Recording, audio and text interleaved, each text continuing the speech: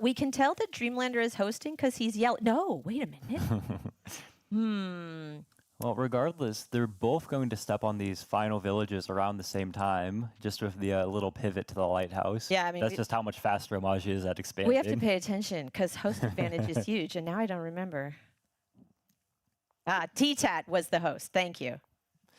So, T-Tat was hosting, but even in spite of that, like, Dreamlander is the one who's stepping on the last village first. Omaji's first on the water. That could be a big...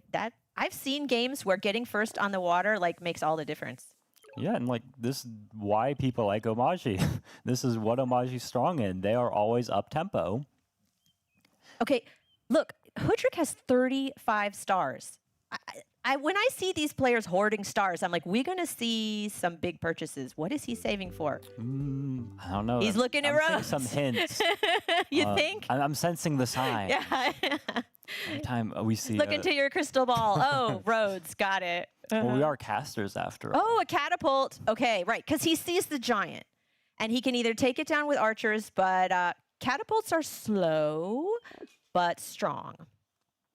Yeah, you cannot walk your giant into this. So he decided not to go for roads. He decided to get a catapult. It's more important for him to defend against that giant. Yeah, something I might point out. He's got that fruit there, one population away from getting a giant Ungoli. Some people are probably freaking out at home. What's all this population doing there? Well, you can go... I can't stand hanging population. That's like my biggest pet peeve. Don't put population into your city if you're not going to use it. Construction. Yes, this is another reason why it's nice. Not only have we seen like the Eye of God help out and pick up the stars for the giant on the west city and give the population there, but delaying this capture just made that... Where's he going to send the raft? Cheaper. Oh, can he get the ruin? He doesn't have sailing for deep water movement. Yeah, I mean, even if he had sailing too far away right now, but he can buy sailing on the next turn. And there's still the middle. I assume it's deep water there, but who knows? There could be an island city in there. It's not unlikely, impossible. But it's possible. So he did send the raft south. Maybe he'll get sailing and move it onto the ruin next turn. Yeah. I mean, I'm kind of wondering what his objectives are, because obviously Omaji wants to attack. He wants to finish this game before the markets start coming out. Yeah. The markets are scary. Yeah. But like the catapults he moved his units back. Yeah, the catapults and everything are like shutting that down. So I think his long-term plan is in the water now. Yeah, and that's the advantage. So Omaji has a vision. He can see that catapult. He knows, so he moves back to stay safe. Hudrick doesn't have the vision that Omaji does. Yeah, and I think we were talking about like the possibility of like T-Tat overtraining warriors, like costing in terms of like you've got your giant like a turn later or something. Look at all these riders around where Omaji has them. What are they doing? Yeah. What are they overtraining? So Omaji's thinking where to put his monument as well. Oh, he's running out of time. Yeah, You got to play fast. You got to play fast. Ooh.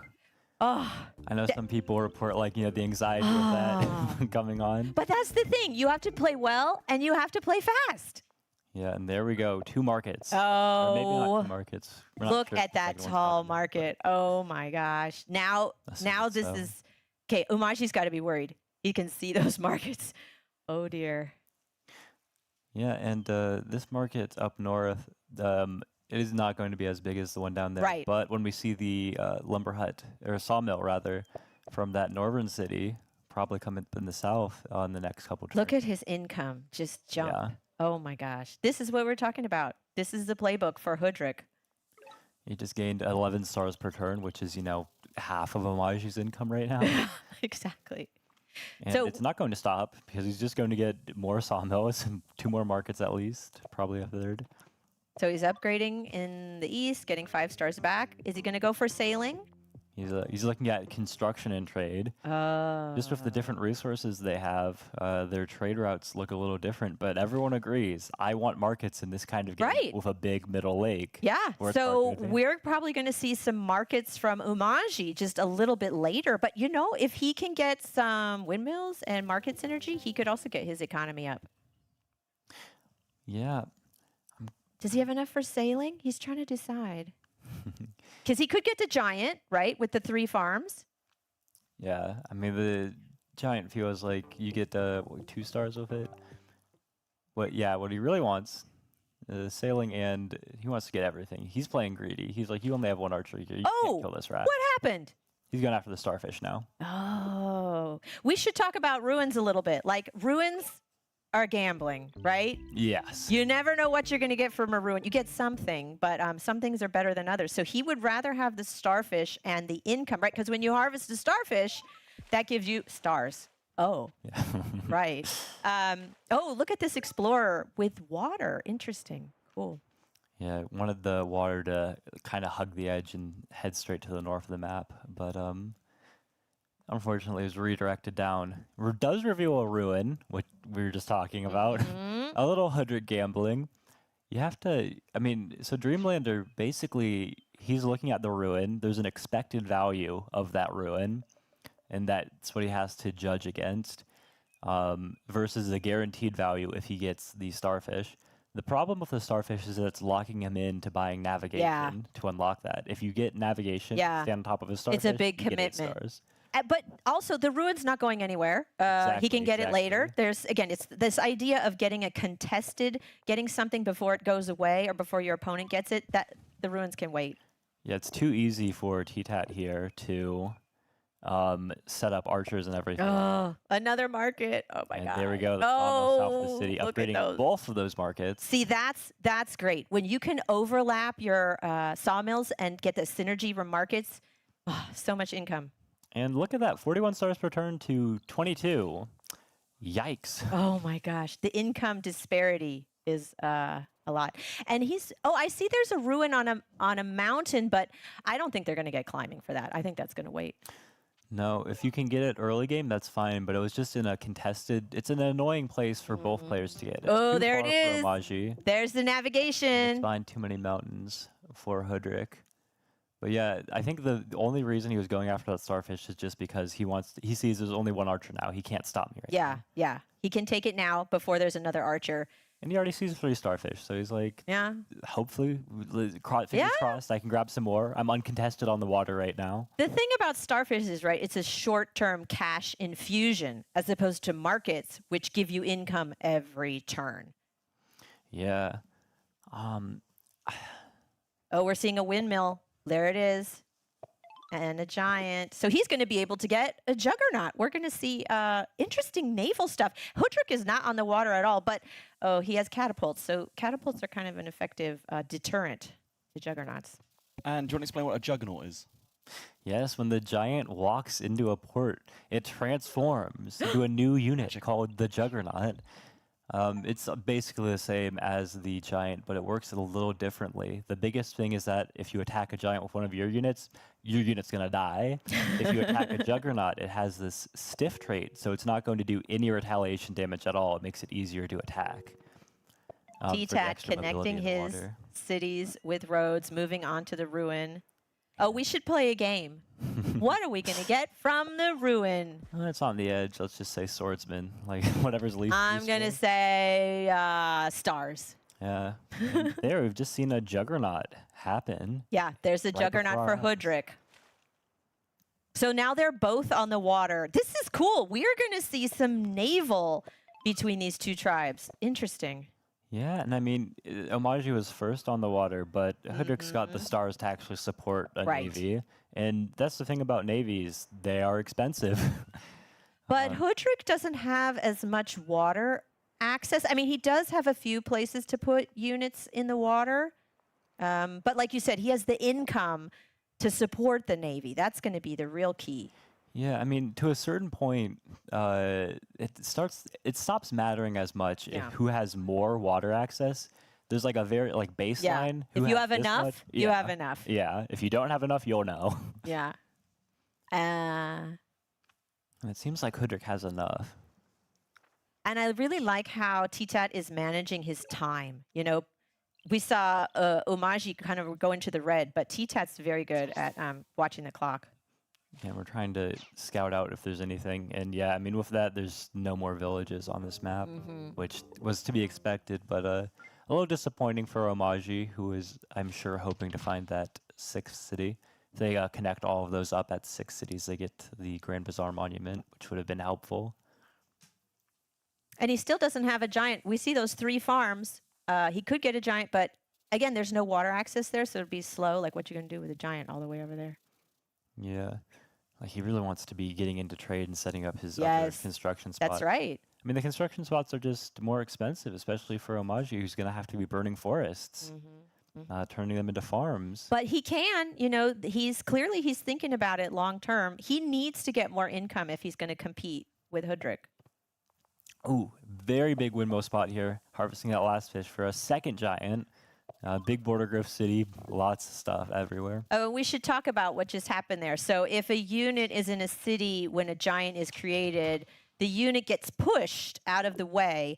So it's important, if you're going to get your unit there first and then get your giant. And then we'll talk about, I'm sure we'll see this more later, how key push order is.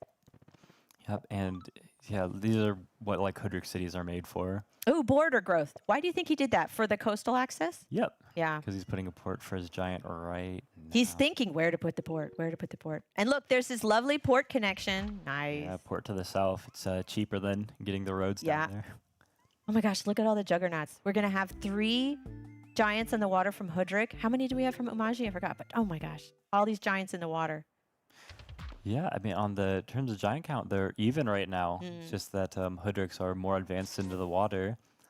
So if Omaji was playing for the water game and I've got the earlier navy, Hudrick doesn't really care. They've got the bigger army assembled right now. And Hudrick has catapults along the coast. So Omaji doesn't have any ranged units on land. So that's a big advantage for Hudrick. Yeah, like maybe if you could get a scout to shoot the catapult, try to make it a little worse. But We'll see. I'm wondering about the plan for like maybe a giant on Olik, or like 2 ports, maybe even going into org just for the defenders. Yeah, getting defenders is kind of counterintuitive, but defenders have more hit points. So when you put them in a naval unit, they have more health. Oh, what's he going to get? Oh, population. That's a solid ruin. Oh, did you win the last one? You did. You got a sword. Yeah. Ah. But try just gonna pick up some nice trades in terms of damage. You want to attack first. I don't know if we explained the damage formula today. Here. Attack first, just better for you. Attack okay? first. That's what Attack you need to know. Oh, And look there at we that. go. Turn 14, and we've seen the first kill in the game. You can tell Omaji is having fun with this map. Yeah. Again, usually Omaji, you want to see that blitz. You want to see that early rush. And getting your first kill on turn 14 is, this is not the typical Omaji playbook. Yeah, this isn't, okay, I don't know if I mentioned this, but like, does Dreamlander actually play this far zoomed out? Yeah. What is the map doing all the way up in the corner? Thankfully, we have the spectator mode, so we can kind of let's go adjust it ahead if we and need to. Go over, turn to the spectator mode. You'll see we have a little replay bar up here, but we'll just be following the game live, a little more centered perhaps. Ooh, some loud sound effects. And we're connecting all these cities. We might go ahead and switch back over to the main one. And yeah, we're going to take advantage of that population ruin right away. And get a big Ooh, giant ramming. Cool. So the great thing about rammers versus juggernauts is juggernauts don't hit back. So you can slam into them Ooh, I think we might have with a caught rammer. a little faux pas there. What happened? This rammer head straight up and tried to kill the defense bonus rider on the city, but it doesn't do enough damage. Oh, so he's going for adjusted the target, juggernaut it instead. looks like. Oh. Or maybe I was just reading too much into where the mouse was placed on the screen. Was that a slip or was it deliberate? With T-Tat, I'm thinking is deliberate, Yeah. honestly. I think he knows what he's doing. Look at the camera. Oh, That man is locked aquatism. in. Did you see that? This is what you can do when you have unlimited Yes. income. Yes. He's got the income to afford these really high-level tier 3 techs. So aquatism gives a defense bonus to all your units on the water. So that's, again, another advantage for Hudrick here. I mean, just operating a navy and just training the units is expensive enough. Getting aquatism on top of that, it's usually like, I mean, it's something Omaji's can only dream of. A Dreamlander dream of. Okay, I'm sorry. I get it. But yeah. More rammers with the defense bonus. And yeah, we're wondering about like that play earlier, maybe a little to go after the starfish instead of the ruin, with that assumption like, well, the ruin will be there later. I'm on the water first, because Dreamlander might have given up that ruin in the south over to T-Tat. Hard to say, but what's for certain here is that we're seeing some big advantage that these defense bonuses are making in terms of the trades on the water. Defense bonuses are really key. And yeah, getting all that income, leveraging it into aquatism is so much harder to kill Hoodrick's units now. It's not an even trade. Yeah, and one thing that had been in Omaji's favor for a little while at least, oh my goodness, he might buy climbing and get a capital siege here. No, I'm absolutely delirious. There's a forest block. Yeah. Zone of control in the forest. Okay, trade. Okay, he wants the income, right? Yeah, like Umaji needs more income if he's gonna survive. Yeah, I mean it's even in terms of city count right now. So they can play on for a while, but it's just you need to get income before you can start putting everything in the water. And that play for navigation, what did he pick up? 1 star, 2 stars? Starfish, I mean? Yeah, 2 starfish. I don't know if that paid off. Yeah, it was like 13 stars in, 16 stars What if out. he'd gone for the ruin instead, right? Exactly. Oh. Yeah. If you got like stars, that's just plus 10. Could have been a huge 3. change. Well, we'll never know. We don't have a time machine. We can't go back. Oh, we ran out of time. Yeah, the clock's not being kind to Dreamlander here. Okay, so yeah, Dreamlander not doing well with his time management. Again, that's one of the biggest challenges. That's the pressure. You got to play fast. And yeah, this is what we were, about to talk about anyways. Other interesting things happened. Game's a little too fast for me. Oh, we see a siege and a city on fire. I mean, he'll be able to, like what I said, he gets 1 turn to unsiege, but he loses the income, and he needs that income. Yeah, I mean, earlier, Dreamlander was just stacking up all those riders up there, and they felt like invulnerable. Invulnerable? But no, yeah, invulnerable. You have a very good vocabulary. I trust your word usage. Yes. They became lost to me for a second, all of it. But no, the riders felt like they were like it was impossible. They couldn't take any damage. But he got his own riders and roads and able to actually pull off a siege up there. Is that sword gonna get into a boat soon? Cool. Oh, and another giant. And I see the rammer moved on to the ruin. So that's kind of a distraction. Like, is Umaji gonna try to waste some resources to kill that rammer?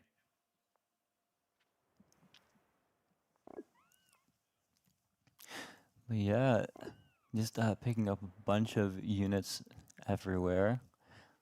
Yeah, it's kind of a distraction because the units that are doing the most damage, like the most important to take care of, are those juggernauts. And it's really hard to take care of them. So it feels really like, hey, maybe I just go after the ruin rammer. So we see Umaji unsiege. He had to do that, but again, he lost precious income.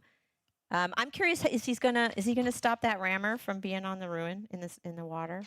I don't think so, because it would require like upgrading that like 3 health raft, which he not worth it. Want to do. So he's giving up a ruin to Umaji. Okay, I'm gonna play the game. I'm gonna say it's meditation.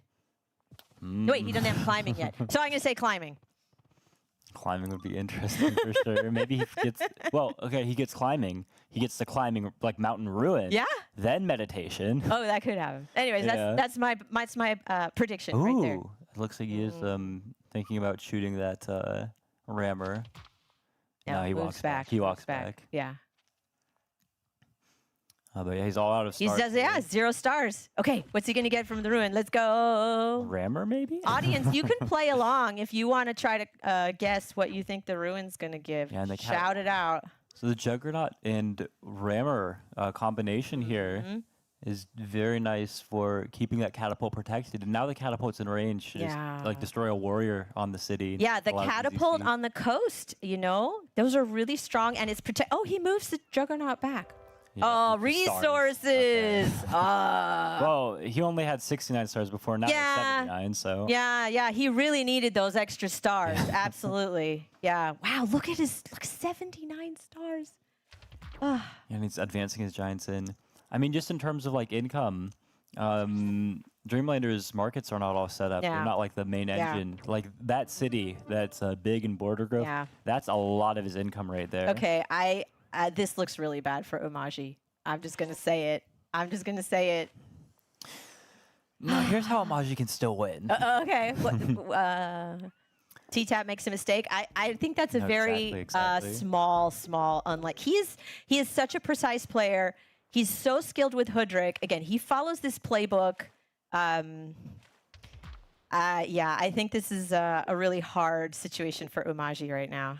Yeah, and it's getting worse with the defenders. If you've got like warrior rammers with defense bonuses, were difficult. Like you can't take them off of the ruin. Oh, he's running out of time. That's unusual. T-Tap, play fast. Speed it up, man. But I think T-Tat's doing just fine here. But like when you're playing at this level of competition, and you're trying to say that I am playing for the World Championship. Yeah. I want to be the world champion. Yeah. You have to like be able to believe in your ability to outplay your opponent. And if you don't, like, why are you here? So of course Dreamlander is going to play on and hope that T-Tat makes some mistakes that he can capitalize on. And stranger things have happened. Than a Polytopia player making a suboptimal play. Yeah, most games, a lot of players might quit if they think they don't have a chance. But these guys, I think if there's a chance, right? If there They'll is find any it. kind of if there is a win condition that they can get to, they're not going to give up. Oh, absolutely. So, ooh, a big border growth. Border right there. growth. So let's think about markets, right? He can get some really good, because he has two windmills right next to each other. Yeah, I mean, the problem is where the borders are of that city near the water. Oh, farms. look at that. Diplomacy. Woo! We're going to see Yeah, T-Pack Cloak. classic. We're going to see Cloak. But again, he has stars to burn. He has so much income. He's like, well, I'm going on a spending spree. I'm going to pick up some Well, diplomacy yeah, that's and the Cloaks. thing. This city, like Yeah. Nishailan, It's going to keep getting sieged. And Yeah. it's a target for Cloaks. got the big border growth city. That's just, right. Spawning like way too many. And now daggers. he gets the Nick. starfish from navigation. Big swordsman Oh. bomber advanced in the middle, complete naval domination, locked out. That's how often do we see a swordfish, starfish, I can't talk, a sword bomber with a defense bonus. That's like a really strong unit. Yeah, it's gonna get another bomber. I wonder. He can. He could. I assume he's probably gonna buy a cloak. I mean, why buy diplomacy? Yeah, we have to see a cloak. Why? There we go. There's the bomber. We're gonna see the cloak along with that cloak and defender maybe. He's got some stars. Oh, he already has the cloak on his capital. A little blind. Sorry. I didn't see it either. Yeah, it was in the corner. So he's got the There you go. cloak. Another cloak though. Another Yeah, cloak. Cloak defender in the turn. Yep. Oh. This is a really strong position for Hoodrick. This is really strong. But Dreamlander is not giving up. Again, if there's any kind of win condition. Yeah, and like Maji's slower on getting the market set up because just the early economy. They don't have all the animals, whatever else. But let's imagine that they have the income from that. He's not giving western up. City. He's upgrading his cities. I just want to take a look at the income after the west city is cleared, and we see the markets actually set up around the capital and that second suburb Yep. over in the southeast. There's the markets. Not such high level markets, but they do have the synergy. Oh, and he burned a forest to get a farm. That's going to increase the another level. windmill right here. Real quick, we're gonna see the unseed happen here, so we can see the maybe it's The not stars, the yeah. true income, but looking at 49 stars per turn for Yeah, Umaji. for Umaji. And if we look at everyone, right? Wait, T-Tat only has 51 stars per turn. Wait a second, the economies are converging? They're getting closer? Interesting. But But Hudrik has cloaks, which means he can steal economy from Umaji. Yeah. That's gonna. I mean, a few turns. The big thing is that city's getting sieged every turn and like completely. Did locked he out just to the plant a water. forest? Yeah, we saw some Oh my spiritualism. gosh. We were getting the market upgraded further. 2 markets upgraded. He's like, you burn forests, upgrade markets. I plant forests, upgrade That's right. markets. We are not the same. We are not the same. Deforestation versus planting forests. No, I don't think we're going to see it, but we might see maybe some reworking of the market spots. Now they can put them wherever. Not that it's worth it, but he could. He could. Once you have that much stars, yeah, you see, players destroying buildings, remodeling, and then getting more income when it's all done. Yeah, I like this archer who's just kind of been chilling out in the south corner. He doesn't have a job, but he doesn't really need one either. Planting forests for another giant. And he'd had saying, hey, you want to set up your economy, but mine's still better, so... Mine's still better, and I'm sending cloaks to come steal them. Now, Umashi can see, right? Umashi had vision of the capital. Does he know there's cloaks coming at him? Oh, absolutely. Yeah. Yeah. No, Maji has vision on like... So Umashi's got to prepare. Look, he just tapped on it. That's so funny. Yeah, he's looking at knights. He tapped on knights. Knights are a great counter to daggers, but I don't know if he can Another big afford giant it. in the capital, upgrading those markets too. But all these giants are on the coast. I mean, the real problem is the sieges from the water. Yeah. That even if on paper you've got over 50 stars a turn, like in reality, no. No. Look at the water. Look at the water. It's all Hudrik units. Like usually you can try to advance into the water just by advancing a ton of juggernauts. Like they have a lot of health. Your juggernauts are going to get torn apart. The bombers are going to take those juggernauts down. Oh, wow. Yeah. But he has some other defensive resources here, like the access to riders on roads. If you can keep them behind and out of range of bombers advancing in. Yeah, and you can see he just bought several riders, keeping them in the back.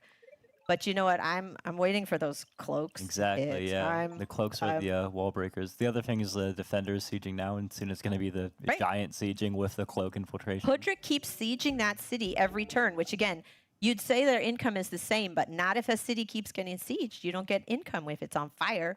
Yep. That's a lot of problems. Like, T-Tat's making the position, more than uncomfortable. Like, he's trying to make it unplayable. And honestly, I think he's succeeding. Yeah. But, he's got all these juggernauts in the water, and he wants to be precise about this. He's like, you don't have any entry into the water. We are absolutely fine here. He's going to try to kill those giants defending this eastern city, and then maybe advance the juggernauts, or go in right now. Oh, Yeah, look at just that the defender siege siege. with the rammer in the defender. I'm kind of hoping to just see the giants just walk straight in there. Yeah, now that yeah, the bomber's going in. Yeah. Put the other juggernauts in. Really, with the one giant he's already landed, you don't need to siege with more than one giant. And look, there's a cloak in the water, so now the cloak can strike. Oh, did they fix that bug? No. There used to be a bug when the cloak hit this city, it didn't make pirates in the water. I don't know if that's... No, that is has been addressed. Okay. Yeah. Okay. Thanks.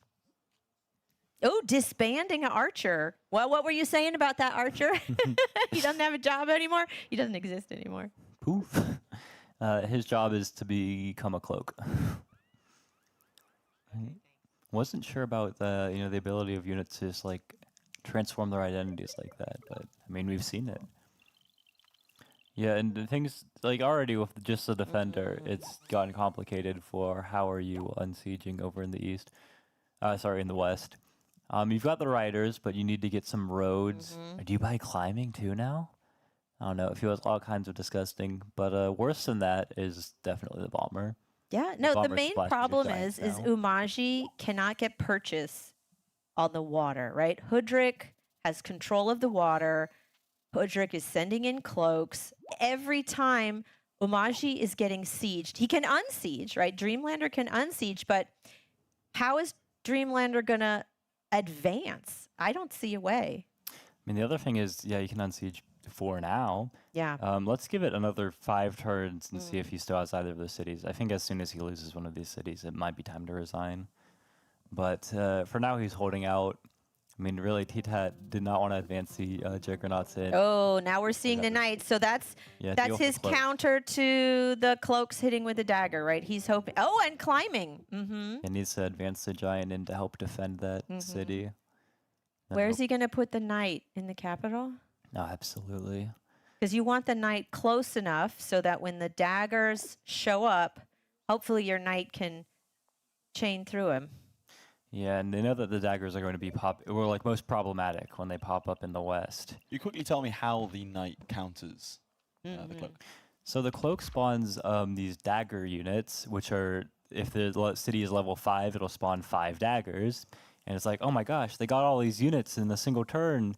What am I going to do? The knight has this ability, persist, so if it kills one unit, it can keep attacking through. The dagger's health is low enough that the knight can just tain one dagger after the other and just kill all of those daggers that are So spawned. one turn could just wipe them all out. Yeah. Yeah, It you gets can more think of it like complicated with defense bonuses, though. right. So most of the time, a knight can just trample a dagger. But if the dagger is on a mountain with a defense bonus, it won't. Oh, there's another. Ooh, so many daggers on the map.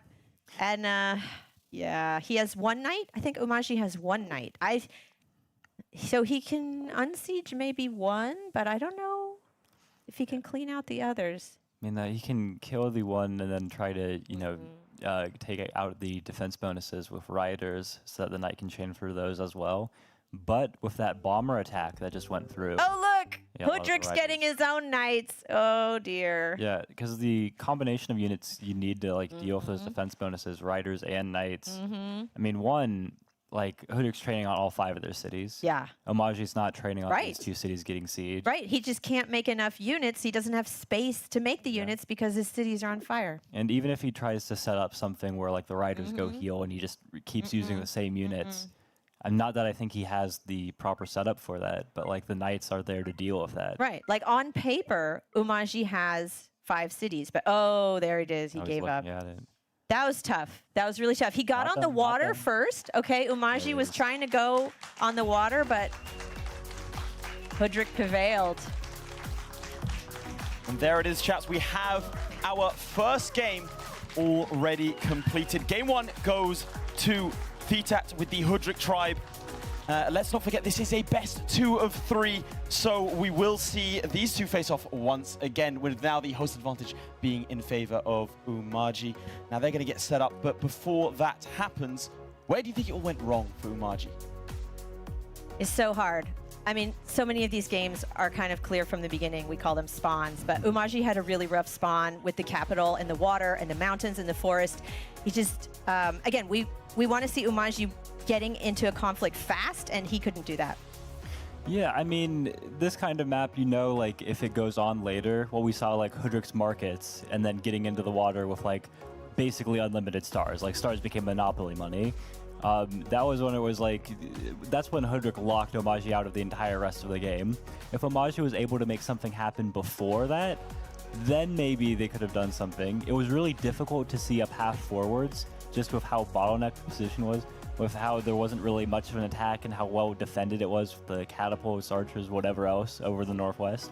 But I think Umaji might have needed to go further into that attack in order to try to make something happen. Just try to hope that your opponent makes a mistake. Even if there's, a slim chance of anything happening, it's better than the 0% chance you have of letting Hudrik set up those markets. I also wonder about, there was that decision to go for navigation instead of the ruin. Again, who knows? We were talking about this, ruins are gambling, but if if he'd gone for the ruin instead of the starfish, what could have been different? It could have been really different. I mean, even more than that, instead of getting, sailing at all, even using those stars, getting markets set up earlier, because you saw the economy was getting pretty close with their market set up. But I've seen so many games where getting on the water first is key. But like you said, if you don't have the income to support the Navy, then getting on the water with rafts, that doesn't do you any good. You have to have strong units on the water. And now we'll see where mental resilience plays in, because of course Dreamlander, as we focus in on his face here, has it all to do. Has to now win 2-0 against an opponent that he has just lost to. This makes things incredibly tricky, and with the prize pool on the line in front of a studio audience, with us commentating, it does make things a little bit more of a pressured situation. Inversely, T-Tat, will he get a little bit too comfortable? Will he think he can do the exact same strategy? Again, we'll have to see. Frankly, this is where champions are made as we enter straight into the second game. Here we go. This is so key, right? The spawns. This spawn, again, they're in the different corners, right? So Umaji's in the south, Hudryk's in the north. They are not right next to each other, so we will probably not see an early conflict. Yeah, I'm looking at these just two cities that Hudryk has set up right next to each other. Those are some lovely market spots. I mean, this is kind of the, you know, if there are two kinds of maps here for lakes. One where they have the lake like over kind of in the west of them something. They're on one side connected by land, and Umaji likes that. And then both of these games have been like a really large lake in the middle. Yeah. Maybe thin. Yeah. It looks like there's going to be land, so we'll see. Again, we haven't seen all the map yet, but I am expecting some land skirmishes in the middle. No, absolutely. I mean, it looks like there's land, but I'm wondering if there's like a little thin, like a strait or something. Yeah, I mean, I love that the game now has the shoreline, so you can get a hint of where the other land is. Okay, we're seeing an explorer. This is going to show us. Yes. Ooh, and it goes ahead and meets T-Tat, but right before the village capture. Oof. If that village were captured, the score would probably increase enough that he would have gained 5 stars instead of 3. There. But we see there is this land connection, so they are going to be able to fight. So this is looking a little bit more promising for Umaji, I have to say. Yeah, no, absolutely. There's no big lake in the middle. Yeah, yeah. And if Umaji can get roads, which helps with the range, right? Riders on roads, we can talk about riders on roads all day, but riders on roads are like magic. Roads make you move faster and can get in there and hit the archer. Yeah, the big tactic to look out for, I think we're going to want to see, is this warrior wants to head onto that village. Umaji has vision on this. Oh, okay. We're getting an explorer. Yeah. So now he can see. Explorer. Yeah, and 5 stars for having more score from. Yeah, that was a very useful and, explorer. The South Lighthouse. Nice. The hardest one to grab. You really want the explorer to grab that. That's nice. Yeah, Dreamlander is going to want to use the riders to kick the head off that central city and say, you've got 2 cities with nice market spots, but that is not enough. This is now. They're not able to do that early confrontation, just one player in the north, one player in the south. But Umaji can out-expand. This is one of the 2 win conditions they have. Umaji definitely has a chance here. And this is what I was talking about before, those contested villages. Now, that village only has 1 fruit. It's much better for Hudryk, but it's going to be key. Both of them want that village, or at least they want to deny their opponent that village. Yeah, I mean, Umaji doesn't really have much hope of actually taking it yet. Ooh, stars! Whoa. We forgot to play the game. Stars from the ruin. That's big. Yeah, early on, like this goes into roads. Look at his face. Look at Dreamlander's face. He's happy. Oh, he's happy. I'm sorry, that's kind of the face of a player who's like, I've won. He's like, yes. Yeah, right into roads. Because every advantage that they had, like this just gives it to them like that much faster. Another explorer, because we're going to try again. We're working for out expanding, so we need. Oh, look at that! Ooh, what is that little peninsula there? Yeah, that's the annoying. Western Lighthouse grabbed. It's a little annoying, but like one road north of the city, and you're ready to go straight to it. But what we might see is a bridge. We'll see. We'll see if it lasts that long. A bridge into. Oh man. We'll see, right? That could be fun. You want to explain a little bit more about how the bridge might come into play? Yes, yeah. So the bridges are a more recent addition, but this is also why we have the shorelines now. If you have 2 tiles connected, like 2 land tiles that are split apart only by a single thing of water, you can go ahead and place a bridge there, which can help all of your land units move through that. It's in the roads tech. So once you have roads, they cost 7 stars, but then you can build a bridge. Again, it has to be the right conditions, but we'll see. Those really, those are fun for Umaji. I like seeing bridges with Umaji. And a good thing for Umaji, 5 stars now too. But yeah, using the roads to go ahead and we're going to see. He's got to kick him off that village. Umaji's like, you cannot have that village. This one. You cannot have that village. Nope. Oh, look at all the farms around it. Yeah, would love to have this village. Problem is the archers. Yeah. So you're gonna have to Yeah. run that rider back, but just denying the village T-Tat Deny it. saying, Deny hey, it. I'm looking, even if I don't get these ones over in the west, I don't know if you can kick me off there, whatever. I've got 6 villages in Grand Bazaar. You have 2? Okay.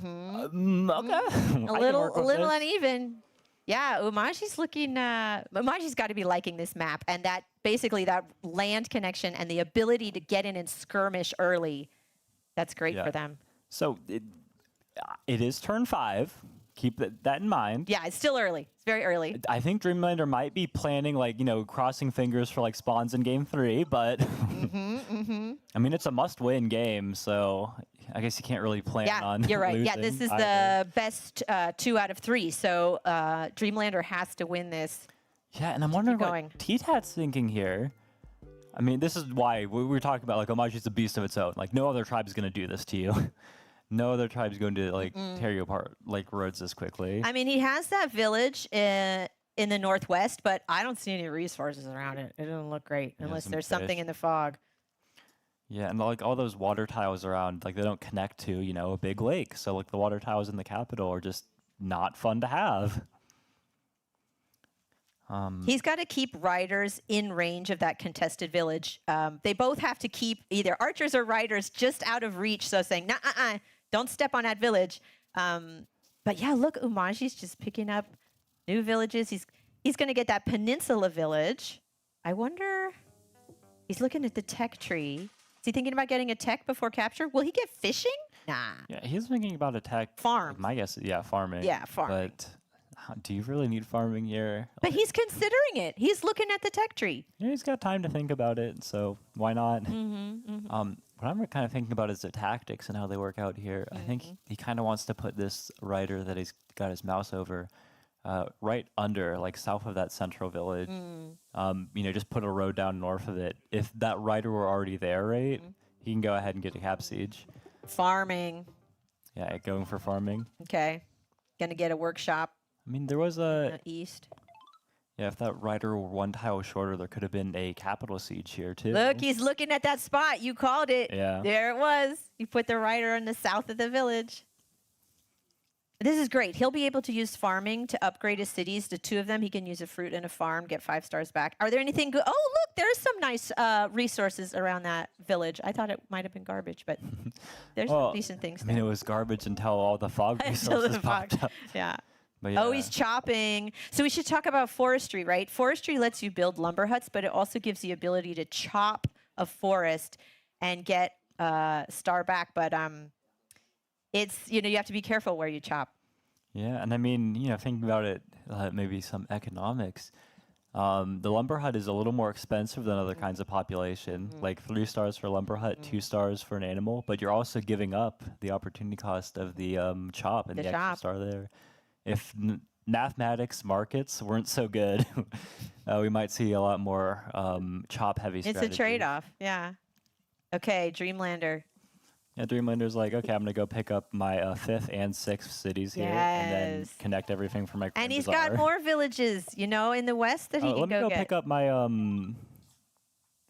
Explorer, right? Yeah, Explorer and reload the game. Right, so we saw T-Tat do this before, where it can just save you time. And boom, I have got acquired. Wow. Wow. So Can you I have... explain really quickly what he did there, just for people who might be confused as to why he left the game. There's an animation that plays with the Explorer, and it takes time. If you're looking up in the top right at his clock, he's got like 30 seconds. He needs all of that time that he can use. So instead, he cancels that animation by reloading the game to, when he reloads it, the animation's already finished. Those are precious seconds that you'll see again and again. These at this level of play, you'll see them when they get an Explorer. They'll go out and then get those precious seconds back. Take that middle city right now. Yeah, I think if he put a road like north of the city, killed an archer, and bounced on the city, he would take it. Not that I think he's too worried. This is tough for T-Tat. He's only got 2 villages. Okay, but he's following his script, okay? We have to give it to him. He follows his playbook, He's going for sawmills. Yeah. I mean, like, what else does he do? What else does he do? His plan really is to get his own giant with the sawmills and then try to use that unit. Say, you don't have enough riders to kill my giant, right? Okay, there's the math. Yep. But now he has no stars left. He could chop something, but I don't. Yeah, there's nothing he wants to chop. Nah. He needs to keep that level 4 Samo spot on that second city available. Oh, yeah, big capital siege here.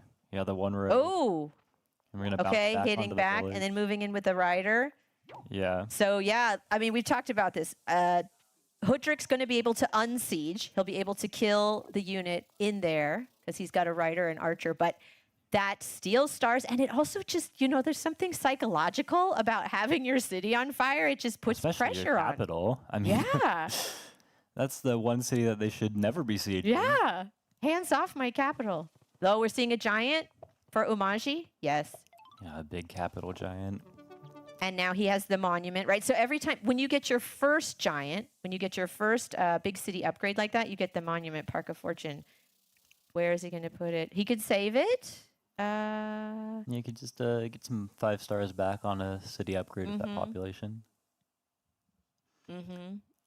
Yeah, no, I understand. I understand. Wow. Yeah, I get it. I Good get it. game. He was, yeah, Hudryk was kind of trapped in the top there. Well played, Umaji. I mean, that's how quick it can all go into game 3 now. So 1-1. Dreamland in that first game, a slog all the way to the finish. Wow. But now we have a game 3, and maybe Dreamlander can get that reverse sweep. I mean, pretty much an ideal game for the Umaji tribe Yeah. for Dreamlander, right? Yeah, that's exactly what we're talking about. If Umaji can get their riders in there, pressure Hudryk before Hudryk has the opportunity to get the economy set up, and he did it. He did it. Is there a big lake in the middle? Yes. Oh, Hudryk's got a good advantage. No. Ooh, Umaji's got a big advantage. Yeah, that's how it goes. I mean, Theta also does look completely unfazed. A slight smirk on the face of Yeah. Dreamlander there. And there Look at is him, look a big sigh of He's breathing relief. in. He's like, Yeah. I'm alive. I'm alive. I'm not out of Well, it yet. especially after that first game, it's important just like not tilt or be like. Right. Okay, a lot of Right. players will be like, oh, spawn, spawn, spawn, whatever else.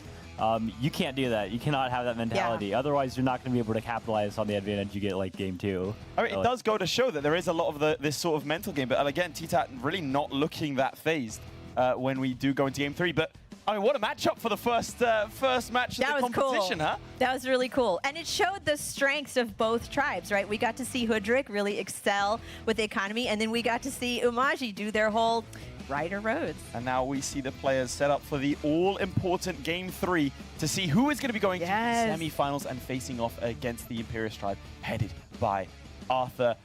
Both of you said that you think that the Hudryk tribe would do better. Maybe Umaji can go all the way. What do you think about that? Of course. I mean, anything can happen. We've been talking about we favor Hudryk here, and I favor Imperious, but you know, Umaji can do it. Dreamblander's very good, and give him the right spawn, he can do it. Okay. And here we go. Game 3 is off. Let's look at the spawns. Okay. He finds a village right away. Hudryk. Okay, so one's in the east, one's in the west. Okay, the big question here, where's the water? Yeah, Where's the water? Are they going to be able to meet early? Uh-oh, I see some deep water. Yeah, and we're talking about, is there a lake in the middle? Oh, look at that. Look at that. Look at Dreamlander. No. Oh, okay, we should talk about, there's a term in Polytopia. We call it getting laked. Do you think someone's getting laked here? Is it too early to say? I definitely think it's too early to say because there is some deep water, but also I don't think the lake is all that crazy. That's true. Yeah, Umaji's picking up second city. Look over here at Third Hudryk's city. access to this water. Yeah. Where is it? If this water is like, you know, that huge and that important, Umaji is the one who's controlling. Oh, look at that village. There's all that fruit. There's no animals. He won't be able to upgrade that for a while. And like for Hudryk, this is unheard of. A village without animals? Yeah, Huh? that's rough. That's rough. Is he going to Big get an explorer. explorer? Yeah. I expect the explorer. So we're going to get a lighthouse. Look at all that water. Well, Ooh. something specific about like the new explorers. Not only is Explorer good, and you can get 5 stars meeting your opponent like that, but when you get the lighthouses, his choice was between upgrading his capital and his second city. I'm going to upgrade my capital for really cheap now, just because I was able But to you know, get the look, lighthouse. there's this land. I mean, there's the 2 mountains in the way, but there is a really decent way for those riders to reach the Hudryk. Like, I don't know, I'm favoring Umaji a little bit here. This looks like a nice opportunity. We'll see what's behind the fog. If there's another mountain there or something, that'll be annoying. Well, if the first two games were like one showing like Hudrik's, ideal spawn, like Omaji's ideal spawn, this one is a little bit of like a mix of both. Yeah. Like there's water that Omaji's not super fond of, but like it's not water enough that Hudrik can do crazy things with it. This is great. He's really taking his time.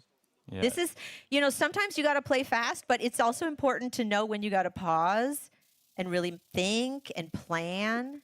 But yeah, like you're saying, this kind of gives both of them, each tribe, an opportunity to shine.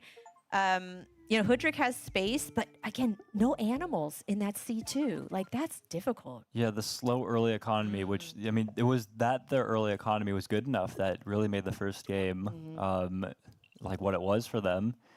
Oh, we're going to little see a bounce hit and around. retreat. Okay. All right, see, there's no mountain there, so he has some nice access. Interesting. Going to the south? No, okay. Yeah, and we're headed to the south because we need to get to some village. Like, we need one village there to anchor us before Hudrik takes all of them. Because Hudrik, they're not cut off by the water down there. No, Umaji's got to expand fast. It's dangerous. Find the villages. I'm liking Umaji here, I have to say. Omaji is nice, but the water, like cutting them off, blocking their access to the south, and like, just like the terrain, making it difficult to reach like this village over in the east. They've definitely got a lot of challenges. Hudrik got that. Explorer gets some nice vision. Ooh, and straight into the water. Yeah. Yeah, if it looked like Hudrik had easier time accessing all the stuff in the south, no, not so much. Yeah, no. So Hudrik's just got these 3 cities and no other villages, at least nearby. I think this warrior needs to head into the south. Gotta or at find least some the villages. archer can. Yeah, the warrior might head north. But there's a shoreline. Oh yeah, we see that village. There's a little, Umaji's gonna get that. Omaji might get it, but it's going to take a while with the forest in a way. blocking them. Yeah, if no forest there, they would have no problems.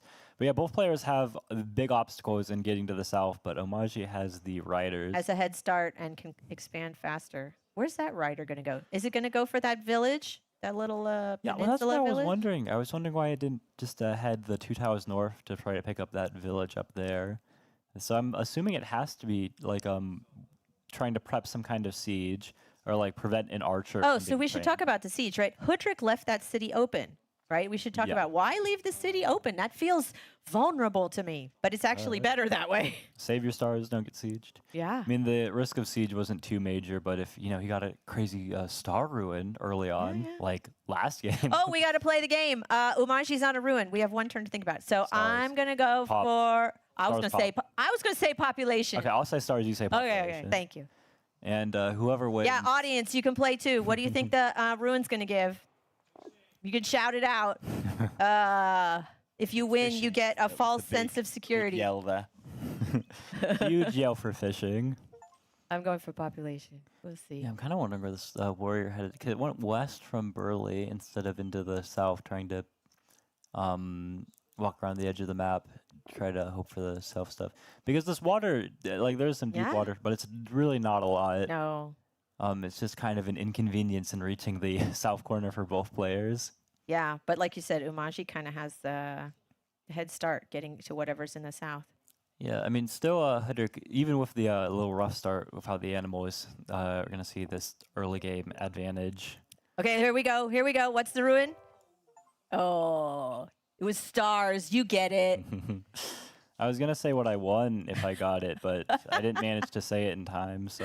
Do you think he's going to get the lighthouse in the west? With the ruin? I mean, there's no real rush on getting the Western Lighthouse. Like, What you else can he get gonna it do? With it? now, I guess he could get it send the later. riders to go attack. He's looking at his tech. Thumbing over hunting. Yeah. On the screen. That's odd. Where are the animals? There's Umaji No, not is even Hudrik has animals on this map. fishing. fishing. Cool. Okay. Why Ooh, probably fishing? an explorer here. Oh, okay. Because Yeah. once he has fishing, the unit can move on the water more. And he can upgrade the city Yeah, and it with looks the like fish it's and gonna the head fruit. down to the south. Oh, And another lighthouse. wow. We were, talking about both places the south. It is one city. Yeah, there's nothing in the One south. island city. But now Umaji knows it. Umaji knows it, and Umaji has fishing. He can get a raft and send it to that little he can island. get a port. He could also get a bridge from the southwest if he wants. We didn't see any bridges in the last game. It was too fast, yeah. I don't think we'll see them this game either. Were you disappointed not to see any bridges? Yeah, I was. Well, I'm hoping we'll see bridges sometime today. I mean, they are kind of fun to look at. Yeah. Okay. I'm really liking Umaji's chances here. I mean, for both players, like 3 cities, 30 cities, Umaji has the weaker income, and like Hudrick's having no challenges. Like, just look at the roughness of the terrain. Quick! You're running out of time. Your rider is vulnerable. Quick! Just run it back. Okay, there we go. But Umaji's going to get 2 more ruins. Did you see that? That could be a big game changer. Yeah. Climbing meditation. Oh, okay. I got to be faster. I don't think. Can it'll one of them actually do an be climbing explorer? I meditation. couldn't see actually. Was there fog around one of them? They probably primed the ruin first. Yeah, but it depends on what he does in the future too. So I think we're gonna see border growth on this city in the future.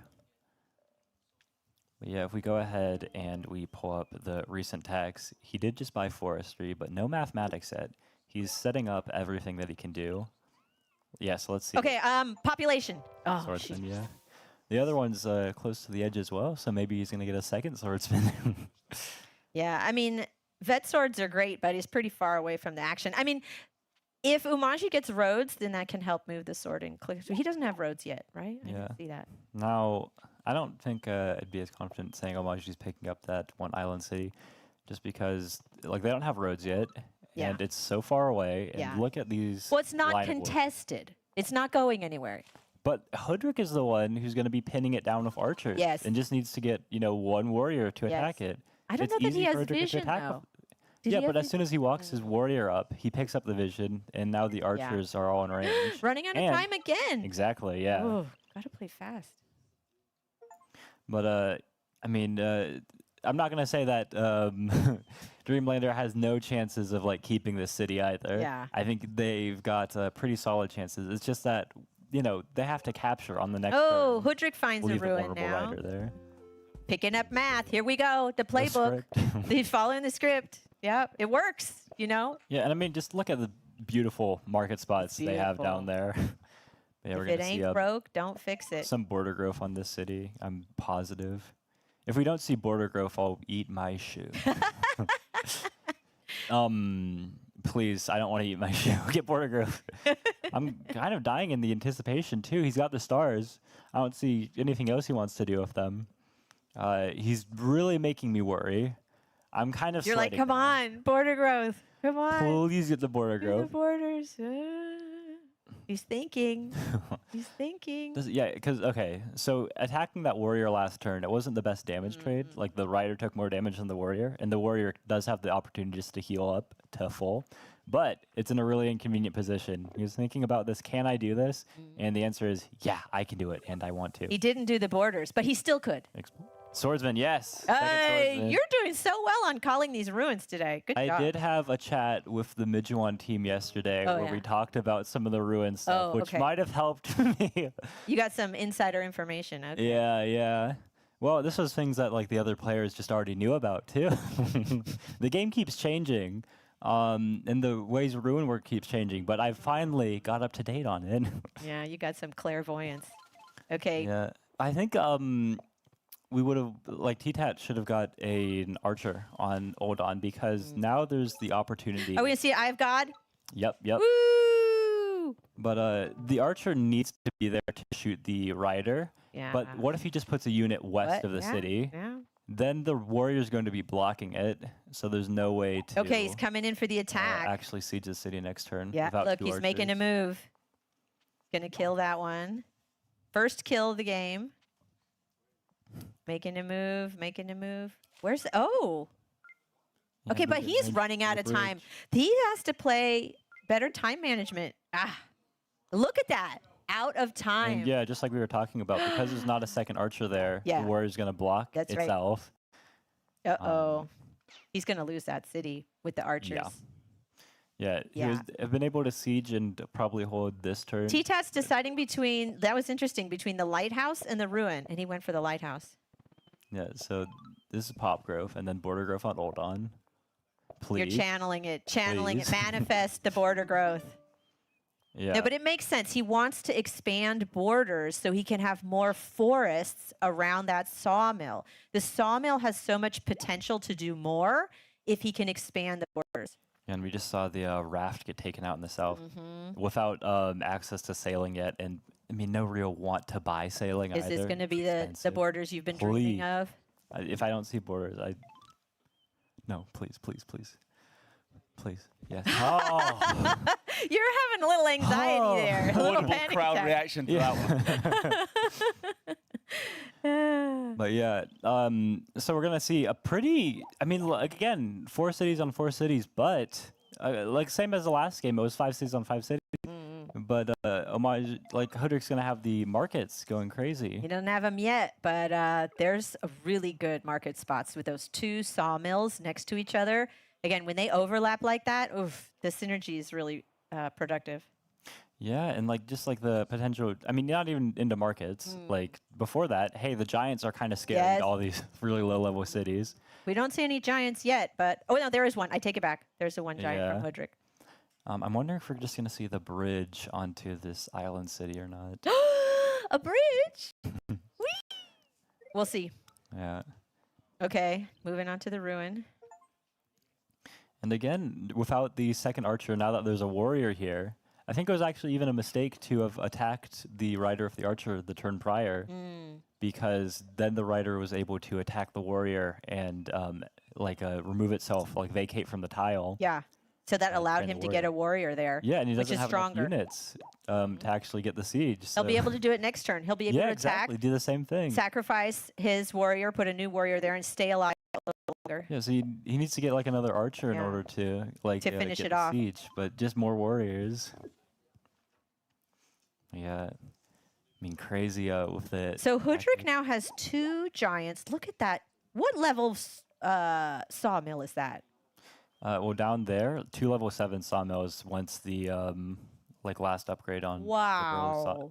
Level 7 markets. sawmill. Yeah. What- Level 7 Sawmill. markets. The sawmill is Yeah. impressive. You Yeah, don't usually the see sawmill that. on Oddlawn. That's really I don't Old. see that graphic that much. It's a big sawmill.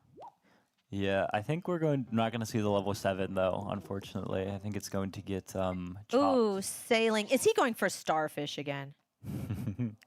I think the sailing is useful for a couple of things, like picking up the Yeah. village down in the south. Maybe it's not a fan of the bridge, but can go ahead and pick up that last village and maybe like do some shenanigans with Grand Bazaar.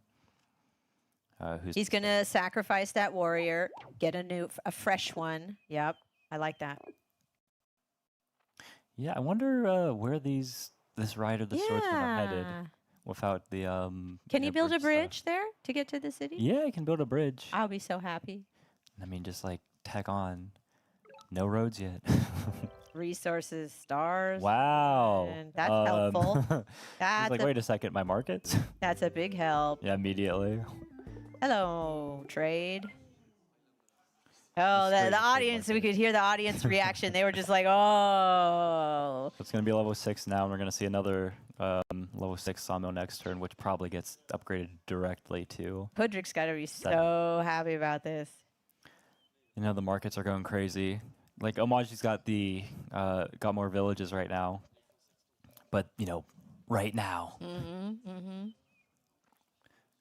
These warriors Who making would their you say way. is in a better position right of this? Oh, I think the So- tides just turned. Honestly, that Star Ruin and that big market, Hudrick is gaining ground. I thought Hudrick was in a stronger position earlier on because they're already set up for the end game, everything like that. Omaji has to do more work to make their position work for them. It's more difficult for them to play, but like they both had stuff that was going to help them out. But after that Star Ruin, like if Hudrick had a small advantage before, big advantage now. Yeah, it's looking better for Hudrick each turn. And then climbing onto the ruin. That's a gamble, but I like it. I like getting climbing for ruins, it usually pays off. But we'll Yeah. see. I mean, that's like more. I mean, like early game rate, like you're buying it for like 5, 6 stars. A good star like result It's is a a good star ruin return. for 10. Now you're buying climbing for 9 stars. It's like a profit of 1, even if you get a good result. But you got to play for the expected result, which is like meditation here. Right? Okay, you just called it. I'm calling Okay. stars. But yeah, we're Chop. chopping that, so Yeah. not level 7. but, Chopping. big No more- level 6 market. No, there. level 7, but it's better to have that market. It's, Yeah, no, this is kind of crazy though. We've seen a lot of stuff happening around that village. I think if before it wasn't, taken just by the archers warrior combo, I think now, yeah, this giant's going to road in and ensure that T-Tat can go ahead and steal that city. Oh, interesting. Yeah, so this giant's getting geared up to go Yeah. really aggressive. Yeah. Instead of heading to the north, it wants to head west. It's not being placed on the road north of the city. Yeah. The warrior got moved out of the way, out of that Park Fortress. so Umaji has to figure out how's he gonna counter that giant coming out on roads. By the way, right? That giant can move faster. How's he gonna? Oh, what do we get? Population. Oh, you're doing so well. You with your I said clairvoyance. meditation. You have a direct channel to Mijuan today. Why is it borders or population? I mean, he might be looking at borders just for the late game, because I mean he's lost that window of opportunity, Yeah. like we saw in the second game, Right. to like finish before the Right. math market stuff. He's got to get his economy, otherwise he won't be able to compete. He Yeah. did. He went for the borders. He wants to get into the late game. We're gonna see a giant here. Yeah, and we've seen sailing picked up, so now this raft won't be able to get killed like it was skirting around the water tiles instead of ocean. Yeah, and it's a big question, like, what do you do to save the city in the What do you east? do? He was able to, pull out some creative resources the last couple turns, but with the giant now, it's kind of like, bye-bye, sorry. Nothing doing. He's taking the explorer there. Maybe he'll just take some damage on the giant. Warrior's going to die to the giant or take 2 health before it goes, so... I'm watching this sword creep around to the south. It's kind of painful to me. I'm like, oh, what are you going to do with that? It's going to take a long time to do much of anything. All right, that's giants moving in, and I do not see a way for Umaji to unsiege. I think Hudrik's going to get that little peninsula. Yeah, no need to even block the forest. You might be worried about your opponent sabotaging, chopping Is he your going to forest. place a road? No, never mind. Yeah. I guess the road wouldn't have No, because the fog was in the way, right? Yeah. Yeah, I mean, the rider would have done some zone of control, but he could have cleared that. Oh, T-Tap picking up fishing, Yeah, and this getting on the water. This is another reason for the border growth. Yeah, port access. He can place yeah. the port now. You went from 2 ports to 4. Yeah. Mm-hmm. Big swings. And yeah, it's like the lumber huts there are nice for helping level up that Jillim city he's capturing right now in the future. I wonder if he wants to... Yeah, he's just going to get a road connection for that last population for another giant. Yep. And saying, it's scarier than one giant headed to your city. Oh, also from the water. Yeah, it's a he little could put a more mobile juggernaut. there. You could get a juggernaut. Yeah. So right now it is looking like 4 cities, but Umaji's going to go ahead and pick up this city in the south. So And he even sent after the raft to the exchanges- starfish. Did you see that? So we're going to Yeah, probably get scout on the navigation. starfish, raft on the starfish. I don't know about navigation, though. That doesn't seem to be worth it. We'll see. Picking up a warrior, Yeah. And another warrior. But yeah, my question from before, how is Umaji going to counter those giants coming at him? I mean, he's got scouts, but that's not enough. he's got his own giant. He's got his own like swordsman, I guess. He's got some riders. But yeah. I mean, like, I guess the big thing, look at the trades. Like, 4 units killed from Dreamlander to T-Tat 7. That's right. Of course, like the killer monument, but I think it's speaking to a bigger thing about Yeah. this in general. Yeah. There you go. Eastpark, you seen it? Oh, I'm so happy. Let's go, Bridge. Yeah. Big applause for Big the audience applause. there. There Big we applause go. for the audience. Everyone happy with the bridge. We love that bridge, but it's from Hudrick, right? I thought we'd see a bridge from Umaji. Instead, we got a Hudrick bridge. That's cool. But what you were saying about the kills, right? So Hudrick is using his archers to gain kills. That's what we call favorable trade, right? You can kill their units without your units dying, and you build up kills, and he's that much closer to the Gate of Power monument. Yeah. I mean, okay, if we were talking about this in terms of advantages, like, oh, okay, Maji has some more cities to play with, suddenly that advantage is gone too. It feels like the position's kind of collapsing, getting closer and closer to its final state here. But, I mean, it's turn 14. This point in the first game was when they were getting the first kill of the game. So, still a lot of game left. Still a lot of fight left in both players. Especially, you know, some of the flights just getting in here were a lot longer than this.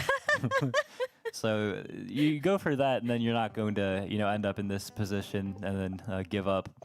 That's right. No, you come all this way. You come all this way. He's not going to give up until, again, there is no win condition. If he can see even a slim chance, he's going to keep playing. Yeah, and there we go. The you know, giant swordsman combo is going to help out with the riders who've headed north to heal up off those damages. Kills. Bye-bye, giant. So that worked, but it's very costly. Using riders to take down a giant, that's that takes a lot. Absolutely. It's just I mean, good thing for him. He was able to, you know, soften that up with the giant and the swordsman. You know, feeling kind of useless on the edge of the map, but that sword is sneaking around. There's that sword in the south sneaking around. And there we go. Big rammer to take him off the city for another turn, because I do not want you to have that. Right? He's got to stop that rider from claiming that little island. Yeah. I was kind of hoping that the swordsman would stick around there, and then maybe a bridge we would see instead of rammer for this. If the swordsman was able to. He's just gonna. Yeah, there we go. Yeah. That's costly, though, right? Paying 5 stars to upgrade that, but he needed to prevent Hudrick from taking that little island city. Yeah, and boom. Oh, I love that. We should talk about splash, right? So when a juggernaut disembarks, the giant goes back on land and it attacks every surrounding unit. I like that move. Yeah, I was kind of wondering if we were going to see if there were the units, like with the catapult there, to attack the warrior on the city, and then the giant would go ahead and get the siege. But T-Tat's got other plans in mind. Killer. Boom, big killer. You were talking about that before. T-Tat's racking up kills. He's much more closer. He got it. Where's he going to put the monument? He's working on roading his archer in to kick this warrior off the city in the south. Yeah, nice archer warrior combination. So he could place the monument in that Burley city with all the fruit to get a giant there. I don't know. We'll see. Yeah, he might just upgrade it with the fruits, since it's on the path to Defender's Cloaks. Right, and he's on the whole, like, I'm flush with cash. I have my markets bringing in stars every turn. He could just get Org. Yeah. I mean, Org's kind of like, there's no, like, pressure on getting Org. You can buy it whenever. There it is. There it is. Yeah, you called it. And Org leads to strategy and cloaks. So if he wants, he might go for that a little later. Kind of part of the playbook for him, as we've seen. Yeah. A game goes on long enough, it will involve cloaks. It will. We could see knights. We'll see. We'll see. Yeah. But, I mean, big picture things, this 5th city with the fruit and fish on the capital, we're going to allow another giant for T-Tat there. Not that that's, you know, crazy or anything, but, like, you know, it's something that T-Tat's, like, thinking about. We're going to see that pop up. Upgrading to a raft, killing the scout. Very nice. Yeah.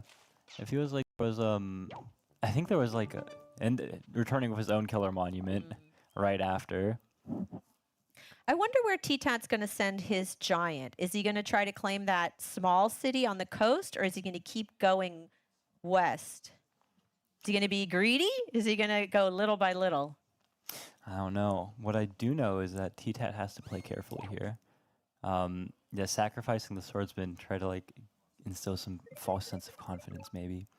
Yeah, and I think the giant's going to go ahead kill this giant, and then the rest. He could go ahead siege. He's should I siege to kill? Yeah, kill the giant. He knows to kill because otherwise he would have been Houdini'd. Oh. Yeah. Do you think we'll see a Houdini today? I would love that. That's one of my favorite moves in this game. That and mind bending, but I don't think we're gonna see it. Might explain what Houdini is. Yes. The magician, Houdini, made things disappear. Yeah. The players are actually able to make things disappear themselves. If you are pushing a giant out, you'll notice the units on top of that tile gets pushed somewhere. What if you cover up all of those tiles and it has nowhere to push? Poof, it disappears. Oh, look at that. There we go. There Look it at is. that. There it is, a resignation. But a victor from match 1 has been crowned. We're going to be going to them very, very shortly. But man, what a game. Is that exactly what you expected out of it? Wow. Well played, Dreamlander. Really. And he came back to tie it up 1-1. But in the end, it was those sawmills and markets that did it for Hudrick. Well played. Both players, really. Top play. Oh, absolutely. Nice mutual respect there. Little handshake, but we will see T-Tat in the next round with the Hudrick. I mean, it turns out both of you were in fact correct. Hudrick does take it. Fantastic, right? What a great start. I mean, you can see the crowd adopting Polytopia helmets. When are they going to be in the Merc Shore? Oh, fantastic. Well, how do you think he's going to fare in the next game then? Oh, he's great. He's got to be feeling confident. Like, he followed his playbook. He has his script. He followed it, except for the second game where Umaji was able to get out there with the riders. But he sticks to his strategy, and it works. Well done. The man was cool as a cucumber. He's going to maybe go take a nap, rest up, catch some sleep, and then maybe study the games that's going on. You know, exciting just watch them. But he's going to come back, playing Arthur. Cool as a cucumber still. Well, we have our next match very, very soon. We're going to have a quick interview with T-Tat. But as you can see, T-Tat is going to be facing against the Imperial Stripe, led by Arthur. And like I said, next up is going to be Luxador, headed by Mr. Lamper, and then the Jinji tribe, headed by Le Liberator. We'll cut back here as we have in front of us T-Tat. Hello, congratulations. Hello. Very, very well done. How do you feel after a victory like that? Really excited. Really excited, fantastic. And how do you think the next game is going to go? How do you feel about the next game against Arthur? I think he got advantage and yeah, it had But you feel good? You feel confident about it? For the next game. not much. No. Okay, fair enough. I mean, he did play very, very well, chaps. We, in just a second, are going to throw it away, but don't go anywhere because we will have the Luxador tribe headed by Meister Lamper and the Jinji tribe headed by the Liberator. Up next, we'll see you soon.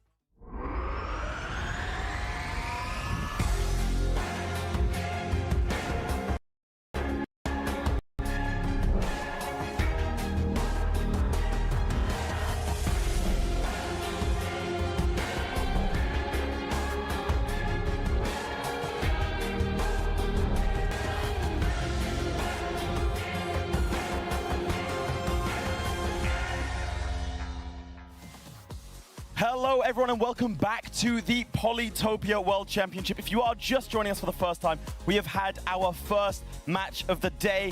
TTAT past Dreamland.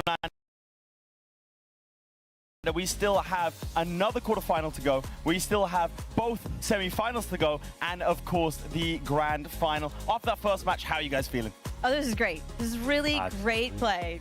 I'm just glad that it was like a 2-1 series, you know? Yeah. I don't want to see any like one-sided things. But like, I mean, just to emphasize is like both of these players are here for a reason. Their tribes are here for a reason. Absolutely excellent stuff. Well, we can take a look at the bracket now and see exactly what that has done to our progress. That does mean that he's going to be going up against the Imperius tribe, against Arthur. I mean, a favored one of both of yours, correct? Yeah. I mean, in this matchup, it's just like Hudrik is strong, though. Yeah, so We'll have Hudrik to see it. advances to play Imperius, but we're not going to see that next, right? Next, We we're are gonna not. see- Next up, we have the Luxor tribe versus the Jinji tribe. We have Meisterlampe versus La Liberator.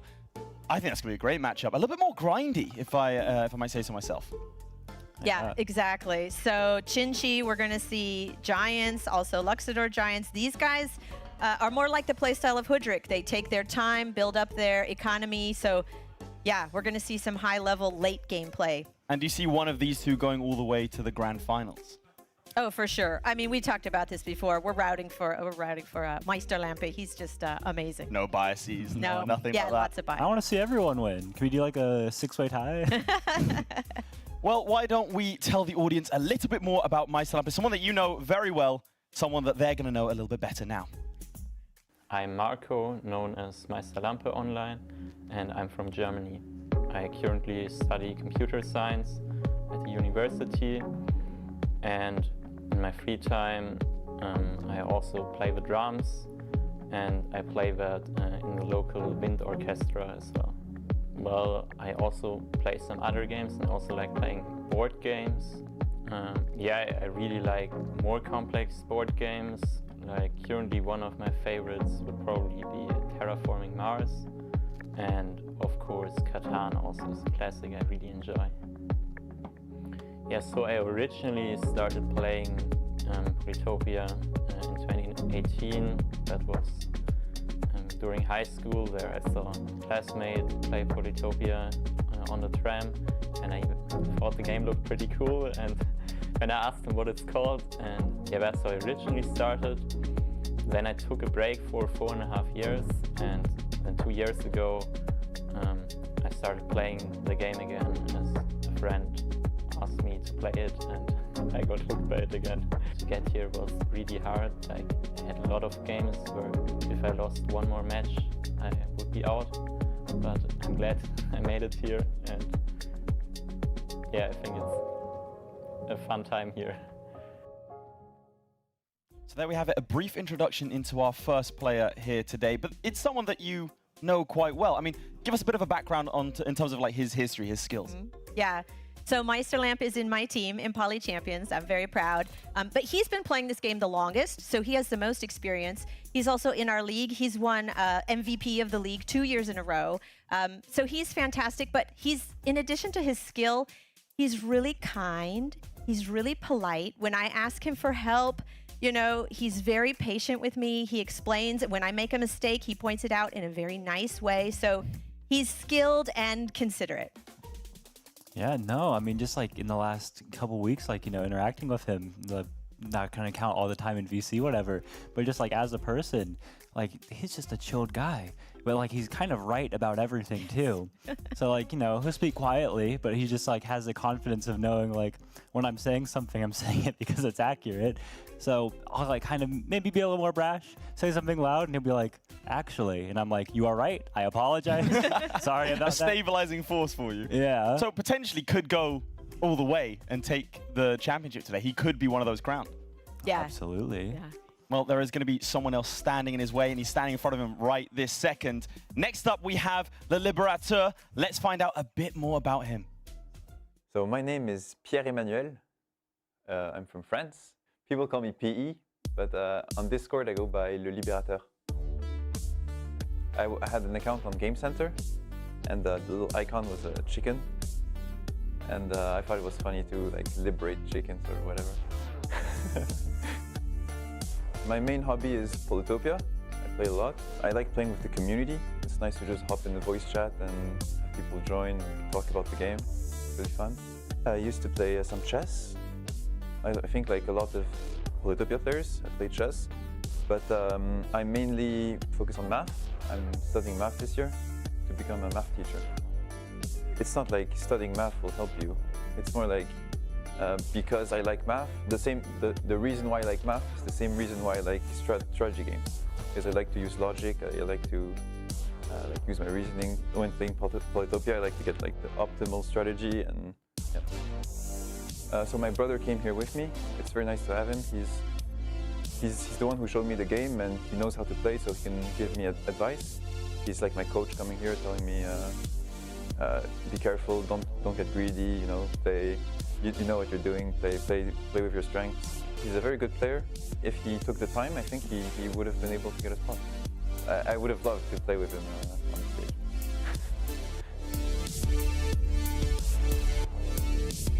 And there we have it. A little bit more about Le Liberateur.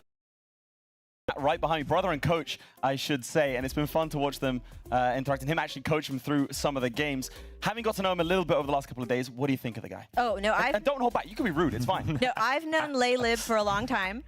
He's also on my team in the past, and we've played many games together, and very smart, very calculating, but where he excels at is fast. He can play fast and smart. Yeah. I don't know, we spent like a lot of time together, like competing, playing games against each other too, whatever else. But I think like, you know, really he's just like a helpful guy. Like he's like looking out like, you know, ways to like, you know, offer advice, whatever else he can do. Of course, he's kind of trying to take everyone else out of the tournament today. So not too nice. Maybe not a little contradictory to his nature, but no, he's absolutely just like a great stand-up guy. Well, as we said, it's not just about the players, it's also about the tribe they're playing because they will have their own distinct advantages. So we're going to take a little look at them right now. So first up, we have the Luxador tribe. Take me through a little bit about their strengths, advantages, and also weaknesses. Yeah, so Luxador is interesting in that it starts with a fixed number of resources. It always has the same resources, so it's very predictable, and it's also very flexible. So that means you can take it in many different directions. You can start with riders. If you have water, you can go with fishing. So it's both strong and flexible. And his opponent, Le Liberateur, is going to be playing as the Jinji tribe. Take me through them. Yeah, I mean, really, they got forges. They have lots of metal everywhere. They have forges. So they get some of the highest level cities in the game. I mean, if you saw some of the stuff that Hoodrick was doing, imagine that, but more. It's a little less consistent. You can't plan out your market spots as well for the chopping. But they've got some of the craziest like end game setups that you can see. It's just a little slow getting going with them. So you're expecting, like we said, a little bit more of a grindy sort of gameplay here. Yeah, Meisterlamp's play style is slow and steady. He's very methodical.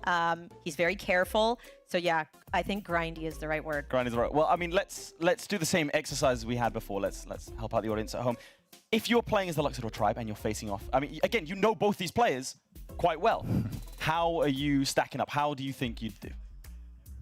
You know, I would expect the Giants from Chinchi. So if I cannot get in there fast, like with riders or archers, I mean, if that path is open, we can play it like Umaji, rush.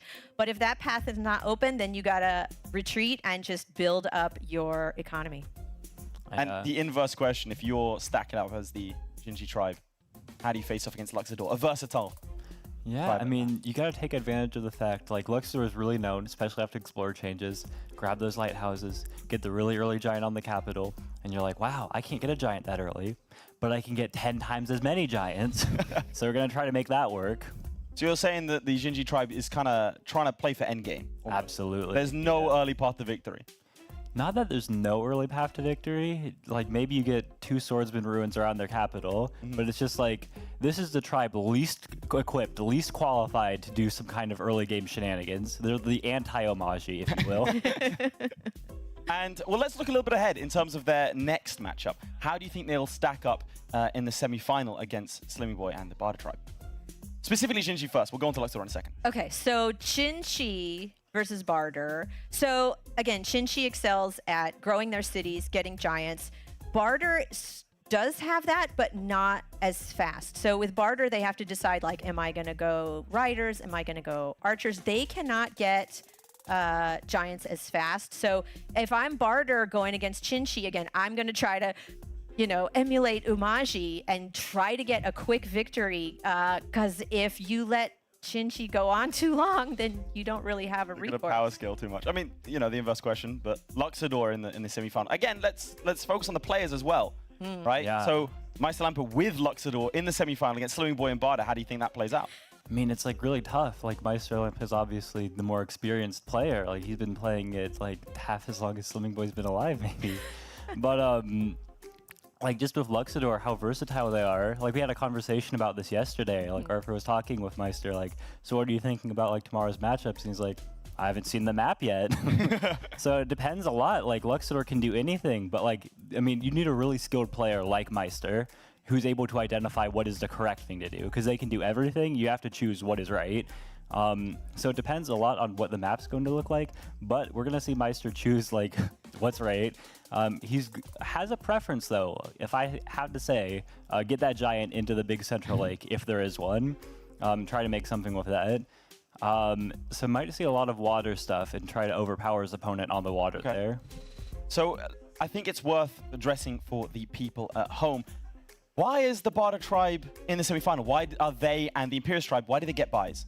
Yeah, they just did better. I mean, there's top cut. They're just better. There you go. They did top cut, and then there's top cut. So out of all 12 tribes that there were that made it anywhere, only 6 of the players made it. So that's top cut, right? But these top 2 players did something better. 3 of the players won 2 of their matches and didn't lose any of the matches. 3 of the players lost 1 of the matches, but still made it.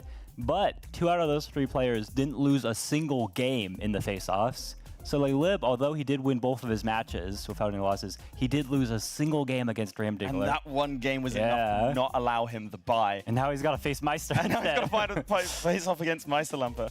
So I'm going to ask a little bit more of an outside question. Both of your favorite tribes sadly didn't make it through. How do you think they would stack up in this final 6? Well, I'm going to say that You can be biased. Look, there is no proof that is possible today because this is all hypothetical. So there you go. This is all hypothetical. Yeah. Well, I'm just going to come right out and say that IMO, played by Yeti Peaks, who was the champion of IMO, would have been awesome because not only is Yeti Peaks, I have to put in a plug for the Poly main Discord. So there's a Discord server that's officially sponsored by Mijiwan, and we have contests all the time.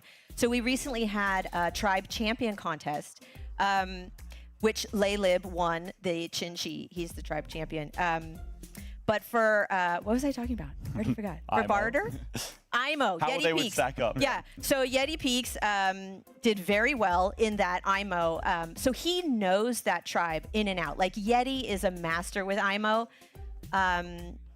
But honestly, IMO is not a strong tribe. It's not a T0 tribe. I don't know if you've heard the term T0 tribe. Right, so T0 is where you can upgrade your capital on the very first turn. So T turn 0 is like the first turn. So with Barter, they have 2 animals they can upgrade right away. IMO usually has what we call not parallel resources. Right. So it takes them a long time to get enough tech. So IMO I love them, but they don't fare as well against these T0 tribes. Yeah, I mean, like Yeti playing against Imperious in their match, like went 2-0 for Imperious. The turn 0 tribe against IMO. I mean, love Yeti, but like, yeah, it's just a tough matchup. Well, yeah. Speaking of the previous matches up, obviously you guys casted the qualifiers. What was like the standout match for you? I mean, there's only one answer. There's only one. It went for 88 turns. It must have been some kind of record, right? Yeah, there were a lot of great games. Okay, honestly, my favorite game, we didn't get to stream it, which was a shame, but it did involve Lib. It was Lib and Ramdingler, the 3rd game, and they were fighting back and forth, and they were getting catapults to pin down each other's cities, and bombers in the water, and like crazy knight chains, and like, you know, moving around it. Like knights are some of the craziest units to like navigate against because you are short on time, you don't have a lot of places to do anything, and it like really like separates, you know, like the good players from the great players. Like the people who can like, I understand the strategy versus I know the tactics. I know what my units are going to be doing in the next 5 turns. something very common. You like bounce your riders back to like heal them, and then you're like, wait, this provides a night chain on the next turn. So you have to have like the tactical awareness to like in 2 seconds figure out what's not going to allow a night chain like 2 turns from now when you're bouncing your rider back. Otherwise, you're going to run out of time. And like they're doing this, and they just keep going back and forth and like slugging each other like blow after blow. Like Ram Dingler made a video about it. He's got a YouTube channel. Like highly recommend it. You got to check it out. Well, I mean, let's look more at the specific matchup for today as they are getting ready behind us. What would you say is the singular advantage that, as a player, Meisterlampe has over the Liberator? So he just has more experience. Yeah. So Meisterlampe plays a lot more games. He's been playing a lot longer. He's just adept at every tribe. So I think we've talked about this before, but in order to play one tribe well, you have to play them all well, because you have to understand the strengths and weaknesses of every opponent. And Meisterlampe can do that. And what do you think that the Liberator has that maybe Meisterlampe doesn't? Ooh, it's kind of, you're asking me to identify places where Meister is lacking, though. But it's something like, if I had to say anything, it's like the live game stuff. Right. Because when Meister like rejoined the community after like a little break, Lelib has been playing live games for longer, so he has more experience there for sure. Yeah. Well, I mean, that does bode well for a very interesting matchup. I think it's time to see what these two titans of Polytopia think of each other and how they stack up. Let's take it away. So the way to get here was really hard. Like, I had a lot of games where if I lost one more match, I would be out. But I'm glad I made it here. Meisterlampe is actually one of the first people I met on Discord playing Polytopia, so we go way back. We've been playing on the same team for a long time. But I also know him from Poly Champions. I also played him a decent amount of times in Challenger mode, Polytopia tournaments before. I think he's a pretty good player. I think we have pretty evenly matched tribes. So it'll definitely be an interesting matchup. Well, in my opinion, Meisterlampe is one of the very versatile players. He can change his playstyle quite easily. So it's hard to predict what he's going to do in the games. But on the other hand, I think I'm more predictable. Like, I always have the same game plan, which is to go for economy and build up, like play very passive. And I think he knows that. He'll probably use that to his advantage. Yes, I think I will win. It'll definitely be an interesting matchup though. You'll see whoever makes it through. I'm sad that I'm playing him because I know he's a very strong player, and if I win, I'll be sad to beat him. But yeah, I think I have my chances. It's going to be fun. And it's all sportsmanship, so there won't be any grudges. Yeah. But I think if the spawn is balanced, I have good chances of winning. I think I'll win. It's time for our next match for the day. Introducing the player first for the Luxador tribe. It is Meisterlampe. Now, as we've been highlighting, he has multiple paths to victory. He's going to be relying on that versatility, the unorthodox style, and his ability to adapt to what is going on in front of him. Rider roads and potentially turtling up are going to be his keys to victory. But his opponent, who's going to be trying to stop that, ladies and gentlemen, it is Le Liberateur.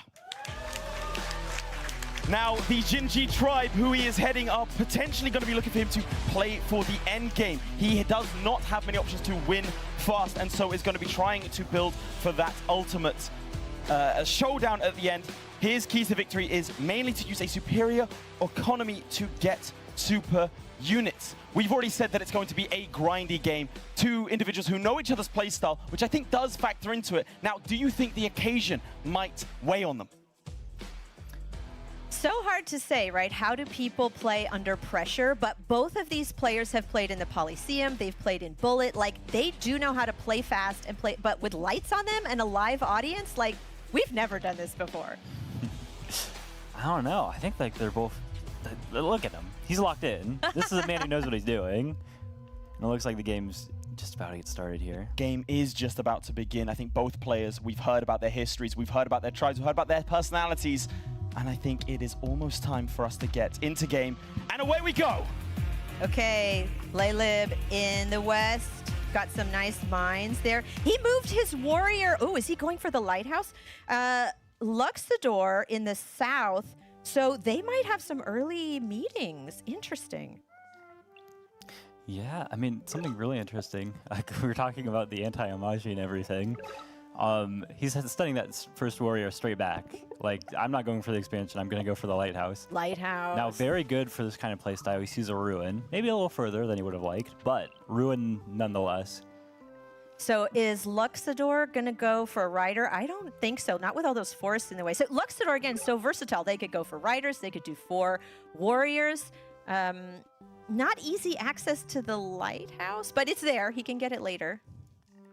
Yeah. I want to see where Laylib sends. Yeah, he's going to send it straight towards the center of the map. He can get his other village later. Oh, and there's some water cutting off his expansion to the I think north. we're going to see a explorer here, probably some hunting. I mean, yeah, hunting. Yeah. We're talking about parallel resources. Hunting makes sense. There's resources to upgrade with hunting and climbing. Ooh, for the ruin. He for wants the sure. ruin. I love it. Yeah, I love yeah, it. he gets the ruin and it blocks off. Like you were saying, Explorer going south. early climbing for ruins is better than late climbing, so I like that. Yeah, we're gonna go over and turn to the spectator real quick. That's got everything. Oh, you have Yeah. so much power. I know. You need to remove the fog. Yeah. No, but just look at some shared fog right now. Now this is something that's seems to have become more and more rare, actually. But with Jin's increased mountain rates and everything, when Meister goes ahead and picks up an explorer over in this west city, see this mountain over here? Oh, a sword? Yeah. Not great. Could have been better. Could have been better. Yeah, would have wanted like population for sure. This is, again, this early meeting is an advantage for Luxador because Chinchi needs time to build up their cities and their economy. And we'll see, you know, Chinchi got the sword from the, we don't know what Luxador's getting. Okay, I'm going to go for population. Population for the Luxador ruin. I'm calling it. All right. Hey, there you go. let's go. A very good call. And as soon as this warrior down here routes out to this mountain, gets vision on this. Yes. Already all the Oh, population what were we needed for the saying? giant. Early giant with these guaranteed Yeah. resources. And Meisterlamp is known for this. Well, actually, no, he's going to do this faster. He's got a faster way. Oh, Turning over to the player real quick. Yeah, he's getting the explorer over here. Get that west lighthouse. Giant on turn 5. and he has Doesn't get the climbing, south one. so he can get more vision with the Yeah. Explorer. Oh, fishing first. What? Oh, he doesn't want to Interesting. gamble on the See, explorer. you know, we don't know what he's Okay. going to do. He's like light years ahead of us. Yeah, no need to gamble, says Meister. Well, this is something I was looking at too, that I found interesting about this. That he bought climbing because there is this mountain Yeah. over in the north. There's the Explorer. He's going to get is he going to get the lighthouse? Oh! It dodges because of the mountains. Yeah, yeah. Oh, that's But unfortunate. it misses the north one too. Yeah, This so is a good choice by Meister. Wow, that did not go the way he wanted it to. He was hoping for at least one lighthouse. Yeah. Laylib, meanwhile, Does he have an archer? yes, he went ahead and bought archery. and we should point out, Laylib is playing with the skin. Yeah. So instead of shooting arrows, I think they throw, what, shurikens or something like that? Yeah, That's so fun. little, ninja stars. That's great. Okay, every time we've seen Meister Lampy play in the World Championships, he gets a juggernaut on like turn. This is classic for him. Oh Yeah, my I mean, gosh. this is the Luxador special. Like, this is why Yes. people really liked them after those Explorer changes. But he's showing, even without the Explorer changes, no lighthouses were propowering this giant. No He still got the lighthouses for that giant. He didn't need a lighthouse. He just got a giant anyways. Yeah. All right, so this is interesting for Chinchi because he knows he can't really get giants for a while. Archers is the smart way to counter. Well, the thing is, like, look at this juggernaut on the water. Yeah. We go ahead, change over our perspective, and like see everything that we've got. This juggernaut has a real easy path to this level 1 city. Oh. Your usual things of like giant pushing, not an option. Does he have time to get enough archers? Not with these population caps. Yeah, but you know, every time we see Meisterlamp with an early juggernaut on the water, he does something we do not expect. We're like, Yeah. oh, he's going to send that giant. Oh, he did not send the giant where we thought. So we're just going to have to watch and see. Hard to figure out what he's going to do. Oh, he's chopping. Yeah, he wants Why to. is he chopping? He wants to chop to upgrade. He needs enough to get a animal and a... Oh, no, he wants another archer. Yeah. I guess the archer now, and then he's looking at his path towards He wants his own to capital siege. giant. Yeah. Yeah, I think this giant's headed. Like, there's nowhere else for it to go. Oh, And I don't think we tune back into all the players. Yeah, I think that's some like a nervous facial touching. I know. If So I'm he's Lay on Lib and I board. see that juggernaut coming into my borders, I gotta be nervous. Yeah, Meister feels cool as a cucumber. He's like, I got the situation under control. And he also picks up archers. Very strong archers in the early game. Again, with those forests in the way, also archery gives a defense bonus. Yeah, but I guess so. There's like you want to block the giant, this juggernaut, from being able to siege the city, but like, Ow.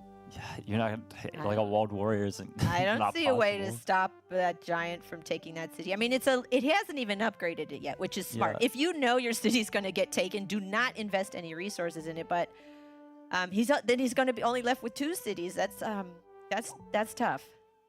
Yeah, I mean, like, so even I don't want to spend too much time in this line talking about like the impossibility of a walled warrior, but like the archer there too. Like Meister's covered everything. Yeah. He anticipates. You know, that's one of the important skills with Polytopia, like with chess. You have to anticipate what your opponent's not only do you have to plan what you're going to do, you have to think what are they going to do, and you have to plan ahead. Yeah, and like Meister's one of the rare players who can like plan tactics in seconds in a game like Polytopia with like 20 million units moving around the map. Like every detail matters.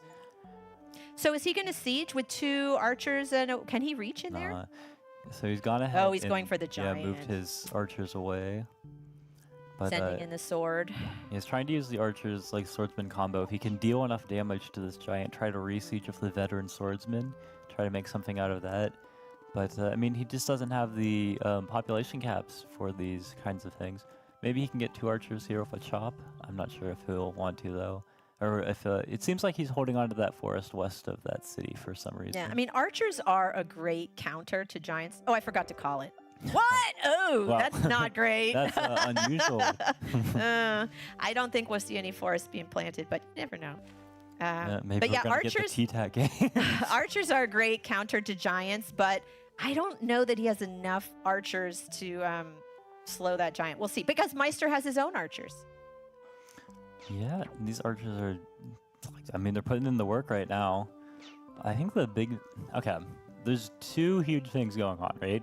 One, the giant, we've been talking about it, but also, hey, remember how we usually talk about how big it is to get like advantage on the water? Yeah. This man is uncontested. You know, and also that village is garbage up there. Yeah. There's no mines. It's been crazy for, I mean, Jin just wants to Yeah. all medals all the time, but like, look at it. Exactly. Chinchi's strength is metal and mines and forges, and there's really no opportunity for Like, Lay Lib to do that. Outside the 3 mines on the capital. Right. absolutely There's the nothing. capital, but beyond that, those other cities are disappointing. Got to be disappointed. Yeah, now there's some tactical thinking going on here because you don't want to move that swordsman into the giant, but you want to keep it in range Right. to siege in the future. Right. You also want to move your own archers in to deal damage to this giant right now, but it puts them in vulnerable Right. positions for the warriors. Because giants cannot move and attack on the same turn, right? So you want to keep them at arm's length if possible. Yeah. So I wonder, does he want to move his archer back, attack with the 2? Does he? He's gonna advance with the swordsman, so he can get all of his archers in these Okay. nice positions. So the swordsman is nicely blocking his done. archer, but That's- the swordsman's a little more vulnerable. It's harder to see how to hold down the siege in the future. Yeah, and did you see that trick he did where he held down on the 2 units to see what the damage is? So that in the game, there's the damage calculator. I like him using that to just check it before he does the attack. Yeah, and Meister just checking out, Oh. using his pilot, like travel as a pair. Yeah, with this guy. leapfrogging, we sometimes call that, clearing out the fog. Oh, look at Yeah. that explorer. Is it finally going to get him the lighthouse? It Yes. gets him that eastern lighthouse, but the 2 hard ones, Yeah. the northern lighthouse and the western one. Connecting with the port, yeah, and upgrading 5 stars back. I'm kind of interested in... Yeah, that makes more sense. Just kill the swordsman, the only problem unit. I was kind of interested in seeing a port north of the city for some splash on the archer and warrior as well, but yeah, this is a stronger play. He's going to get another giant and push into this. I love that. I love that. He knew that the warrior would go north into the raft, which is exactly where he wanted it. It's great. Yeah, there's no set push order where giants will push the units off, but it heads towards the center of the map. Actually, I have a photo right before, like a few hours ago. He and Arthur were just sitting on the couch looking at the Push order? Yeah, the push order charts. So moving those archers into range. Again, archers are great counters. Yeah, The giant's slow, but yeah, they weren't able to save the city, but the giant's not going to steal 2 cities. So keeping the damage to a minimum for right now. soaking up hits. Chopping. Is he going to get an explorer? It feels like necessary. Yeah. Picks up a lighthouse. So he wants a giant of his own, right? He's got to be like, I need my own giant. Is he going to get another lighthouse? There it is. There it is. Yeah, he's got enough stars now, Now to he get his can own get giant. Now he can get a giant. That'll buy him time, keep him alive. Yeah, he's going to use his archers to fight back Meisters, and now Park of Fortune here. Get 5 stars in the back. Second city. Yeah, he's trying not to block his Right. spots. You got to be careful where you put. We've seen one too many games where new players put their monuments in perfect spots where you want to put a market. Like, don't do that. So he got it right. He's like, no, I don't want to put it there. Yeah. And Bye-bye, I mean, markets are kind of newer, so you have to learn like a new muscle memory. Like, I want to put my monument here. It's like a wait, market. Wait. So yeah, quick readjustment. Yeah, these rafts should be able to pick up these other cities, and we might even see picks up Bazaar for Meister forestry. not too long from now. Is this an Fishing. explorer here to take them all? No. The explorer will not get in Eye of God, so Yeah. workshop instead. Oh. Yeah, the rafts are split to go pick up these 2 cities and probably pick up that Grand Bazaar pretty soon. That's interesting because there's a warrior over in the east, but it's going to take another turn where that raft can get to the village 1 turn faster, and he knows it. 1 turn can make a huge difference in this game. Yeah, and Meister was like, oh, you liked my first giant. How about number 2? And another juggernaut, of course. It's just faster. Send it in the water, then get it moving. Yeah, and interestingly, it seemed like there was some thought about where those warriors should move around that AXE city. And instead of advancing them forwards where they had defense bonuses and likely wouldn't have had too much resistance from the archers, he keeps them back so that he can probably heal that 5 health to 9 health archer there. Keeping it safe to heal. Okay, archers coming in, hitting from a safe distance. They're going to be able to get a kill. How do the kills stack up? Well, yeah, this one is promoted. Well, we haven't seen a veteran today, have we? But Explain what a veteran is. Yeah, so this archer, you saw that it had a kill count. This is actually a great time to go into the spectator reel here. So this one, you see that it's at 2 out of 3 kills. Normally you would, if you're Meister, you want to go after these 2 units, which have a little bit more health. But now this one's a problem because if it gets that 3rd kill, it will be able to promote, which heals all of its health and gives it an extra 5. So instead of 10, it will have 15 health and becomes a bigger problem to deal with. Yeah, and Meister's smart enough to keep track of the kills and know that that's the target he wants to take out.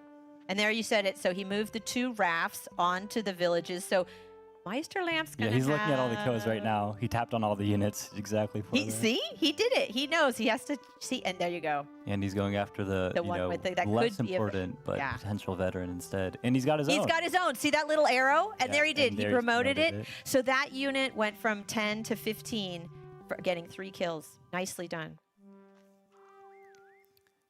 So he's walking everything. He's thinking about the rafts because the rafts don't have a lot of spots that they want to go to.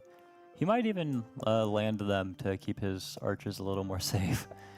He might want to keep them in the water too. They're kind of blocking his juggernaut as is, and he's not able to get sailing just yet. Well, we've seen this with other games.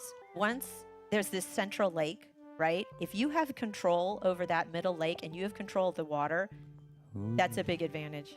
Yeah, and you can see he actually checked what city his unit was from. Yes. We should talk about this. If Yes. you see those little dots under all of the cities, that is how many units are trained from there. And when it goes all the way to the top, you can't train anymore. So his capital is pretty close to what we call population capped, pop capped. Yeah, that archer is the very last unit he can train until he's thinking that this warrior will die, which is why he sent it out to help defend his archer, which is more valuable. He would rather sacrifice that one so he can free up a space and get a new one. Yeah, train something on his cap. Oh, this is a really tough position for Laylib. This is really tough. Yeah, and he is gonna go. He has to kill this warrior. He has no choice but to kill it, and that's exactly what Meister wants. And again, the Meisterlamp has archers, so his warriors on forests have the defense bonus. They're harder to kill. Yeah, and he's gonna go ahead and look pick at up the speed. that! His rider had awkward positions for bouncing back, just with where that lumber hut is. It would like to go to north, but it can't move for the So forest he's tile. sieged into that little Luxador city that used to be the Chinchi city. But oh, he's looking at Shiv. Interesting. I didn't expect that. I mean, if you're looking at what he's dealing with, just a bunch of warriors, archers, like a raft. Look at how nice the chain would be. And even if he can't get a chain, just spacing out those units. It's going to take him a long time to get enough income for that. That's expensive to get knights and Shiv. Yeah, I mean, especially on like, but he has to do something fast too, because he's looking at his Yeah. prospects. prospects. Like, wait, I have 3 cities, and Meister has how many? Oh, he's got 7 cities. Is Meister going to get a tech before capture here? He's got 2 cities he's going to Yeah. pick up. I wonder. I think. Yeah, I was wondering where he's going to move that Juggernaut in. Cute. It's kind of awkward. He doesn't want to move into where all of the archers are and everything. No tech before capture. Okay. Yeah, he doesn't need it. He doesn't need it. Yeah, I was thinking about if he wanted roads, but he's got enough cities that he doesn't need roads to get his Is he going to try to go for more That's all. lighthouses? Nah, probably just a workshop. Yeah. Yeah. Nice he connection. doesn't need it. He doesn't need it. No, he doesn't need those lighthouses. He's going to connect here with the port. Yeah, and then one more port on that Luxie city. Yeah, it's not quite connected yet. All the port connections running right around it. So we Yep. can touch on that. So a port acts like, you can put your units in the port to get a naval unit, but it connects to the capital like a road, and it gives your capital a population and the city that it's connected to a population. I was wondering how in depth we were going to go on port connection. Oh, no. I was talking with Wanny Boy about this yesterday, like the PhDs we have in port connection sciences. Yeah, I think I get an honorary PhD in port science. But yeah, the connect like roads. As soon as he gets one more port right next to that Luxie Yeah. city, he'll get his Grand Bazaar. I wonder where he wants to use. I mean, Monument's always good, but it's kind of a question of how good is it? Where do you want to use this? And you can see he didn't kill with the warrior. He killed with the rider instead, so that he can farm towards veteran. Yep, Because the warrior on the city is definitely dying. definitely not surviving. Yeah. And he lives. He's looking at his option for knights. 25, he's counting up the stars. How many stars do I need to get Shiv? He's saving the stars. Yeah, and I mean, the real big problem is look at this line of forest Yeah. between them. If he even gets the knight, he needs like roads to like navigate this. Does Meister Lampy have vision on? Oh, Meister has vision on everything. So if Laylib gets a knight, he's gonna see it and he'll be able to anticipate and. Yeah, but it ends up. I mean, he wouldn't leave his units like this, but he wants to leave his units like this. So That's there he why he's done it. unsieges with 2 archers. Yeah, we knew that warrior wasn't long for this world. Yeah, and it's. I mean, this is the thing about archers on lakes. They bypass these water gaps like nothing else. Like riders would be kind of useless for him here, but the archers just kind of police that city and make sure that like Laylib's never gonna siege, like get anything that lands anyways. He wants to stop Laylib's warrior from moving on to that ruin. Is he gonna get an archer up there to deny? Oh, he went for. Did he get ramming? He got sailing. Sailing. Sorry, Yeah. sailing. Okay, cool. Oh, And he's looking at the starfish. and yeah, he did get Yeah. an archer. So with the archer and the 2 warriors, he can deny Chinchi that village up in the north. I mean, ruin up in the north. These archers just keep progressing. I mean, one of the interesting things we're seeing here, or like what's probably taking up most of their attention, is the little dance they're doing with their giants. And I think Laylib's got the advantage with this. He has more that can shoot Meisters there than the other way around. I mean, with how the map's laid out, he can hit him with these like 5 archers. Meister doesn't really have all that much, and even fewer when you consider he doesn't want to leave an archer just occupying the city constantly. The problem for Leylib's Giant is that it's not in city borders, so it heals less.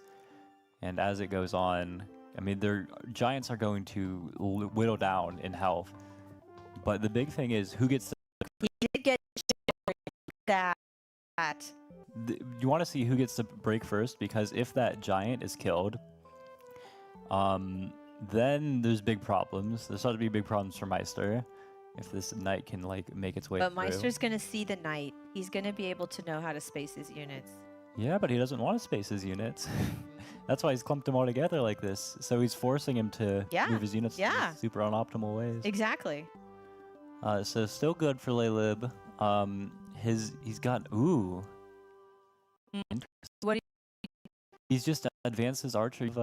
Maybe expected him to just keep it safe in the back. But he's attacking the warrior. How is Meister going to counter this knight? Oh. Yeah, he's got scouts. He's just going to kill it. Yeah. And immediate resign. Oh, that was it. There we have it. Wow. First victor crowned of these games. There it is, Meisterlampe. Very happy with that performance, I think. Wouldn't you say so? Meisterlampe has to be pleased, but I mean, she has to be disappointed. What did Leylib say in that video? If I get a good spawn, I have a decent chance. His spawn was okay, but his what we call C2, which is his second city, and his C3, they didn't have any mountains. They didn't have any mines. He didn't really have those resources to grow his cities, and that's where Chinchi shines, and he couldn't do that. Well, that does give the advantage to Meisterlampe going into game 2. Now, as we saw last time, we did eventually go into game 3, so not all is lost. We'll see if Leylib does have something in his back pocket. It is now a game of mental resilience for him. If he's able to see back momentum, he'll have a great advantage into game 3 as the players get ready to start their next game. Should we call dibs on how fast Meisterlampe's going to get a giant? I'm going to say by turn 6. We go into game 2. Here we go. It's interesting with the resources that Meister's working with. Like, I mean, so really, not to make this the Meister show or anything, but if you head back to the West Lighthouse, and he needs to get a second city, which his resources are not doing the best job. I don't see him getting a juggernaut anytime soon. The way the water is placed doesn't really work towards that. Yeah, and to make this more obvious, I want to show how hard it is for Meister, like where his second city is.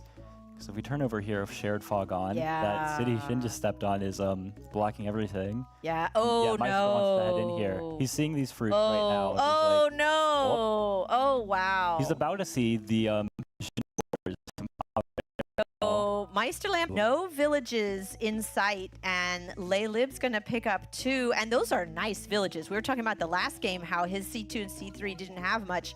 These have a lot going for them. Yeah, they have mountains on them. Oh, no, there's still no village. What is this map? There were villages, they were just, you know, Not where he was looking. Yeah, difficult to like indicate for, and also when you have no indicators, you kind of play greedy. Yeah. Like, I'm going to head towards the center where I hope a village would be, and it just ended up not working out for him. He villages eventually. You want to talk a little bit more about those indicators that you were saying? How would they determine where a city is going to be? Well, I'm not sure, you know, what's like intentional, what's not, but it is in the game, and it's how players are like operating with this stuff. So if we turn over to the little spectator, all of these resources, like the animals or the fruits, and also the metals on the mountains, they are all actually, when the map is generated, they spawn in the villages first, and then the villages spawn in these resources around them. And there are certain rules, for, like how many there are, like where everything is, whatever else. So you can mathematically kind of determine, hey, if I see these resources here, this is where the villages are. Or, you know, the shorthand of that is, if I'm seeing, like, you know, resources like animals, there's probably going to be a village there. Yeah, it's a clue to where your villages are. Yeah, so if we turn over to just Meister's vision real quick, and turn back the time, fast too, you'll notice, hey, he went straight for the animal, right? Clue, there's near there, but Yeah, and this thing, right, he can head towards the center or up here, and there's no resources in either place. Turns out the village was up here, though.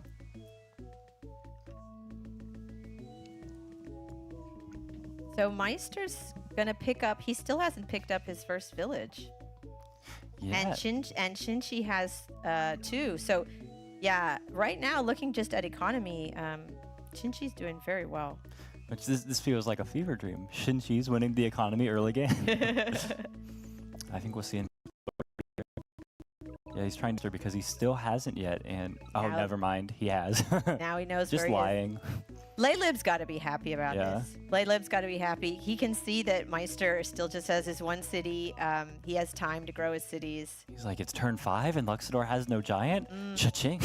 I know. My prediction is failing. I don't see a giant anytime soon for Meister. Yeah, and the other fortunate thing is that the water access for the giant on the capital doesn't threaten Lilith here.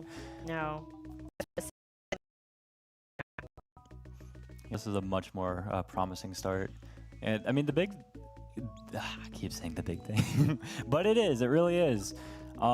Meister is slower to get to these villages, but he's also kind of cut off, like hemmed in. Where does he go next? And of Oh, he course went for it's- fishing and yeah. hunting. Yeah, he wants the population. He needs a lighthouse here from one of these, but he's got the resources with But one lighthouse, either let's in see. the south. Is he in going the to get north. it? Yeah, this one. He doesn't have climbing. Oh, and he it's not got blocked it. Off, so. He got 1. Yeah, he doesn't have the stars now, though, so he needs a second one, and no second No. lighthouse. He's just going to have to upgrade that, get a workshop. And is he going to... I don't think he's going to get an explorer. Yeah, but he needs to start expanding, so he's looking at the port. Trying to decide between port and fishing. Ports are very expensive, but... Yeah. Oh, he needs to get an explorer. He wants that lighthouse. I think the reason he didn't get the port was just look at the stars. Yeah. Before that upgrade, he was at 7 stars per turn. Yeah. If he used all of his stars, he Yeah. would have been 1 star short of getting But at his, least now giant. he got to get... that gives you more, even if he can't get the giant yet. Yeah. He would have loved to try something. Start expanding, pick up that north village, maybe use the lake to head over to the one in the east that he sees now. But just 1 star short. Ooh, the first kill exchange there. Yeah. And Laylib's going to get that village. No mines up there, but he's still got to be happy taking that village away from Meister. Yeah, I mean, like, if he can... His water access is kind of poor. Yeah. Really, there's not a big, central lake. Like, the middle of this map is all land. Yes. So that's fine. But he does maybe a little want to get into the water, place a couple of ports, just to get those 2 cities over in the east. I think Jin has a better chance of getting them than Meister does. He's placing a port. He thinks the same thing. I got to get on the water if I want to get that village. Yeah, no other way to get that village up. I mean, there is, But you can head to Shinchi the just fall. has more access to more map. I mean, Shinchi's going to get to more villages, and get 3. Yeah, it looks very nice. I think Meister has something with his giant here. If he can send it straight towards the middle of the map, like that level 2 Buka city, it can get upgraded to get its giant there to try to defend. Like, your giant will defend against one opponent giant. You'll Laylib be has all right. 20 stars. He's got to be thinking of a tech before getting Yeah. his village. He's probably doesn't- debating fishing or mining here. He doesn't have mining yet. Yeah, mining is, better for you. But fishing, he can water, and like you said, maybe scoop up some of those villages Yeah, if he on the can coast. grab like 2 or 3 villages with fishing. Like, he wants to get on that like ASAP. Yeah, did you see him tapping the fog? Tap, tap, tap, tap, tap. I want this village. I want it. I'm glad that we've been able to develop our own, kind of Yes. language. We're just clicking around on the screen. So we can see. Yeah, you just clicked on mining in the tech tree. He's thinking. It is a very difficult decision. Oh, Both are okay, nice, fishing. but yeah. So We again, might- he's choosing expansion over economy at this point. He's like, I need to Yeah. claim those villages. I can get my cities big later. Well, it goes back to something we were talking about earlier with Meister's like capital giant heading towards that middle city. like Lalip's got the resources to make his own and try to defend like that. It is annoying though. He's betting right now that Meister's attack will not be quick enough that he can get this. So it's a kind of a greedy play, like sacrificing his economy. And it's going to be harder to get like his to have to. He's hoping to pick up a ton of villages and that it'll be worth it. So I have to see how that plays out. Yeah, the ton of villages could really be tipping the scales. But Meisterlamp has this decision where to send the giant. He doesn't have climbing, so it's going to be a lot slower to move that giant onto the front lines. And there we go, archery. Yeah, swordsman around the edge. Not helpful. It's not crazy how.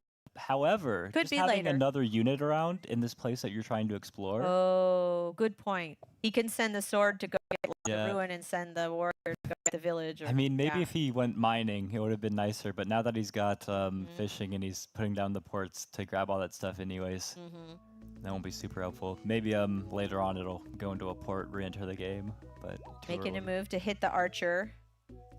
Because archers don't have the same defense, so it's better to attack them. Yeah, I mean, the other advantage of the archer is just the force defense bonus on that ruin down south. Lilib's 2 warriors are not strong enough now. He has 11 stars, not enough. He was looking at archery and he's like, I can't afford it. Oh, he's see, this is the version. You can chop a forest, get a star, and he could pick up looking that at it, tech yeah. that he was eyeing. He's considering it. Yeah, he wants to get onto that village ASAP. Get that village. Oh, We're running out of time. Yeah, Woo! spending too much time thinking. Quick, quick, quick, quick. It is a quick. very difficult position. It is. Explorer. Ooh. Oh, no. Is it? Will it go for the East Lighthouse though? No, it turns back north. That's disappointing. Oh, that is not fortunate. Yeah. Or there, why didn't it get it to go? This is another thing you could have. Not really a PhD in port connections are more complicated, but recently they've changed so they become a lot more simple, streamlined. The players are enjoying them. But within a 5-tile radius of wherever the explorer originates, it will search for fog to go explore, and it will search for wherever there is the most fog in any given time. So it should go into the corner, which is nice for picking up the lighthouses, which are in the corners.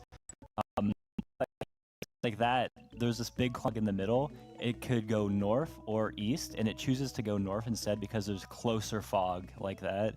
So we'll get him the East Lighthouse. Which is not what Meisterlampe wanted. Yeah. Meister, though, he's looking at this and he's like, wait a second, Jin's got how many cities? And a 7th on the way, and I've got 4? So, yeah, absolutely, he cannot be happy with this. But he's sending in his giant. If he can pick up one of Chin-Chi's cities, Yeah. that's his path. Yeah, it's a danger without the mining earlier and like the low economy that Jin has. If Meister can use this giant to take that middle city, that would win the game for him. So Lilib's going to have I think he can do it. But this is why he was spending all that time thinking, like, you know, why the flashing lights started coming on towards the end. Because he has to calculate a lot here. But Meister's strategy is giant in the front, archers in the back. That is a great combination and something that Meister does very well. Just down in the city. I mean, you do the simple math. It's like Meister just doesn't have enough places to train units, and she's going to have more cities. Yeah. So another thing about that searching a 5-tile radius, this Susley city, the explorer will head south, but then, oh, if you count it, the tile north of that fog. Is it within 5? Yeah, it's within that 5 tiles of the western fog. So I think he might be taking an explorer in If he wants Susley. that lighthouse in the west. Yeah, and if I'm counting correctly, which I might not, then explorer should, if it's within the 15 tiles. Oh, I think because it has to go south first and then to the west, it's not within the 15 The tiles south the one is explorer have. closer. Yeah, the route is too long and won't go to the lighthouse. But if there's no fog within 5, it just bounces around randomly. Yeah. That's a risk. So nothing upgrading for now. He Look, chopped. chop, Oh, yeah. no. He sacrificed the animal. Ouch. I usually like to harvest those animals before. And any of the chopping. Okay, Meister's setting up to siege with his giant. I like how he puts the giant on the mountain for the defense bonus. Yeah. I'm thinking about if Meister had changed his attack order. He went through with his archer and warrior there. I'm wondering about if he attacked the warrior first, then the archer. It gives his archer a kill towards veteran, and the warrior is closer to these archers that he's trying to train. But yeah, the archers are probably going to back up, so the warrior's not much health. Ooh, okay, whoa. Now the population ruin is really big here. This is really because really now key. He's got the path towards his, own giant giant and Park of Fortune to help upgrade his second city Bucha. And like getting that Park of Fortune to help get another giant here makes the defense way more easy. He's got to be really happy about that, getting his own giant soon. Yeah, and this is some classic advice. You don't want to, like the giant is like the smoke, the archers are the fire. Like a bunch of archers like around your opponent like that, huge problems. But the giant's serving two purposes. One, there's the obvious threat in the central city Bucha, if it sieges there. The other thing is it's cutting off like the archer support to that northern city. So Meister has his two archers and warrior. He's planning to try to get a siege here. So Lib, he needs to spend his stars. He wants to buy mining, get like giant cap, like, you know, stuff, help out get Bucha up. But he also needs to have like something like sailing to get like scouts to defend his city. Yeah, scouts for defending cities are notoriously expensive though. We saw some in the earlier brackets when we were deciding tribe champions. It was very difficult for players to make the defense with scouts work just because it was so expensive. It feels like he has no choice though. Like, how else does he defend the city? I think there's a choice to just ignore the city, to just not defend it here though. What would you say is Meister's route to victory from this position? So he wants to take that middle city, and even if he can't take the middle city, he wants to take the one city further north of that little, mini Pangea in the center of the map. If he can take either of those, just even things out a little bit, like 5 cities against 6, that's playable. Can make for some kind of endgame here. If he takes both of them, he's winning. And it's hard to see with like how all the tactics will work out. Also, Laylib's having a difficult time with time management. Yeah, that's always the thing, right? Look at the clock. Meister has a comfortable 3, almost 4 minutes, and Laylib is taking time to think. So the clock can be your biggest enemy in this game. Yeah, I think Meister just wants to take those middle cities and then just like play for some kind of endgame, like if he gets his market set up. Just pushing really aggressively with archers. Again, we were saying like the smoke fire thing. The giant is the obvious threat, like sieging the city right now. But if you, like something that you could defend with, like, you know, just pushing your own giant there before, suddenly it's not an option anymore when there's all these archers.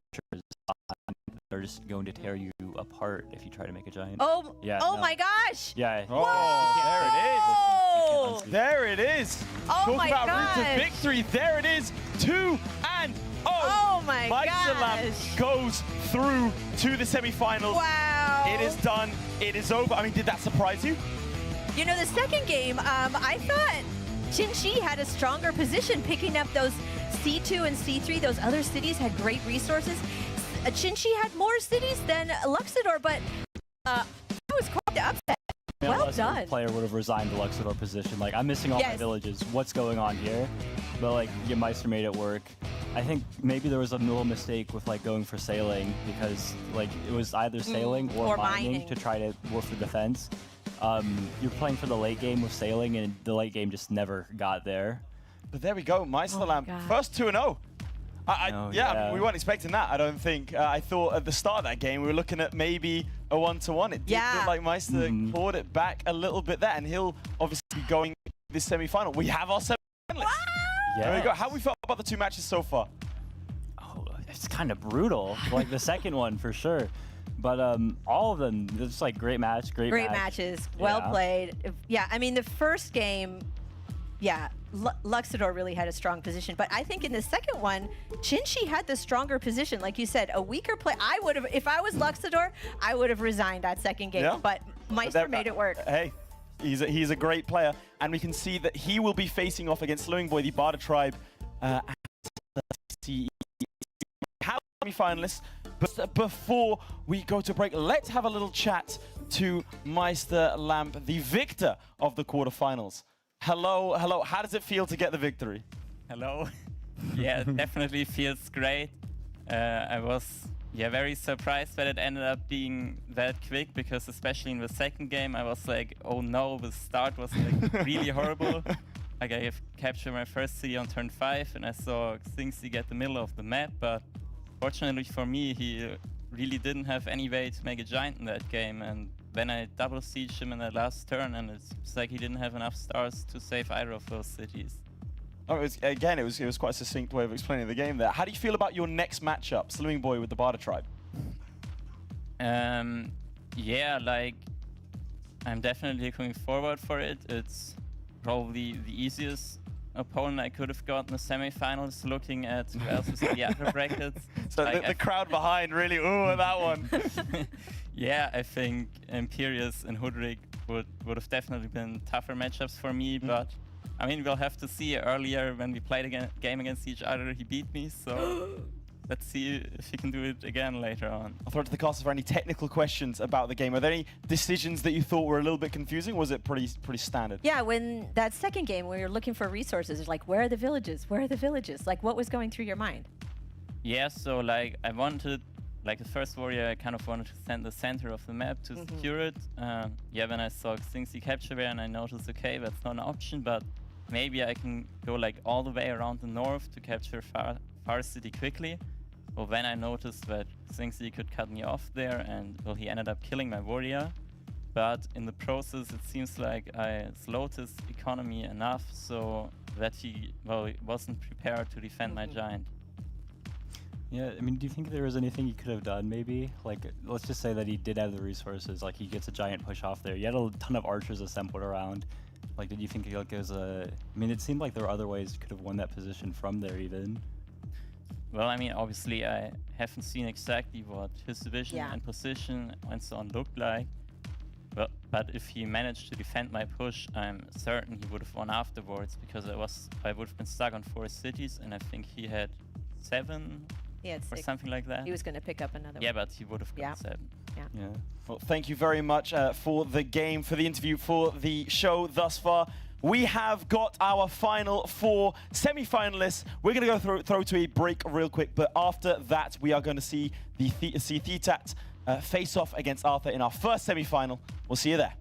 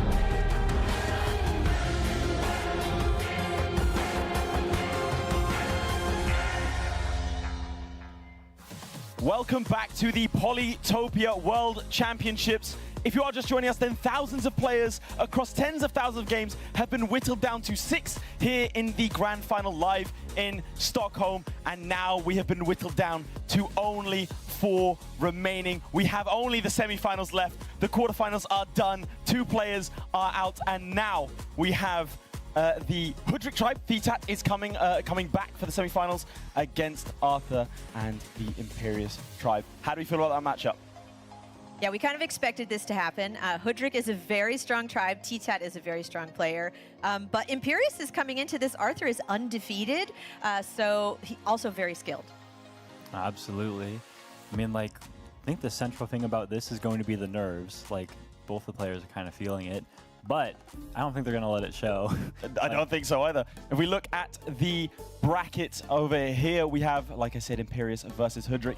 And then a little bit later on, we have Barda under Slimming Boy and Luxador under Meister Lampe, who obviously won his quarterfinal, and they will meet in the grand final. So only 4 players. I mean, it's been, what, weeks, months of qualifiers to build up to this point.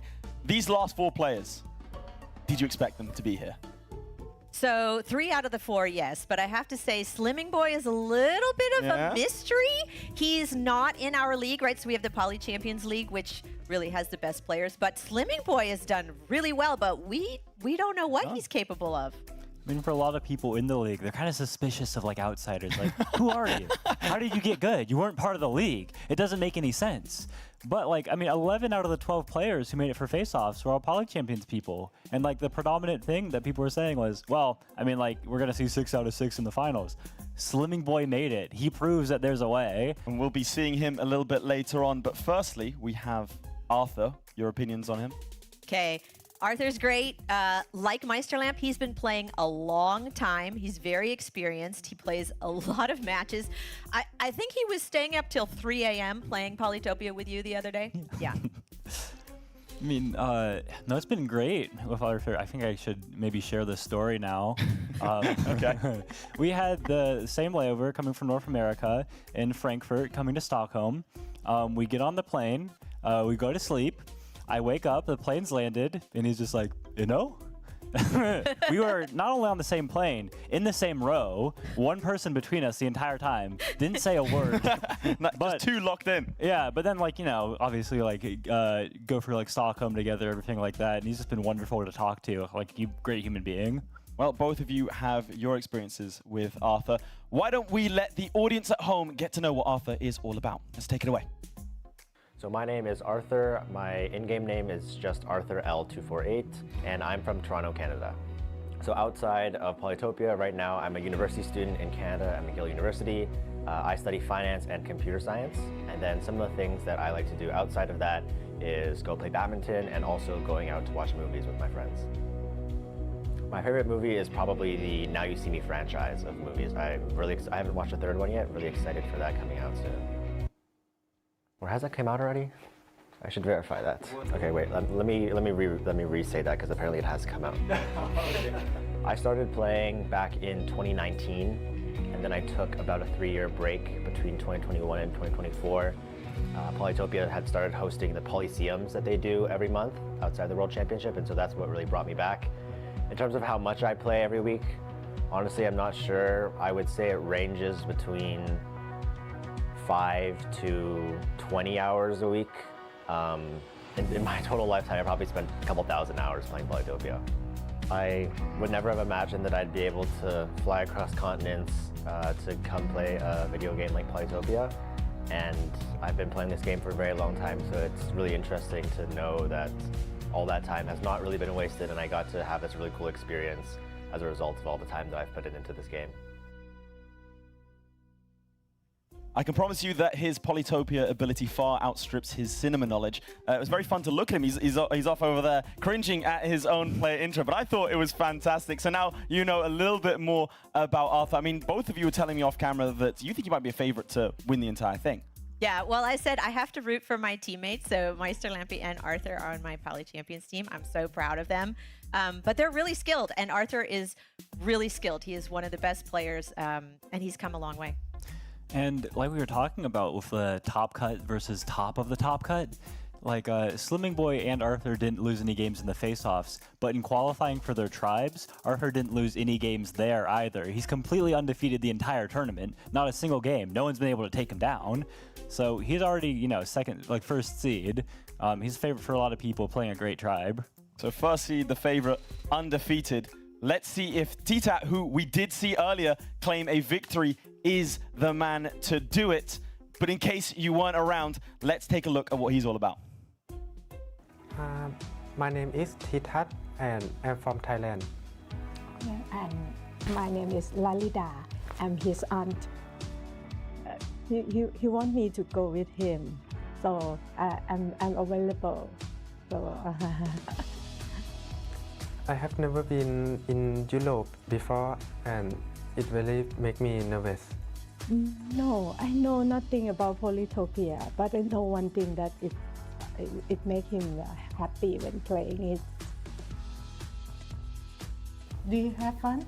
Yeah.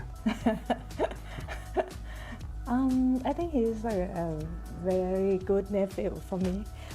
He is a bit shy, not talk much, but he has good heart, and he's a person that care other people very much. Their parents and his grandpa will watching together at home in Bangkok. Thank you, and thank you the Meteor One for hosting this event. This give us a very good experience.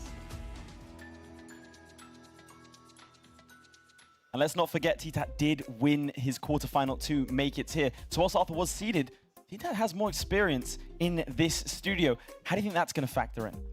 Well, I know one of the hardest things about these tournaments is waiting. And Arthur's been waiting and waiting. And sometimes that's more stressful than actually playing the game. Yeah, I mean, especially like whoever played that first round, they're guaranteed to have been coming from a win, like some confidence, inspired, whatever else.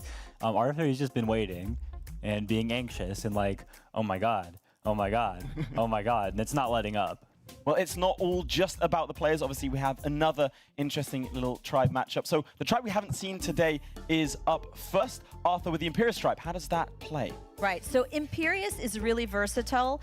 Again, it's a T0 tribe, so they can upgrade right away, but they could go riding, they could go archers, they could go many different directions, and they also have the potential for a strong late game.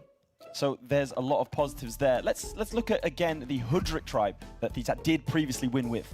Yeah, Hudrik's really consistent. Like, you're going to see them doing a lot of the same things, but they're so good at it. They're going to get mathematics. They're going to get the sawmills down. They're going to get the markets. And you're going to be like, wait a second. I'm Imperious. I got markets too. I thought that was like, I'm versatile. I can do everything. But the markets aren't as good, Arthur. We got the level 8 markets versus like the level 2, 3, 4 markets. Just not the same. So now we did hear from our victor going into the other semi-final, Meister Lampe, who said that both these tribes were ones that he didn't want to come up against, and he was glad they were on the other side of the bracket. Now, in a head-to-head, you're playing as Imperious, let's say. How do you plan to take out a Hudrik tribe?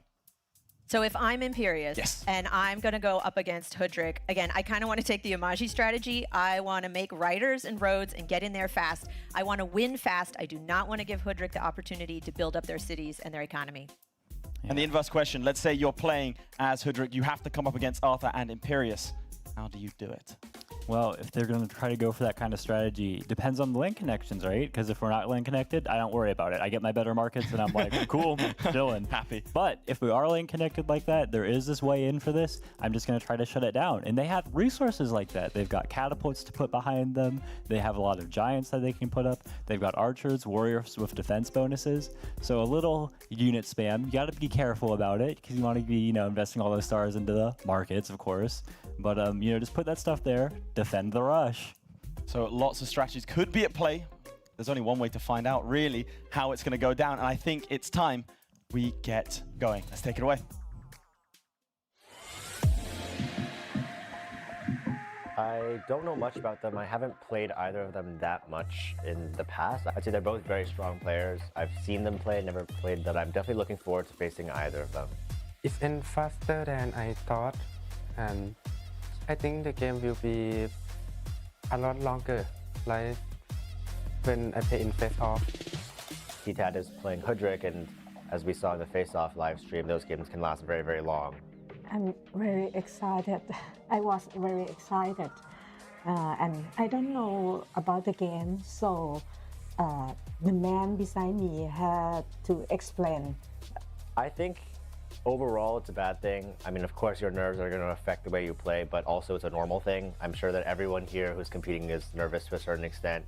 So it's definitely going to be important, not just based on our skill level in and of itself, but also how can you make yourself calm and how can you make sure that you're not rushing, you're not taking too much time, and that the nerves don't kind of take over. I hope there are big legs in the middle. Yeah, I think that's the best for Hudrik.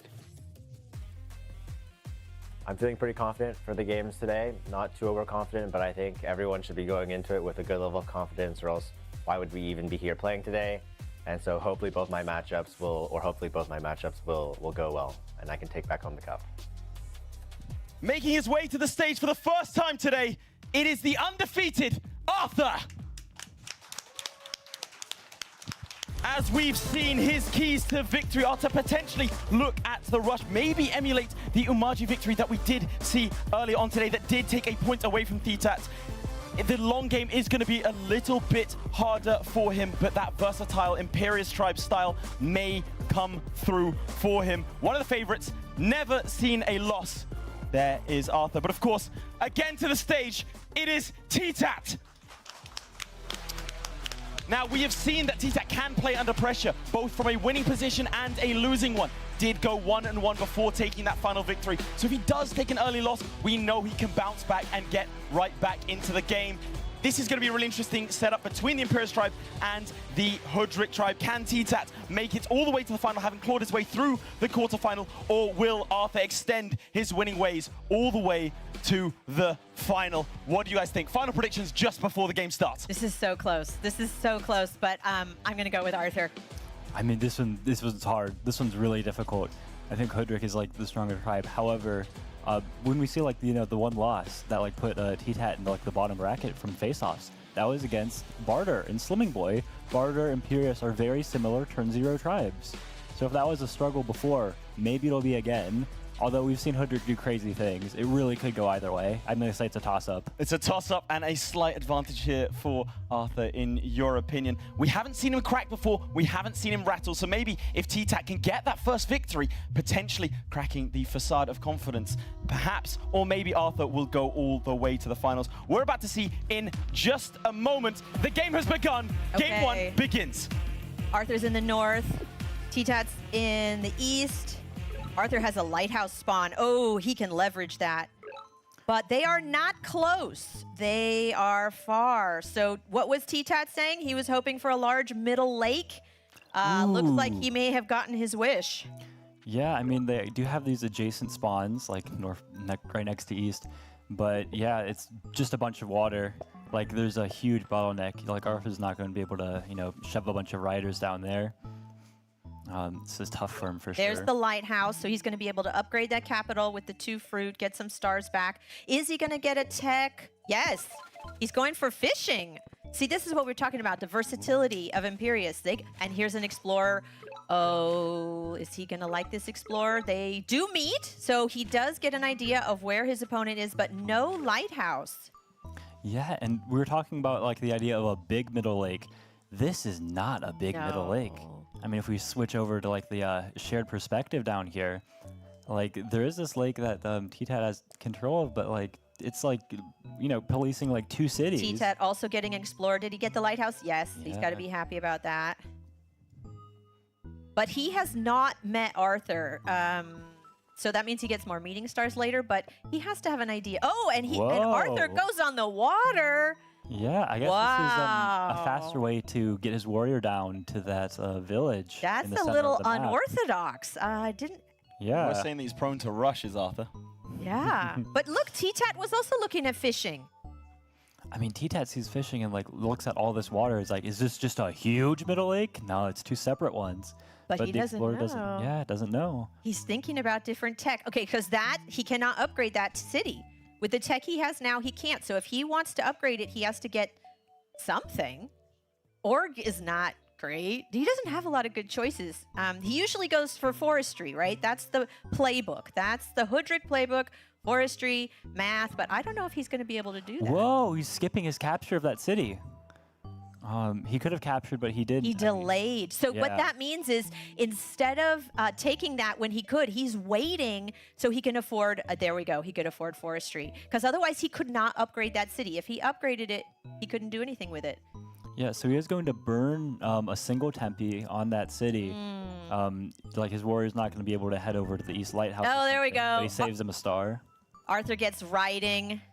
Yeah. No, he sees that there's a lot of land and he wants to and roads. Go ahead, ride a road on down the rest of the map. Okay, rider roads. That is the weakness of Hudrick. Good ruin. Good ruin. And very happy to see those stars leveraging that back. ruin into a population and stars. We're going to see an explorer here. Yeah. Another one, yeah. This one will meet Oh, he's Arthur gonna be a happy. lot more stars. Yeah. He'll be happy to get the meeting stars and the North Lighthouse, Oh. absolutely. But I'm kind of worried about if he's happy looking at how the rest of the map looks. As soon as he gets that East Lighthouse, oh, he was one tile short of the West one, so now I have God. Dang. But as soon as he gets the Eastern Lighthouse, he has the population for a giant on his capital. But their capital's far away. It's going to take a time, unless he gets fishing, unless we see some naval Yeah. stuff. But Arthur's already on the water. I think he'll be happy just to set up a better spot for the sawmill in a second city in the Park of Fortune to upgrade that city in the south. Maybe he'll take a border growth on Old Wealth, but we'll have to see. Yeah. TTAT has the playbook. You got to get your forestry. You got to get your sawmills. He's following that. Arthur's kind of going in different directions. He got a port to get, and then now he's got Ryder Roads. So again, very different directions. Is he going to get an explorer here? Probably not. Oh, and and you'd see there's that trick. There's that trick to save seconds with the explorer. I mean, the big thing is, the fog is really, it's like you've got riders and roads, but you still just can't go through the fog. So it wants to pick up the explorer because one does that Western Lighthouse, but also maybe shapes him for trying to get another explorer, another lighthouse in the south. Yeah, riders can't move through fog any faster than warriors can. Yeah, I think this warrior moves south next turn, then maybe road to the village, but it's kind of expensive, so Arthur's maybe a little smarter than that. But at this point, it looks like Hoodrick's only going to get, 4 cities? Arthur looks like he has more of the map, potentially. Yeah, I mean, this central city is a big thing that TTAT's going to try to contest. If he gets this giant into like a port and then sends it straight towards the middle before Arthur can get everything set up, if he's able to reach those 2 villages further in the west, if we head back to the shared vision, these 2 cities will get Arthur that Grand Bazaar. Yeah, so maybe he can get his giant to try to defend this city, but that's a long ways off for Arthur. Yeah. If this giant can, get into a port and then just run straight into that city and steal it from Arthur, and then we're playing 5 cities against 5. We'll see. But yeah, that middle city is going to be really key. But for now, Arthur has it. So he's thinking about his navy, right? He's thinking, do I get a warrior? Am I going to put that warrior in a port? Am I going to get ports? But this is different. I mean, I won't say that. We have seen TTAT play very good naval. He knows how to do naval games, but usually not this early. Yeah, he's just going to go ahead and smack that archer for the favorable damage trade. I was wondering if he wanted to, maybe erode that onto the ruin, but he is favoring, like, Riders and roads. Let's go. He does not want to play an end game. He does not want to play a super late game. He wants to go aggressive. He needs to get in there and fight before Hoodrick gets markets. Yeah, I was kind of wondering if TTAT was saving up for markets this turn, but instead he's going to put that Juggernaut in the port. Yeah. This Juggernaut, where it is, like, perfectly fine for accessing the city. It's just that he's going to need to get sailing next turn and clear the fog, probably with his archer now, if he wants to rush it straight into that. He can get another giant. Yeah, he's looking at a double giant. Yeah, he can place the fish and the monument if he wants to get an. Oh, look at. There we go. Yeah. Okay. So 1 giant was causing problems for Arthur, and like 2 is. 2 is killer. Double. Yeah. Oh dear. Yeah, and he was debating about where he puts that Park of Fortune. This blocks, like, if he wants a market spot in like a sawmill southeast, but. He has 3 stars left. He can get another archer, or he's gonna chop to upgrade. He may chop to get the fish and animal. Yeah. Is he gonna go after an explorer here? Yeah, try to get that last lighthouse. Doing that. He didn't do the trick. He has time, I guess. He's not worried about time. And one thing about doing that is that you're not thinking about the game. You're thinking about doing all the possible things for like. All right, we're gonna see roads coming out. Cancel. He's gonna be able. Is he gonna? Yeah, oh, look at that! And then he's gonna send the rider off. Try to pick up that last village too. He is prioritizing getting the villages. He's not ready to really engage. He's like, I need to get those. It's like, give me my bazaar. I need my bazaar. Grand Bazaar means I spent population. all my stars on roads. I need like this monument to like. His economy. But yeah, one last explorer. Oh, is this gonna work? Is he gonna get his lighthouse?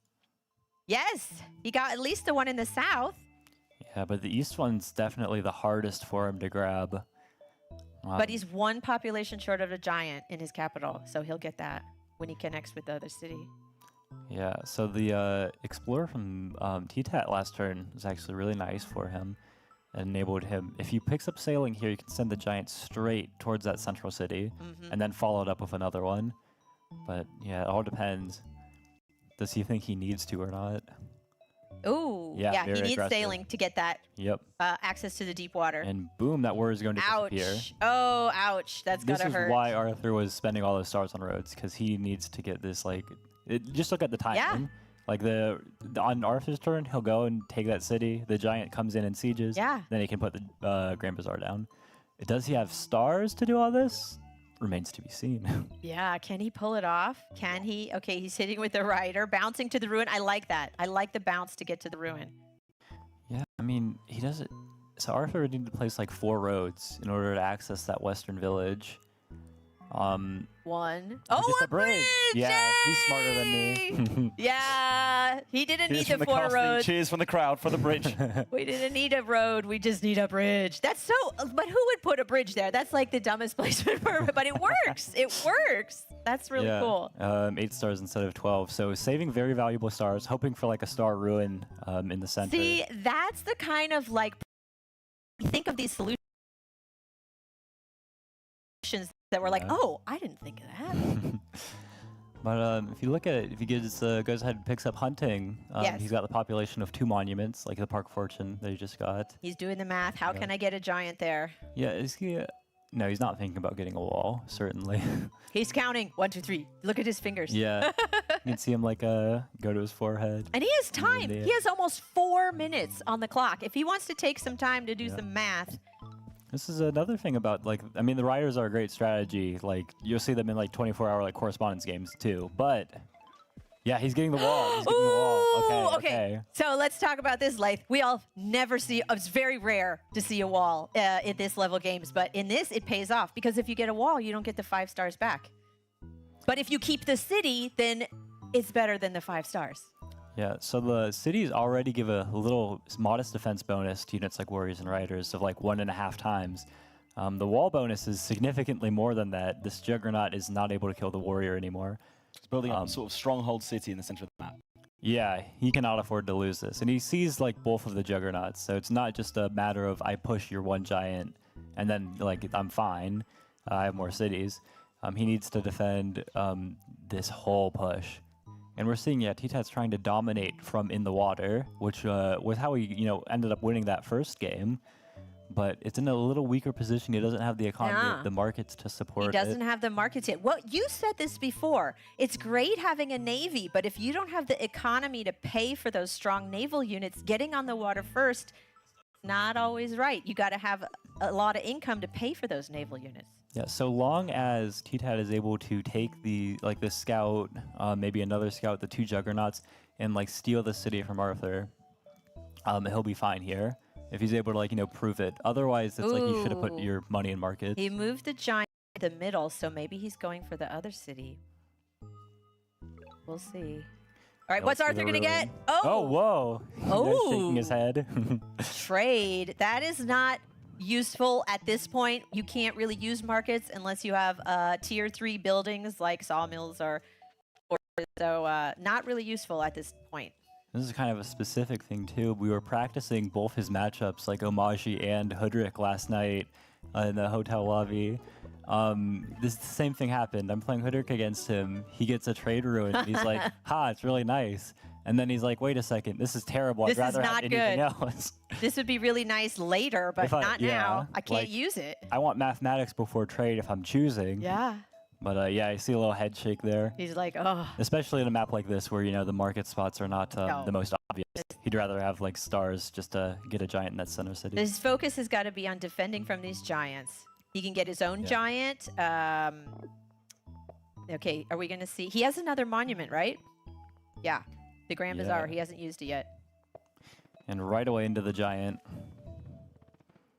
So, yeah, T-Tat's been putting a lot of stars into the water and not so much on the archers. Now, he's just last turn, you see, on those. Yes, now he's getting more archers.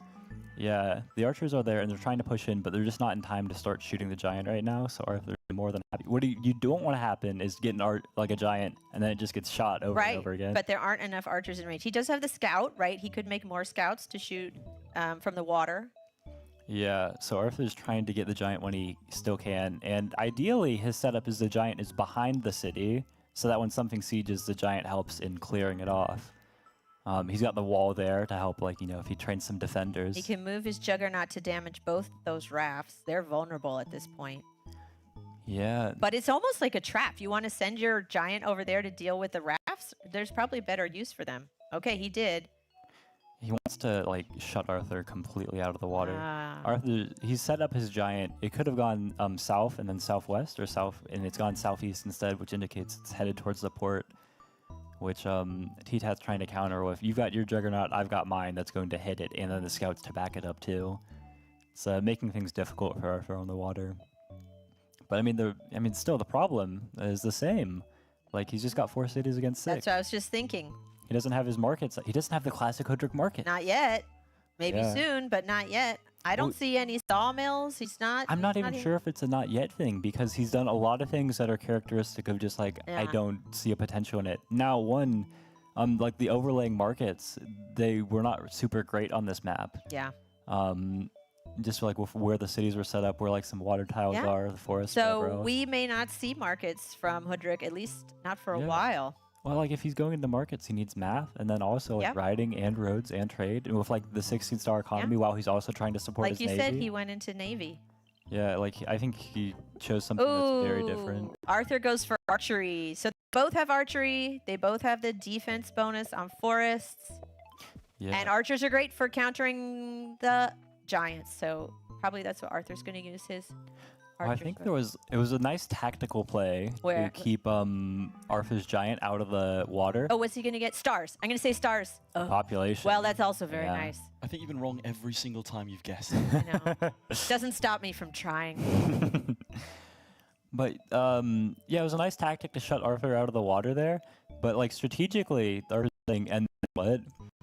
Like I just put my giant on the city. Like you can't siege my city, and I just enjoy the stronger position Yeah. that I've given myself here. Right. Arthur can.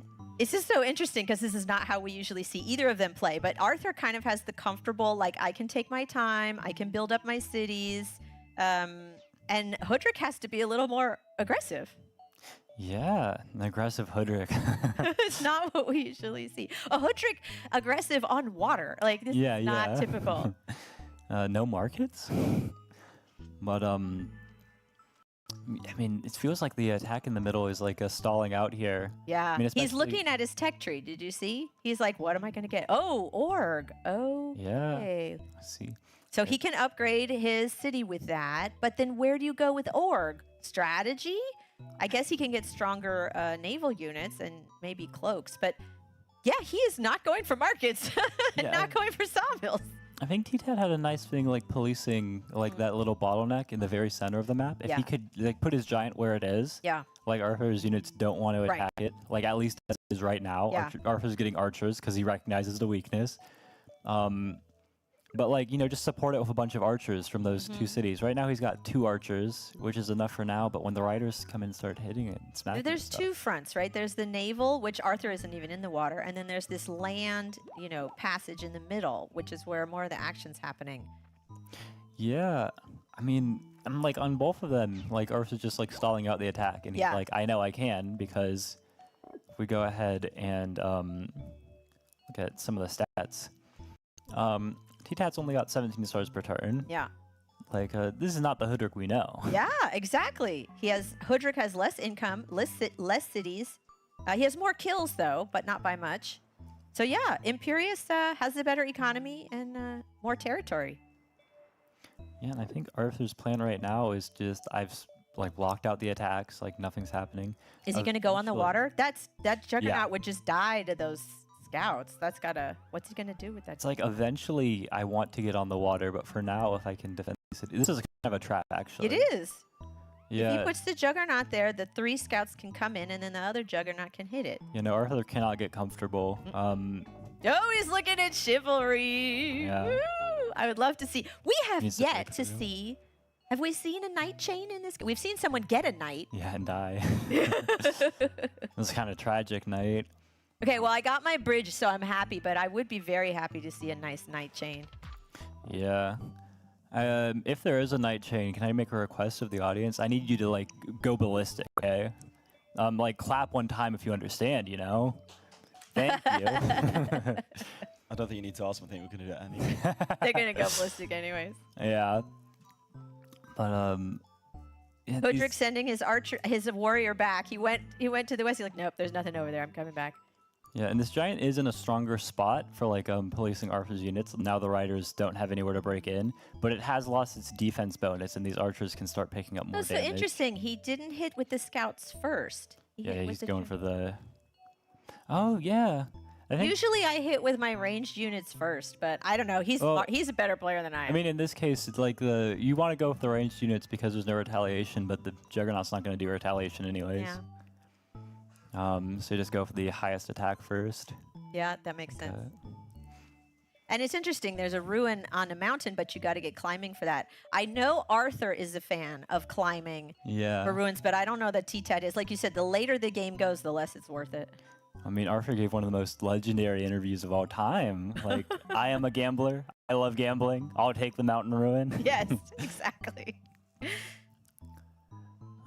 So I hope, like, you know, he has a chance, but it's just so far away from him, and it's just with, like T-Tat struggling on economy.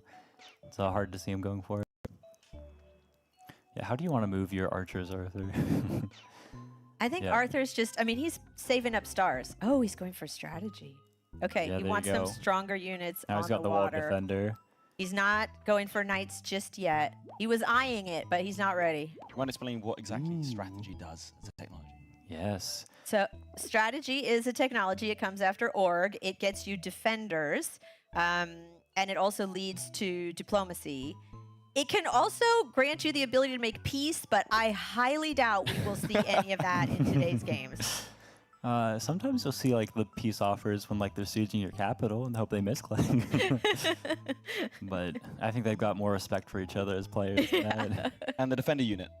Right, so the defender unit carries a nice shield, has more hit points, 15 hit points. The main thing with this is if you put it in a naval unit, you know, the warrior in a naval unit only has 10 hit points. You put a defender in a naval unit has 15. So I think he's really going for stronger naval units with the defenders in the 'cause, rafts. Yeah, T-Tat's been able to, you know, block off anything he does in the water so far, but with the defenders, it just gets harder and harder. Like, you need more units going after those, and it's every single turn. Like, they're fairly cheap. I mean, like Ooh, he got the killer monument. So can he get another giant in that yeah, like a city? port and something else on his capital. Oh, yeah, he could put another port, and that'll have 1 population, and then the monument gives 3. Yep. Yeah. We'll see if he decides to do that. It's kind of funny that you get strategy and then Arthur just puts a warrior in the walled city. He's like, Oh, I he's don't even need it. He was thinking about putting the... Okay, are we going to see the port? Yeah, he wants a more Yeah. conservative port where it's less likely to get attacked. by Oh, archers. there, look. See, he got the warrior first and then the giant, and it pushes. That's great. I like that technique. Yeah, you want to maximize your unit counts as much as possible. He has less cities, which means he has less spaces to make units. So to train a kind of a bonus unit like that is smart. So Arthur's like, I mean, just look at this. The giants have been repelled. Yeah. Archers will do that. Yeah, it's like this team up of archers and riders and everything.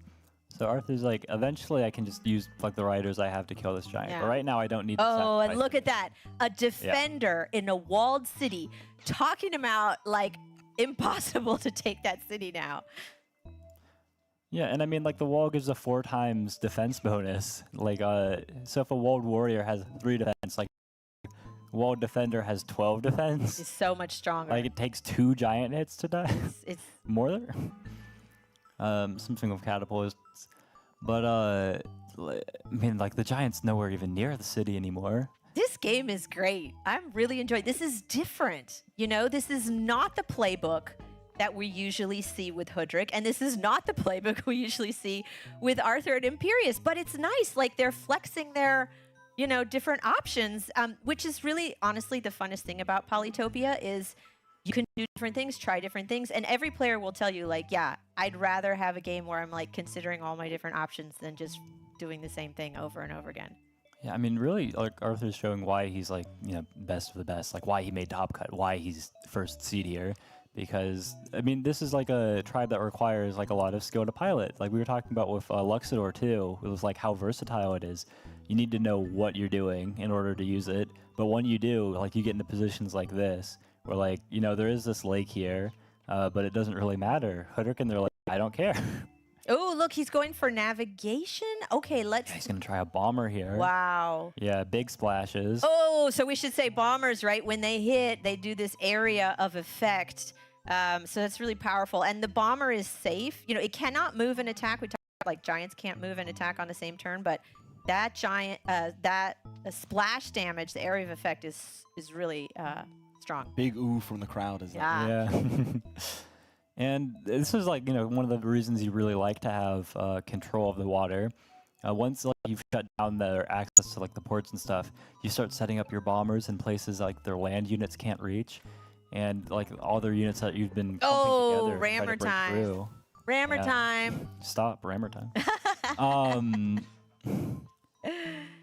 Now the rammer's nice because like, Yeah. you know, a defender raft, you know, it takes some hits, like whatever. This takes just one more hit. And especially if you're looking at the keeping track of the health of these scouts, all 4 of these scouts combined aren't enough to take out that rammer. You got to ask, like, was navigation for that one bomber worth it? Because, yeah, it damaged a lot of units, but he's not making a dent in that walled city. I mean, it's all like, what are the options here? There's an option like you can go for the bomber. There's an option like, I don't even know what else. Like you could try to go for markets, but like your economy is so low and like it requires so much tech up front to like get that started. And like the market spots, like because you weren't playing for them earlier, they're just not super impressive anymore either. Nope. The only person who markets is Arthur at this point, but he doesn't have any of the buildings, so no. I don't know. They're not. Again, this is really a different type of game. I'm enjoying this. Yeah, maybe T-Dat could have gone for like a knight instead of into navigation. Yeah. Like, you know, picks up the chains against the raiders. I'm really archers questioning well. that navigation play. I mean, again, the splash damage is really fun, but was it the right choice for this map? I don't know. Yeah, I mean, it was definitely a lot cheaper than the knight, and it's going to be proving its value because it's just going to keep splashing and splashing over and over. And you know, the advantage of a big advantage of the bomber against the knight is that it came out, you know, this turn. So boom, another big bomber. Yeah, and you've got 2 problems that Arthur's giving now. Like the rammer can take from all these scouts, no problem. So you're gonna put your juggernaut to kill the rammer, or are you gonna deal with my own juggernaut now? Like Arthur just kind of sat around and waited until he had this. Like he's, you know, overloading his opponent now. Yeah, he could bide his time and wait. Again, he's kind of playing the long game. Arthur's building up his cities, getting more troops. He has more cities to train troops. He can get more of an army. And I'm also thinking, you know, there's this strip of land in the, what is that? The northeast section. Like he could send a unit there. He could place some neutral roads. Like, again, he has options. He has different things he could do. I mean, the big thing about the size of the lake is that, like, Arthur's archers are like, look at the damage they've been doing to all these scouts. The archers can reach those naval units from the shore. Yeah, I mean, there's some tiles where, like, you need naval units to access them, right? But most of the tile is, you're fine. And, yeah, it's just tough with, like, the size of the lake trying to go for naval domination. Like, the attack stalled out.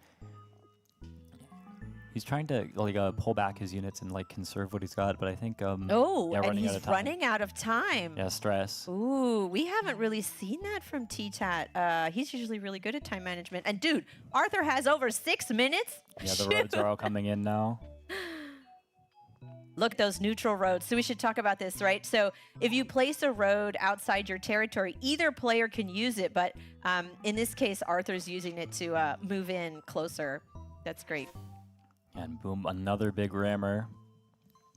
The first one was already a problem, and like the scouts are just disappearing.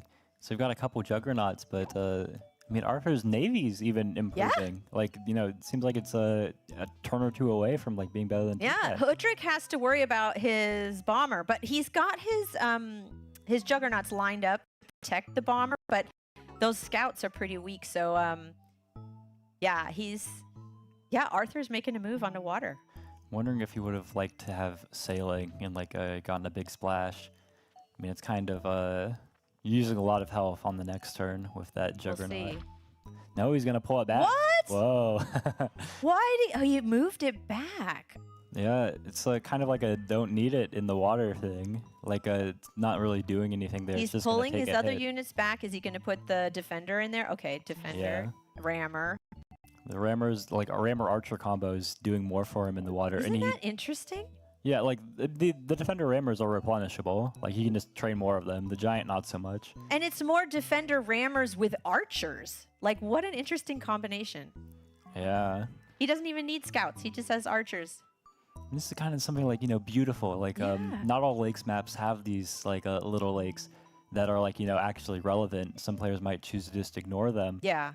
But you get into these like naval battles that like, Navy versus land and stuff like this.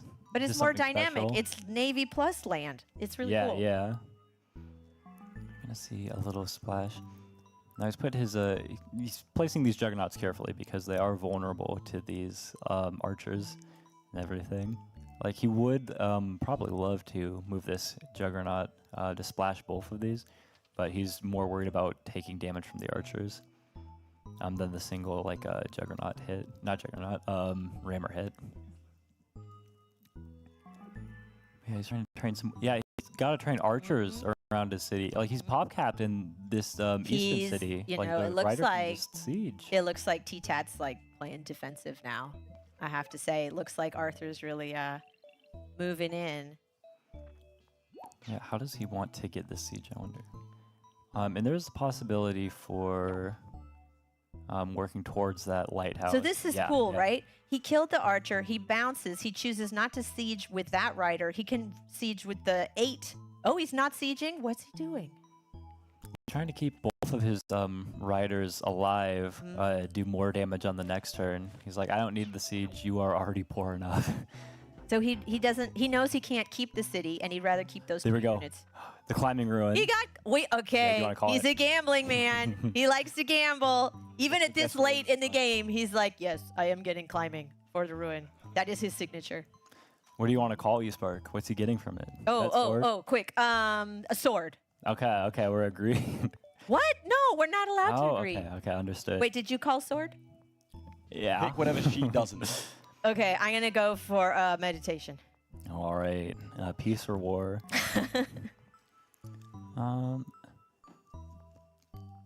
Yeah, so this giant, you might notice, like, wasn't at 30 health last turn. Yeah, but it's going to heal up to 31. Nice. So it's going to get splashed by the bomber. But it's going to heal 1 health at a time, all the way back to So 40. Arthur's going to get the lighthouse. Does he have 3? Does he have the other ones? Yes, Arthur does have all the other lighthouses. So he can get the Eye of God as soon as he reveals that last lighthouse in the east. Yeah. Cool. It's kind of a question, like, what does he do with it? Because he has a lot of cities that would benefit from it.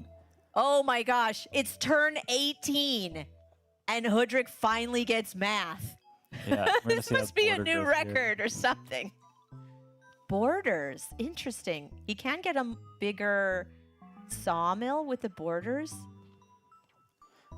Yeah. but is it going to be enough?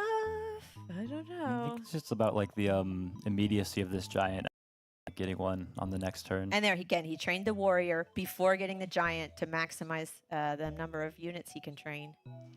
Yeah, I mean, unfortunately, like no roads, so he has no way to deal with those riders over the east. So Arthur will pick up that monument.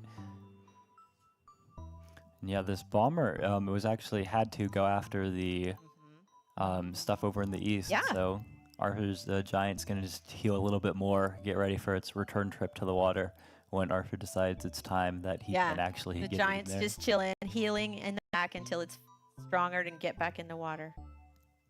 I mean, T-Tat's own giant's kind of doing the same Yeah. thing. It used to be right by the city, now it's T-Tat like almost running out of time again.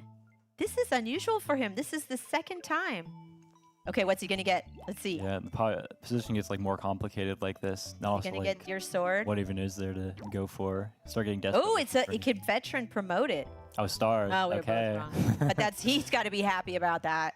Arthur's got to Yeah. be very happy about that. Because even though it's, approaching turn 20, he's not really set himself up like late game economy. So Star Ruin is still, they're not playing for Monopoly money. And killer. Cool.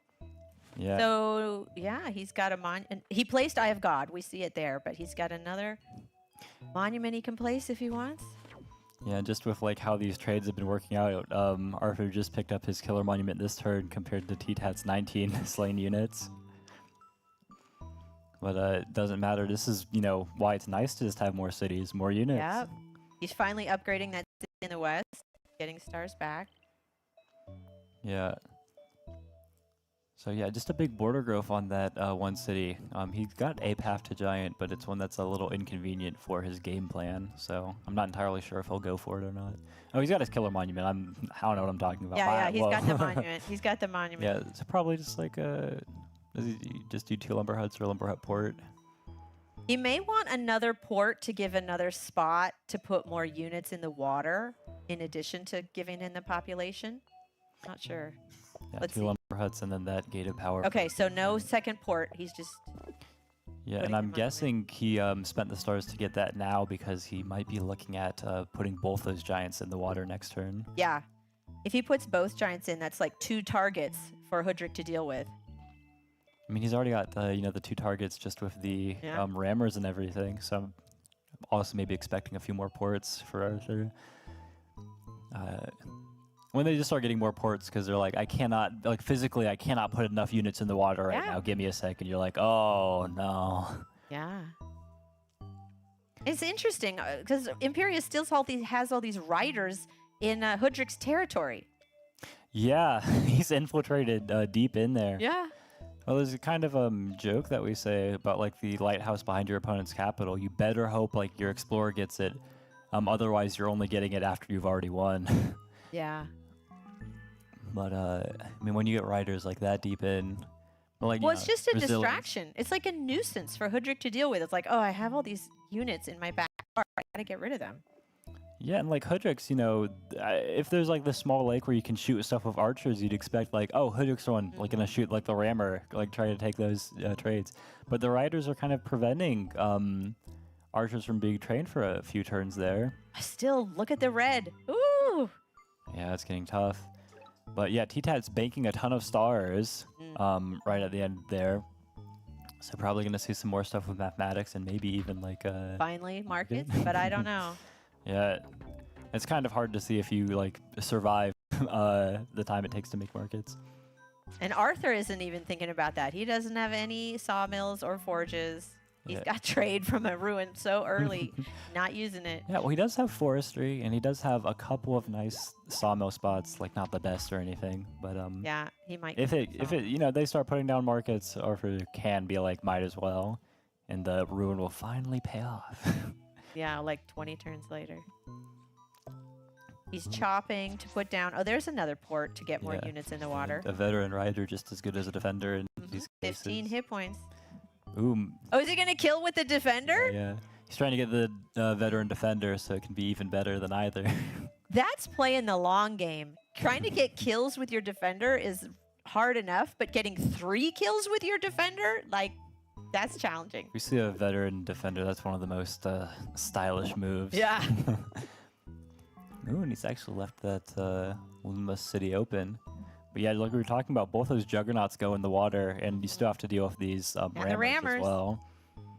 So I think Arthur's going to be making a really nice big push, like just converting the position. Yeah. He's got a lot of units lined up on the roads. He's got the 2 riders in the back in the west. This is a man with a plan. He knows how to win. He does. He has a vision. Like he's got obviously like the strategy for like pushing, but But like the you said, tactic- T-Tat has a lot of stars. He's 35 stars. What's he doing with those?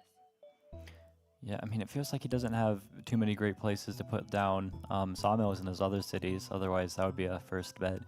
I think his number 1 priority is getting enough units in the water. Yeah. and like positioning this stuff. But he's got 20 seconds left now. Then he starts thinking about the economy. The problem is it's been so hard just doing like all the tactics and stuff that he's running out of time before thinking about the more economic Yeah, side. and we can talk about the clock a little bit. So you get more time, the more cities you have, the more units you have. But it's like a snowball effect, right? So for the player who's already has more cities and more units, they have more time. But they also have more to do with all their units and all their cities. Yeah, and Arthur's looking at this. He's like, I can get my 2 archers in here. He's going to road this one back, and boom, Nice. that's a Juggernaut down. Nice. So Arthur leads in Juggernauts on the water now. Oh, look, and he took the Juggernaut out of the water. He did that before to heal it up. Yep, it soaked up a ton of damage. Yeah, it did its job. Yeah, now it needs to go back and heal. Very nice. Because he does not have unlimited giants. Yeah, no, that's the thing about giants, right? They are a finite resource. You can only get so many of them. Once they're gone, they're gone. Yeah, I mean, in a lot of ways, so Arthur's improved his position a whole lot. Like, he's, more established on the water. These rammers are looking nice. But in some other ways, like, just because Hoodrick can push out so many giants, Yeah. it's difficult for him. He was looking at mathematics, did you see? Yeah. Which means he's thinking about sawmills and his own markets. Yeah, I mean, T-Tat's going to start next turn with 44 stars. I mean, assuming no sieges. I don't see any. I don't know. I don't think so. So he's got a low city count, which is nice for Look, the he's low doing tech math. quests. Did you see him? Yeah, He's yeah. counting. La, la, la, la. He's doing some kind of mental math there. Well, I mean, usually we don't have cameras on the players for this kind of thing. It's I kind cool. of assumed that everyone else did that. I know I do, but like, I guess I can ask. Do you ever start throwing around the signs for like? I get out a pen and a paper. I do. I'm Whoa. like, okay, I'm going to do a little addition and subtraction and stars. Or if I'm in Discord, then I put it into Discord. But I got to see it. I can't do all the mental math. I got to write it out. Usually, I mean, the mental math is great until like you miscalculated by 2 stars. But I haven't seen Arthur make any of those kinds of mistakes. T-Tap moving the giant back into the water. He's got two juggernauts. Oh, he's got a catapult. I missed that. Yeah, the catapult's really nice for dealing with the rammers. 2 catapults now. And looking at strategy, Oh. he has 40 stars. He's got so much money. What are you going to spend it on? He does not like his market spots are just not all that great. Oh, he's gonna try to cloak that Lonema city. Yeah, and he's got. I mean, look at it. Cloaks. He's got access to that central city, and it's a high-level city too, so a lot of daggers. But Arthur can see it coming, and Arthur was looking at either math or knights. So now he's got to figure out. He has a little time. How can he counter that cloak? Yeah, I mean, the real big problem is just that giant, right? We talked about this in the face-offs, the stop Yes. sign. Yeah. That's the stop sign, right? So a giant on a forest with a defense bonus is a big stop. Knights cannot get past that. Yeah, because all of the units zone of control around, so you cannot move through them unless you kill that giant, which is that nearly full health with a big defense bonus and far away from where you train all your units and where they're safe. So it's very easy to just put a cloak like on that tile northeast of the giant, and then how do you reach it with anything to reveal? You know exactly where it is. You can't do anything about it. Arthur putting more units in the water, those defender rafts. Using nice rider roads. Love that to hit and bounce back to safety. Building up kills. Yeah, again, they're always going all about the veterans. Great. And one last cheeky little hit on that archer. And suddenly all those units that were, annoying him with defense bonuses in his territory have vanished. They are. They're gone. But, T-Tat still only has 4 cities. Arthur's got 6. Yeah, I mean, I like Arthur's position. I like that he's been making progress in the water. But he clearly needs something a little bit more. He needs more. Yeah, a knight. Look how nice a knight would be to chain into that cloak. He and needs pick up to the get goods. sawmills and markets to just get a whole bunch of stars or So it's interesting because T-Tat has pivoted now. He's like, all right, I got to try something different. I'm going to go with a cloak. We'll see if it pays off. But he's at least, going in a different direction. Arthur hasn't really said, all right, I got to change course and we'll see. Yeah, the problem for Arthur is that his navy is really expensive. Yeah. He's been placing a ton of roads and he needs to train units on all of his cities. basically. So that's like another 18 stars every turn. T-Tat has an easier time, you know, when you're playing defense in a position like this, like anything is possible, kind of. Is he going to move the giant off the forest? He needs that defense bonus. Let's see. Okay, it did. Yeah, he wants to, yeah, he needs that, like that, so that the arch... Yeah, he's going to move everything back, and he's not going to go after this kill. He's moving this forward so that no riders can come in, like bounce off his archer and reveal. But don't you think there's a good chance Arthur can figure out where that cloak is? Can he hit it with I mean, he knows where the rammer? cloak is, but, like, what happens? Will he try to find the cloak? Like, there's no way to access it unless he kills that giant. Now, he does have a ton of riders. Not on with there. the rammer? No, because there's the zone of yeah. control from the scout. But if he kills the scout, he could move. Kills the scout rammer. and the archer and the raft. And he's got 2 units in the water. Maybe if the archer. No, actually, he could.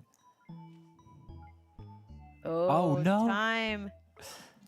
Did he run out of time? Yeah, he ran out of time. He was able to get the Ouch. attack in. Oh, ouch. The clock, So, man. yeah. And Arthur's not interested in going after the cloak. He's not bothering. He's like, whatever. The cloak's Yeah. going to come. Because the cloak can come. Arthur has... the first thing you want to do is discover it and kill it. Yeah, and if you can't, it just prepare enough units Yeah. to kill the daggers that pop up. And limit the daggers. Just, like, surround your city with units. There's less space to... Maybe, like, chop that forest so they don't take advantage of the defense bonus. And he's got time, right? He's got... Yeah, and he's He's chopping so every much forest. He's like, I'm not getting another yeah. whatever here. See, that's what we're talking about. You have to anticipate what you're... He is anticipating the cloak. He's like, all right, well, I can't stop the cloak. I can at least limit the defense bonus when the daggers show up. Yeah, he knows where it is. So is he going to put a couple riders on the north and west tiles? Yeah, the west tile. So he he's just going to needs some limit the riders. number that can pop up. That's Yeah, great. there's a little problem, just that both of these riders can get killed by a single scout, like both the candidates. So he's put a 6 health rider up north there. It's a little difficult with The you know, units are in the way. all the stuff in the water, but He's got maybe we'll see a catapults and a scout. bomber, so they will be able to clear a path. Yeah. But he's doing what he can to limit. All right, let's see the cloak hit. Yeah, so I mean, more on like the bigger end of strategy. Look, there's here. only, right, what, 2, 3 spots? Is it? Oh, 4, because they can spawn on the water Yeah, now, yeah. right? I guess we'll find out. I think so. We'll find I haven't seen yet. But yeah, no, T-Tat's got some issues. I think he's waiting on the cloak infiltration one to give Arthur less time at the end of his turn to react to it. But also, I think he might want to turn that raft into a scout, kill the 6 health rider. He's taking a long time to decide what to do. Yeah, I think your Juggernaut's got to go ahead and just pick up that kill. He doesn't have the time on the clock to really, like, ponder these things. He's got to go fast. Got 20 seconds here, so we're going to see, yeah, this raft? No raft, okay. Now the cloak hits. And there we go, the pirates They are are, all okay. good. So he made 4 units, 2 on land, 2 in the water. But again, Arthur did a really good job limiting. Is he going to train another cloak, right? Yeah. 2 cloaks? He's only got the one city, Yeah. so no need for the second cloak he sees. Right. Now, Arthur's income is only 23. It wasn't all that great before the cloak. Yeah. And really, he wanted to, you know, like maybe go into mathematics and get some markets set up. Then he can start affording things. Big bomber kill, by the way.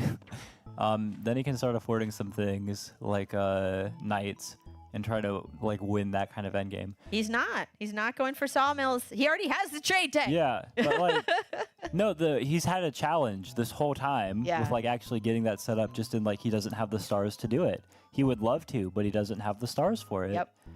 And it's not getting any easier with this cloak attack. Wow. T-Tat's really, I like the innovation.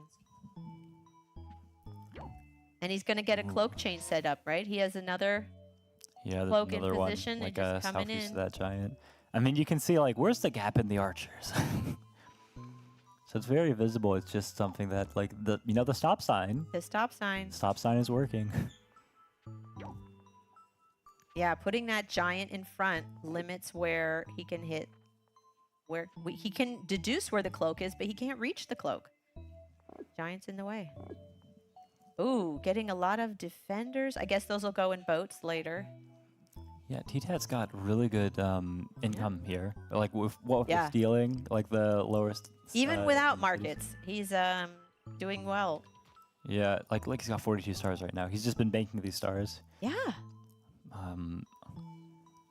It's kind of a question of what he wants to do. He can go for a lot of stuff here. Like, does he just want to go? Oh, mean, another bomber. He's got it easy, Ouch. or not easy, but like it is easier to defend this lake than it is to like push for some advantage or like Yeah. try to steal a city in this lake. And I'm kind of wondering, like what does he do? Like he can get like the bombers and everything, like use his income like that. But I feel like he needs some other tech, like some other strategy for trying to like actually steal cities from Arthur. But the longer this game goes on, I feel like the more T-Tat, presses his advantage with those cloaks. Those are great. Not only, again, creating units, stealing stars. Yeah, I mean, some of the other games we've seen T-Tat use the cloaks in, they were kind of more towards the end game side of things, like, playing with Monopoly money. This one, Arthur hasn't, pushed giants over in his western cities. He doesn't have, like, markets set up. So, like, the star stealing really matters for this, even though it's, Is like, he already going to get on the 2024. water in the other lake? It's possible. I mean, there's a couple of starfish there. Not that he can really get them with the archers and everything. In the ruin.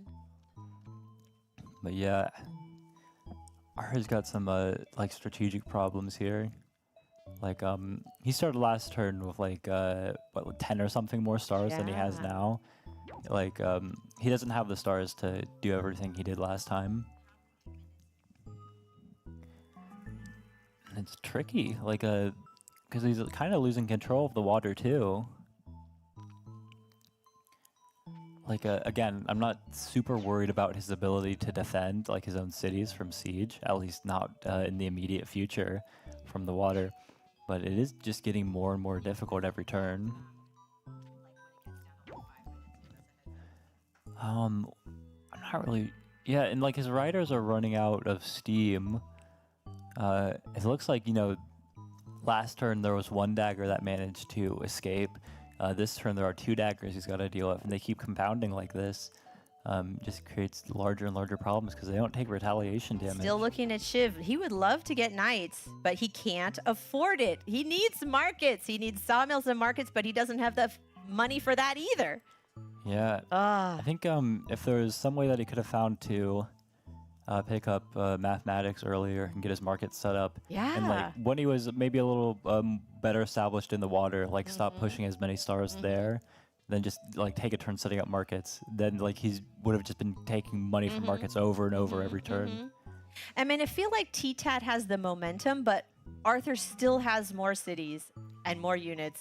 And but T-Tat is bleeding him with those cloaks coming in each time. Oh, absolutely. I mean, like, in these kinds of things where it's uneven, like 6 cities against 4, that cloak attack is basically like evening it out. It like is. I have, this one income, so I'm up a city. Yeah. You don't lose it, you're down a city. Cloaks are the equalizer, taking away the income, creating units. It's really smart of T-Tat. Yeah, and that's why the central city is a double-edged sword, kind of. It's really nice to have. Like you want all the cities you can get, and then you can press for advantage from there. But it's also a giant target that you need to defend. And if it's hard to defend, like it is in this case, lots of problems. But yeah, Arthur only going to have spent 18 stars that turn. I can't do math. Well, like 22 to 3 is clearly not 18, but. Like definitely not using all of the income that he had by any means. So he is able to bank a little bit, which is promising for his future.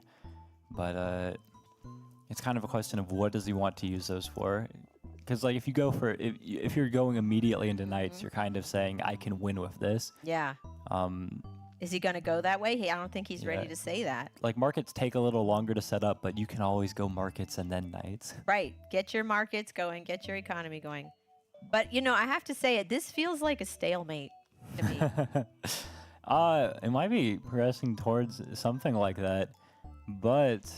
Speaking of a stalemate, do you want to bring up the rules that come into play if we do hit the hour mark on the game. Yeah, so in the face-offs, we had an epic game that went over 80 turns, hours, and after that, the judges, the directors, like, we need some kind of way so that these games don't go forever. So if it goes an hour, then it will go to a panel of judges.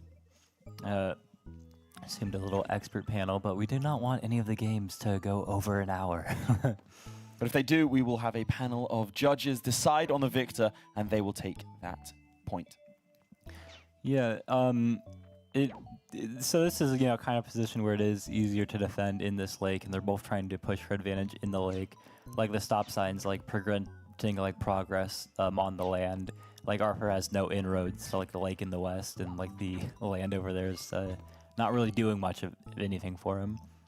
However, if he's able to turn his income into like markets, yes, suddenly income's not a problem. That's right. If he's got mathematics to like get some upgrades over in the west, some more giants to work with, and then maybe into knights. He keeps looking at Shiv. Yeah. Look at math. Look at math.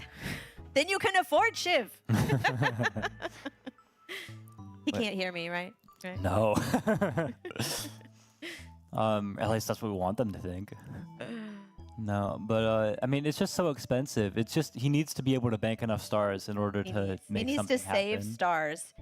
And yeah, you can see he's not training in the west. He's not training on his capital. So I think is. he's banking for something, and it looks like he's banking straight into Shiv, which seems rather I know, expensive. Man, I know. That's just not his style, I guess. Yeah, like what, 42 stars for all the techs in a single T-Tat night? also has so many stars, but he's getting bombers, getting more cloaks, and yeah, leeching that income with every cloak hit. That's really smart. Really smart. And I mean, previously, like a cloak attack on this Manual city would have been great, anyways. Yeah. Like without the pirates, but they've got pirates too. Yeah. He's got the income too that we might see aquatism in the future, even. It's like just becoming harder and harder for like Arthur to do anything. And like, look at these archers. Like, what? This is hard. So if you were on the panel, no, you're not. Like, to me, T-Tat has momentum. T-Tat is really pushing, and I don't see a response from Arthur. Arthur keeps looking at Shiv. Oh.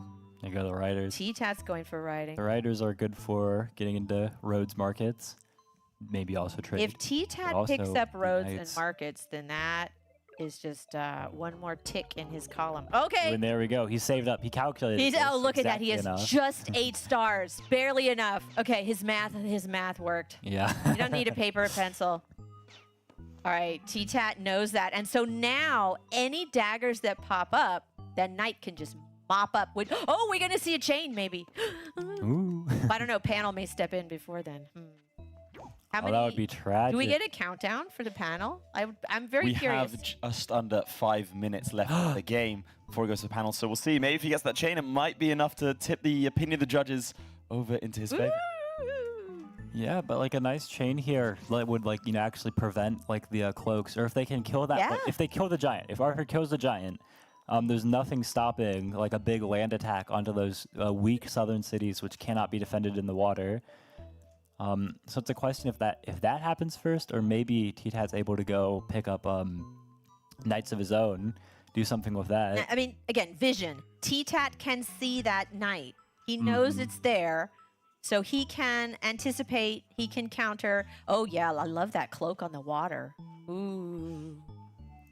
Yeah, no, this is... Cloak's going to hit both cities. Oh, he's going to have 2 cloak hits. He's also looking at Shiv. Yeah, because that's Arthur's entire defense there. Yeah. And like T-Tat's got the stars for it. He'll be all right. Right, T-Tat has the income, and he's been stealing stars from Arthur. Oh, they both have knights. Look at that. Yeah, this is like very scary. Ooh! Because he wanted maybe like a couple more turns to get his knights like in and dealing damage to that giant. This is going to be really, if it goes to panel, this is going to be really hard to judge. Yeah, but Arthur has a crazy chain here, so guys. Let's go, let's go! Here it is! Finally, the chain you've been waiting for. Woo! How many units was that? I missed it. Who's counting? 1, 2, 3, 4, 5, 6, 7, and the giant. Very nice. It's But Arthur's got his own knight. But again, it's blocked by that walled defender, right? He can't get. Oh no, he could go around. Can he go around the side? with the knight. Yeah. Can the Hudrick knight go around on like chain through those? Yeah, I think it's most likely that we see the knight right there just get killed by the bomber. Everything else in range. Yeah. See, he's counting. He must be. Yeah. Yeah, he sees that all of his archers are in range. Can he move? Yeah, he sees. He's saying, "Oh, the path.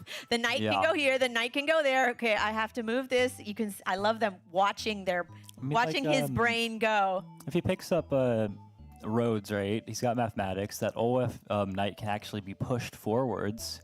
The question is, does he have enough to get border growth, the push, and enough roads to like run around here? Because a giant can push the knight forward, give it one more square closer. Yeah. He's counting. He's counting. Arthur I love already it. played around it too with that one archer down there.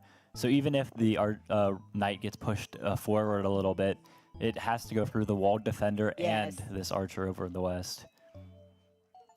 The cloak's gonna hit again. Oh, is the knight? The knight's just gonna move up. Okay. Yeah, And just a real simple advance. And now, like, Arthur's problems, like, he delayed them for a turn, but now he's got bigger problems because he's getting cloak chained on the water, he's too. losing so much stars from these double cloak hits. Yeah, it feels like Arthur's defense is falling apart here. Yeah. He got that one knight, but... And if, like, he had a problem with stars before with one cloak chain, It's, it's just gotten worse. but he doesn't have to save up for chivalry anymore. He does have Shiv. But I'm still thinking about that trade ruin that he got many moons ago, and he never really used it. It's like really interesting. Yeah, I mean, there's the, what might have been and whatever else. But, the game, like, Arthur was just feeling too much pressure from T-Tat in the water to ever feel comfortable getting something like that. Maybe he wasn't confident in the market spots. But for whatever reason, just not the game we're seeing. And Arthur's looking at, his knights being pulled in multiple directions. His archers, which he's like just holding on for defense. They've got nowhere to go. He's trying to keep his knight alive better, so he takes some damage on that archer. I mean, the big thing is, like, the knight is now essential for, like, clearing these kinds of chains. That's right. And, like, it only can clear, like, one set of these daggers. That's right. He's got to get 2 knights, but can he afford it and all the other units He he can needs? afford, like, 2 knights and then, like, That's have 1 it. star left. Yeah. Or 2 stars. Whoa, math. But, it's absolutely brutal here. Yeah. I think, like, T-Tat, despite, like, what was happening, like, was able to completely shift the momentum here. It feels like one of these he's going to cities get is his going 2 to break. knights. So now, or is he going to get 2 knights? Yeah. He's got his 2 knights, so he can use those to clear out daggers that pop up. Yeah, even without the markets, just how high level these Hudrick cities can get. Oh my gosh. I mean, not even, like, only 2 of them, really. Just the capital and this one in the northeast. But just putting out so many giants. He's thinking where to put the knight so it can reach. Yeah, you got the 2 knights and 2 stars left. But we're so close to, the panel decision time. I know. I feel like how much time do we have left? It's got to be. It's got to be like a minute or less. It's got to be coming down to the wire. Yeah. I mean, T-Tat did give up the cloak chains for a couple of turns there in order to pick up the knight. They got to call it soon. So Arthur has got to be feeling that a little bit. You got to be feeling some relief for that. If there was, cloak chain continuing, like, what hope is there? But Look at that bomber. as it is, I feel like this giant down the south is going to elevate and roll from, merely being a stop sign to advancing with the attack. And Arthur, look how, remember just a couple turns ago, what Arthur's, wall of archers was looking Not like. anymore. And that giant is inching towards the walled city, which keeps getting hit by cloaks and dagger. Like, there it is. Giant one step away. He's going to advance in there and try to just siege the city. He's like, you have no more archers anymore. And Arthur's looking at this. He's like, wait a second, I'm being pushed out of the water. Yeah. My central city looks like it's about to be taken too. Panel's just about to decide. I mean, I'm not a panelist, but like, I've got a favorite. Oh, they got I think that's it. the word I came think down. now we're That's going time. to a panel decision to see who takes that victory. The game itself not enough to split these two players. We might see Arthur's first loss. We might see TTAT take a victory here. I mean, we're gonna have to wait for them to decide. I can see them deciding out of the corner of my eye. I can actually see them deciding. We have a panel of 3. Who are our expert judges?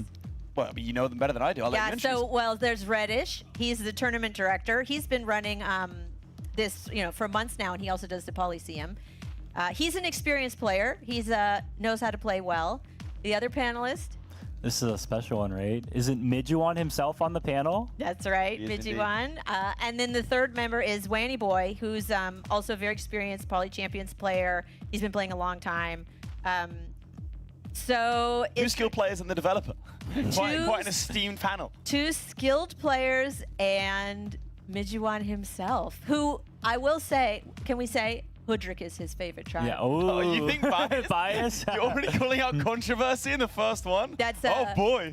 It's a well-established fact that Mijuan likes Hudrik the best. All right, it was a lot of a tug-of-war sort of game there. It looked quite early that Arthur was sort of starting to take, especially when he established his stronghold city, started to gather his units, was peppering all of the units that ended up on that little lake there. But then I feel like the cloak is really when it started to swing into potential. I like the walled city. Yeah. Again, we don't usually see walls. I think that was really smart. And for a while in the middle, it looks like TTAT was really struggling. But yeah, Arthur never converted into the late game, what we usually see, like really building up your markets. Like you need to get that going to continue into the late game. It's a question of getting too comfortable in your position. Like, hey, it looks like I'm making advantage on the water. Yeah, you're, getting a better position for yourself on the water right now, but like, it doesn't really matter if you don't take a city. You're like actually converted into anything. We joke about obviously favored tribes and such, but I'm sure the panel's going to come to what I would say we have the most esteemed panel we can possibly get. I think they're going to come up with a really good decision here. Well, if I was on the panel, or if I was running this tournament, I've run so many tournaments, what I would do as a director is I would have some kind of criteria in advance. Okay. That's what we do in our tournaments. We actually say the directors decide, but we already have a rule set, so it's like stars per turn. They might have that. So, but then it wouldn't take them this long. They would know already.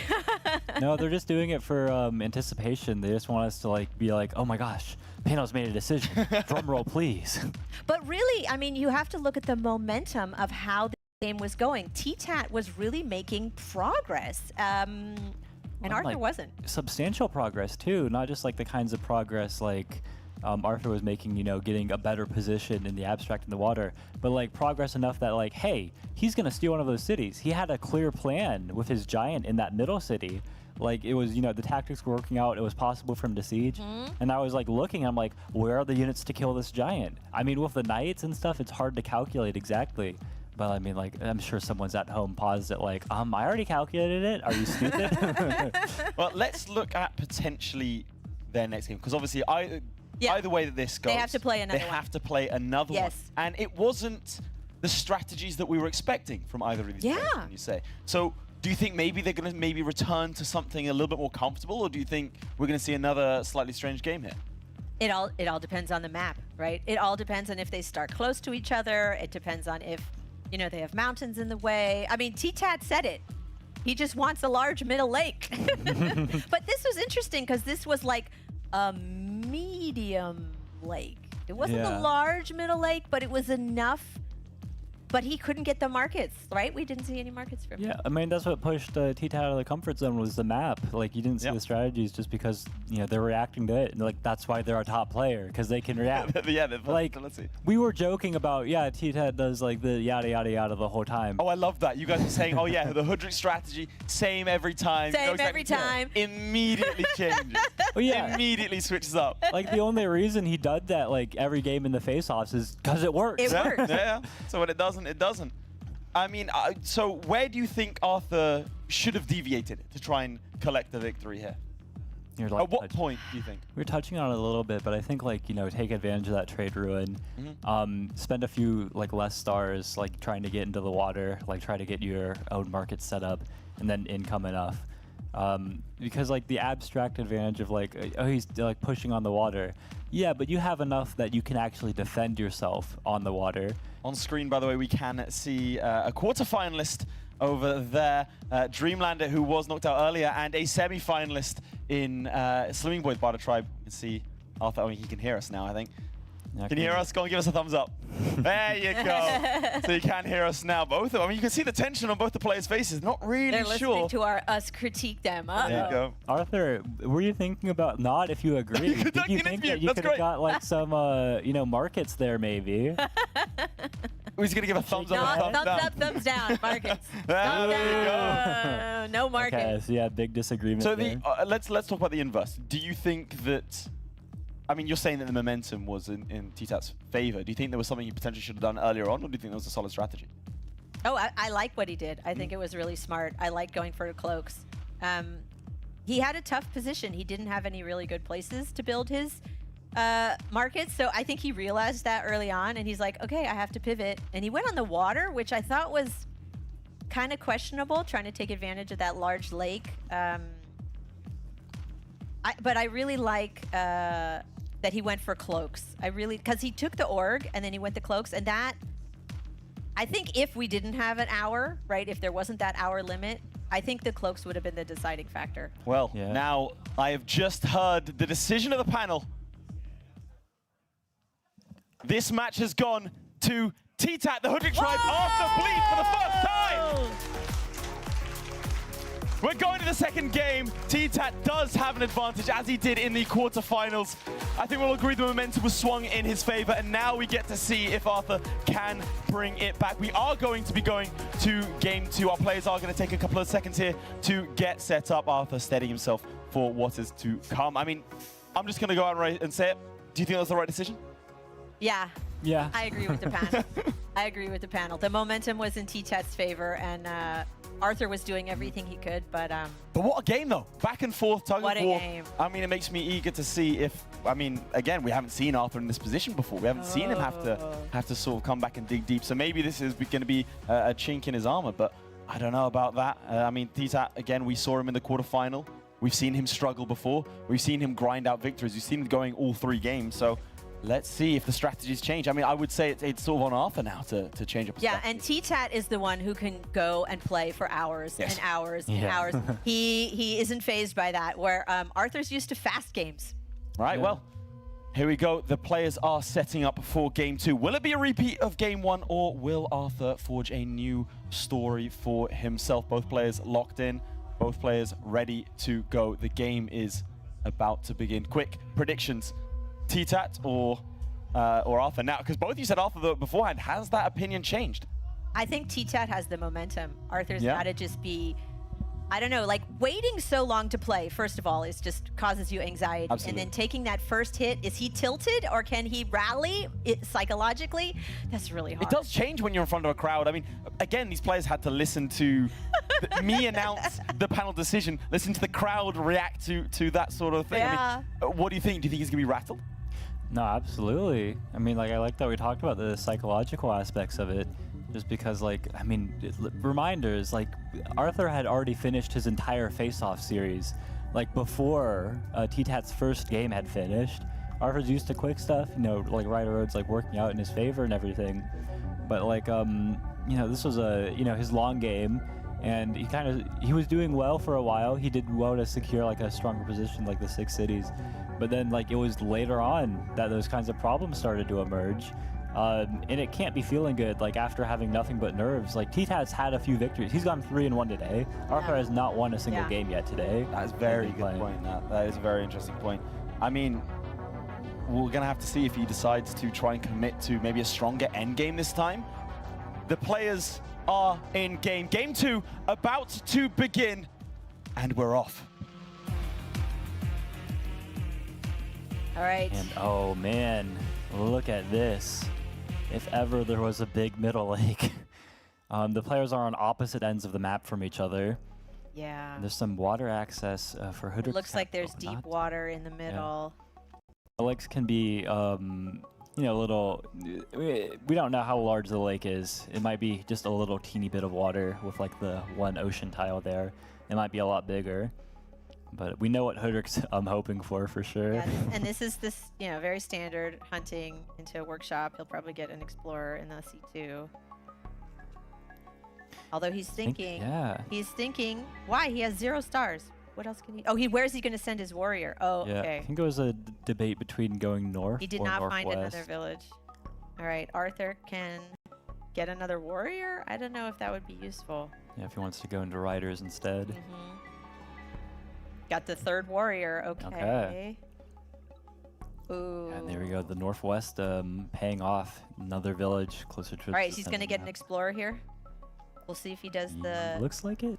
I mean, it's well shaped for it, but He's thinking about it. Oh, he's trying to decide explorer or workshop. Okay, there's the There we explorer. go. He's not doing the trick to save time. He did pick up a lighthouse, and he meets. Okay, he knows. That's got to be. He sees the big middle lake. Yeah. He's got to be looking like yes. I have seen, if it's fair to say, bigger Middle Lakes. Yeah, there may be a connection. There may. But So- yeah, there's going to be some land stuff going on. Arthur goes up for in the north. riding. He's going to be. Is he going to get an explorer here, or wait and Looks get like it in the next Ooh, one? Workshop. Yeah, yeah, All yeah. right. Get it in the next one. Oh, there's a connection, right? There's no water Yeah. there. They're going to be able to meet there, but there's another like small lake, Yeah, you not can, a big lake. read the shoreline from the city southwest of that city. I don't think we will explain shorelines. It's a little too subtle, like visually. We were talking about it with bridges a little bit. Yeah. But yeah, the 3rd warrior heading back for that lighthouse. I wonder what else. I mean, with the lighthouse, of course, it's nice to grab, nice to have. But surely you've got plans for the upgrade. Maybe he'll go straight into roads, the 2 city connections. All right, he's going to get what, forestry before capture? He can't upgrade that new city with just forestry, so he needs fruit or fish. So he's trying to decide what tech to get. Can we see what he's looking at? Let's go ahead and shift over to the player perspective. He's looking at org. Ooh. The crowd says org. The crowd Yeah. is happy with org. Okay. Oh, you see how many fruits he has on that city in the immediate level 3 upgrade on his capital. Yeah, org's the stuff. And look, Oh, he's he can get considering forestry too. he's gonna get both. Yeah, I mean, like you, Oh forestry wow. costs 2 more stars after capture. Okay. And if he's getting an explorer, this saves him some stars. Okay. So Arthur finds a ruin that could be A beneficial. little head bob there, yeah, he's Little happy. like, just don't give me trade, not trade. He's gonna give a big thumbs down to the That's a markets nice again. 7 stars for meeting. Now he sees where the opponent is. He gets a lighthouse. Now he can. Oh, can he upgrade? No, not yet. He needs hunting or something else. Yeah, maybe roads. Not this turn. Doesn't have quite enough stars for that. He's looking at his tech tree, trying to figure it out. He's gonna get a whole bunch of riders. Yeah, he has. If he is going roads, he's saved up enough stars to pick them up. It helps get past the cumbersome like East Forest from his capital. He's gonna upgrade. Take 5 stars back. Yeah. Now these market spots are again not the best for Yeah. Hoodrick. Oh, there we go. There's yeah. a trick to save time. So Arthur doesn't do that, but T-Tat does. No, wait, they did it different. Yeah. No, T-Tat didn't do it the first time he did it. Okay, he's inconsistent. He's done it this time. He was looking at it the one time. Roads, let's go. There we go. He can upgrade his city, get 5 stars back. Yeah, well, he's already got roads, so Nice. I mean, if he gets a tier 3 tech from that ruin, right? He can get a couple more riders with his 6 stars. But Is he going to place a road or get another unit? yeah, I mean, it's really cumbersome to Get the his unit. Yeah, Get the unit. but he'll place another road Okay. for that rider. He'll be fine. What's Arthur going to get from the ruin? I think he's going to get fishing. Veteran swordsman, or because I can cheat and do 2, or trade. No, then I get to do. I'll say stars. Okay. You're more optimistic. But yeah, this is a difficult city to defend immediately for T-Tat. You might want to get another archer around your capital. And then once you capture that city over on the northeast edge, some archers there will help you defend. Arthur can send in, 3 riders or 2 riders and take it with siege with the warrior. I'd have had like an 8-turn game that I didn't defend a city properly. Take an explorer, and I'm like, okay, well played, Arthur. But yeah, T-Tat not gonna make. Oh, whoa! Let's go! I You got one. it. I like half. I get like partial credit for that. As I said, fishing. All right, here we're gonna see the siege. Oh no, no, he's opting for ruin and moving onto bouncing onto the village. Yeah, you can go ahead, place another road, take that village Makes too. sense that he didn't siege because he can't keep his archers in range. Yeah, and he can't keep the city, so he's just gonna take everything in the north that he can grab right now. So Arthur's gonna get 2 ruins next turn. Or you got the stars this turn, or yeah, depends. That could What be does he big. get this time? I guess swordsman in the west. Okay, call it out. possibilities. Call it out, audience. I'm hearing swordsman. I heard a big swordsman, yeah. Oh, I'm shocked. Shocked that T-Tat got mathematics. What? What? Impressive. I've never seen that before. Shocking. He's following the playbook here. Yeah, I wonder if he wants to chop that forest west of this city at some point. I mean, it's useful. Ooh, big stars! Free spirit, okay. He's liking that. Look at his expression. He's like, yes. I thought he shook his head a little bit. No, he had a little happy nod at first. The free spirit was in it, but the stars, he was like, Yeah. Well, who could be upset with stars? oh, that's great. So yeah, it's a little annoying with these warriors having the defense bonuses. Arthur But does the trick to get more time. I love it. I think Arthur would go Another after, ruin. Oh, like, but the he's one climbing kill. for that. What? We know he's going to get climbing. Maybe not for a while, though. Yeah, it's just a little annoying where it is. Yeah, it's going to take time to get over there. And Arthur wants to see exactly how Oh, this another Explorer lighthouse. develops. Does he have Eye of God? He just got it, yeah. Whoa. Wow. Arthur's chilling now. He's bobbing his head. He's bobbing his head. He's feeling good. He's got some song going in his brain. Yeah. He's like doing a little head dance. Ooh, maybe he'll get a port in that city with his Park of Fortune on capital. And Yeah, get he another has giant fishing there. already. Yeah, but surely he goes ahead and upgrades this Renner city for stars, yeah. There's the giant in the capital. And he has another monument he can place. Like you said, port. Or- Is he going to put, get the other unit first? Hey, why didn't he upgrade that southwestern city? Is he Fish planting a and wall fruit. there? Yeah, Fish yeah. and fruit. I 5 knew you'd be stars upset back. by that. Free money. I hate that. You know me so well. I can't stand that when people leave a city like that it's like, come on, upgrade. Free money. But yeah, the Rider Roads, the strategy's been going well here. It's a little slower for Hoodrick to get these like giants. set up. Rider roads and 2 giants for Imp. That's pretty great. Yeah, like no population ruin either. I mean, he could get like what 2-star ruins. He So, did get 2-star ruins and a free spirit. That's pretty. Yeah, and like, boom, very good explorer. Gets that northern lighthouse. So now all that's left is that eastern one for Eye of God, for T-Tat. But it's far from over. This game is just starting. Oh yeah. T-Tat's still got a lot of potential. So we saw a game, the last game that they played, where T-Tat had what? How many cities to Arthur's? How many? And he turned it around. A little deja vu, maybe. We'll see. I guess the big difference is that T-Tat had the water and earlier giants. T-Tat's not on the water. Archer's already got a port. We'll see if he puts the Juggernaut in the port. I mean, gets a Juggernaut with the port. Yeah, you can't be feeling bad, like if you're Arthur in this position. Or if he wants to Roading. road the giants over land. So yeah, he Arthur, chooses you have not to get a Juggernaut. Okay, Oh! this is why he wanted. Okay. Had a plan. Yep. He didn't do the fish and the fruit because he wanted a port. Okay. I get it, Yeah. Arthur. That makes sense. Yeah, you don't want any of your riders to die, but it's like difficult, microing against the units with like the defense bonuses. So and he's everything. setting up a siege on that Ryek city with his giant, and Hoodrick's got what 3 archers in range. You probably get some more, but looks like Arthur's going to be able to take that city. That's one of the things what we just saw from Arthur is one of the things I admire most about his play, because he does that instantly. Maybe he's like the best in the world at that kind of thing, where like he will see like a situation like that with like, you know, difficult interactions with like warriors with defense bonuses, and he'll know how to maximize the number of attacks he gets and like where he wants to retreat all his units like immediately. Yeah, he just sees it. He doesn't have to think about it. And he knows the optimal play. Yeah. Like with that thing where he did the bridge and we were all like, what? Yeah. Oh, a bridge, right. I remember bridges exist, yes. Yeah. They were added, you know, sometime like over a year ago. I have no excuse. Yeah. But yeah, no, it's the difficult defense on this Ryek city.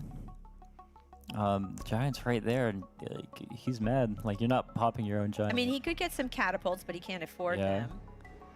Got maybe a chop or something for a catapult on Godon. Borders? He's looking at borders. Yeah, big border. Oh, growth. borders versus population. Yeah, border growth's better for the For the sawmill. Yeah, better for the sawmill, but especially Population's better for the market. For the quick giant. Yeah, Oh, he's really taking his time thinking about this. I mean, 2 minutes on the clock. Like, this is a really rough position. Borders. He's going for the decided. better. Yeah, late game. Sawmill, markets. He's got nice sawmill He has 2 stars, and he probably wants to chop so he can get the giant now. Yeah, is he just gonna lumber hut straight up on the giant? Sorry, Huxley. Gonna sacrifice the Huxley. Just place the lumber hut. Ooh. Yeah, a lot of crowd reaction for that one. But Rest in peace, Huxley. ooh, okay. This is actually incredible. that Oh, he's put the he's Arc of Fortune preparing up to there. pop a giant. How does he pop the giant here? He's got. Why else would you put a monument there? He's not gifting you're not it. upgrading your opponent's city Here, for have him. a monument. Just on me. No, he's got to have a way to pop his own. But Arthur goes in anyways. Yeah, I guess what's the plan here? I feel really scared for T-Tat's position. Like, these riders are all coming in. Some of the archers are vulnerable. I guess I should say one does archer. T-Tat have enough stars to get like fishing and farming or something? Like how? Oh, he does have a ruin, but Yeah. I don't know if he's gambling Well, even if he on gets that. a star ruin, like, what are the techs he needs for enough population? Like, he's not, well, let's go. Oh, Arthur got chivalry. Yeah. Ooh. And a knight. Where's the knight going? Oh, I love Bad it. to worse for T-Tat. Oh, this is great. I guess if we go ahead and turn stats on, you'll see, yeah, not too close on the killer monument. I'm not seeing the potential. For Right, they both front. have 6 Oh, kills. of course, yeah, he's not gonna get the ruin. Uses his Eye of God. Oh. I feel, well, there's a lot of ways I could say it, but maybe incredibly stupid is best. I didn't see it. We didn't see it coming. He had a plan. Yeah, it was right there. He had a plan. 2 These monuments. are things we were talking about. Yeah, we don't see it. They see it. But yeah, no, very good saving the position. This is why he like spent time thinking about, yeah, I can play for the late game. It's like, how do you play for the late game? Like, when your city's getting stolen, he's like, it's not. It's not. I'm keeping this city. It's mine. But Arthur has a juggernaut. He put a giant in a port. We'll see where he sends that. Yeah, and it was really expensive for T-Tat is the big thing I'm going to say. That No other giant. units, just the one giant this turn. Right. He had to pour all his resources into unsieging and popping a giant. And Arthur's got a knight. So that really limits T-Tat being able to get things like catapults. Ooh. You going to siege again? I think he is setting up a siege like with a rider, and then he can chain through with his knight right now. Look, he's checking the damage. He's like, if I have a knight and I hit, will it kill? Yeah. He's going to check. Not quite. If it was at 12 health, it would have killed it there, but he was See? 1 damage short. Oh, interesting. He's gonna go around to pick up the archer cool. first. There we Oh. go. There we Good go. chain. That's cool. That's cool. Well played. And look around. There's one archer in range. Unless T-Tat gets roads, there's no way to save Right? that city. Oh, I like that. That was so smooth. But, Blazing the road to go around and chain through the archer. Very cool. Yeah, the other problem, along with it, even if the archer warrior do team up with roads somehow, like no stars for it, we've got this giant and juggernaut teaming up, and another knight behind it, and you weren't able to train units last turn. And now the No. knights are like policing Doesn't them have even the further. units. He's getting fishing. Yeah. Oh, is there? He only has 7 stars. Yeah, this is why he didn't get that animal, because he needs. He's gonna every chop. star he can. He's chopping. He can place a port and the other monument. Big crowd reaction to that. This is so expensive, though. This is really costly to unsiege. He is saying, I need this city. I cannot win without this city. Yeah, he knows if he loses that city, but at what cost? He's not training other units. He's pouring all his monuments in there, and Arthur's still got another knight and 2 giants. I wonder how Arthur wants to go through. It looks like he's looking at that chain. I think he wants to go attack the warrior and then the archer. He's thinking about he can hit with the giant first. Juggernaut. Oh, he doesn't have sailing, but that's okay. Yeah. See, but he's got 5 cities. 10, 12, 13. Yeah, he can buy sailing. Okay. He can buy sailing. Killer. Okay, maybe he can use that later. He can. Okay. Oh, There it T-Cat is. resigned. There it is. Quick. 1 to 1. Yeah, Hudriklex long and Arthur period quick. adapts and overcomes. Well played. We're going to the final game. Woo! Here we go. That was Arthur. fun. I mean, hey, we That were was fun. doubting. We were doubting. We were saying maybe his facade's been cracked, but no, the man is as confident as ever. A definitive statement there from Arthur as we go into game 3. I mean, how'd you feel about that? Oh, that was really fun. That was really fun. I mean, he surprised us, what, 2 or 3 times? We're like, what is he doing? Oh, there's a road. Oh, that Rode into the chain. That was so Something cool. special. So, biggest crowd pop of the day so far. I love on that. I love that. What did you think of Arthur's performance? Oh, it was You have a favorite? beautiful. Like, he sees the free spirit ruin and stars, and he's like, I know what to do now. I can adapt. Yeah. Okay. Well, I mean, also, I just want to like look at the cameras. Like, this is a man who doesn't care. There he is. Okay, yeah. Thank you for the peace sign. So, do you think T-Tat comes back from this? How do you think he's feeling in this moment? Oh, he's fine. He's doing Yeah, okay. ice cold. He's been in worse Ice cold. situations. Yeah, Well, this is kind of what happened in the Amashi one, yeah? this is true. He's This is used to very this kind true. of thing. So we might see a repeat of the quarterfinal, but either way, he has taken a match off of Arthur. Something that we didn't really anticipate going into this. There was rumblings of potentially him going all the way to the final without losing a single game. It just goes to show the level of competition that we have here. Yeah. That even the favorite, even someone who hasn't lost up until this point, gets a match taken off him and now has one more match to I decide love if he can it. stay in the tournament. What do you think? Change of strategy this time, or? I mean, I think they just have to keep an open mind, keep their options open, look at the map. And I think in the last game, those ruins were decisive, I have to say, because Arthur got 2-star ruins and free spirit, and that really was a huge boost. And a I lot was of, able to use that quite effectively. yeah, some people might say like, oh, look at the luck in the ruins. Oh, look, great. But it's like, how did he get those ruins? Oh, he was playing an expansionist strategy where you get a ton of ruins. Okay, then. Exactly. It did feel like he was, again, in this game and the previous one, both our players were able to adapt to the map very, very nicely indeed. Arthur just getting a little bit of an advantage. I mean, we're going into the game 3. We were talking about Arthur not having any wins. Now he has his first win of the day. Potentially looks to now continue that. But also his first loss. His So- also first loss, very true. But he's bounced back from it. So I Yeah. think he has shown he can do it on the big stage. There's always a question.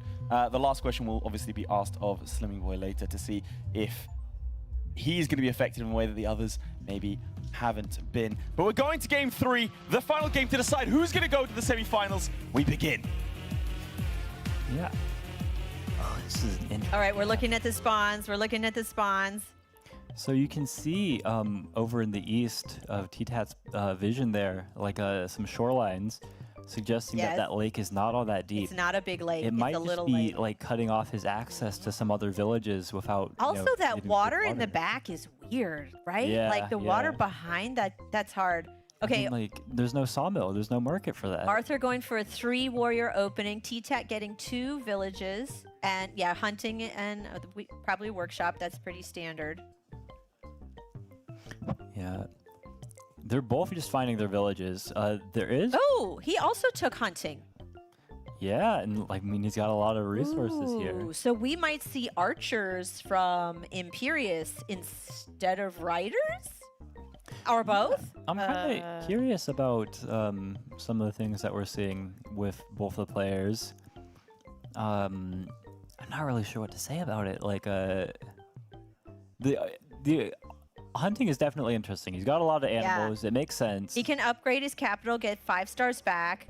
But I'm like, this is Arthur. Why not riding? Why not riding? He just saw the animals. Okay, we're going to see an explorer, right? I mean, no doubt, right? Yeah, okay. I say no doubt with the most doubt in my voice.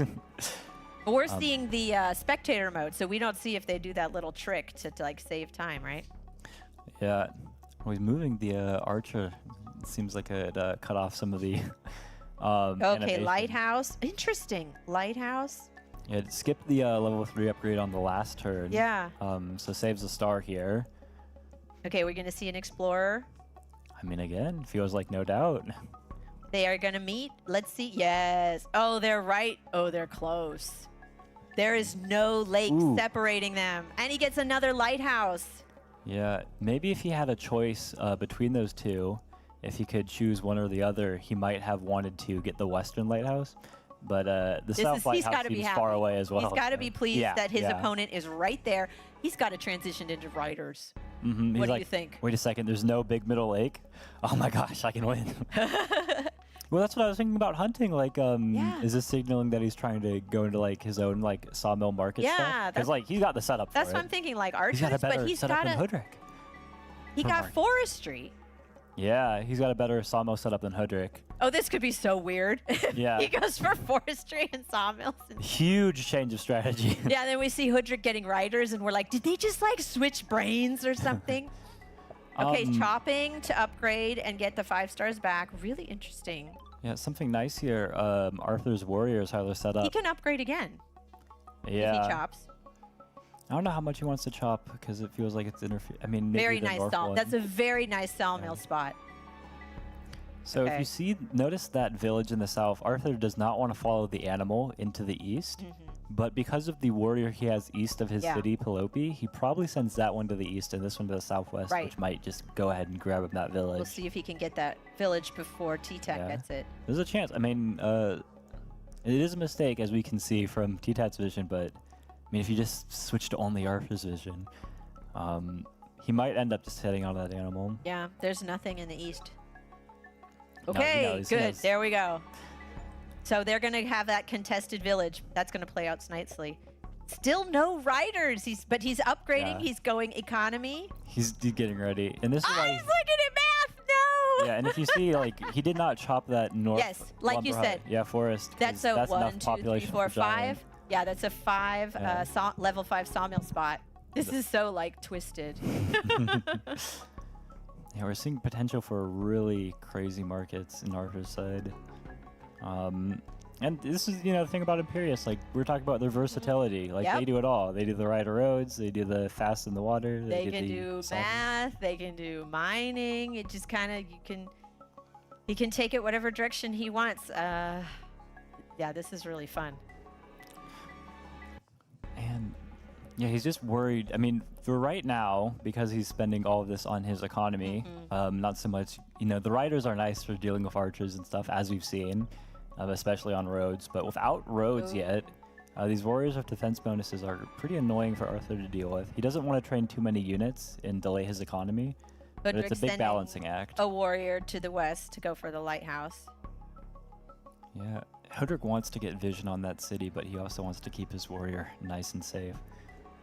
Well, he can keep it on the forest for the defense bonus. He has 17 stars. What? Does he have forestry yet? He's got to be able to upgrade some Let's cities. go ahead, press the tech on button. No, just hunting. What? Ooh. This is so trippy to me. Why isn't Hudrick getting forestry? I mean, really, it's been Fishing? difficult for him to upgrade anything with forestry. Yeah, well, it's very costly. I mean, we'll see this with barter, but like placing lumber huts is not a very cost. I mean, even right now with 17 stars, he would have to still chop something just to pick up an upgrade Yeah. anywhere. But Arthur did it. Arthur placed all his lumber huts to upgrade his cities. Yeah, yeah. he had a few more animals. to help him T-Tech's out really before. calculating and figuring out how he can upgrade everything. He may be planning market spots too, like where can I chop? That's the thing about like the water north of that city. Yes. Like, Yes. it would be a lovely sawmill market comp. No, this is so weird. Those 2 tiles of water to the northwest, north of the capital. That's really odd. Yeah, there's a deep think right now. Usually with this kind of thing in a position like all of your units have been moved and everything, it doesn't matter all too much about like where they all go, anything like that. You just like train some units and then try to think on your opponent's time. Yes, But exactly. Train some units, think while the other player plays. yeah, that He last still has a good amount of time, but very important. Yeah, Arthur's really upset. Arthur's like, Taking let's go, side. let's go. Where is my Oh, village? look at that lovely There we go. sawmill. Yeah, Yeah, the one's so crowd likes short. that. If You you can get a giant. Oh, I you're like gonna this chop- push. Chopping, yes, yes. He's going to push the warrior. Cool. Very nice. Big metropolis. Where is he going to put that monument? Is he going to save it? He might save it for that new city he's on. He might. I don't really see him using it on his capital. He's got a really good giant there without. Yeah, does he want? Yeah, I think T-Tat's just gonna go with the archer to get the kill with it instead of the warrior. T-Tat's going to try to find a village. There's no village there. Ooh. Yeah, this warrior That's might got to head hurt. south, You would be like, I need another find a village. And then the warrior on the city will probably go after the this. And yeah, T-Tat set up a nice siege on the next turn. Usually, you're not worried one warrior on one warrior, but with the defense bonus up there, and even like the 5 and 1 health warriors. T-Tat got fishing. What?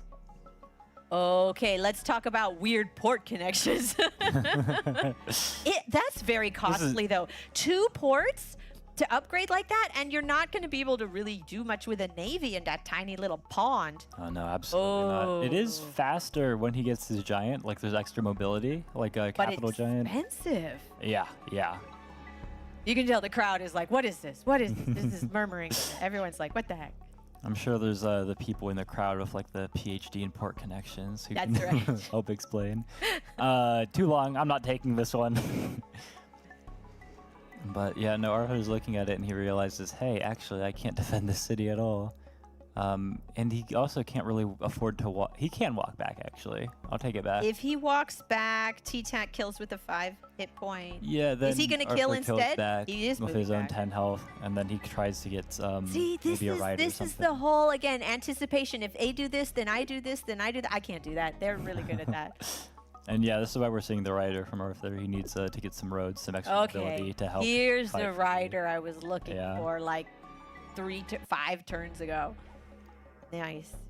Yeah, and moving over east actually is very important because it keeps T-Tat's 5 health warrior from just stepping on the city and working to claim it. Man. This is such a different game.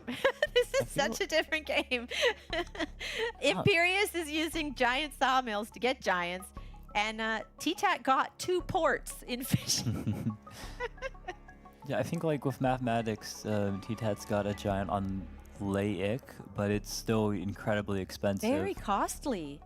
Here's yeah, the forest. Like you have to go for it. Like there's no other way to defend this giant. And He's yeah, gotta you're gonna get his- chop that one. You get the level 4. he's got to border get his sawmill own in giant the there with a future. sawmill. Yeah, and you've got a couple of spots for your sawmill, Yeah. northwest and northeast. Yeah. Northwest is even better. It's a little more expensive immediately since you need that extra lumber hut, but the Oh. market's later on. So yeah, I was looking at the potential for Arthur to like just block it with his giant moving west, but he's got options. Yeah, where do you move your giant, Arthur? And he's not even moving it to the city. He recognizes that, hey, this guy is putting a giant out there. He's more interested in the central city too. Yeah, it's interesting. They both have 3 cities, but Arthur has slightly more stars per turn just because he upgraded those cities with the sawmills. But Hudrick could catch up economically. Okay. I'm gonna see a big border growth here. Maybe he'll just get Park of Fortune, though. Who knows? He hasn't harvested the last fruit. It looks like a Park of Fortune pop growth then. Yeah. No border growth. Giant push the rider. Yeah. This is yeah, it's getting more and more difficult for T-Tat. Although, like, T-Tat had a hard start with the water just over in the west. Yeah. But, like, managing to make the most of it and, like, take these cities. Yeah. Um, Looking for yeah, finding looking for that North Lighthouse. Yeah, it's gonna be taking more time. And this is why Arthur sent that rider he had northwest of his capital, getting ready to kill. That 1 hit point warrior isn't doing much. Do with the art. Okay, brings the archer back. Yeah, I mean the 1 hit point warrior was important in the one tactic, and then it went back to being completely unloved. How is T-Tat going to deal with that giant that's coming? He can get some archers. He can pop his own giant. We said we're expecting a sawmill from him or there, but... I mean, Arthur seemed to have lost interest in that village. He's like, yeah, if I move in, you'll get a giant there.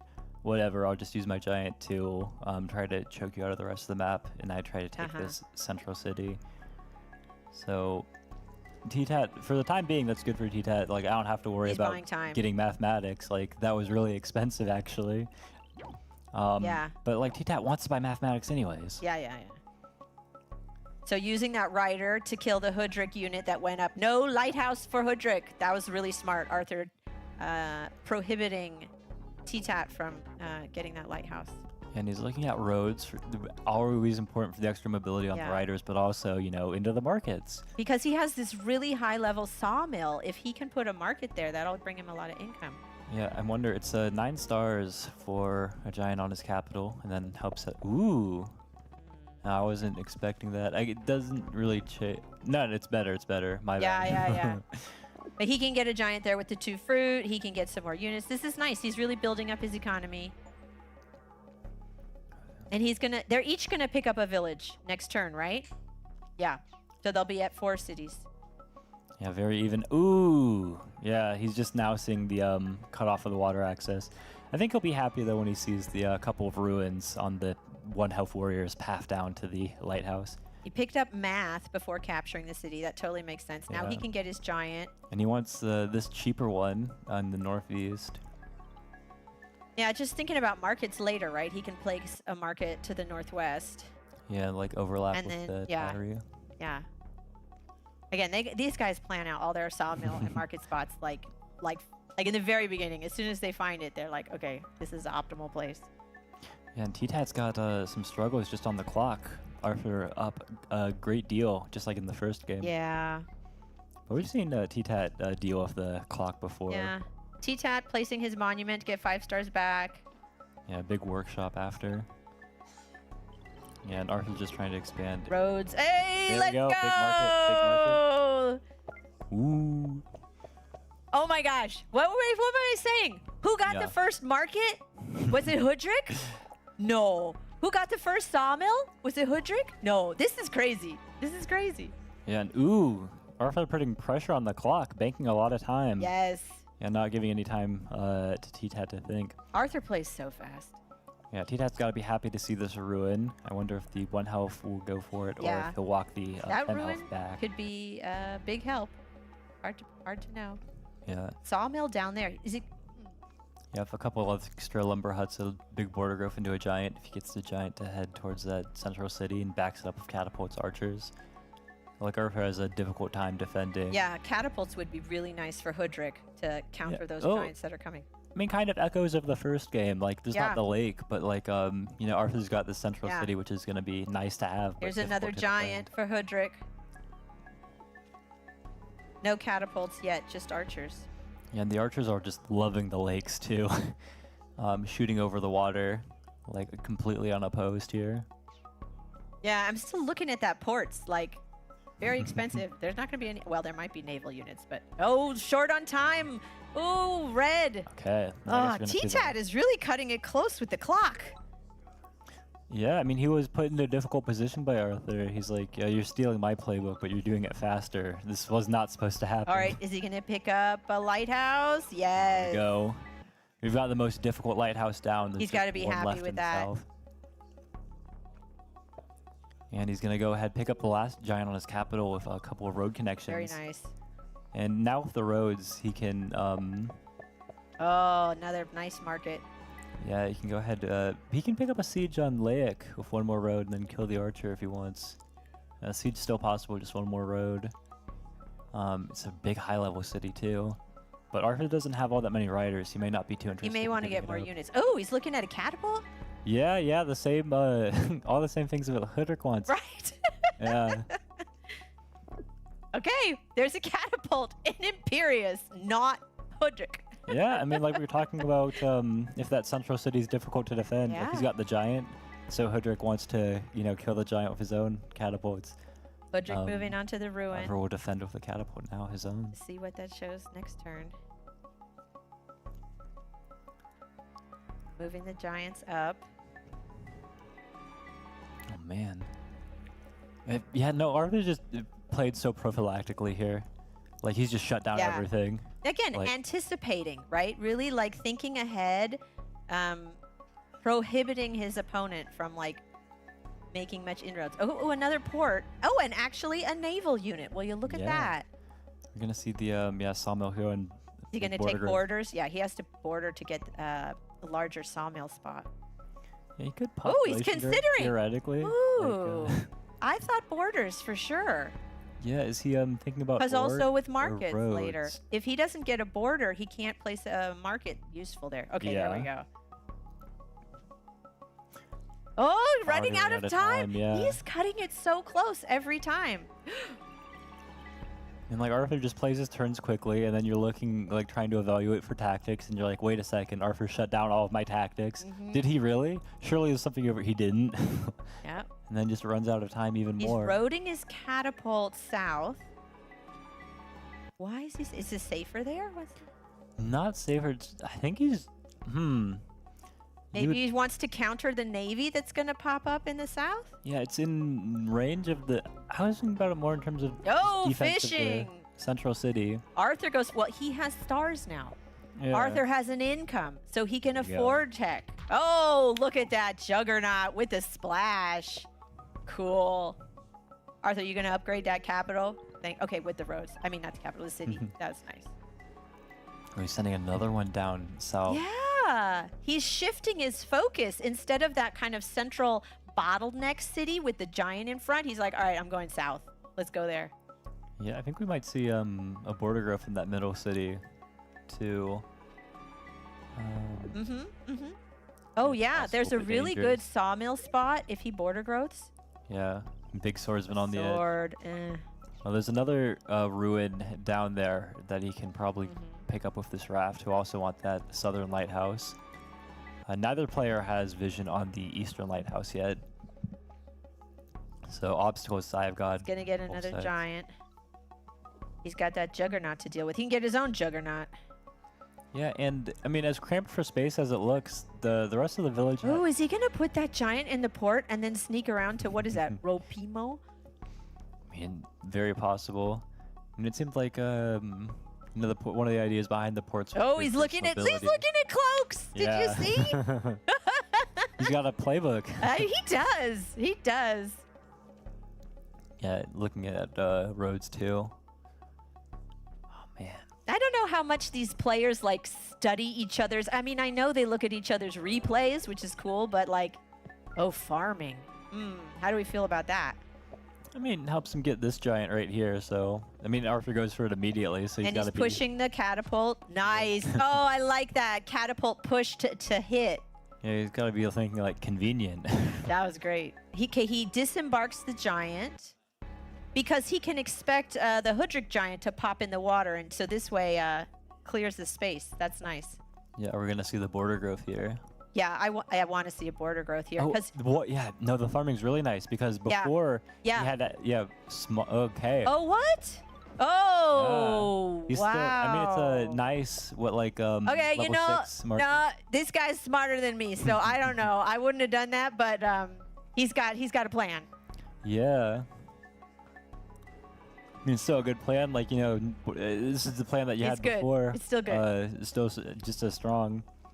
T-Tat there's getting some other options. catapults. Okay. And I This think- is so funny. He's like T-Tat is like following like 3 turns after Arthur does it. He does it. Yeah. I mean, like, earlier on in the game, I mean, you can still see just like the number of slain Yeah. units. Hudrick's picked up the advantage just having the archers. Like, Arthur still doesn't have any archers. Yeah. He's still ahead in like terms of that kind of aggression, but it didn't really, you know, turn into anything No. for him. But look at the income, right? Yeah. Arthur's got almost 40 stars each turn. T-Tat's got like 22. That's a huge disparity. I don't know. Yeah, if they had, you know, 2 different things where Arthur was like, I'll take the income part of Hudrick, you can take the early aggro. Maybe Arthur learned a lesson from that other game where you're like, dude, you got to get your economy. Now he's getting his economy. He's been playing like this in the... I know. He knows what he's doing. Oh, placing a road. He's like, oh yeah, I cannot siege the city, the giant zone of controlling, actually. I saw a little head shake there. Yeah, and T-Tat left that middle city open. He can't siege it. Oh, he finds a village in the east. He's got to be happy about that. Yeah, there's got to be another one closer down You to can the see the south. fish. As well, I think Here. if T-Tat gets that climbing ruin, we should be able to, yeah, he just tapped on the tile. Tap, tap, Thank tap, you, tap, tap. Arthur. We know Can it. you hear us? Yeah, Arthur's just, he's playing very prophylactically still, just shutting down options. Yeah, again, anticipating what his opponent might do and saying, nope, you can't do that. I'm putting a unit there. He could get another giant with farming, and he's taking his time. He's got a lot of time, though. He's got over 2 minutes on the clock, so he's all right. He has 16 stars to work with. Yeah, he's counting. He's doing some mental math. Got the lips moving, like voicing out some words. Yeah, surely we see just another giant on this city, but he's thinking about what to train first. Or if he trains anything at all. Fishing. He's got a fruit over there. He could do That's right. fish and fruit. Yep. Yeah, okay. And a nice northeast push. Look at all those giants. Yeah, Arthur's created a ton of space for all of his units. And I mean, we've got the catapult over in the west, which is, you know, like great at policing like that Rompig, Ropima city, but not doing much more than that. So if Arthur can't train units there, then Arthur's own catapults are making sure that Laic stays empty. And they're also progressing towards Wedin. Yeah. He can't train anything there. It's anything he trains there would die or allow a siege. Yeah. But he's got a lot of stars right now, and He he was does. looking into markets himself. He's got to get his economy up. He's almost half the economy of his opponent. He might want to drop a giant in the port and then get another giant on his capital, push the catapult a little forward. Still safe. But yeah, I mean, definitely not. He has push it that to the one port. good market spot between the two sawmills. That could be really nice. Let's see. Yeah. He's looking at it. He's looking at it. He's not all too. We've got 30 seconds left, so we're getting trades. Trade. I was Still look, looking he's at it. counting up the star. Here it comes. 36 Here it stars comes. for all the text. Here it and then comes. And where's that market going? Right in the Yeah, middle big between market. those two. There we go. The market's coming out, and soon that income gap's going to lessen. Yeah. But still pretty wide. Yeah. Arthur's still got a lot more stars coming in. And I think we might see the giant push around the capital. So that interesting, catapult right? He concern. chose not to siege. He killed the sword instead. Yeah, he did not, you know, have faith in the siege to actually hold. Ah, but he dropped a warrior in that middle city. Oh, let's go! Ooh. Knights are coming. He could get 2 of them. He has 16 stars left. Yeah. I think he might want to catapult on that southern Yeah, city, and then like a catapult and a knight knight. on his capital. Yeah. Keep the knight in the back, safe, but close enough that you can reach on roads. Yeah, and the thing is, like, if turn over to like Okay, then- T-Tat's vision. Oh, getting an archer, not a catapult. Okay. You got Shiv. There has to be a knight. Where are you going to put the knight? Yeah, I mean, real quick reminder: T-Tat's vision, like, there's nothing. Yeah. Okay. Never mind. Game over. He doesn't even need to see the. There it is. Combat complete. Arthur's ambition achieved. Oh We my will see you in the semi-finals. Gosh. There it is, champ. Wow. After 3 hard-fought games, Arthur does end up on top. And we're going to have a chat to him very shortly, but what do you think of that game? Fantastic showing from both players, I think. Oh, absolutely. Like, just flipping the script entirely. Yeah. I want to talk about the versatility. I mean, you said it yourself so many times, taking the Hudrick playbook and doing it better. Yeah. I mean, that's fantastic. You can see Arthur, calm, cool, collected. But I see a small smile there. You can't hide that. There it is. There it is. There it is. Round of applause, ladies and gentlemen. Let's see what that does to the bracket in a second. But, I mean, fantastic showing, right? I mean, he did lose that first game. There were some questions about whether or not he'd be able to bounce back, but I mean, he does. What do you think? That was so fun. That was fun. Seeing Arthur basically play like Hudrick and seeing Hudrick, I would think it was really odd with the water. I still think that water on the spawn for Hudrick was really tough. I mean, that might have been the pivotal moment. What do you think? I mean, I think it's interesting that you said that he bounced back. Arthur and his Rider Rhodes, of course he's going to bounce. Well, that means that we are going to be seeing him in the finals, ladies and gentlemen. If you look at the bracket ahead of you, Arthur is our first finalist.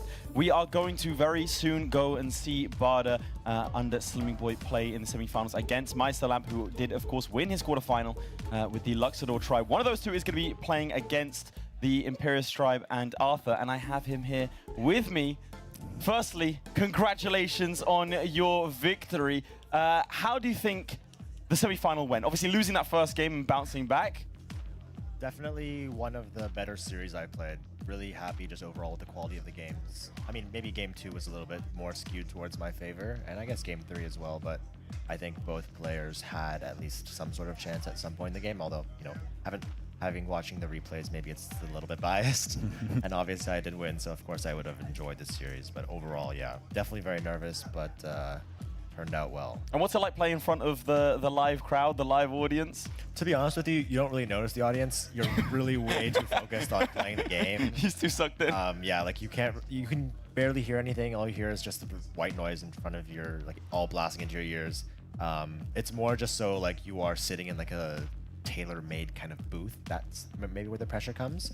And then you can still hear a little bit of the oohs and ahs through the really loud noise. So we had a really loud crowd for this one. I mean, going into the final, you're looking at your other semi-finalists. Who do you think you pair up against more? Like, what's a more favorable matchup? Well, to be honest, I'm not really quite sure. What I do know is that I have played against Meisterlampe a lot more as Luxador. We've played plenty of practice matches. Obviously, as eSpark has mentioned, we're on the same team, so we know each other quite well in that way. So I would say that if I played him, then it'll be just kind of one of our practice matches. And if I do play I guess if you guys have characterized him as an underdog, Slimming Boy, also very interested to play him as well to get to see what exactly he's like. We'll hand it to the casters for some more technical questions. Do you have any sort of insight you wanna throw, or questions you wanna ask about those 3 games? Yeah, so we were doing the thumbs up, thumbs down, because we were like in that second game, we were like, why? It felt like you stalled out with the economy because he was sending in cloaks, and we were like, where are your markets? You're losing money. You need money. In the first game, I'm gonna be completely honest, I may have forgotten I got a trade ruin. Well, no, he said you played a game where you got a trade ruin. It was like deja vu. I know, but I kind of forgot because I was too focused on not losing my central city in that game. Even though, like, I was looking at, I don't know if you guys were watching my cursor when that was happening, but I did look at mathematics in that game. I didn't feel like I had enough sawmills anywhere. Really, there was only just that little spot in my capital and second city, but even then it still wasn't really good enough. I couldn't justify it. But I do, to be honest, I agree with the panel decision. Yeah. It does look rough considering I have more cities, more stars per turn, but I have many less units, and the water control that he had and constantly getting two of my cities cloaked definitely would have lost that game if it had gone on for a little bit longer. But definitely will want to watch that replay and see what I could have done better. I can't really remember off the top of my head. Oh man, you stole my question. I was gonna ask. Well, not paid, what else? But yeah, just watch the replay then. Yeah. I mean, like, well, in the third game though, like, you seem like really immediately to know, like, you know, shift the playbook into like everything Hudrick was doing. I mean, like, we've seen you play that like when you were qualifying for Imperius, but like, was there like a second that you like realized this is what I'm gonna do? Yeah. I mean, the moment you spawn in, you see 3 fruits, you see 2 animals, you see all these forests everywhere. You also see the spawn closer to the center, meaning that getting giants early is a little bit more important because they don't have to walk as far. So I think everyone, or at least you notice, like by hunting on turn 3, I've already kind of decided by then I'm not buying riding turn 3 like you saw me do every single other game. Yep. So it still does work out. This is what you guys talked about how Imperius is flexible. Yeah. And so that definitely plays to your favor. You have a little bit more options, and it can still turn out well. Well, commiserations, of course, to T-Tap, but congratulations to Arthur. You are our first finalist. We are now going to be seeing our second semi-final very, very shortly. But first, we have a break. We'll see you soon.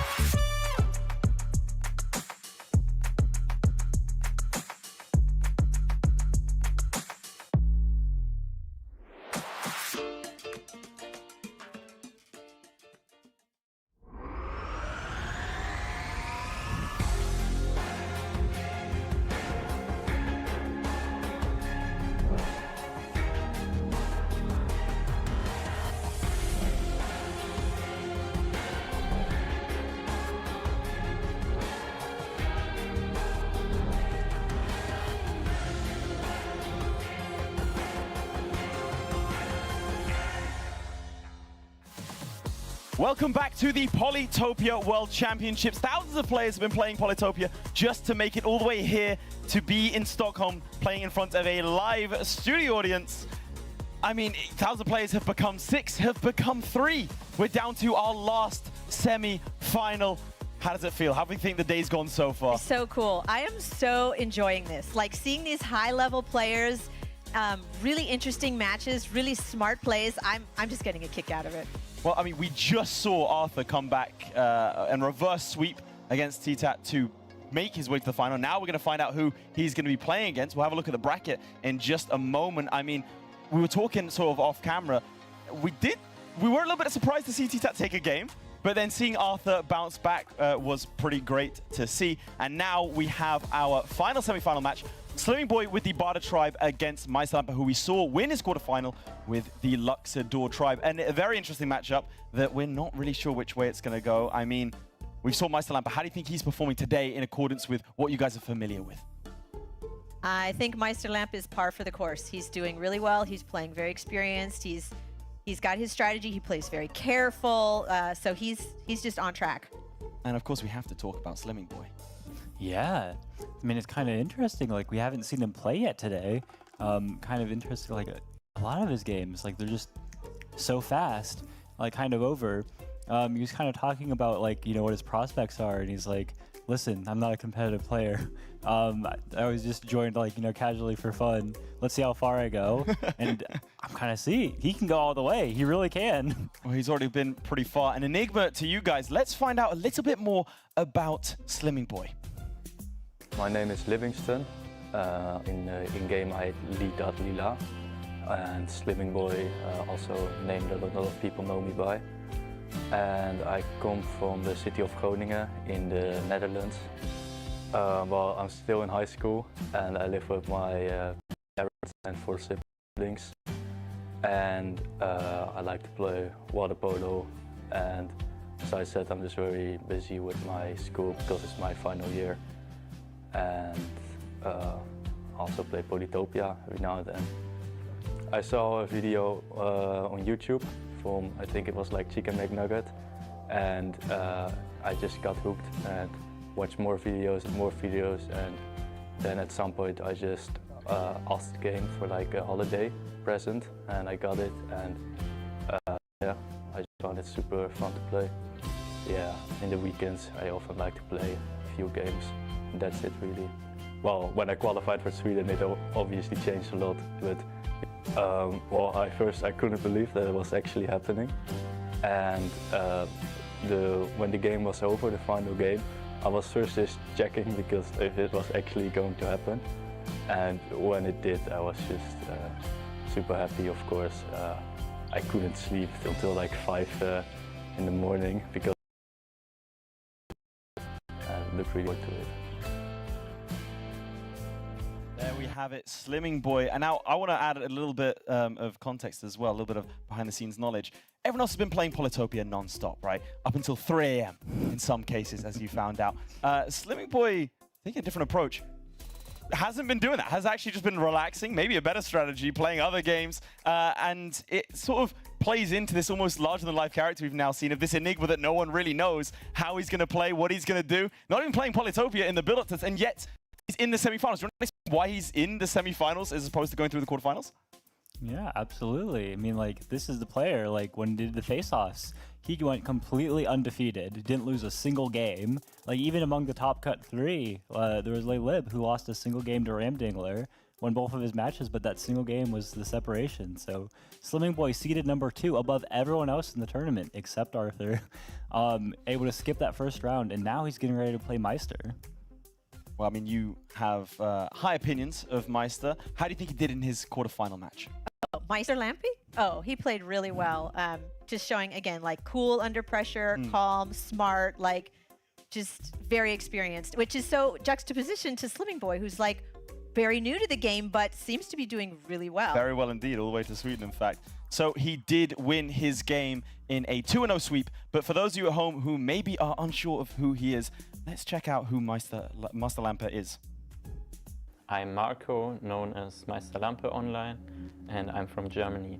I currently study computer science at the university, and in my free time I also play the drums, and I play that in the local wind orchestra as well. Well, I also play some other games, and I also like playing board games. Yeah, I really like more complex board games. Like currently one of my favorites would probably be Terraforming Mars. And of course, Catan also is a classic I really enjoy. Yeah, so I originally started playing Polytopia in 2018. That was during high school, where I saw a classmate play Polytopia on the tram, and I thought the game looked pretty cool, and when I asked him what it's called, and yeah, that's how I originally started. Then I took a break for 4.5 years, and then 2 years ago I started playing the game again as a friend asked me to play it, and I got hooked by it again. To get here was really hard. Like, I had a lot of games where if I lost one more match I would be out, but I'm glad I made it here, and yeah, I think it's a fun time here. It does feel like a matchup of old guard versus new. In this case, you have a veteran in Meister Lampe, and you an up-and-comer in Slimming Boy. But it's not just the players that we have to think about here today. It's, of course, their tribes. And the Barter tribe we haven't seen in action here today. Take me through their strengths and weaknesses. Yeah, so Barter is a T0 tribe. Starts with hunting, so it can upgrade immediately. That's its strength. But the drawback is usually to upgrade, you also need lumber huts, which are not a very optimal way, whereas Luxador is more versatile. Well, let's have a look at Luxador. We did see them win at the quarterfinals, so what do you think is going to change here? Ooh, I mean, they're super versatile as a thing. Like, they can do anything, and just, you know, requires that, like, the players able to, like, you know, see that kind of stuff. And, you know, Meister's a player who's going to see that kind of stuff. They know exactly what they're going to need to do. Meister's going to react exactly to what the map needs, but also the opponent. The thing about Barter, like, the resources are just a little less in general, a little more scattered, a little more empty tiles. You can say poorer. It's fine. You can say that poorer. That's fine. They do not have as many forests as Hudrick does. love Lumberats, hate not having any forests at all. But like Luxador is going to be dealing with like, you know, kind of more aggressive Rider Road, maybe some like early Archer stuff. Barter's pretty versatile, but maybe a little less strong than Hoodrick. So in a traditional, take away the players for a second, in a traditional Barter versus Luxador matchup, who would you favor? Luxador. Same answer? I'd say Barter, honestly. Okay, like, Discord. Now, I think a lot of people are going to be really mad at me for that one. I don't think that's a popular answer, but I do think Barter, just like being the turn 0 tribe, having some other things going for them, I'm going to give them a teeny little edge. So our commentary booth here is split. Disagree. Maybe at home you have your own opinions. Let's see if they stack up. Take it away. I was not really active in the Discord, so I didn't knew any of the pro players very recently. I honestly think it's one of the best matchups I have because Luxador generally feels like they have like similar resources to Barter, but they get like a much easier capital giant and they have faster early game exploration. So I think it's probably one of the most favorable matchups I could get. When I saw some games from Iceland, he was very scary, and he also has a very strong tribe. So I think he's definitely one of the strongest opponents out there. My mindset is mostly that I'm playing the games for fun, and if I win them, even better. Like obviously, try my best, but I think I also prepared like a little less this week than most of the other players playing. I think I will be very nervous, especially when I get onto the podium, and there will be a lot of pressure. But usually I play at my best when there's a lot of pressure, so I think that won't be a problem. I think I'll have a good chance of like a top 3 finish at least, and depending on the RNG and how it goes, it might even be much better than that.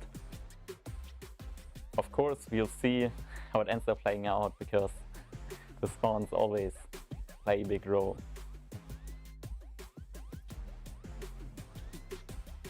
For the first time tonight, please welcome to the stage the Enigma himself, it's Slimming Boy! Now, one advantage that Slimming Boy may have over his competitors is that he is that unknown. He might have a secret strategy the others are unaware of. Strutting his way, sitting down with confidence is Slimming Boy. Now, he hasn't played today, so potentially might be a little bit cold, but he's going to be using that flexible style of Barter potentially to his advantage. Now, welcoming back to the stage for the second time today after winning a quarterfinal, Master Lamper for the Luxador tribe. Now, let's not forget, he has already won a 2-0, has not tasted defeat on this stage as of yet. He'll be hoping that streak continues all the way through to the finals and beyond. Again, I haven't seen him bleed, so maybe he'll be shocked, maybe he'll be rocked, but he does think this is a favorable matchup for him. I'm getting my co-commentators are shaking their heads at me. They know this man is as cold as ice. They would be very surprised to see him buckle under this pressure today. He is, of course, a veteran of the game. Like I've said, it is a bit of an old guard versus the new. Maybe Slimming Boy's going to come up with a new strategy that a potentially more rigid veteran may not see coming. I mean, do you agree? Do you disagree? Feel free to disagree. I mean, clearly Slimming Boy earned his way here. He may Absolutely. have some innovation or creative things that we haven't seen before. I'm very curious to see how he plays. He did not play many practice matches, but he won a lot of practice matches too. I mean, he won a lot of qualifiers. We haven't even seen him practice really. Like over the last couple of days, he's been here in Stockholm. He's been incredibly like cold, calm, and collected. Maybe he already has a strategy in mind. However, I will reveal I did see him studying the matches of his opponents. So I think he has been doing his homework. I think he is ready potentially for what Meister Lamper has in store for me. And of course, he did get to see him and how he played in the quarterfinal. I mean, give me a score. You don't have to say who you think is going to win. What do you think is going to be? 2-0, 2-1? Are we going to see a sweep, a reverse sweep? I think we're going to probably see 2-0 and maybe 2-1. Okay, interesting, interesting. I'm going with 2-0. 2-0. All right. Well, there we have it. I mean, I feel like I don't need to say who I think you're going to win. I think Slimming Boy is gonna surprise us all here today. Again, an unknown, an enigma, and they are preparing to get into the game. I think it is worth mentioning once again, Meister Lamper has been sat in this seat before. He knows what's expected. He knows the pressure, and he knows how to play under those conditions. but I think it is time. We get into the semi-final number 2. It begins. Okay, here we go. Meisterlamp trying to decide where to send, getting his second warrior going towards the middle of the map. Slimming Boy also going towards the middle of the map, getting another second warrior. Both of them beelining to the middle of the map, finding a village.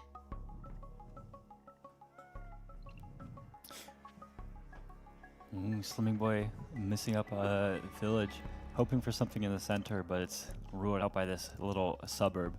I don't know if I'm really getting into the suburb stuff, but some villages are more important than others.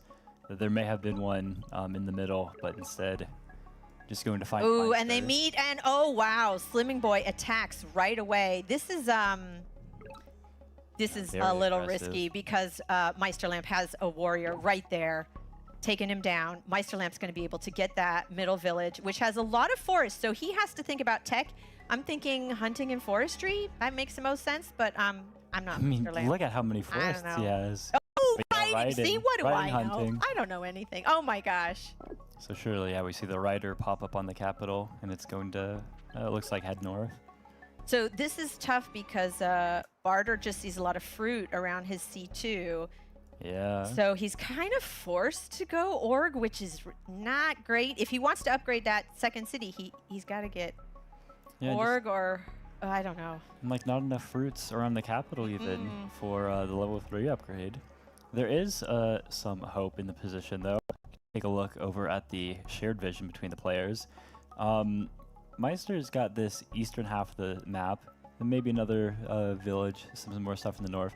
But if it opens up in the south, that's where Livingston's going to be making a big advantage. Yeah.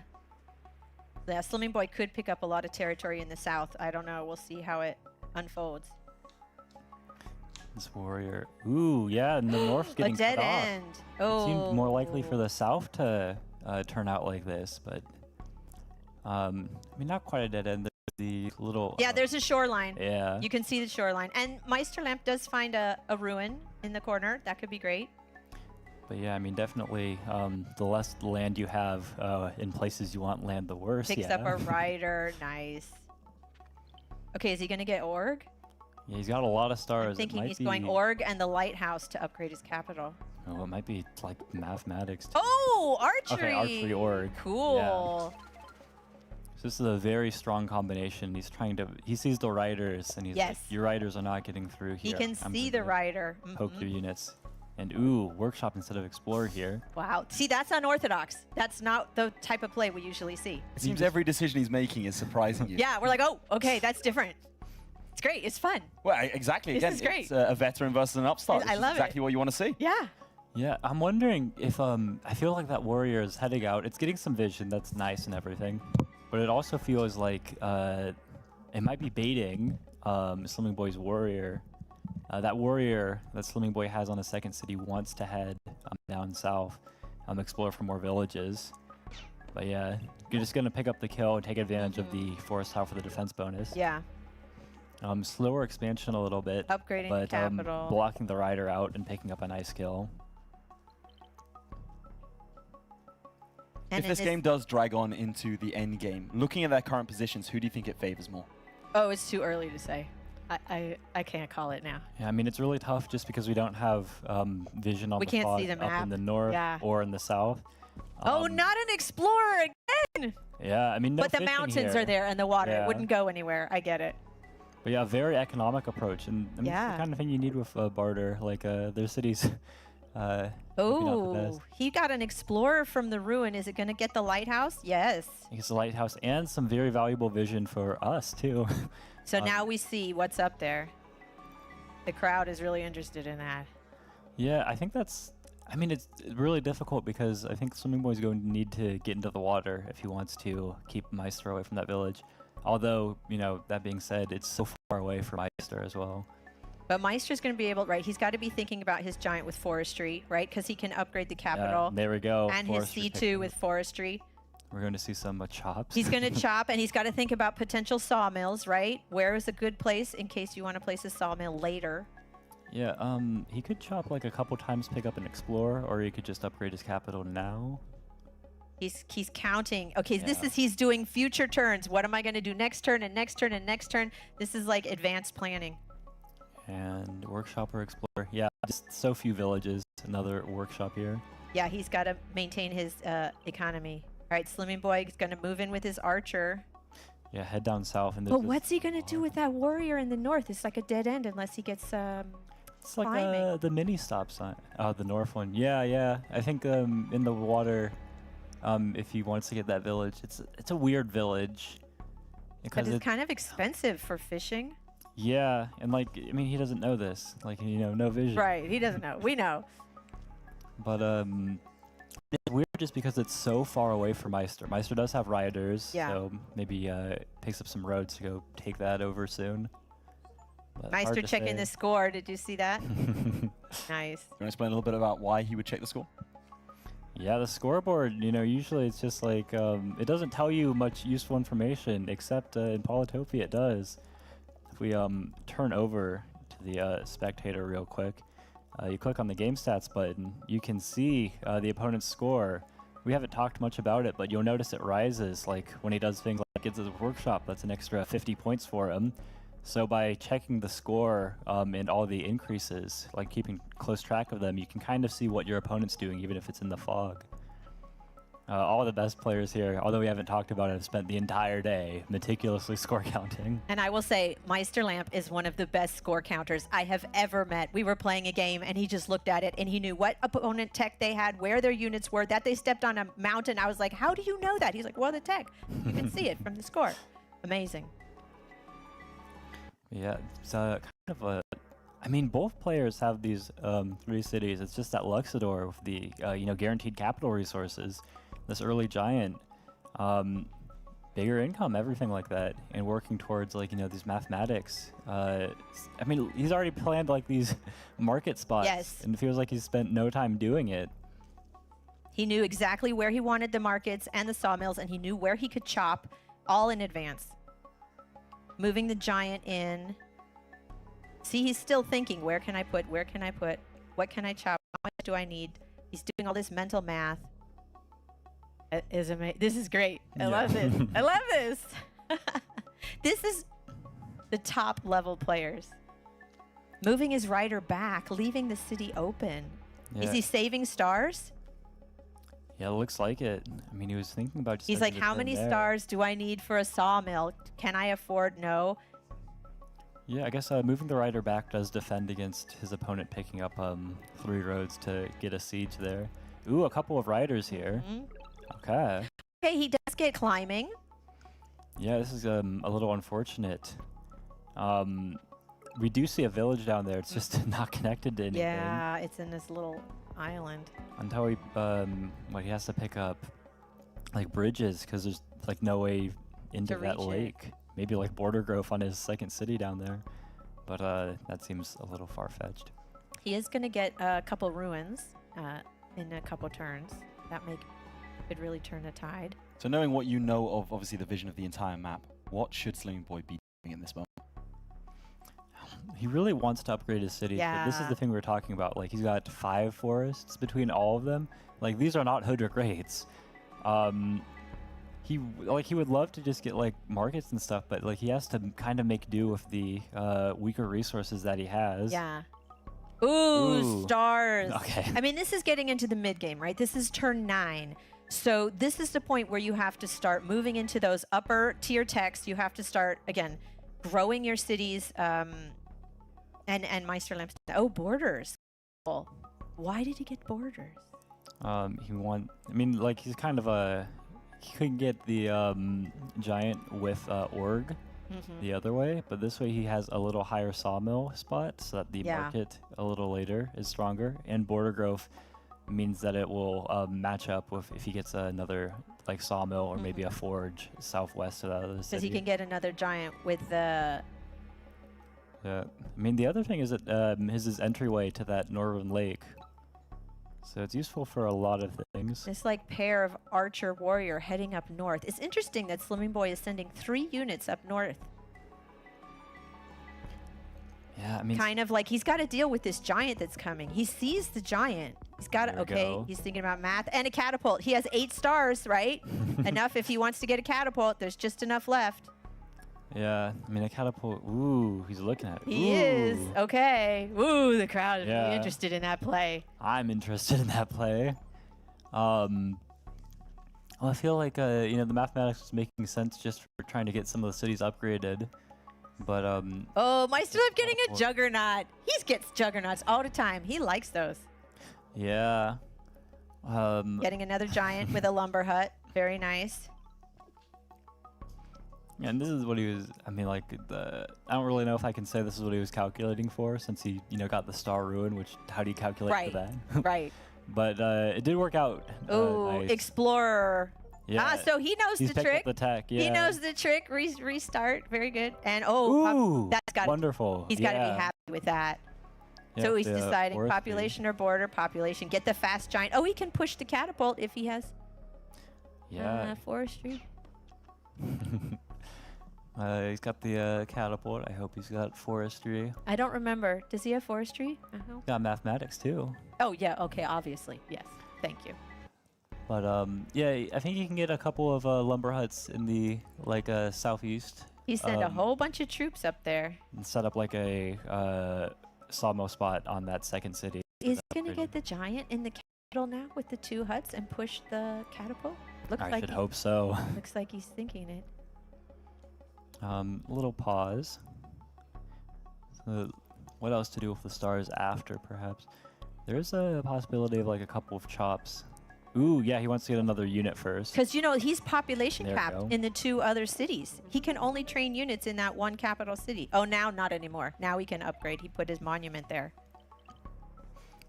Yeah, and I'm wondering about the placement of the lumber huts, like the southwest and southeast. If there's like a little chop south level 2 sawmill there, or like planning for like a forge spot. I'm not sure. So just how different is this opening to what you were expecting from Sling Boy? It's he's playing well, right? Like, you know, the strategic components make sense. It's more like the subtleties, some like the details, like, you know, when he chooses to do something, or like the star calculations. Like the archers are, you know, really good and make a lot of sense, but they like slowed him down. Maybe if he got mathematics first, he would be enjoying the fact that he has like more income and then buys archers after that. Because I don't know, he got the 1 kill on the warrior with an archer, and then like Meister just didn't advance anything. Like, the Meister archers haven't sending done his anything giant since. closer to the port. We're going to see another juggernaut.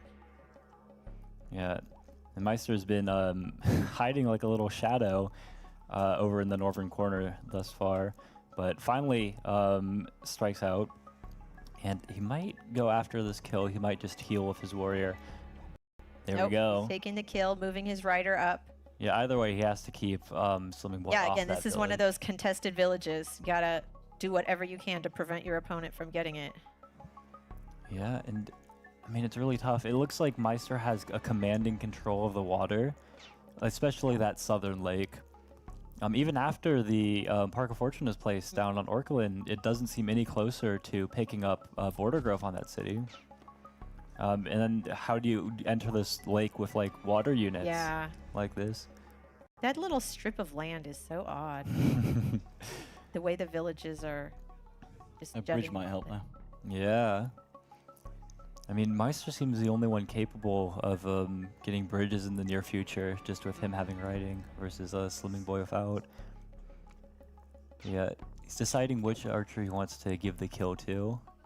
Inching his way towards the lighthouse. Yeah, well, you can see he's picking up like, you know, the tactics like vet assigning and like figure out where units are from and everything else.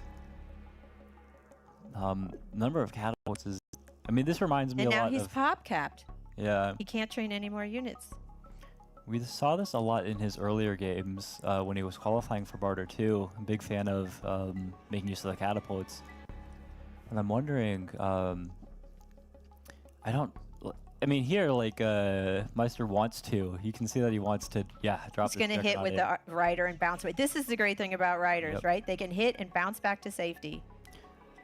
Yeah, but, I mean, the thing here is that, like, this catapult can go ahead and take a hit at the Juggernaut It might be inadvisable though. Yeah. Just because the Juggernaut can go in. And then the riders can move in, and yeah, the catapult's kind of exposed there.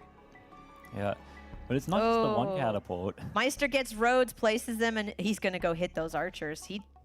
He wants to keep him off the lighthouse. And he's going after the one that got the kill earlier. Very He's nice. keeping track of the He knows which is the closer one to veteran. Chopping. Oh, okay. Ooh. To get some more units. He has 0 stars left. Interesting. Might have been abandoning some of the ideas about market that he'd set up earlier. Not that that's the only way to play or anything. But how valuable was that rider? I mean, the low-level sawmill in the northeast not that great. Using Question his here. catapults to hit the Juggernaut.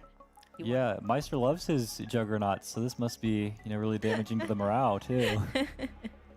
He's got a couple of them. Not too sad. Yeah, and the catapults feel nice and safe behind the protection of the giant with the defense bonus. Like, you've got rider roads, I don't care. Yeah. Meister's doing his best to take command of like the entire map because they were on 3 cities against 3 cities, but Meister's used like the rider roads to go ahead and pick up that city in the north, which I don't think Is the he ever had a Juggernaut going to chance of move on to losing. the village? Yeah. Oh, he wants to see what's maybe. down there. He can see what. Okay. Yeah, very good explorer. That Juggernaut has 17 hit points, so he could land it. Ooh, on the last making use of that mountain. Big ooh from the crowd Oh, there. If Very that mountain impactful. weren't Eye of there, God. it wouldn't have been able to get that. That's right. That's the explorer change we were talking about. They prefer mountains. Dang. Yeah. So is he going to move on to the... He can, because he can keep it. If he moves the Juggernaut there, he's going to be able to get that village. Dang, that explorer for the last lighthouse. Yeah, does he move his Juggernaut in to attack this catapult or not? I mean, Meister's kind of running out of steam on the giants. The catapults did a good job. The one in the south is all by on its own. It's good work capturing that city, but what do you do to deal with the giant that Slimming Boy is advancing He towards wants your stars. center? He's thinking to place the Eye of God to get Yeah. 5 stars back, where to put it so it doesn't disrupt future spots. Yeah, Meister doesn't seem all too concerned about this potential for like a giant to like head into this middle city. He's using his Eye of God somewhere Yeah. else. I mean, he has a lot of stars and he's got a lot of places to make ports, so ton of population there. Meister's got 5 cities. Barter only has 3. Yeah, well, this reminds me of the his first set, but in reverse. When he was playing Le Lib, with that Le Lib had the early center, and Meister was able to just amass a ton of ranged units behind his giant. Yeah. And turn it over pretty quickly. Now I think Meister is in a more secure position here for sure, but echoes of that, I'm kind of looking Yeah. at it. Hey, you got what if he there's a can bunch take a of catapults city. you can't deal with that go in? But Meisterlamp's going to pick up another city in the south. But then there's a ruin too that Barter Ooh, can and he's get. sending the catapult down there to Interesting. terrorize that giant. Oh, interesting. Yeah. That's different. Yeah. Oh, he got a cloak. See, you have a big fat city. That's a great target for cloaks. And he's parked it like behind the stop sign too. This Yeah, is echoes of he T-Town. does. He has the giant stop sign so that cloak can get in there. Oh, and we've seen this before. But Meisterlamp knows how to deal with cloaks. He knows. Yeah. He has vision, right? He can see that cloak coming. There's, I mean, if there's anyone that I think, Oh no, the server. yeah. Oh no! Oh, this is unfortunate. This sometimes happens in Polytopia when you're trying to play and the server goes down, and there's really nothing you can do other than pray to the Wi-Fi deities that the connection comes back. Yeah, I mean, as we've seen thus far today, it's been pretty rare for something like this. But yeah, it goes ahead, reloads the game, and No, still it's not it's not the computer. This is on the server side. Oh dear. I don't know if we have rules for this. yeah, I mean, maybe for an event like this, we're able to, go in back end, add some time or something. But yeah, this must be very frustrating. He's unable to even send the end turn. There we go. Oh, Not quite. Incredible. He's finally able to move some archers though. Okay, Maybe lost server's on the back. clock, though. No, this is that for was, the first game of the day. That's gotta throw you off though, is you're so frustrated. Like, I want to do my turn. Come on. Oh, that's hard. But looking at his face though, he didn't even look bothered. Didn't even blink. No. I don't think it's gonna. I think it's gonna take more than that to rattle that man. Yeah. Yeah. He's like very mentally strong. Like I mean he's here for a reason. He's played very well to get here. Well, I mean he didn't even flinch when it was the so we'll crack on. Low shake of the head, but you're not going to get anything more from, you know, Mr. Enigma himself. Yeah, Meister's got population looking to get some road connections, another giant on the capital in the near future, and maybe one on XL. I mean, with like you've got mathematics, you've got roads. Yeah, he's getting a catapult set up. Market. He has to be planning for that cloak. He has a couple turns for the cloak to hit. I'm going to quickly explain the impact of the cloaks. Of course, we saw it in T-Tat's game to great effect, and that's probably what secured him his first victory against Arthur. And so we know that cloaks, right, when they move in, they hit a city, they spawn daggers, and they steal income. Ooh, stars. Ooh. Okay, well that's like that's a huge make up boost for what happened there. But huge boost. Yeah, no, these cloaks are going to be, you know, absolutely terrifying to deal with. It's just very difficult to, like, for Meister to reach them. Maybe he can get some ports going up in the north and then boats to, like, work around them. But for right now, with the giant blocking, yes, he does have, wow, I'm actually looking at this. Yeah. Between the catapult, Meister's juggernauts, and we'll go over and turn over to everyone's perspective here. But this catapult juggernauts, all of these riders, I think the plan really is to just kill this. Yeah, so he's walking it backwards. He knows. I just need to block a rider from bouncing to this tile. And give that cloak space to go in and hit. Yeah, he's keeping his giant safe because, you know, the giant is the stop sign like we've been talking about. And it's still very effective there. Protects the cloak. The cloak can stand right there and still hit the Luxador city. Yeah, and we're seeing mining. It looks like, you know, this is a plan to, upgrade this Orkland city. And, ooh, there we go. He's got to get borders, right? Yeah. Yeah, that's going to be able to grow that. Oh, he's running out of time. Yeah. I mean, I don't blame him with that whole server thing. It's like, oh, he should get some extra time. But that's hard when the server does that. Yeah, I mean, making the best of what he's got. And he's got this, you know, crazy cloak attack getting ready. Yeah, it's difficult, though. He might have to advance his giant forwards, like, because he has to kill one of these riders if the cloak wants to infiltrate the city. It has to be right up next to it. There's only 2 spaces the cloak can hit, and Meisterlamp is, putting those riders there prevents the cloak from reaching the city. And this is why it was important for the Juggernaut to go in and get that splash damage. Like, you maybe not the biggest fan of making your Juggernaut so vulnerable, but the catapult being at full health and just killing your rider is not acceptable. The catapult doesn't have enough to kill the riders. The riders are still there, so the cloak doesn't have a spot to strike. Yeah, fortunately for Slimming Boy, he didn't really mind much. He does not have the cloak chain set up just because he was pop capped. So he can just go ahead and advance in such a way he can kill off archers. He can just keep his cloak on standby.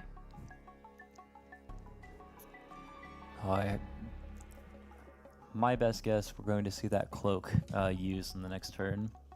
So is he going to put the giant back in the water? Yeah, what does happen? I think this giant might go south just to defend the city. And walk away from that catapult because it does not want to be in range of Slimming Boy's catapult. Some of us, we heard like the oohs and ahs in the audience when we saw those catapults, but they're putting in work. Yeah, they're earning their keep. They're although one of them only has 1 hit point. Oh, you mean the Meisterlamp catapults? They have catapults on both sides. Slimming Boy's catapults, some of the best catapults I've ever seen. But yeah, this giant's going to have to move to give space for an archer to get in here. And yeah, that's the more aggressive of the 2 tiles it can head to. There we go. Okay, now the cloak can hit. Yeah. Into the city he goes. All right, now Meisterlamp's going to have to clear those out somehow. He's done it before, but that's a big big thorn in his side, big distraction, all these cloaks over there. Do you mind explaining a little bit more about the income siphoning you were talking about? Yeah, so when a cloak hits a city, in addition to spawning the daggers equal to the city size, it steals income. So whatever that city would have made, well, it more than steals the income, it takes it from the opponent that was hit and gives it to the player who had the cloak. So it's, it hurts and it benefits. Wow. Yeah, and that's big to take out the catapult and damage these archers. That's, ooh, this is kind of crazy that his catapult's going all the way for the archer. He must feel very confident about taking out the rest of these daggers And here. he gets the killer monument. Can he get another giant in that middle city? I don't. If he gets org, maybe, or ports. Yeah, just a whole lot of stars on ports. Moving the giant back, that one in the south, he wants to keep it safe because there's the catapult down there. Yeah. This is interesting. And this is what I was meaning when I was, not to distract from this game, but like this is a kind of very difficult thing. I mean, Arthur made it look easy, how he's able to like instantly move all of his riders. But this is, the kind of micro that you most playable even might like spend time on. We call this micro, where it's like moving your units very deliberately, very carefully, optimizing your moves. I mean, most players, it takes, like hours thinking about this, but these guys do it on the fly. Yeah. And there we go, Grand Bazaar. Ooh. Oh, we're going to see a giant down there. Interesting. Yeah, the double monument giants is a kind of classic, just how the populations work out. Yep. Like economic to upgrade to level 3 always. He's looking to put a giant there. He needs three more population for it. He's counting, figuring out he has a fish. I'm going to put a catapult. Another catapult. But no, Meister's done a fantastic job of countering that cloak, and without the chain, it's really difficult to like see, what's the game plan from here on. Like, you had an attack that was going somewhere, but Meister's got twice the city count now, and he seems able to defend against like your best. Another cloak coming out with the stop sign still there. Yeah, you see some like chin touching. That's a deep think. Chin touching, not chin chi, like actually on his face. Yeah, he's gonna get a second cloak. No. Yeah, I mean that the barter giant there is vulnerable. Oh, he moves it back. Okay, hits with the cloak with the dagger. Yeah, it feels like the attack has kind of stalled out here. The catapult was really great at we call this pinning down the city. Yes, I love this catapult on the mountain because Meisterlamp cannot train anything in that little island city. Anything he makes there will die. Oh, but he moved it back. Yeah. But I mean, Meister doesn't seem to mind all too much.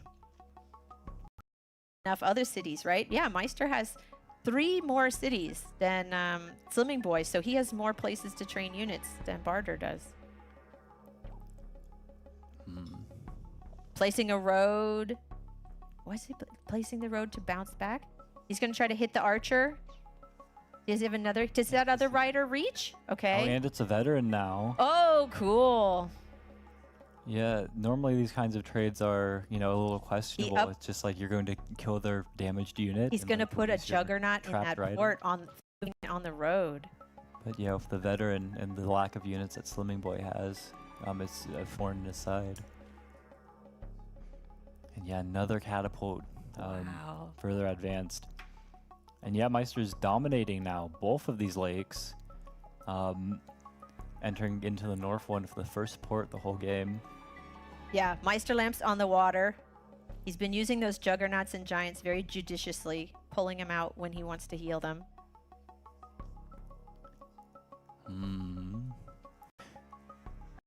Got some riders. I'm trying to see what the overall game plan. He was defending, right? Yeah. But what's his now angle? is the time to turn it around. No, we've seen Meister do this. He takes his time. He's very careful. Other players would just charge in ahead, and he just is very methodical. I'm going to make sure that my push will hold before I go in. Yeah, and that veteran rider is very annoying because you would have maybe at one point been able to get it in somewhere behind your own giant, but the rider there, there's no hope of even targeting the city. I mean, if ever there was. Yeah, where do you put the cloak? So now? this is interesting. Slimming Boy has these defenders that are inching forward. That is also what I would call an unorthodox strategy, because usually you put the defenders in boats, but I'm not sure he's going to do that. What's he doing with the defenders? Are they just going to be more stop signs? Yeah, I mean, like the time's a big thing here. Wants to get a unit up north and then just call it a turn. Oh. Ooh. Did he get the catapult? Did he not? And is Let's the rider see. gonna You go have find control. it? Show us. There. No, no. Okay. Catapult. But there's I mean, a cloak. maybe it's for the best. He sees the It could he has have, the little eyeball, so we should explain, right? If a unit moves next to an invisible cloak, there's this little eyeball that shows up on the icon, meaning there is a cloak adjacent to that unit. Yeah, I think it's even for the best that the catapult wasn't trained, because with oh man, yeah, no, he shut him down. There it is. Meisterlamp takes game 1. We go into game 2 with Slimming Boy tasting defeat here today. Again, this is what we saw with Arthur, right?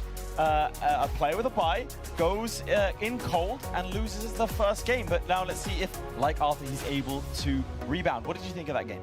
That was a lot of fun. That was really a lot of fun seeing, again, some different strategies. And Slimming Boy did some great moves with the giant and the stop sign, moving in the cloak. That was really fun. And I liked how he positioned his catapults to pin down those other cities. So he did a lot of, yeah, smart plays.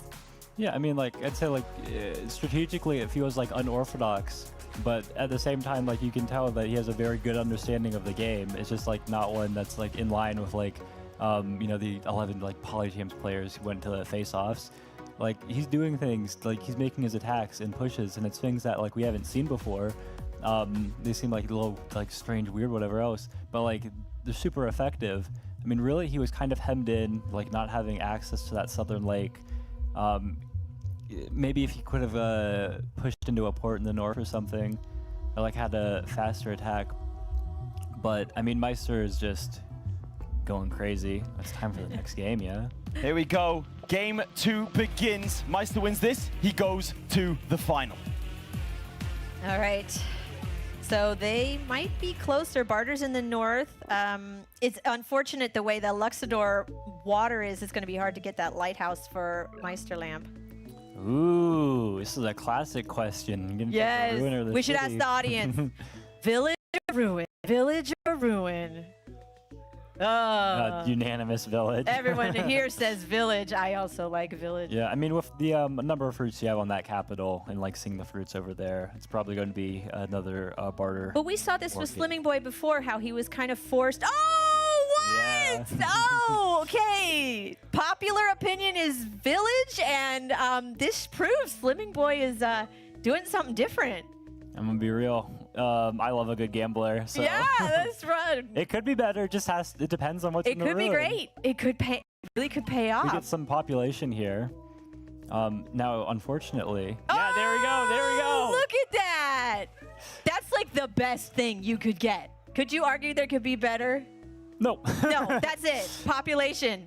Oh, he got so lucky. I can hear someone argue stars, but like they're wrong. So long term, that's the best thing. yeah, oh my look, gosh. maybe like org straight into border growth. Wow. Yeah. Oh wow. You know, you love to see it. And we're gonna see an explorer here. That's gonna pick up vision. Yeah. Slimming Boy, who's yet to cross that 1K threshold. So. Gets the lighthouse, which Slimming Boy does not have yet. Yeah. Right, I love in the lighthouses you can see the little colored dot, which shows you which tribe has vision on the lighthouses. I like that we're seeing like the same thing with Luxador again. This is what I mean, like it's both consistent and versatile because it's got the giant. You can use like the income from that city, as well as the Park of Fortune to help out like any strategy. Okay, so now Slimming Boy sees the purple line, the borders, so he knows where Luxador is, even if he didn't have an explorer yet. Yeah. He's going for the lighthouse and his own giant with org. Yeah, does he want to get border growth here is a question because it really that would cut interfere off with the other cities. Yeah. Yeah, okay, no, that makes sense to me. Maybe if he'd already captured at least the one in the southeast. But not yet. But no. And he wants the earlier giant. So Meisterlamp can get his giant right with the 2 fruit. Yeah, And really interesting. I mean, with the population ruin, taking his own level 2 to level 3 capital, we should see like the lighthouse in the north and maybe like forestry next turn. Yeah. So Slimming Boy returns his own turn 5 giant. Yeah, I would expect we should see a barter giant. There you go, a taste of your own medicine. He's training a warrior. Yeah, well, he's considering it. He has 4 stars left. So, yeah. Yeah, I mean, they're kind of in the standoff where, I mean, I think for Meister, who has vision on the roof up there, that's his bigger concern. Yeah, that village is kind of yucky, just with the 2 fish. Yeah, no, for sure. He's going to have to get fishing to upgrade But, it. But he also wants forestry for the giant. Yeah, I don't think he minds fishing too terribly. I mean, maybe it wouldn't be Maybe his he wants to favorite get a thing. navy, yeah. But he's got good access to the central lake, and it would prime his explorers really well. He has 15 stars. We know he wants forestry Yeah, for I the mean, giant. What other ways he? So he could get use forestry. Maybe else he is- doesn't want his giant this turn to get roads or something for next. Maybe turn. he'll get Who more knows? tech. He could get a warrior and then the giant to push. He could get riders and then a giant to push. Like, he has lots of options. But yeah, no, we're gonna go Okay. ahead and see forestry. Just getting the giant.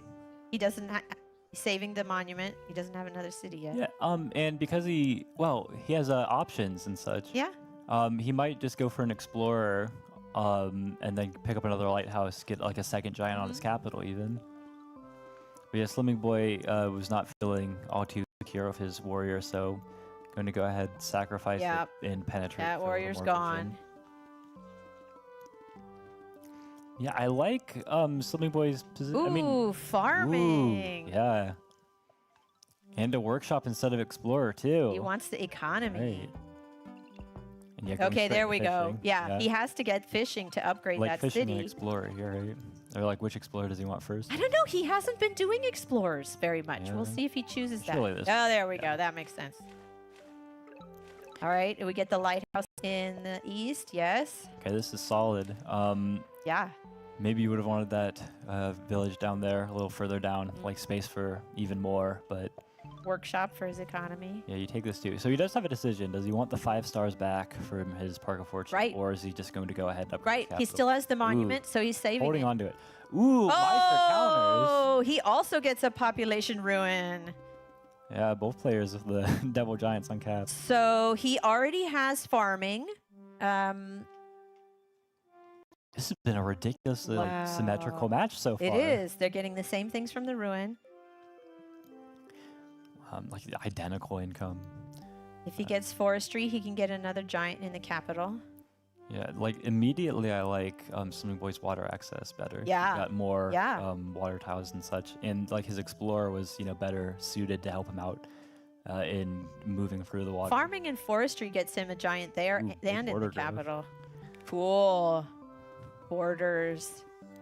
Yeah, he wants to get in the water too. He wants to get in the water. He's like, I need to Yeah, juggernaut. that was the advantage that Meister had. Even if he sent it to the east, getting his giant in the water first. Like if you can control the water with a juggernaut, like you want to. Oh, putting a port in the back. That'll get him the village faster, right? Then he doesn't have to walk over the land. Yeah, and he's going to go ahead. Ooh, does he chop and get the giant too? Yep. Nice. Very nice, using the monument for the last 3 population. Yeah, and he's just going to keep the Orklid warrior there. Just chill out for a second. Yeah. But, I mean, the immediate giant push, big difference I see here is that Meister's giants are all headed towards the water. Well, I say giants, but he only has the one right now. Or the one in the moment. Whereas Slimming Boys are, like, they're working their way on land. Yeah. Maybe it can get into a port, but it's, you don't want a juggernaut. There we go. There's the juggernaut. Right next to all those This warriors. is so symmetrical. They have 3 cities. They have very similar income. Yeah, and I'm sure Meister, he got border growth. He's got the resources to go ahead and pick up a giant on Dilly. I mean, a couple over there. How does he want to do this? Oh, yeah, he's going to go for the village closer to the center, try to police the center. Right, like we were talking about. Those villages in the back are safe. They're not contested. They can wait. He wants the villages that are more contested. Yeah, does he want to put this giant into the water? Like, he gives up a hit from the warrior something, but, I mean, You're gonna do some splash first, so. Right. Barter sees the Luxador Juggernaut coming. He's got to figure out what he can do. Is he going to send, like as he said, is he going to send the Barter Giants to the water? Is he going to send the Barter Giants over land?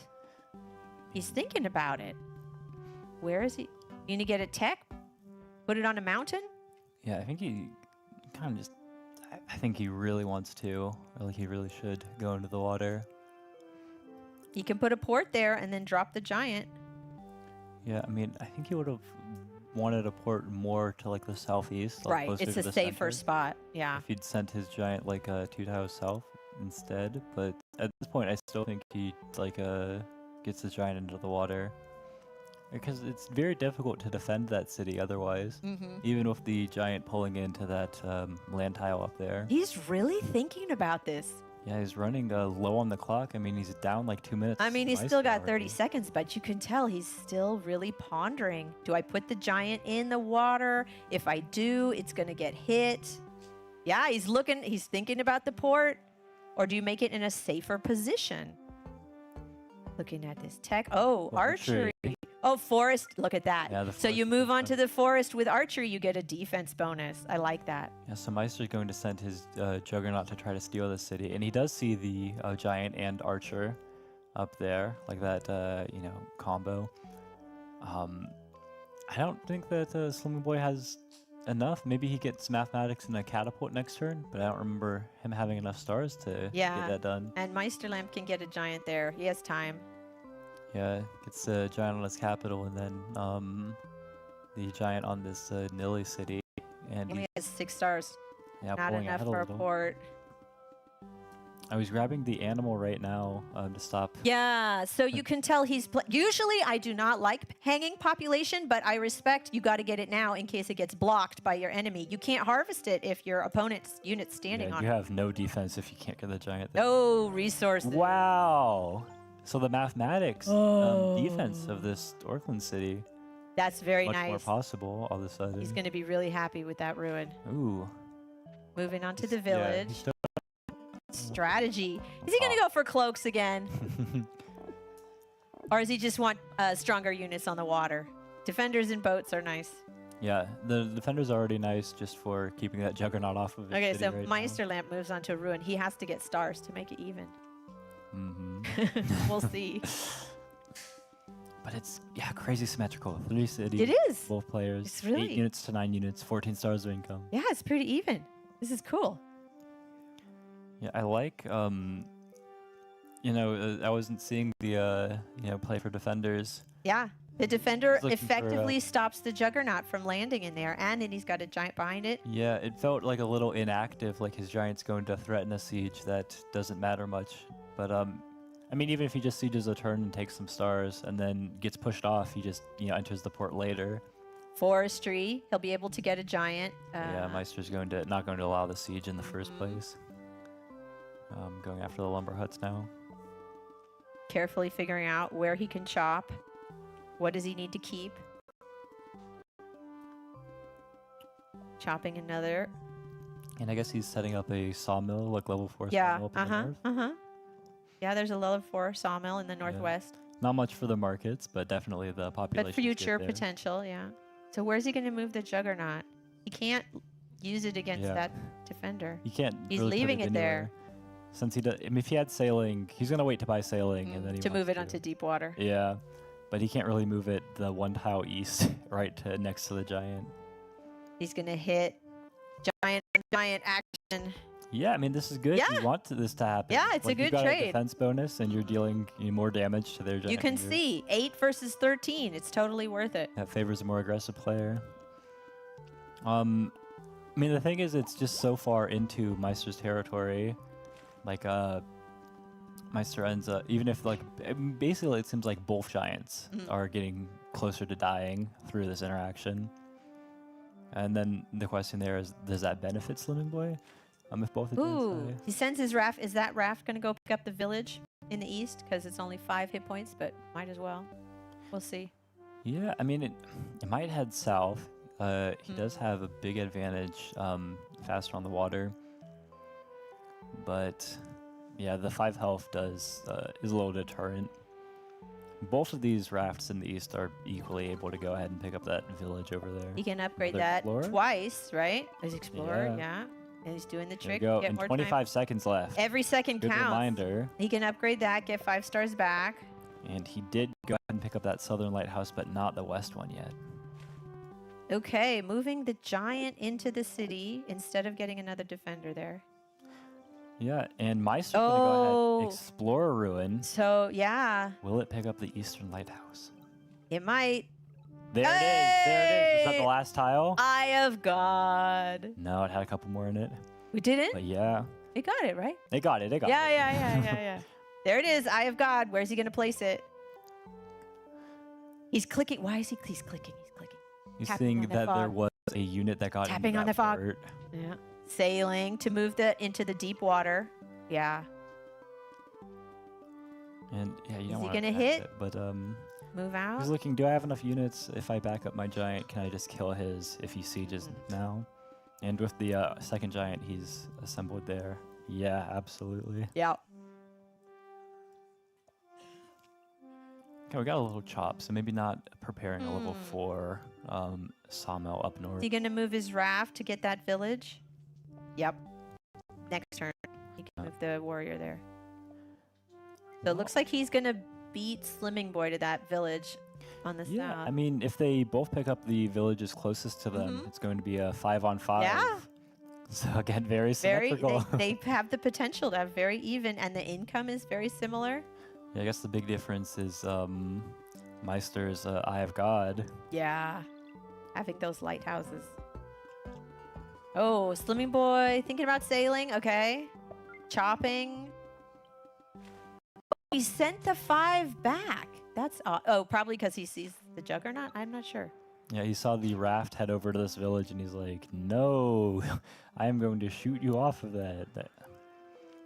You are absolutely not allowed near that." Sending his archers. Now, this is a very strong strategy. Yeah. Get the giant. Giant in front, Supposed by the archers in back. He wants to try to siege that city Nilly.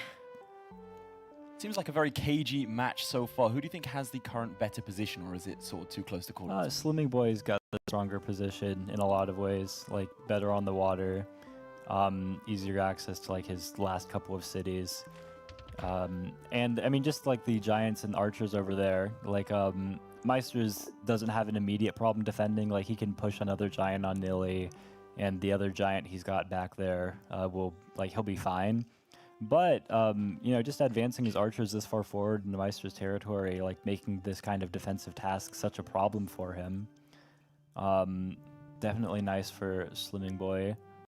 I mean, I think like the game progresses in ways that like Meister wins still, like having said that.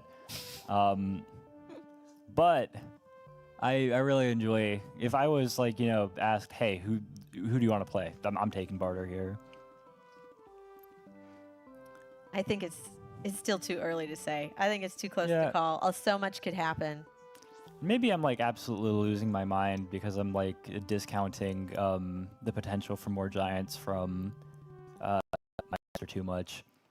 Like just the fact that Meister can like pick up Oh, all his Meister extra gets income. archery. Oh, he's chopping. Yeah, he's chopping away a lot. He had of his saved those archers. before for a sawmill, but he's giving up on that to get some more units. Yeah, and like Meister has, I mean, there's no unit that's going to siege that Nilly city now, which this is the thing I was talking about. You trade down so that you don't have neither Look player at has that. their giant anymore. Barter does not want that Luxador warrior to get that village. Very nice. Keeping it off the village. Yeah, it's made a really big thing for splash damage on the next turn. Meister's Juggernaut might just head northeast and take out a couple of these scouts. But I mean, it's difficult for both players for sure. Like Slimming Boy took advantage of the giant, but like long term, like did he lose? It's kind of hard to say. Did he lose? Like maybe he could have done something where he saved some health on his giant, and then he got a siege over there that Meister wasn't able to do anything about. But at the same time, like, he picked up like. All right, the solid Juggernaut. trades. 2 Juggernauts dancing around. Oh, he's trying to think, should he hit? It's always stronger to hit directly than do splash. Yeah, it's just a fraction of the total damage in splash. So he's not going to splash and pick up the 1 health scout. He's got a bigger fish to He's fry. going to use his scout to hit the Juggernaut or the Giant. Probably the Juggernaut. It might be the giant.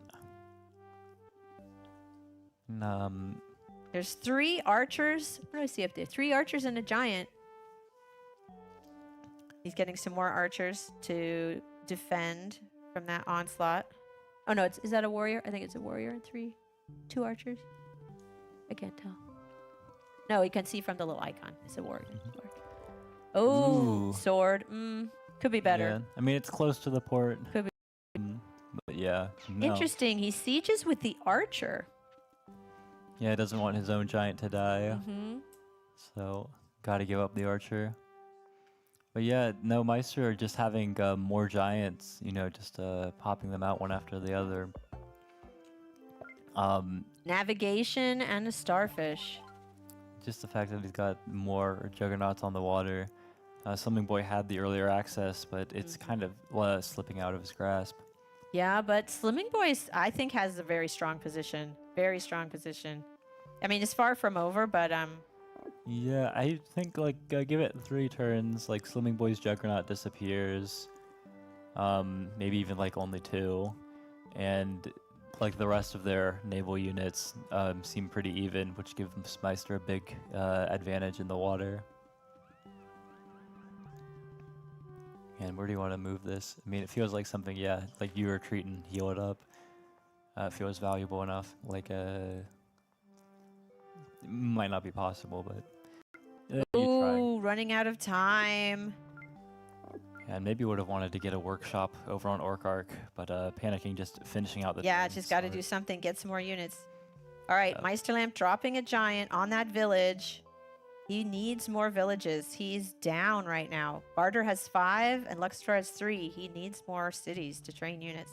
Yeah, and the archer attack. I mean, really, it was only the 2 archers that were supporting the giant in the first place, but it seems to have, let's say, evaporated. Yeah. He's got to unsiege. He's going to unsiege with the giant. Use the archers to hit the other giant. Yeah, it feels like the 2 archers team up. Yeah. Try to get a kill over here. Oh, Now going for the after. archer instead of the giant. Okay. Yeah, the more dangerous units. The giant attacks your giant for some damage. Okay. He's not getting a Yeah, here we siege. go. The direct attack. Or he could kill. Oh, he got Yeah, a lot 4 of units splash. with the splash. Okay, that was a better trade. Yeah, and Slimming Boy, maybe. Is he going to go for the starfish or use his giant to attack? Yeah. He might even disembark it just to park it on that 1 animal tile, try to siege Meister's city the next turn. He got navigation, but we don't see any bombers. Not yet. No, just for the. Well, I mean, at this point, it's only the 1 starfish. Yeah. Which means it was a. Not sure it's worth it. Yeah, a little. We'll see. Is he going to get that starfish? It's so tempting. It's so tempting. You going to get the money? Or are you going to use that Juggernaut to attack? I mean, it's kind of interesting because even at 4 cities, he captured that navigation 16 stars. So even after the 2, is only going even. He disembarked his defender. Yeah, He must be thinking to make a move there. Yeah, setting up some siege with these rafts. It doesn't seem likely in the next turn, though. He's taking a long time to think about it. He's only got a few seconds, less than 20 seconds left. Okay, might as well hit with the giant. You know it's going to die, so you might as well attack.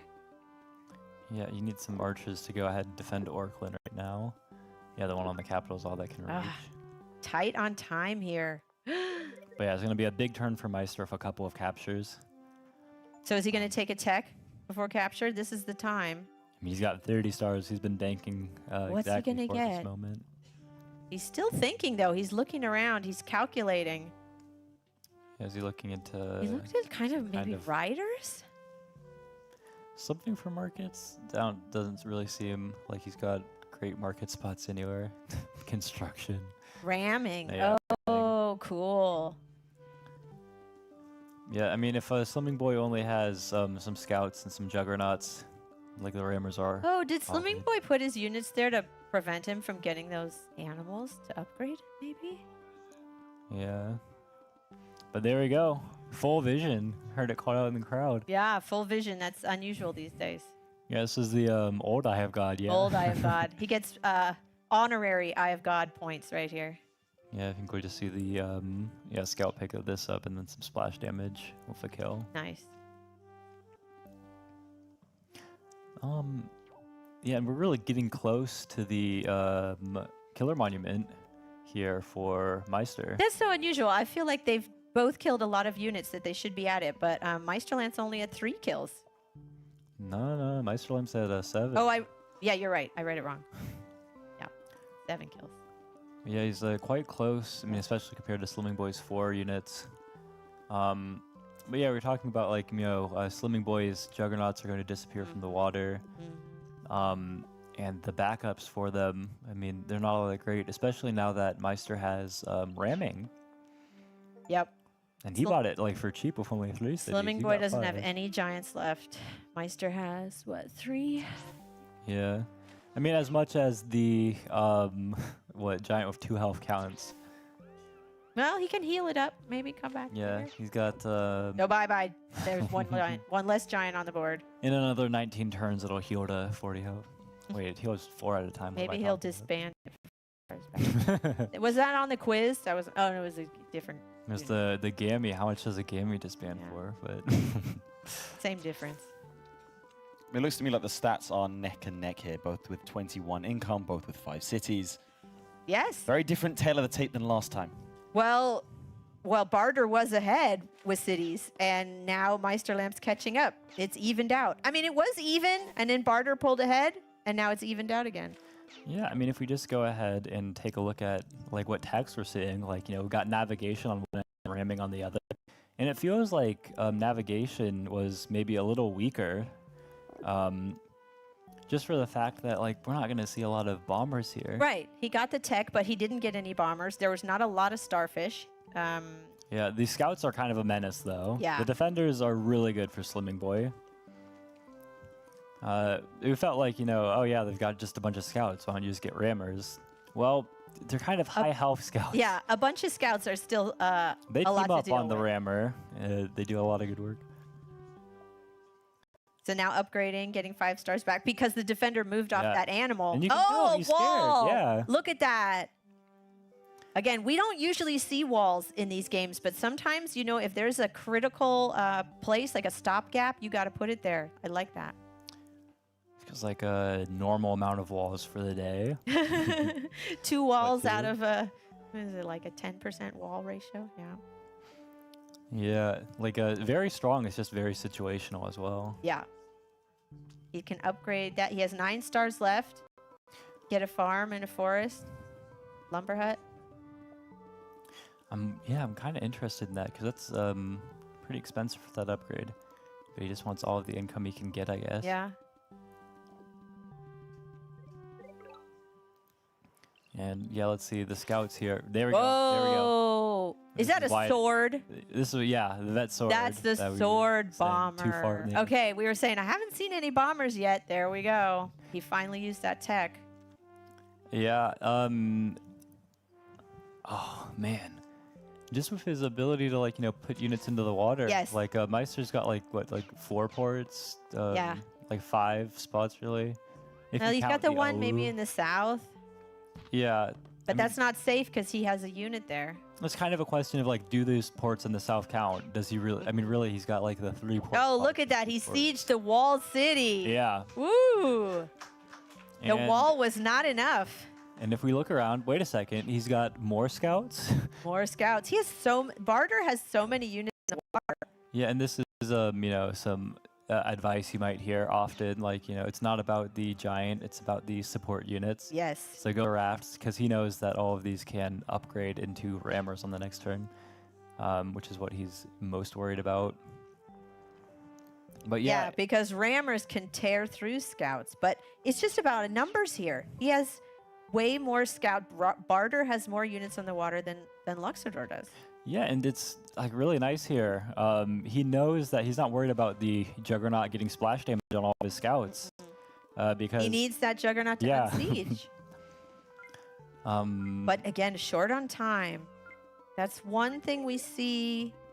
He cuts it down to the wire. Ooh, is he gonna giant push then? Yeah, he got his He's killer monument. not using the. Oh, he's gonna pop his own Yeah, giant. so a little tactical blunder Oh, there, assuming that smart. this splash couldn't happen. Smart. So he's denied him like his navy and the city. That's great. Yeah, it's like a really small thing to like forget about that killer monument, but like it Yeah, cost him. He in a still big had the way. monument, and he could use it to get a giant. Yeah, and now we're gonna see probably this defender What siege. were we work saying win. about all those scouts? There's less now, but that sword bomber, I'm worried about that. That's a Ooh. menace. Yeah, so no siege so far. He's just worried about taking out the navy. Mm-hmm. Yeah, the sword bomber remains unharmed. And safe. Nice little secluded spot back in the harbor. I mean, it's got the it's blocking the port right now, so it feels like it wants to move somewhere, but it also feels like it doesn't because it's just such a nice spot It's for a a bomber. nice safe spot. And he could train a port to the north of that city if he wants to put more units in the water. I'm missing some more archers here. Yeah. I'm trying to pressure that city Orkland. Archer on archer action here. Killer, There we finally. go. Again, I feel Yeah, like one back, then the other. I feel like we should have seen that by now, but no. Bomber attacking the new giant in the walled city, keeping it in place. I wonder how he wants to deal with this. It's really difficult to block that Juggernaut out if there's any way to. Just with the potential for that raft to upgrade to a rammer. And then if you want to amass units to try to scouts to try to kill. We see a mine. Oh, borders. Yeah, a lot more ports now and a lot more places. Yep, to do this. Aha! Wow.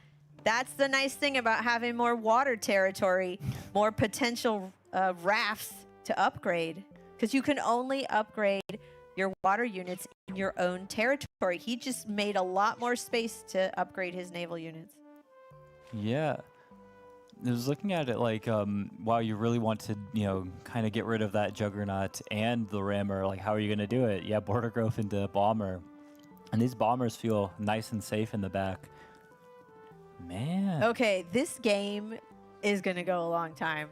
Oh, yeah, no. This game is not going to be over anytime soon. This is like really very evenly matched. I have to say, I'm really impressed. This is great.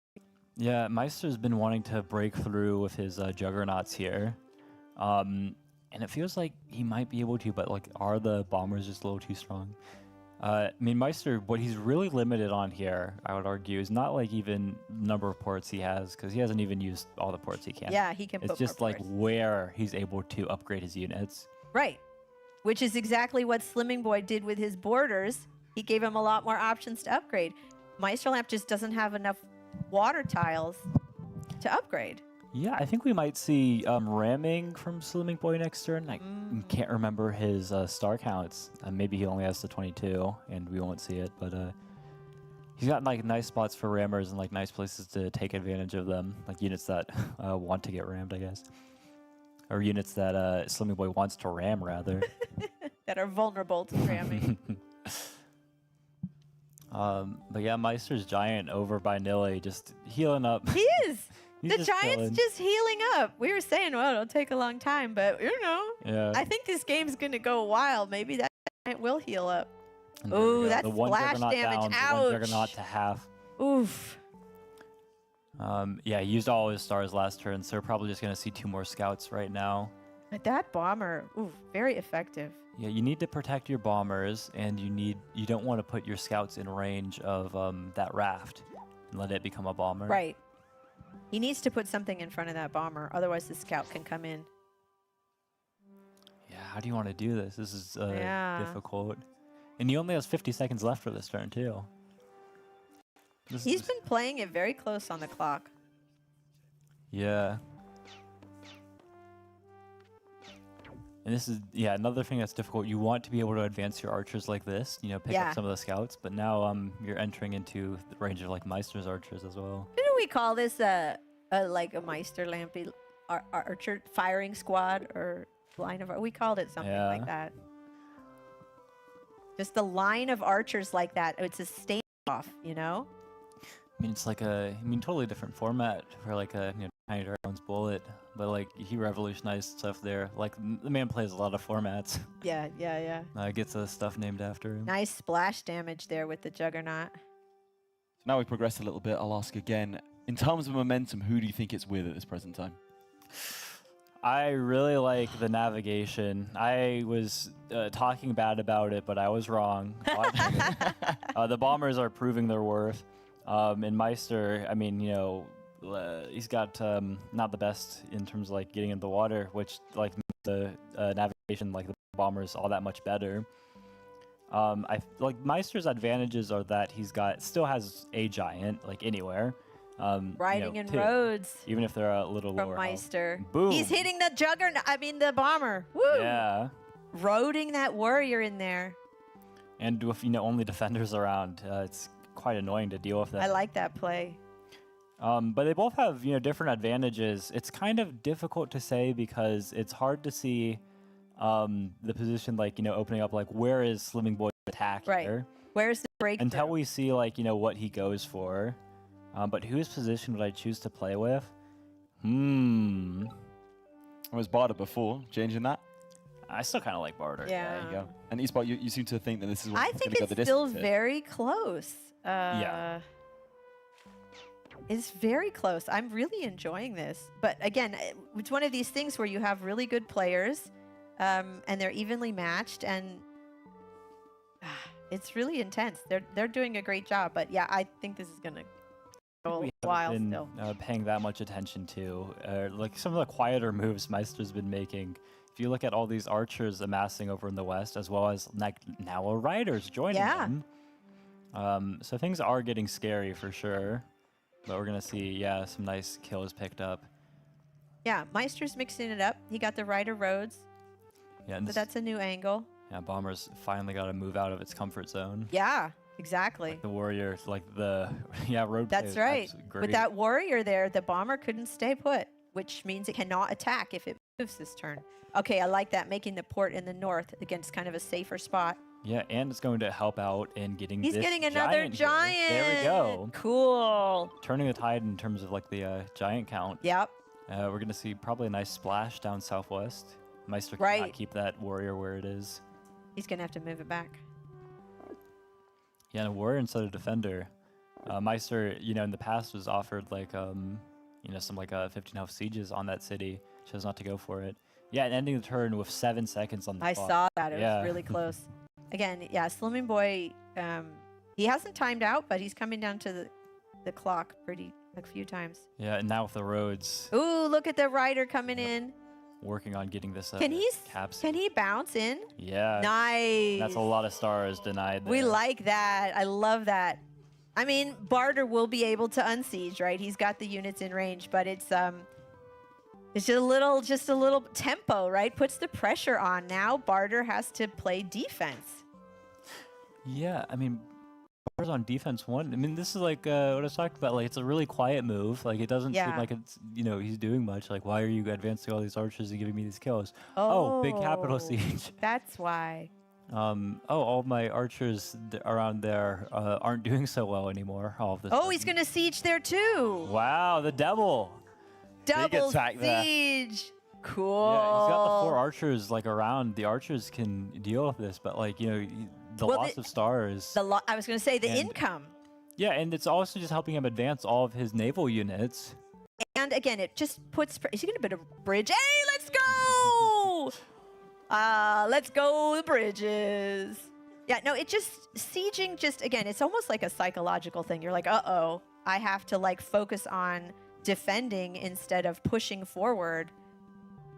Yeah, I'm kind of curious now. We can see like the camera.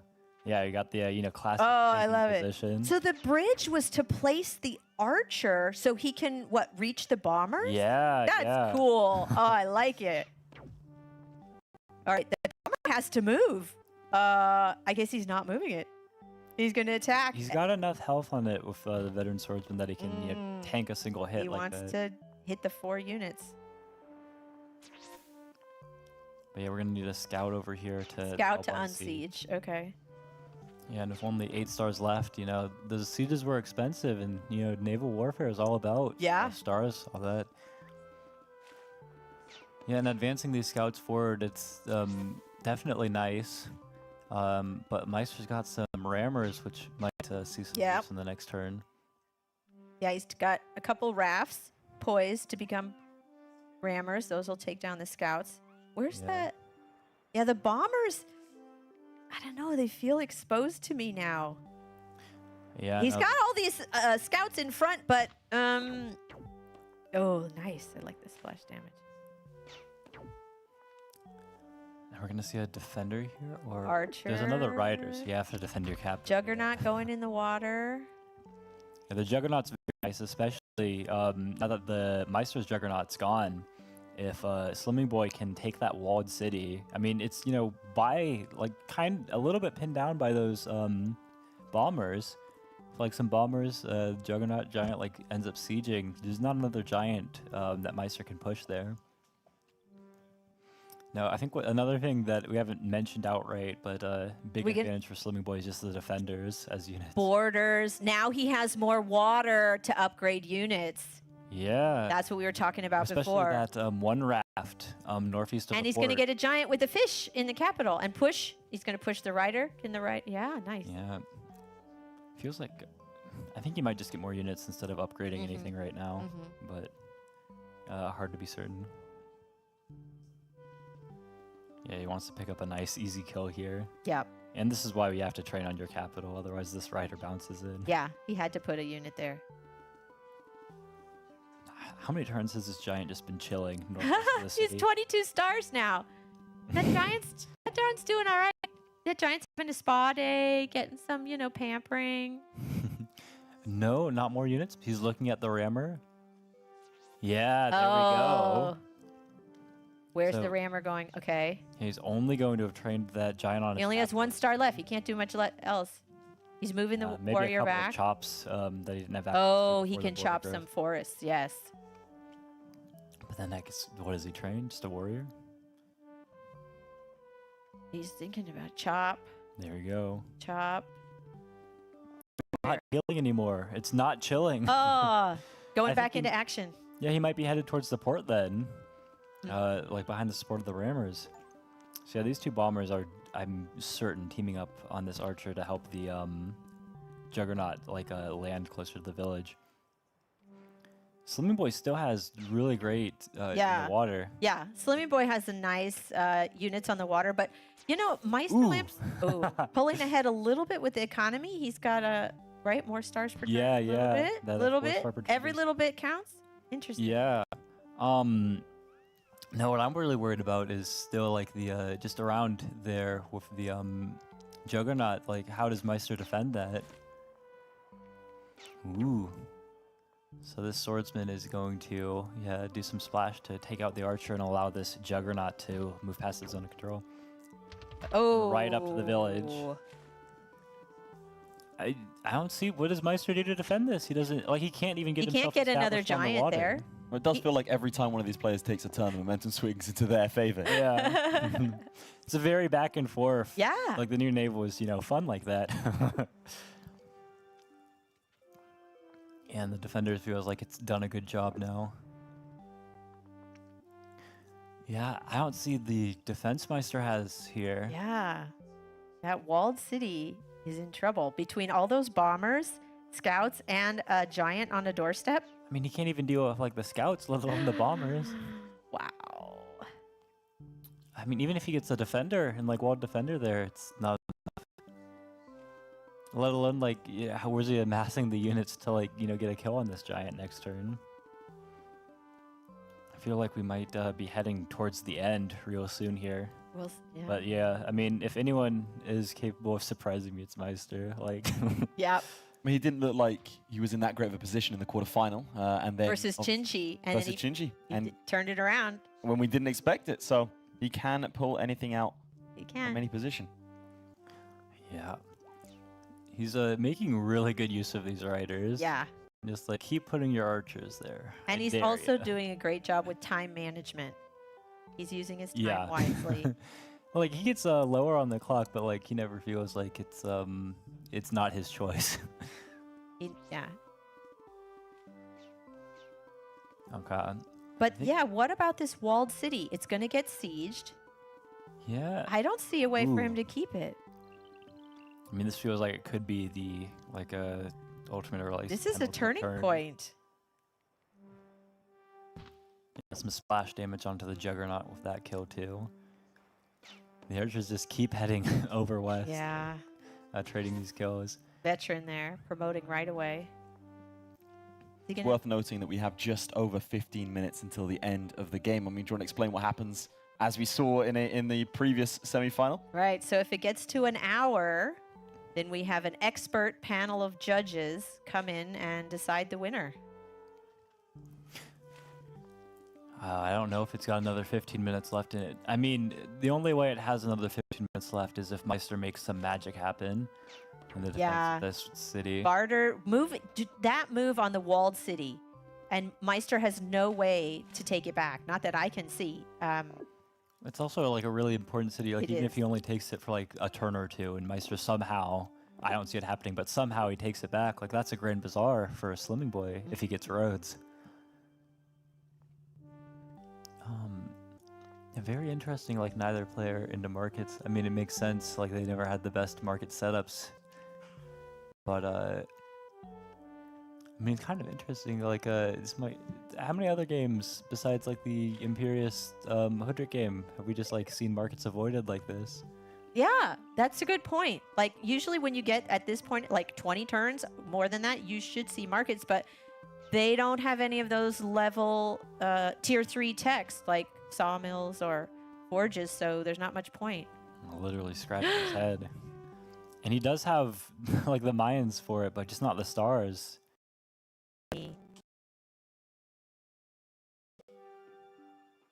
This is really hard. Oh, he's looking to what's warrior to sacrifice. He was taking down that. He doesn't have enough units to kill it. No, absolutely not. If he does, I've been, dumbfounded before, but like,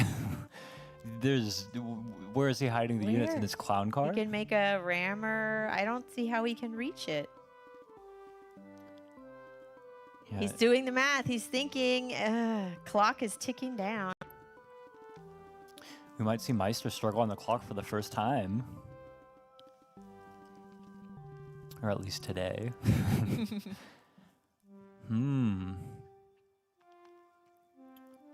Yeah, this is really, I mean, that city's on fire. There are 3 bombers backing it up. Yeah, Meister's happy to take some damage on these archers. But that's like the sideshow. The main show is that walled city that's on fire. Yeah, and like, I mean, even the amount of damage that Meister did to that giant, like, I don't have other words, it's pathetic. Yeah. Like, you took it from 38 health to 32? Yeah. That's not going anywhere. You've got the 2, he's advancing the 2 Oh, Juggernauts. wow. He's going to give up that middle city. Yeah. I mean, we saw it coming, but it still feels like a surprise. Yeah. He's advancing these 2 Juggernauts over. He's trying to reclaim with those Juggernauts, but I feel in the face of all these bombers, and more bombers that Slimming Boy can train, like it does feel like we're heading towards a conclusion here. That's what he's saying. Yeah, he doesn't think it's going to last long enough to get to a panel. Got the thinking chin touch. The hand's been glued to his face the entire 2 games. I guess it just means he's deep in thought. He's a thinker. He's a thinker. That's how he thinks. So many archers in that north one. Yeah, never again are we going to see a cloak? Him get capsized. Look, he's getting a cloak. Yeah, and it can head straight over there. This is something that Meister has a vision on. Yeah. Well, again, Meister has vision on every single tile, so. But we see this in the late game. Once you get a cloak chain going, again, getting those daggers, stealing the income, it's really hard to come back from that. Oh, yeah. I mean, with the riders around and, you know, archers to bounce off of, like, there's no giant stop sign here. Nope. So I feel it was more possible for Meister to do something To maybe about it. uncover the cloak, hit it with some riders. Yeah, but at the same time, like, That's the sideshow. The That's main the show is sideshow. the navy, the middle of the middle lake. yeah, and, like, And- all of Meister's advantages, like, his income, like, less. He's been losing, like, bleeding more units. Just look at it used to be pretty even. Like, Slimming Boy's already up 4 kills. Yeah, Barter controls the water, and he has that middle city. So now, right, the cities are Barter has 6, Luxador has 4. Yeah, and we haven't seen the Park of Fortune get placed, so I'm kind of curious Oh, where it ends I up. forgot about that. And we might end up with, like, Slimming Boy buying mining and Park of Fortune to yeah, get another giant on that city. And yeah, Meister's going to go ahead and sacrifice his archer to go ahead and train another one down in the south. When you have this many stars, you can just go ahead and do that kind of thing. He's getting some riders. Yeah, but What are the riders for? Killing the... Yeah, I mean, like, stopping the cloak. maybe but the yeah, cloak. sure. I'm guessing the riders are to uncover and stop the cloak, but again, you need something more than that. He can't. Again, he's just kind of anticipating the cloak coming, but he's got to be able to get his city back or reclaim his territory. I mean, like, they have this kind of phrase for this kind of thing. Like, yeah, you can eat it, but I'm going to make you work for the meal. Like, it's just gotten, like, attrition. Like, Meister, we know Meister can handle this kind of thing. Like, we saw him in the face-off. Boy had a pretty fast path towards the finals. He's not tired from, like, the earlier games, but he he's got a tired bye. after this one. What's important to note as well, the winner of this semi-final will go, after a little break, straight into the final. Crazy. Yeah, can't be too much more in this game. I mean, by panel or by not. We're approaching the end one way or another. And yeah, look at these scouts. Ooh, yeah, that 4 health archer just a little shy of picking up this kill.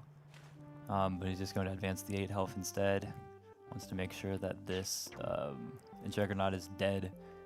And then he can go ahead. He can advance this raft and then upgrade it if he wants. So what has to happen for Meisterlampe here to be able to mount some sort of comeback? I mean, he has to wait for some sort of mistake, surely. Yeah. Yeah, if there's a place that he wants to siege, he has the Juggernaut right next to Orklin.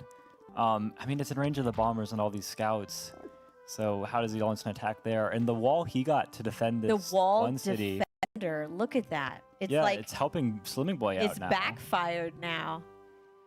Yeah, so if there's any attack, it's on that Orklin city, but Meister's been trying that the whole time. Now it's in range of, like, bombers and scouts and archers. Oh my. I don't see it happening. And there's still the cloaks coming. Oh, Not they're taking immediately. They're in the works. Yeah, it does feel closer than it should. Yeah. If this giant lives or dies. I haven't done the calculations, so. Between the bombers, the archers. Let's see. Yeah, no clue.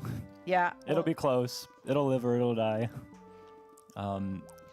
If it lives, then this game might have to be decided by panel. If it dies, probably getting closer to a Slimming Boy victory.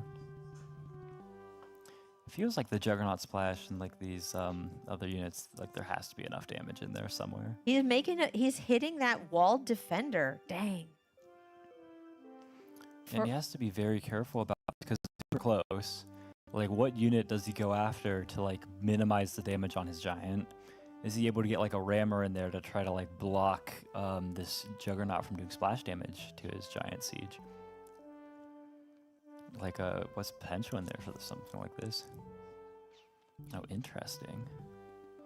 Thought for sure there'd be a rammer into that. And he's running out of time. He has one more unit he can attack with. If it's super close like that, and, like, you know, this 1-3 health, Whoa! whatever. That is the first time Wait. we've seen Meisterlamp go into the red and run out of time like that. He doesn't matter. Care. He's not using the Juggernaut at all. He doesn't seem to be concerned about this. Oh my gosh. Yeah, those other bombers just aren't in range. Like, it doesn't seem like he's got enough No. anymore without the Juggernaut splash. I don't see how Meisterlamp can come back from this. This is amazing. Yeah, I mean, the Orkland City Siege is something, but it feels like something that Slimming Boy just drops a defender on. The archers aren't quite enough. He's got archers, he's got scouts.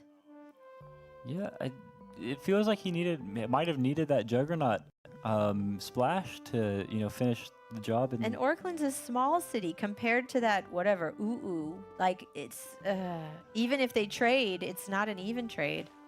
Yeah, no, not at all. But I think it looks like he seems to be happy like, giving up this city He's for like, right fine, now. you can have it. You can have it for one turn. I'll drop a defender on it the next turn. I'm just going to use support here to put my cloak in the water.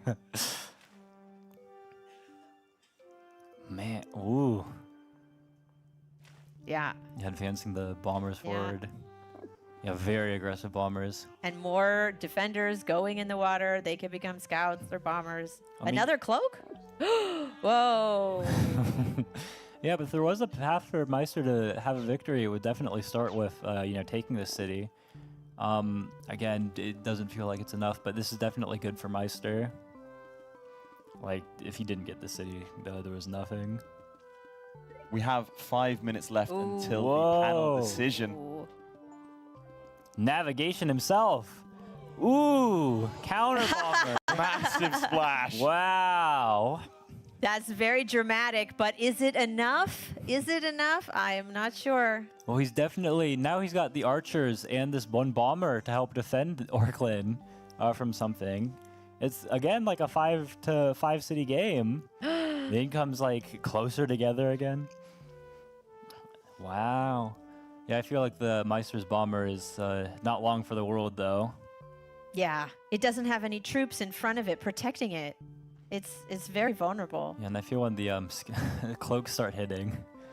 Well, I don't even know if the cloaks will hit in the next 5 minutes. But, I mean, Meister only has 20 seconds on his clock. Slimming Boy's got 2 minutes.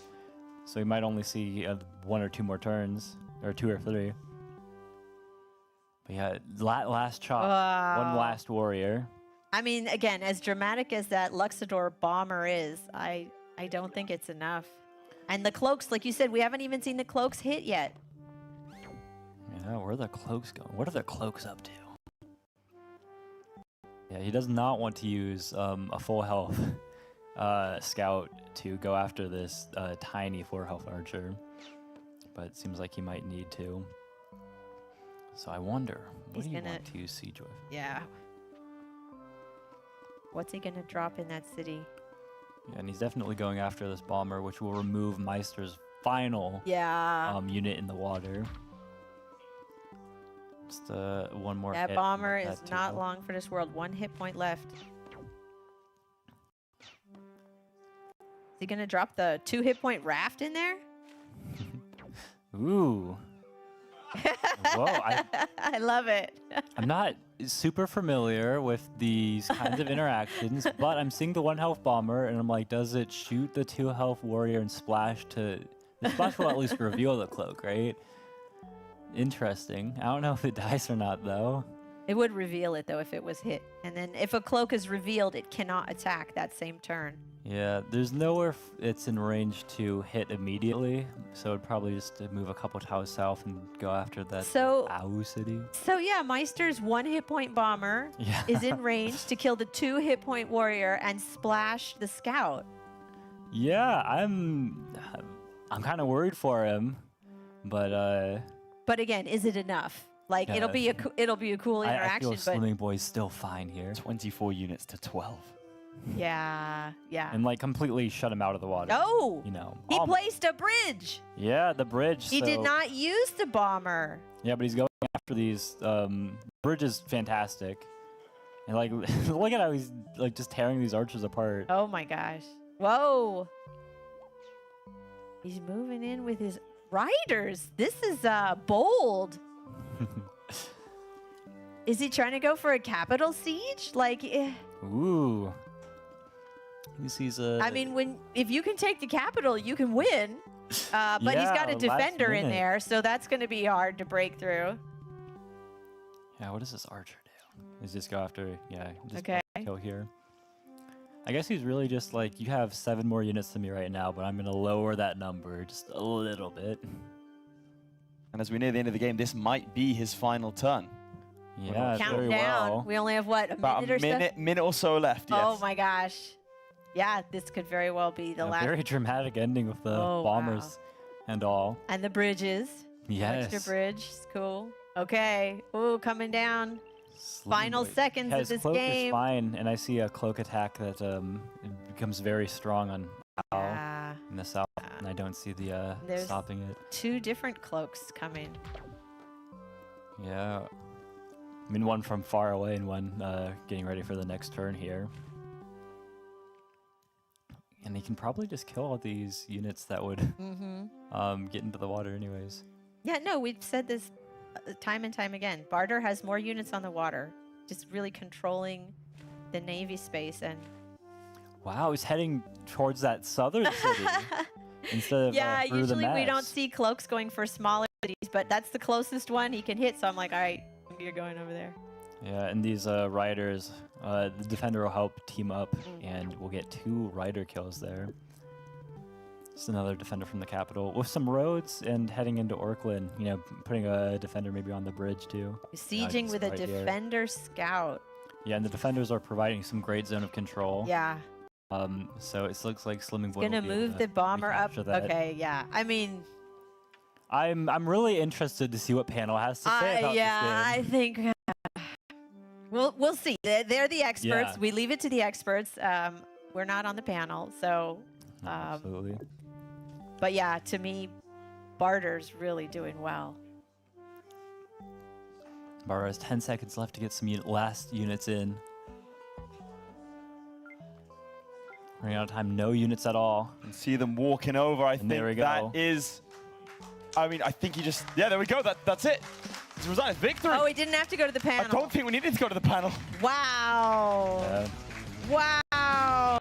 Even if we have to go to the panel, it does seem like the jog has turned into a marathon as we go into game 3.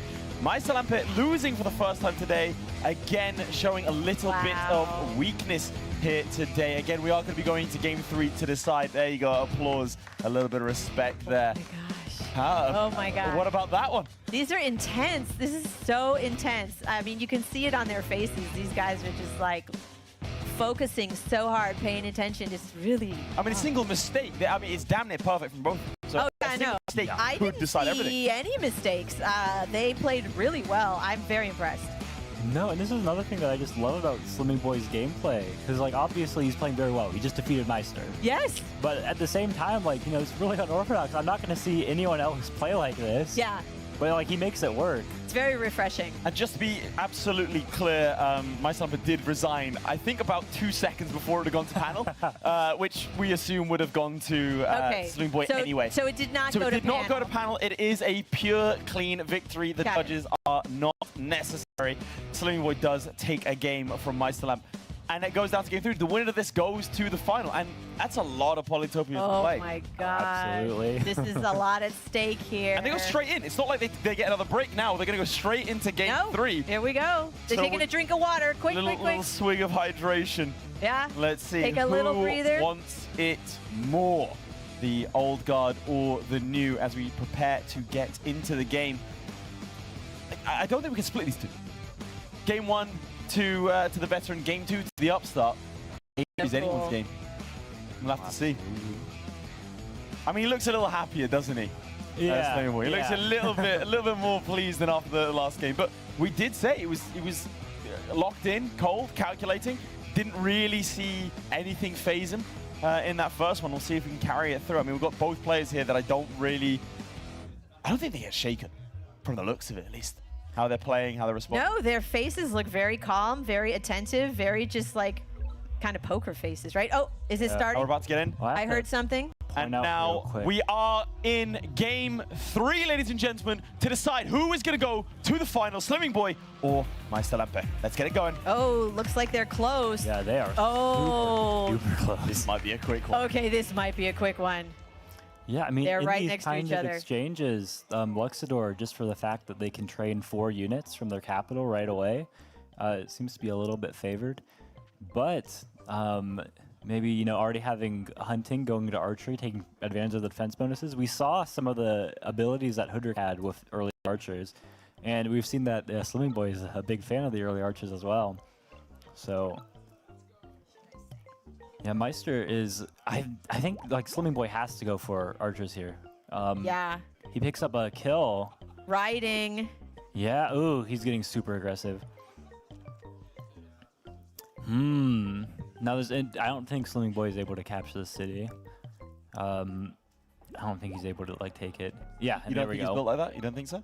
Well, actually, after that attack, that changed a lot of what happens here. Because he can capture this train and archer. Before the attack, I'm not sure it was possible. But now it feels like it is.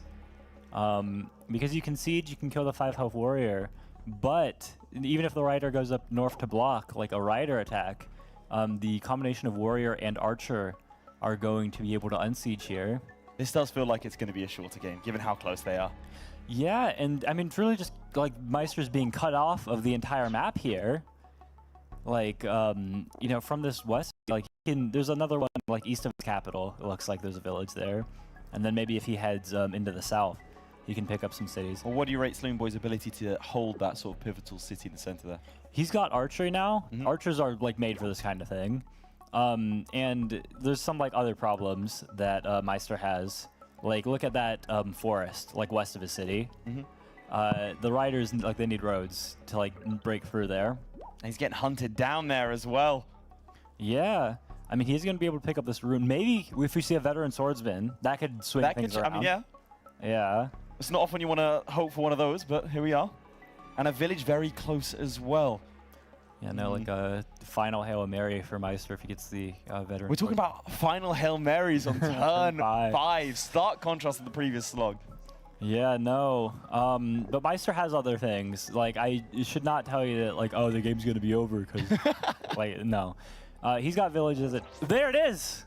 He actually got it! He actually got it! Okay, that does change things. Yeah, I mean, like, if you have...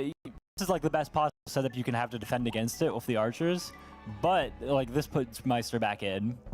This slows Slimming Boy down, and Meister's got the ability. He can go try to find some other villages, like to the east, to the south. Talking about Hail Mary, looks like his prayers have been answered there. So if you're Meister, where do you go from here? Oh, if you're so he's working out where to move this rider, and I'm going to answer wherever he moves it is the correct option. He's trying to move it into the attack. Other possibilities could have been trying to find some other village, but he thinks that that's too slow. He needs to bring this swordsman and try to steal this tough bark city now. And how do you think Slimming Boy's going to handle that that swordsman?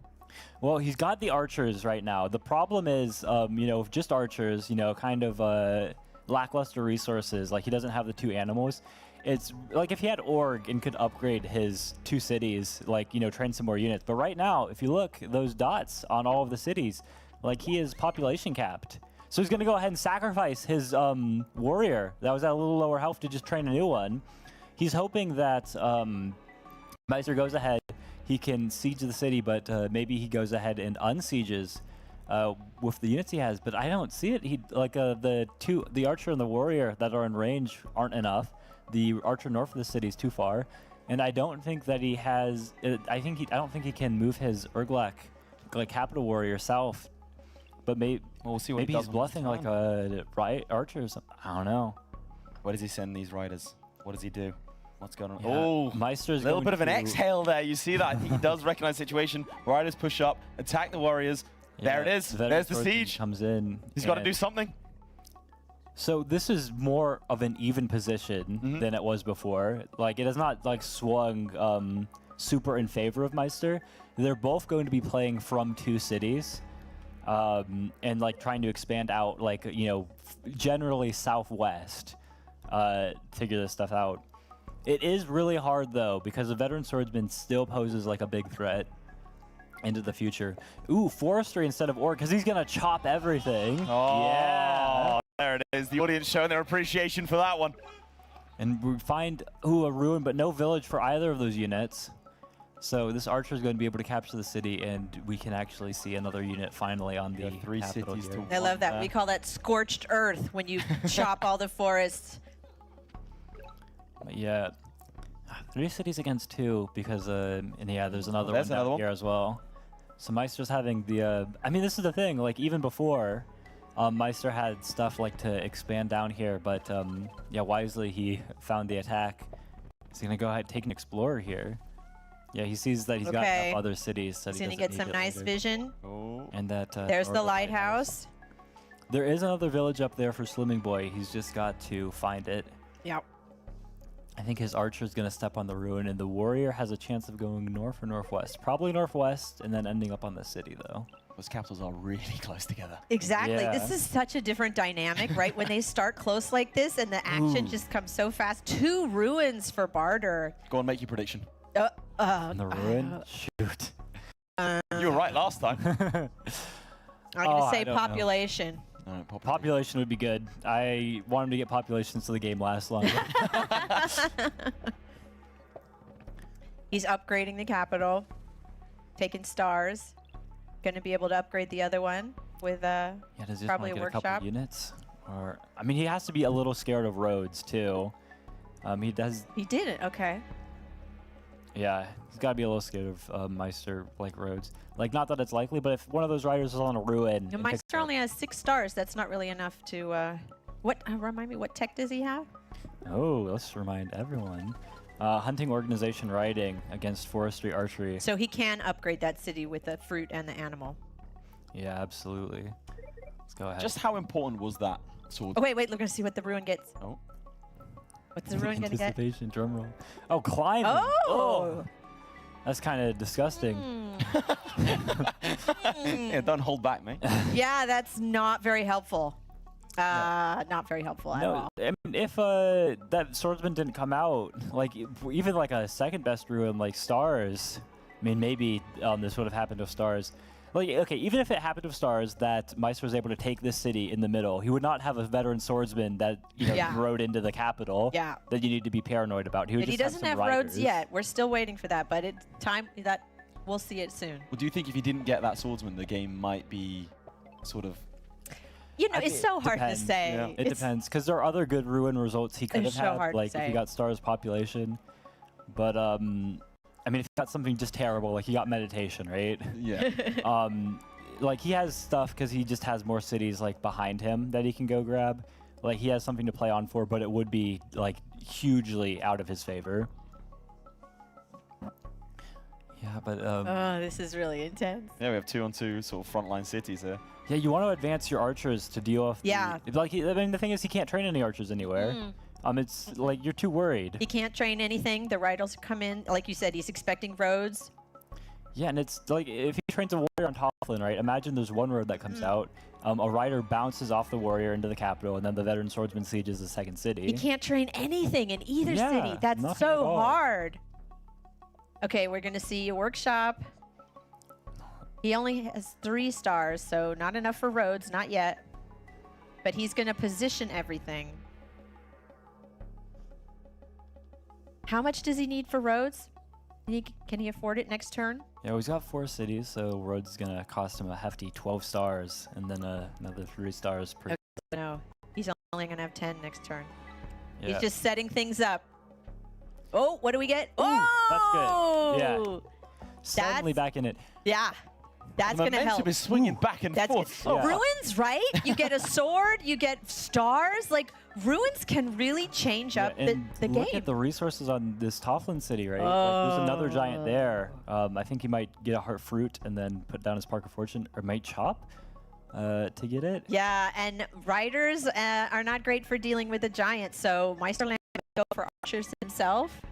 Yeah, but like depending on how quickly these giants can head towards that second city, we might see like a game like where Slimming Boy is favored even real soon. If he takes that giant, he could take that city back that he chopped Yeah. all the forests in. He's gonna need 16 stars to harvest all those fruits in those lumber huts and get the giant. So definitely a turn away at least. But wow, the really big thing. So he's been scared about roads. He hasn't had people like need to be scared about roads. Right. Like Meister hasn't had. The He can't stars for afford it. them yet. But like it's not something that you're going to risk your like world championship career on. Right.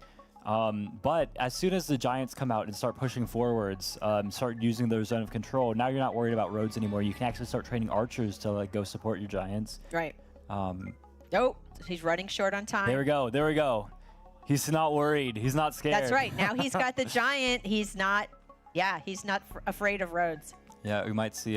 Yeah, I don't think Meister will kill this other archer. I think he'll go after the one on Tofflin. Just hit both of them. Yeah. He does not want to kill because his rider will get zone of controlled and can't move anywhere back. You want to send your riders back to safety. Do you want to quickly explain zone of control and how that works? Yeah, zone of control is most units in the game. You can't move past your opponent's units, so it's kind of like, again, a little bit of a stop sign. So if the rider had moved in, he wouldn't have been able to move back. They'd have to get stuck and only maybe move one because they couldn't move past other units. There are some units that ignore zone of control, but we won't get into that. Yeah. I don't think the game's going to last long enough for those to come into play. But yeah, if you want to visualize it, if you're new to the game, just imagine that wherever a unit is centered, whatever tile they're on, there's like a 3x3 grid. All those tiles around them. If a rider is trying to move and it runs up to any of those tiles, it will not be able to move any further. So these warriors, in this case, how the zone of control would work, if a Meister were to have killed that archer, the warrior, like the tile south of it, tile southeast of it, all those, the rider wouldn't have been able to. The vet sword is moving in. It looks like the vet sword's making a play for Tofflin. Yeah, and we've got 5 units, though, to help it deal with it, with the damage on the archers. But Meister has his own giant. Yeah, Meister gets his own giant, and instead of the super early giants we've been used to with Luxador. Turn 11. Yeah. Oh, here we're going to see another giant from Barter. There we go. So that vet sword isn't going to... Oh, look. Oh, that archer found two mountains that's going to block the path. But he has climbing. He got it from the ruin, didn't he? Yeah, he does have climbing from the ruin. It'll come in handy crossing those mountain ranges. Yeah, some good 6 stars. So absolutely not terrible anymore. You know, you've redeemed yourself. Not as disgusting anymore. Yeah, but you know, 2 giants are better than 1. And the other thing is, like, what units are they supported by? Like, on their own, the riders are a little bit stronger than these are like archers, you know, able to deal damage to them like this. But with the zone of control of the giants, like, they're just a better team, archers, giants. Yeah. It feels like we'll see Slimming Boy's giants go ahead and team up effectively to steal this Tofbark City back. Yeah, the combination of the tanky units in the front and the ranged units in the back, it's just, it works so well. And Meisterlamp doesn't have that. He has the riders with the range, but I should say he doesn't have any ranged units, but he has units that can move with a lot of range, if that makes sense. No, absolutely. Yeah, and we're seeing this is a kind of a classic setup. I mean, for zone of control again, this rider cannot break through this warrior and the giant. Oh, now he's getting his own ranged units. Yeah, I like it. They're better supports, and this is he needs to do something to try to defend this city. Well, and he's got 2 giants coming at him, so getting archers makes sense versus getting more riders. Yeah, but we're gonna see again if the giants smoke like the supports are all the fire. So Slimming Boy going after all of these support units. He's finally going to pick up that city in the northwest. Yeah, I'm wondering if he was thinking about picking up some tech. Yeah, I was thinking about tech, but I don't think so. He can't really afford it. He just wants units. Yeah, I think he should. Oh! Whoa! He sent the archer back. Did he forget he has climbing? It's very possible. Arthur forgot that he had trade. That's true. It does feel like the turns themselves are going quicker as well this time around. We're already on turn 12. Yeah, it's going fast. Yeah, these you know, close proximity games, they move quick. All right, if we get the opportunity, we're gonna have to ask him. Did he forget he had climbing from the roof? Yeah. But he can see the mines. One of the mountains, you can see the mines. So if you see the mines, you know you got climbing. So much to think about though in a game like this. There's so much to think about. Especially, it's like, you know, it's if it's something you buy, it's like you consciously made that effort. Like, you know, it's in your brain. If it's something you get from the ruin when a million other things are happening. Exactly. It's easier. I know there's someone at home right now saying that would never happen to me. It would. No, it's easier to overlook if it came from the ruin because you weren't consciously making that choice. Okay, he's gonna upgrade that, get 5 stars back. Yeah, no, I think also maybe he's not too interested in like playing for expansion. He might just want another archer to help him out. Yeah. Worried about his population cap. Maybe it was a conscious choice. Like, I would rather send that archer back to help, and I'm not gonna look for more villages. Yeah, I think he's got 2 giants, so I think he can just go ahead and siege right now. Yep. Get ready to siege on the next turn as well. And then maybe pick up some riders now, some roads in the future, like deal with these archers riders that are around. Yeah, one I'll of the be 2 giants curious goes to ahead see and if picks up the Barter village. gets some riders. We'll say Slimming Boy looks a little bit more nervous than we saw in the past 2 Yeah, and he's only got 20 seconds left here to finish most of his turn. He's moved 2 units so far. He's doing. He begins the There we go. There we go. Yeah, and there we go. Got the siege. The archers are going to start their advance. And I wonder if we're going to also see riders, but he's kind of running out of time too. He might just get archers right now. Yeah, no Roads riders next this turn. He doesn't. He was thinking about it going down to the. Oh, yeah, okay. There you go. Saves the stars. And this seems like something Meister might have calculated out. That he's got enough to unsiege this with the giant attack. The archer hit last turn, and then these 3 riders, 2 archers. But, yeah. If I had to guess, I think he has enough to unsiege. But I'm sure he doesn't have to guess. He knows. You never know when your opponent is bluffing. Climbing. I love that. There are bluffs that happen, and those are fun too. But, yeah. But I don't know. Meister doesn't seem like a bluffing kind of person. And I mean, in this case, he's not like, he's got the units to take care of this. He's got 2 more riders. Wow, he clears. Yeah. There it is. Nicely done. There it is. Oh, and a And a veteran. veteran, yeah. Cool. But I mean, it still works out well for Slimming Boy, who's able to, like, look at these 3 archers, take down health from the giant. He's got a full health giant instead of a, slightly damaged one this turn. The 2 riders are But a I little bit noticed Meisterlamp is sending a unit to explore in the south. He's Yeah, looking for more yeah. villages. He sent 1 unit out there, whereas Slimming Boy, he's not looking for more villages. I wonder how that'll turn out. It might be important because even after, like, the fireworks over here on like who claims this one city are like resolved, there's like the rest of the map. There's like nothing wrong with playing like 3 cities against 4. I mean, especially like a city that's as low level and as sorry to say this, it's literally chopped. It's a Okay, here chopped comes city. the Chopped riding. everything in it. Riding in the roads. Although he's only 2 cities where he can train units, right? 1 looks pop capped. Yeah. So maybe a rider in the. He's got to get 2 riders. And he's conserving health on that giant. Oh, and almost out of time again. Time management. He's gonna. Oh, what if he didn't make that? Oh, he had just enough time to drop the giant in. Yeah, he believes in the siege. Does Meister? Meister's counting. Meister's counting. He's doing the math. Oh, how close is he to killer? Is he looking at that? Yeah, he's at 9 kills. Yes. So he's gonna. Oh my god! Oh my god! Oh my! The new god defeats the old. Oh my god! We have our second finalist. What? Surprise on his face. Doesn't even look like he believes in himself. What just happened? Slimming Boy beats Meister Wow. and will go to the final. Amazing. I mean, I think it was a surprise. Wow. I mean, we're talking about Meister doing the calculations. He did them all, and it looks like he didn't see an outcome where he won. A much quicker game in comparison to the marathon of the last one. Well done. Remarkable. very He exciting. still doesn't look like he believes it. He's in shock. He's still looking around. He's like, You really? won. You did it. Oh there my you God. go. You did it. Fantastic. We will have a chat with him very shortly indeed.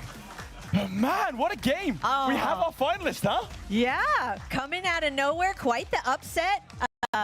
Very surprising, Very but different well energy done. as well in that second game. Yeah, different energy, innovation, doing things we did not expect, and it paid off. I mean, again, the Enigma was the name that was coined for him, and it looks like it's bearing dividends. He does shock everyone here as well. I mean, he had a bye for a reason. He does go to the final. That's right. We have to talk about it. Him against Arthur. What do you think? Yeah. Oh, him versus Arthur. Oh my God. I don't even know what to say anymore. Everything's topsy-turvy. I don't know where things are going. The unexpected is happening There today, you so go. anything could happen. Barter versus Imperius, Arthur versus Slimming Boy. He did look shocked when he had, we're gonna have a little chat with him just now. I mean, that was so quick. Oh, he's so sweaty. So you can tell. Oh, oh my gosh. You're tense. Okay, well, we are here with our second finalist now. Slimming Boy, I mean, you look surprised by the end of that to win. I am surprised. My Salam played very well. I actually found that I myself made a lot more misplays than he did. And I thought I was surely gonna lose this one, especially after the first game. He was just way more dominant than I was. But I guess it worked out in the second and third game. It just went way better than expected. I'm just very happy and surprised, like you said. I mean, yeah, you did not look like you believed it coming off of that stage still. No. So, I mean, you're in the finals. How does that feel, and how do you think you're going to stack up against Arthur? It feels unbelievable. Like I said, I'm already very surprised that I even made it to the top 6, and now making it to the finals is just absolutely unbelievable. But I'm very happy about it, and Arthur is a very strong opponent. I saw his other games here as well, and I could barely spot any misplays he made. So he'll definitely be very strong, but I'll give it my all and we'll see how it goes. I mean, people were surprised by your strategies, by your tactics, but they ended up really, really well in the end. I mean, I'm sure you guys have questions, many questions. Yeah, I mean, that choice to go for navigation in the second game, we thought it was a little sketchy, but it really paid off. Your control of the water and the Navy getting the bombers, it was really well done. Yeah, like that game was just pretty much like continents, where just naval is super decisive for who will win. And especially here with all his cities were like targetable from the water with bombers. And I felt like it was my only out because I was on the starfish already, and I could also go for the bomber on the city, and I knew I had to pin the city with the bomber because otherwise it was just lost. Yeah, going for that central walled city with the bombers, that was great. For sure. And this is just like, you know, competitor to another. Like, first off, to take a breath, breathe, remember you're here, ground yourself. I remember like we had a few conversations about this. You like talked about, yeah, I'm here. I'm like, it's gonna be a fun time. Like, are you starting to believe? Well, honestly, the more further it gets, the more unbelievable it gets. I just expect to wake up any moment right now. But yeah, I just my chances, like I start to believe a bit more in myself. So maybe I'd actually have a chance against Arthur, a really strong player, like I said. So yeah. I mean, you're being very like humble and passive, say you don't believe it, but you have all the way here. You are our second finalist. Ladies and gentlemen, we have Arthur versus the Enigma himself. Very, very soon. We'll be back right after this break.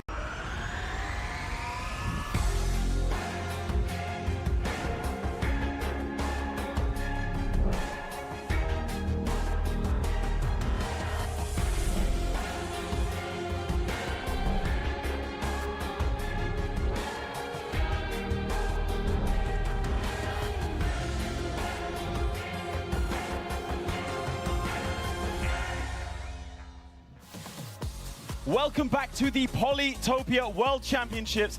Thousands of players have played tens of thousands of games across months to get to this point. We are live from Stockholm with a live studio audience. 6 players became 4, have become 2. We are now ready for our grand final between Arthur and Slimming Boy, an established name, an upcomer. How have you guys found the day?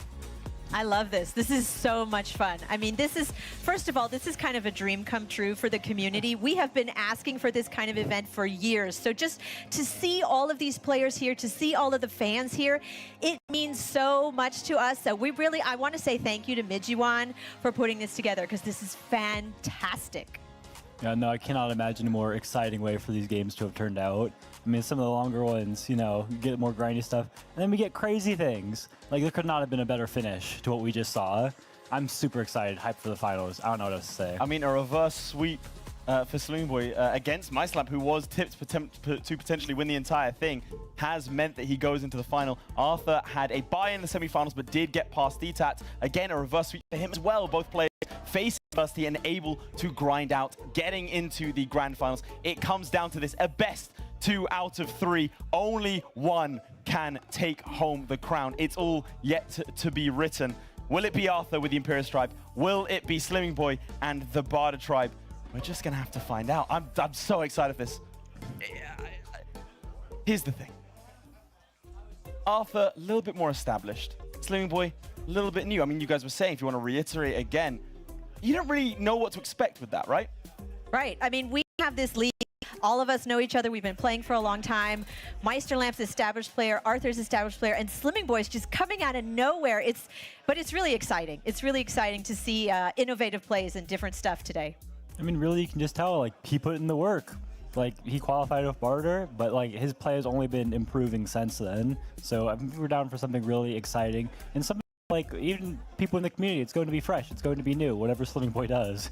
Now, I know people will have been scrambling to make it here for the finals, so you might have missed Arthur's previous game. Let's get to know him. Take it away. So my name is Arthur. My in-game name is just Arthur L248, and I'm from Toronto, Canada.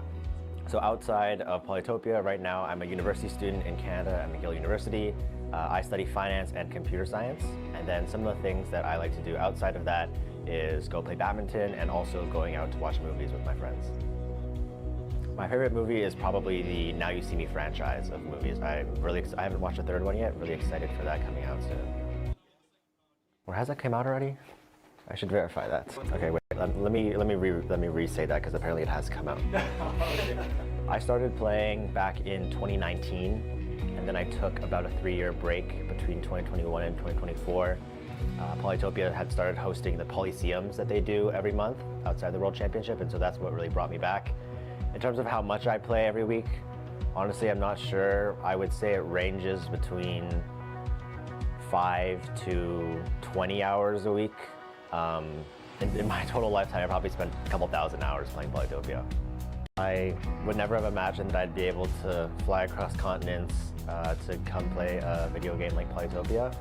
And I've been playing this game for a very long time, so it's really interesting to know that all that time has not really been wasted, and I got to have this really cool experience as a result of all the time that I've put into this game.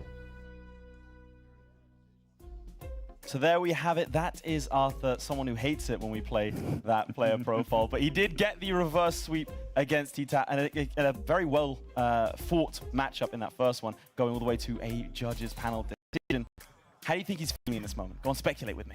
Oh, I mean, he says he hates waiting. So I know that, like, sitting in the corner and waiting is a lot of stress, but once he gets up there, he locks in, and again, he's one of those players that just almost plays on instinct. He has played so much, he can just look at the situation and know what to do. Yeah, absolutely. I mean, he kind of like chilled, like in control of the situation. As soon as he sits in that chair, I was like, what was it like seeing in front of the audience? Nothing. Just playing the game. Played the game before. So, of course, you guys know Arthur on a decent level, but Slimming Boy, you said so much. You said he was an outsider, right? Yeah, so seems like a really nice guy. I also rode in the taxi with him the other day, and we were talking about finding a gym to work out at, and we couldn't find one. So But he seems really happy to be here, kind of in shock. But he's doing so well. I mean, we really have to like give him props for playing so well. Yeah, I mean, it's really been interesting. He did bring a friend with him, and they kind of just like sit together and speak to each other in Dutch. And I'm like, I don't speak Dutch. What's going on here? But every conversation I've had with the guy, like, he seems like a great, like, upstanding person. I don't really have more to say about him.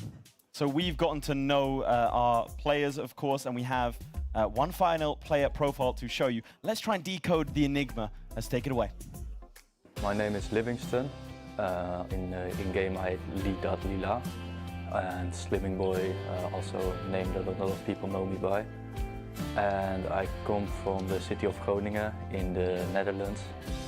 Well, I'm still in high school and I live with my parents and 4 siblings. And I like to play water polo. And as I said, I'm just very busy with my school because it's my final year. And also play Polytopia every now and then.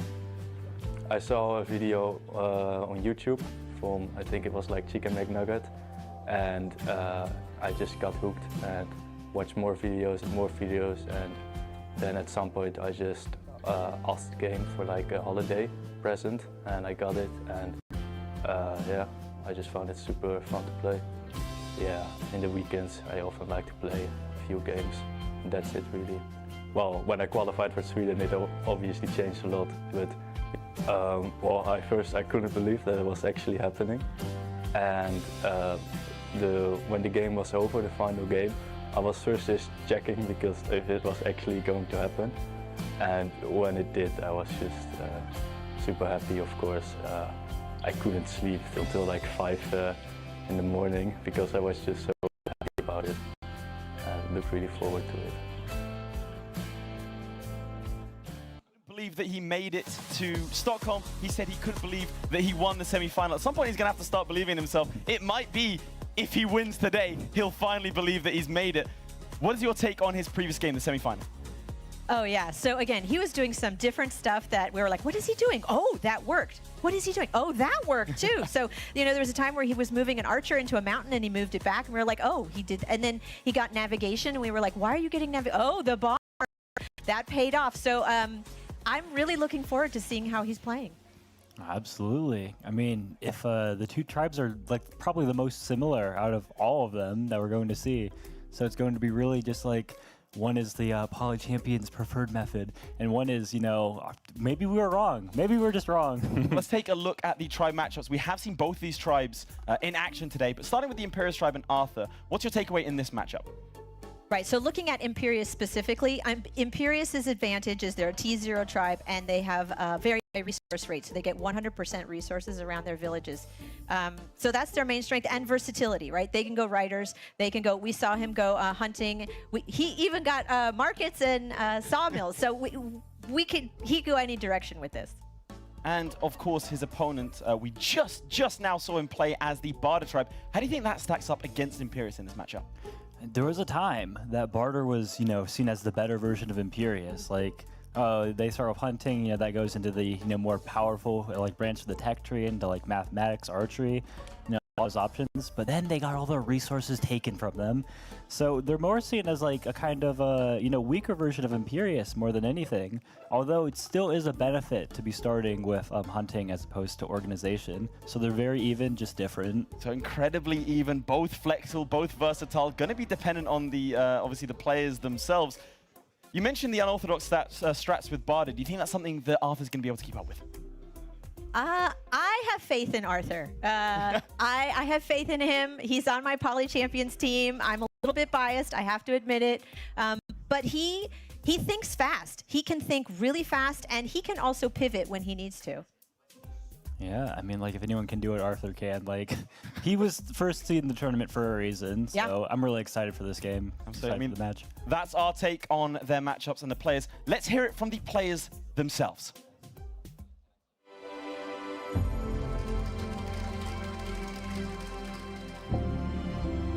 To win the final would be honestly amazing. I've been playing this game for so long, and to do it on such a big stage with a live crowd, I want to make everyone who has been supporting me proud, and hoping I can do my best and bring home the cup.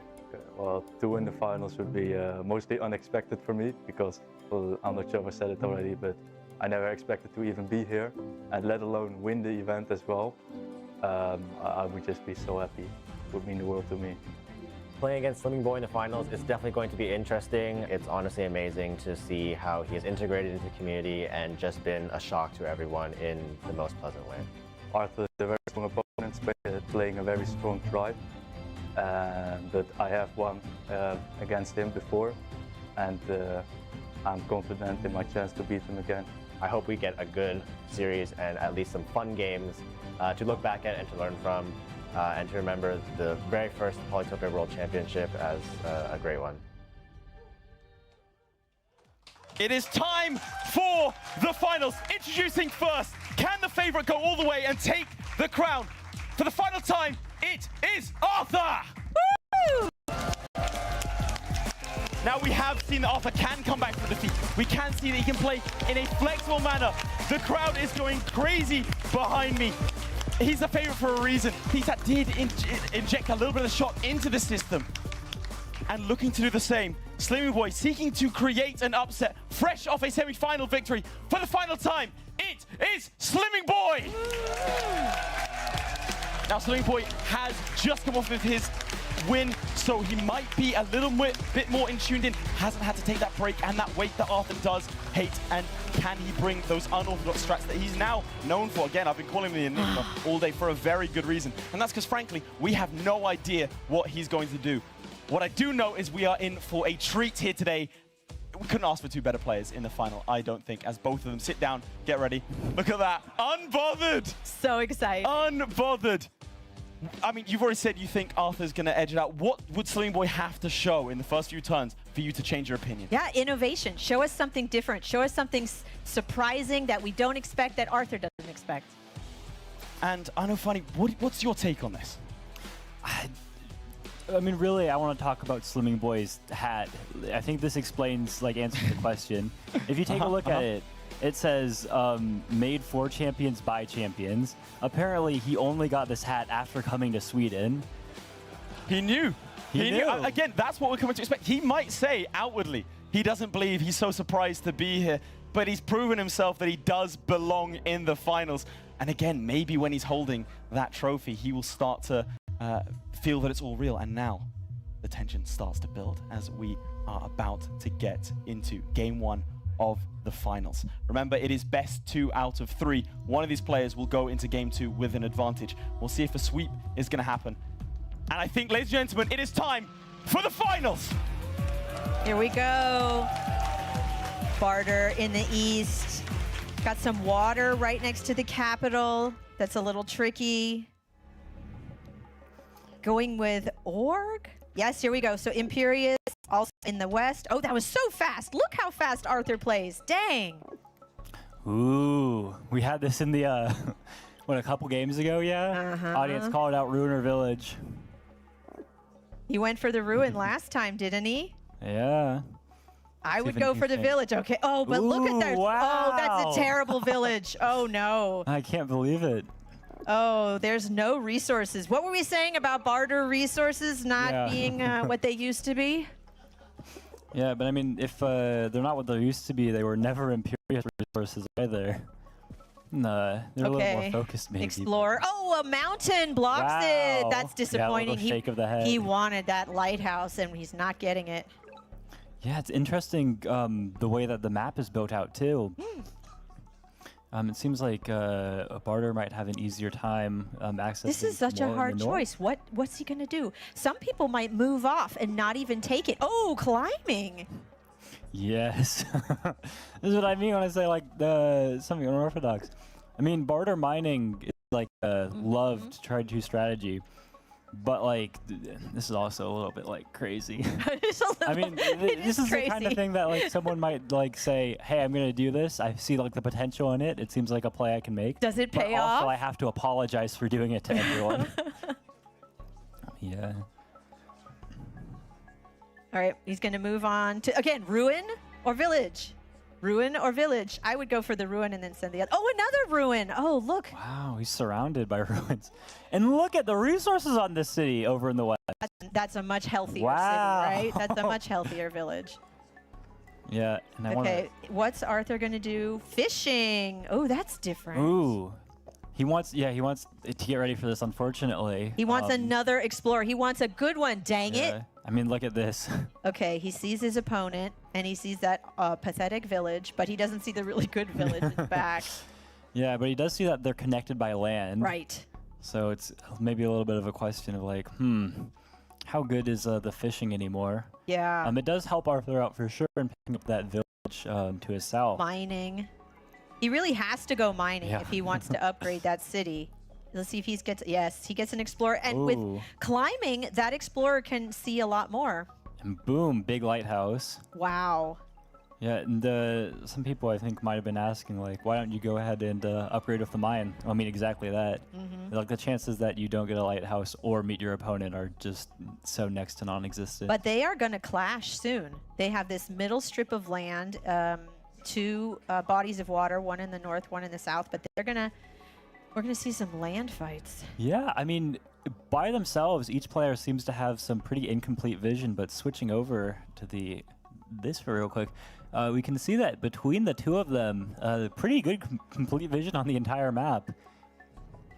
What's he going to get from the ruin? I'm going to say stars. What? Ooh, Oh! Chipmunk mode. What? Whoa! Oh! We didn't see him go for it. Whoa! Okay, we have to talk about Big this. cheer from the crowd. Let's explain it. Chipmunk mode? We just showed Arthur about this the other day, didn't we? Yeah, Arthur did not know what Chipmunk mode was. His first reaction to seeing Chipmunk mode activated was, who discovered this? If you scroll and move the map over, like run into the corner of your screen for like 10 whole seconds, not looking at what your opponent's doing or anything like that, this little egg pops up that you can click on, which makes turns all your units into little bobbleheads. So it doesn't actually change the play at all. It just changes the way the units look and sound. But we do get a kick about it. I think it's a psychological boost when you see that. It just makes you smile. In the final, yeah. Yeah. I mean, Arthur has to win now. Like.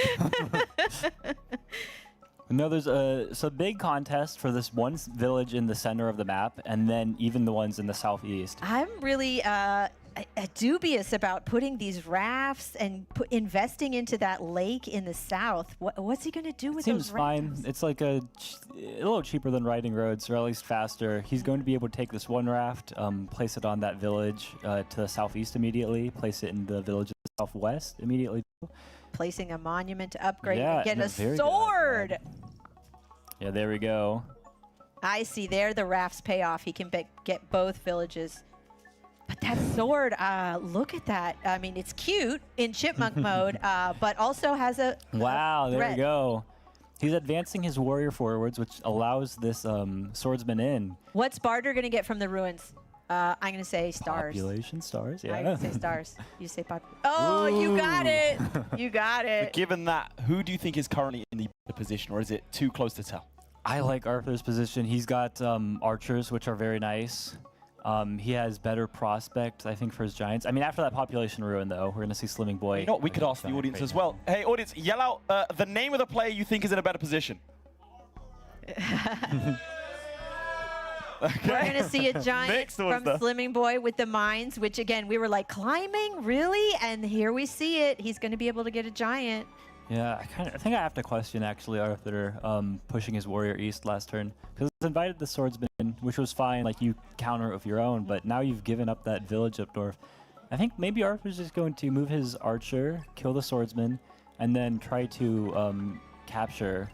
Like, So you'll hear the sound effects are different. When we Yeah. go over to Arthur, like it's a higher pitched noise. It's a little bit crushed, maybe. Yeah, where's this archer going? Is he going to go on the mountain? I think, like, why else did you buy climbing, right? Yeah. Well, I guess not for the warrior. Okay, he moved the archer back. Yeah, and then you can get go ahead, pick up another archer, and try to put your swordsman onto a village before you can capture it. I mean, the thing about swords is they're really strong, but they're also expensive. And if you don't have the economy to support them, sometimes it doesn't pay off. We'll see. Again, he's doing all kinds of different things today that I don't expect. Oh, I guess I'm most curious about his decision, like where he allocated his units, like putting the archer on the capital. It seems like it'll get pushed into range with a giant from the capital. Yeah, no, never mind. I don't have any questions. But yeah, he pushes this into range. The warrior helps out in this too. And he only needs one archer to let his swordsman in if it wants to go siege of that Roro city. He's taking his time. He's thinking. Okay, he places... What, is he going to get a wall? The monument? No, stars, wall. Okay. Yeah, if he... He's planning for a giant there, but he doesn't have forestry. Oh, he just said, what did I do there? What did I do there? He doesn't need forestry anymore. That's right. That's right. Now there was a recent update where you can place forges on top of forests. You used to have to chop them, but not anymore. Yeah, I guess the big thing here, like Arthur had some tactics planned out with the archers and everything so that he could, siege a warrior on that village if he knew the village was there. But it ended up not working out because that was a very quick giant. The giant's fast and right on his doorstep, right in the middle of the map is like, he can't waste time. He's got to find a way to deal with it. Yeah. You want to attack with your warrior first or swordsman first? Okay. Kill with the warrior.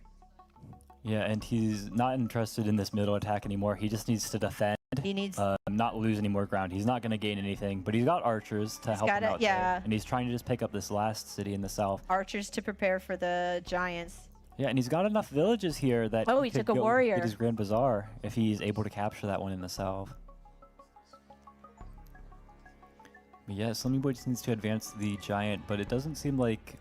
I mean, it might be annoying, but I don't feel like this giant is a huge problem for Arthur. I mean, what the archers and his own giant, also his ability to get a... He needs more archers. I mean, the giant is slow. He doesn't have roads yet, but he needs some more firepower to deal with that giant that's coming. Oh, Slimming Boy's also getting archery. Nice. Yeah, archers behind the giants. Yeah, we've talked about this. Archers in back, giants in front. Such an effective pairing. Yeah, and I mean, we keep talking about it because it keeps working. It works. It works. But yeah, I mean, okay, so again, like just take your city by climbing, mining, smithery with barter, like this.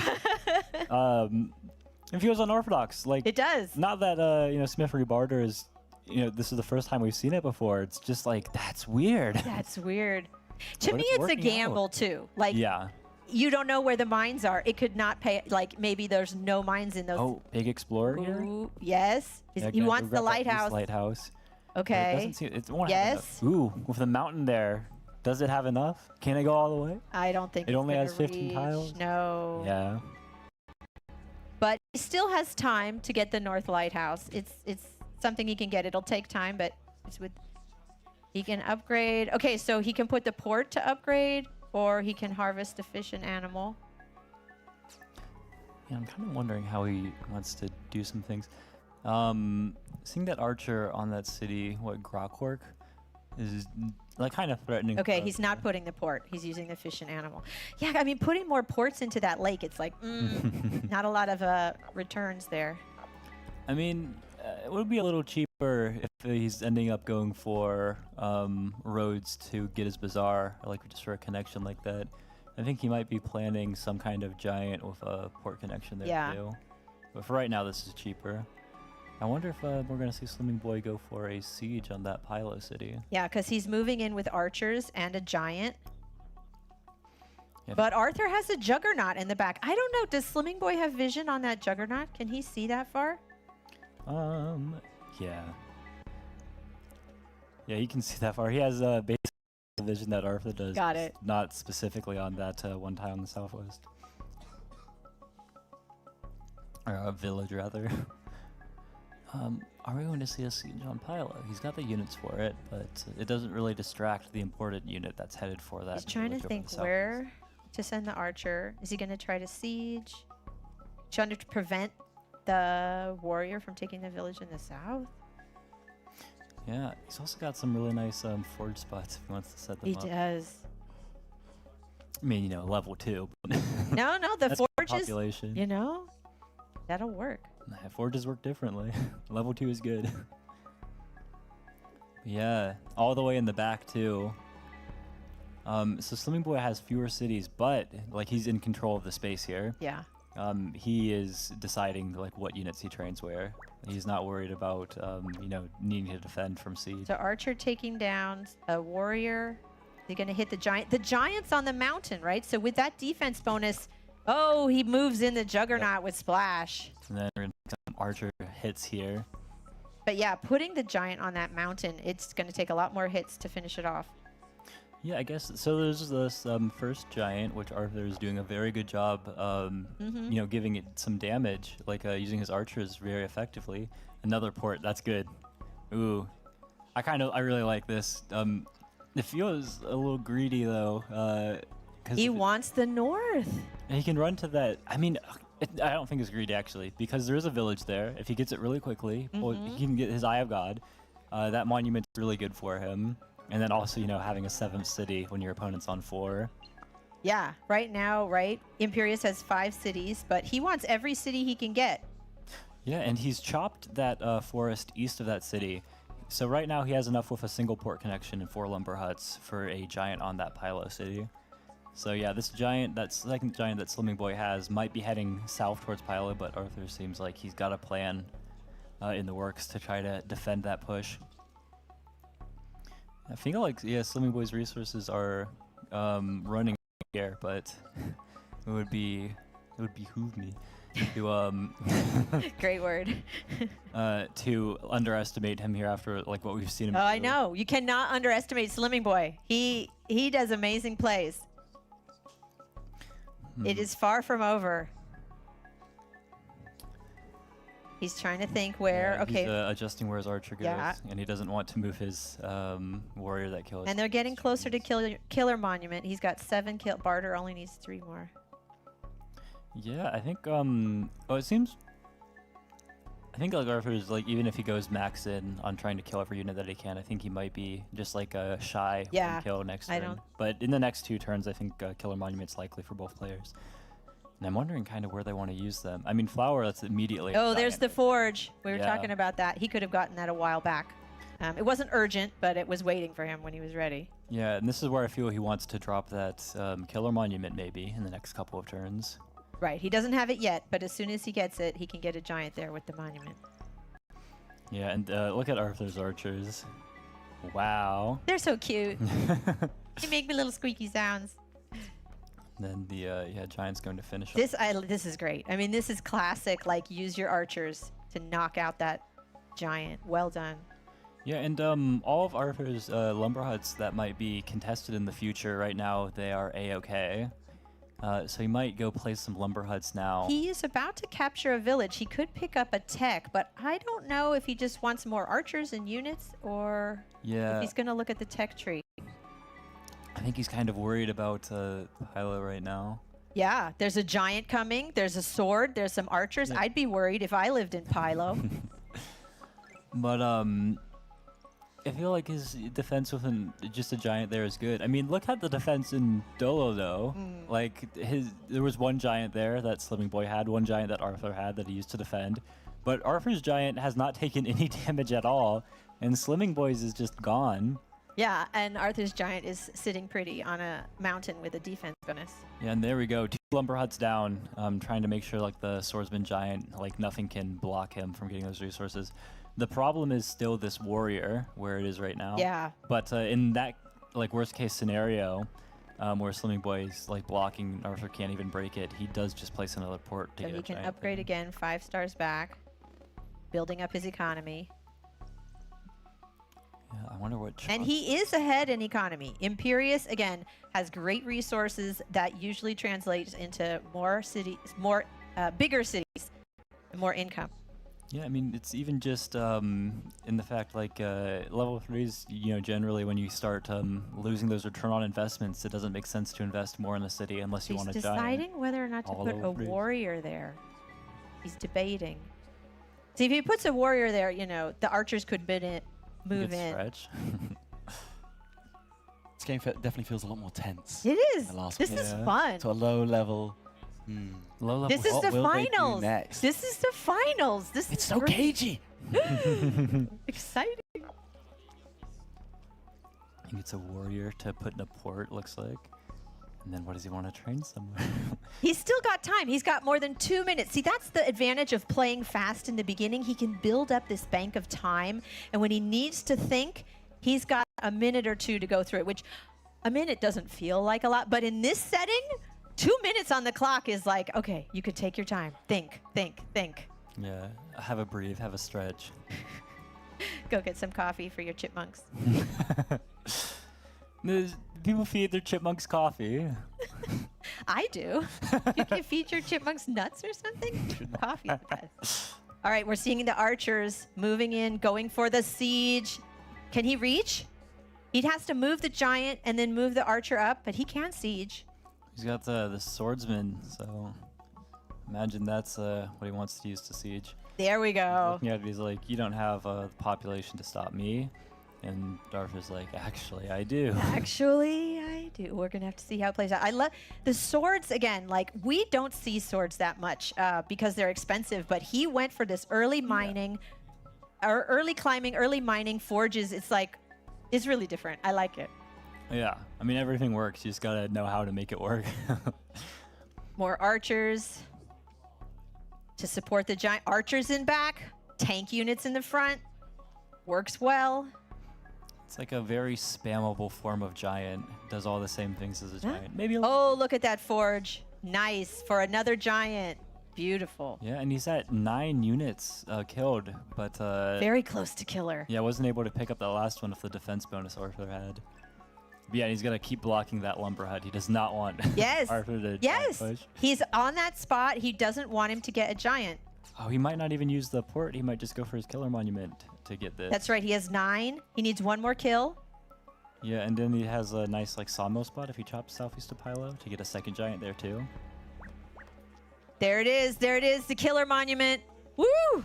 Now the question is if he's going to use it here or like use it there sometime in the future even. Or how does he want to get this giant? He can do 2 ports. He could, yeah. He could. That's expensive. He has 21 stars though. So he could place 2 ports, or he could use the monument. Yeah, and I want to highlight too, even after the giant, his problems are not over on that city.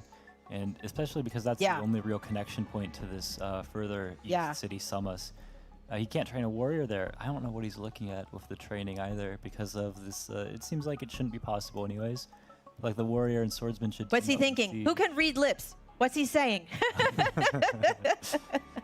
Saying, I like having 7 cities. I'm going to get my Eye of God to giant on Summit soon. I got to get some cream There we sugar go. for the coffee for my chipmunks. But yeah, 2 ports. Port! Save that. Well done. Okay. He can keep that monument for there. Oh, using the monument for a giant. Yeah, just cool. Enough no chops necessary. Nice, nice. Big turn there for Arthur. A lot of giants. Slimming Boy's got his own in the back, but Arthur's giants are all up in the front. Big tempo, and also he's like kind of pushed him into the defense. Like Slimming Boy wants to do probably nothing more than start like using archers against this Pylo giant, like using his swordsman, everything like that. But it seems like it's a little difficult to, do that with the giant just walking in on your city up there. What defense do you really have? So yeah, the archers are unable to go after Arthur's giant on Pylo. He can advance all these other archers in, so he should be like not too concerned about the immediate siege on Roro anyways.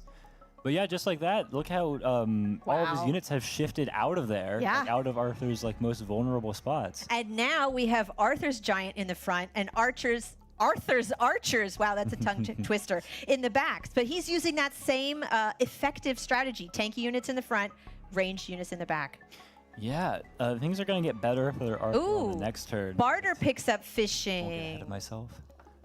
Yeah, fishing. So is he going to get on the water? Oh, no, not yet, I take it back. He was looking at fishing. Yeah. He clicked on it, but he didn't take it. There was a thought of fishing, an inkling twist. He's still, okay.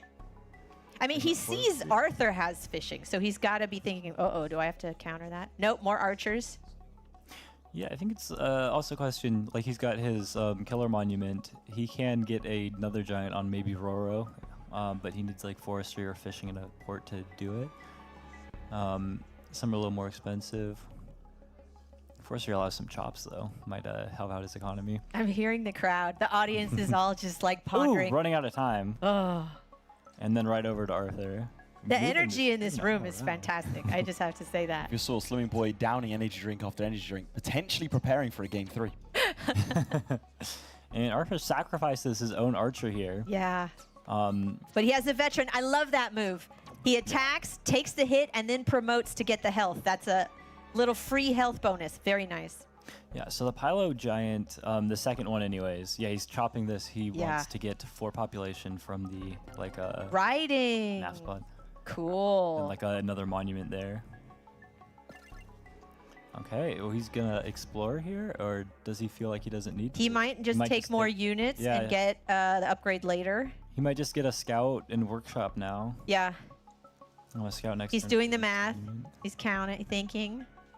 Yeah, but he doesn't have sailing yet either. Right, so he just got riding.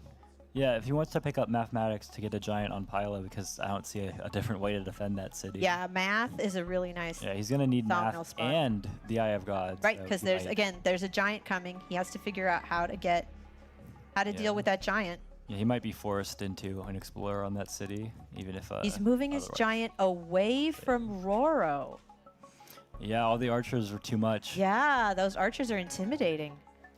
Yeah, so this big battle in the middle. Oh, look at him. What is yeah, he doing? Thinking. He's thinking.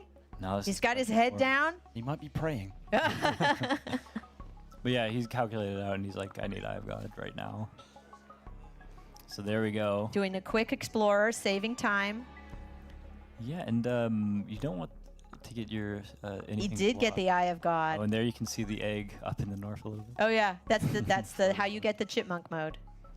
So he has the monument waiting in the wings Yeah, when he just needs it. also get mathematics and have the both those. He has to, tiles so accessible. 25 stars, Yeah, but he can gets math. 31 stars per turn. So he has the stars for it.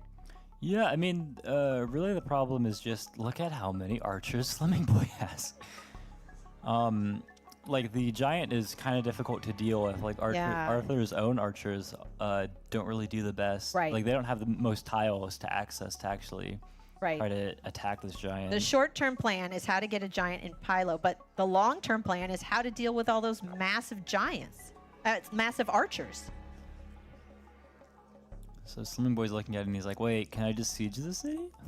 Aren't I good? I'm giving you this present. Hello, come take Pylo. Wow. And he's going after the archers. He needs to go after the support Did he get a units. Houdini? Need a block? No, because he doesn't have fishing. Move Yeah. those up. Moves Um, that in. Depends on where all these units move to. But He's with probably a not couple of thinking about that. roads, it's possible. I don't think Arthur has roads. And again, tag on. Nope, not yet. And he needs math. He needs math for that Yeah. sawmill if he's going to pop a giant He there. only picked up riding. There's that little egg floating around. We love that. So yeah, the chances that Arthur gets both roads and Yeah, he can't afford mathematics. both. He needs Yeah, math. not next turn. That's the priority. Veteran sword big there. veteran. 20 hit points now. Yeah, and Arthur's giants are like disappearing. And Slimming yeah, Boy takes fishing. He wants it to was a get on that question of north how he lane. wanted to get this giant. He wants to contest up there. Oh, but he's running out of time. Haven't we seen it? If you run out of time and it decides park for you, that would be like so devastating. Absolutely. All right, here comes the sawmill, and he's going to place that other monument. He gets to keep the city for at least another turn, but And again, so with many the, archers. Last attack, you reset where that giant would be pushed to. Very nice. By attacking from the northwest, it's like, well, you were getting attacked from the northwest. Let's push you away push in order. the opposite direction. Didn't you say they were Save, studying the save. push order a little while ago? Yeah. It pays off. But yeah, able to actually kill that first giant. Now Slimming Boy is using his own killer monument to pick up a giant back. But we've got some similar problems now with mathematics. Maybe some catapults from the capital. Catapults. He can't afford it and yet, but from maybe the, later. Southwest city, like a little isolated by the water, but some catapults there to defend all these cities. The real question is that, like, once the giants are gone, then you can actually start making progress on these archers. And he did by riding last turn, so that's a good start. Yeah, one step at a time. Okay, so now he's on the water. Barter has a raft in the north. He's just trying to figure out, like, he's just using his archers, like, as they were meant to be used, really. Hit those giants. Knock them down. Picking up some really He's nice thinking to hit the warrior instead? Does he want the kill? He has kills. Interesting, okay. Because he doesn't really need to go after the giant. The giant's not going to do anything. The warrior might hit his archers, though, and that's the real problem. The raft up in the north is kind of interesting because I don't think it can claim anything, but it, maybe he wants to make a push to take the city up there. He's just heading for the ruin that's up on land there. But maybe Slimming Boy almost running out of time, but he did it and he made it. Yeah, and his giant's going to go ahead and pick up that kill instead of the warrior. The warrior probably wants to attack an archer. I wonder how... Yeah, no, he's going to keep his warrior safe. Yeah. Away from the giant. Is he going to just heal the giant? No, he's going to put it on the... Oh, I like that. Moving it back to the mountain. Yeah, and Arthur is really close to getting his Grand Bazaar. It's just that he needs roads to connect a couple of cities. He's going to get a catapult. Nice. Yep, there we go. The catapult will be very useful against those giants. I mean, from that, like, a Resacrum city over in the southwest, some catapults there. It feels like Arthur's defense. They have so many stars. Arthur was saving. Did you see Arthur had like 14 stars left over? Slimming Boy has 47 stars. They could do something big. Like, they could go for some tier 3 tech. Like, Slimming Boy has forges, but, if he gets markets in a bit, he could really boost his income. Like, what's he doing with the 47 stars? Yeah, that is the question, isn't it? He did go into the water. He might be trying to figure out something there. Maybe he'll get navigation and impress us with the bombers again. Yeah. That would be cool. That would be something. He doesn't have all that many tiles. I was skeptical of navigation before, too, so... The last game, he made it work versus Meisterlamp. So I will never say anything bad about navigation again. Gotta write it on the chalkboard 100 times. He's looking at chivalry. Oh, okay. What was he saving all the stars for? Big reaction from the crowd there. What will he do? Okay. Yeah, and a knight right up at the front. Wow. Like, supported behind this giant, behind the defense bonus swordsman. Like, there's no way to break through. That knight is safe. Okay, Arthur. He sees the knight. He can position his units. So he's got to react to this. He's got to... Yeah, it's a big think, though. Okay, yeah, this takes time to... Yeah, using the catapult, so he's trying to get rid of the giants as much as possible. He has to make sure, either, like we were talking about, zone of control, put your giants in front so the knights can't get past, or at least make it so there's not a chain. And you might notice the time on the clock that Arthur is up quite a bit, Oh, almost yeah. 5 minutes. But with this knight here, I wouldn't be surprised if their times start getting a little more even with one another. It requires a lot of thinking to deal with the knights. Yeah. Yeah, you really have to think, where can the knight... We saw this with Arthur before, where he was counting out how many tiles can the knight reach, where can he move his units. So he knows how to do it, and he can do it fast. We'll see if that knight can get much of a chain. Yeah, and he's kind of defying some, I don't know, the ancient wisdom to like go after the support units, not the giants. But I think he was really worried about the chains and then the potential of a siege on Delodo. I mean, that knight can chain through 3 units if they're softened up with an archer hit first. Oh, bridge, roads. You were talking about that for the monument. Grand Bazaar. He needed that road connection. Now he's that much closer. There it is. Does he get border growth here? Ooh, borders. Nice call. Yeah, he has 2 fruit, 2 fish, and a forest. Yeah, it's a little in range of Slimming Boy's own port, but he hasn't invested much in the water yet. And Arthur's shaking his head. He was like, I'm going to do this. No, I'm not. Yeah, he needs to find something. I think the dangerous thing for him here, I don't really see the path to killing the giant next to Delodo, But if that Yeah. happens and the knight chains through the archers and you don't have the units, like you want the catapult to kill the 24 health giant. Yeah, he's gonna, that barter giant, the 24 hit point is gonna siege Dolodo, but he has a plan to unsiege. You're gonna go ahead and chop to get the more expensive Ooh. rider here. Okay. Let's see where the knight's gonna go. Oh, okay. He's gonna, is he gonna hit with the archers first and then chain through? He won't be able to siege if he kills all 3, I think. No, he can if he does it in a different order. We'll see. Yeah, it would require some roads, which again, tech reminder, no roads does have riding, free spirit chivalry. But no roads. And that raft is still just hanging out. It hasn't done much. If he gets forestry, he can chop the forest south of Yes. Roro to get that kind of Forestry chain would going. clear the way. But The energy in this room is great. Everyone's just like on their toes. Okay, here comes the night chain. Here we go. Here we go. He's moving in the archers to soften up. Yeah.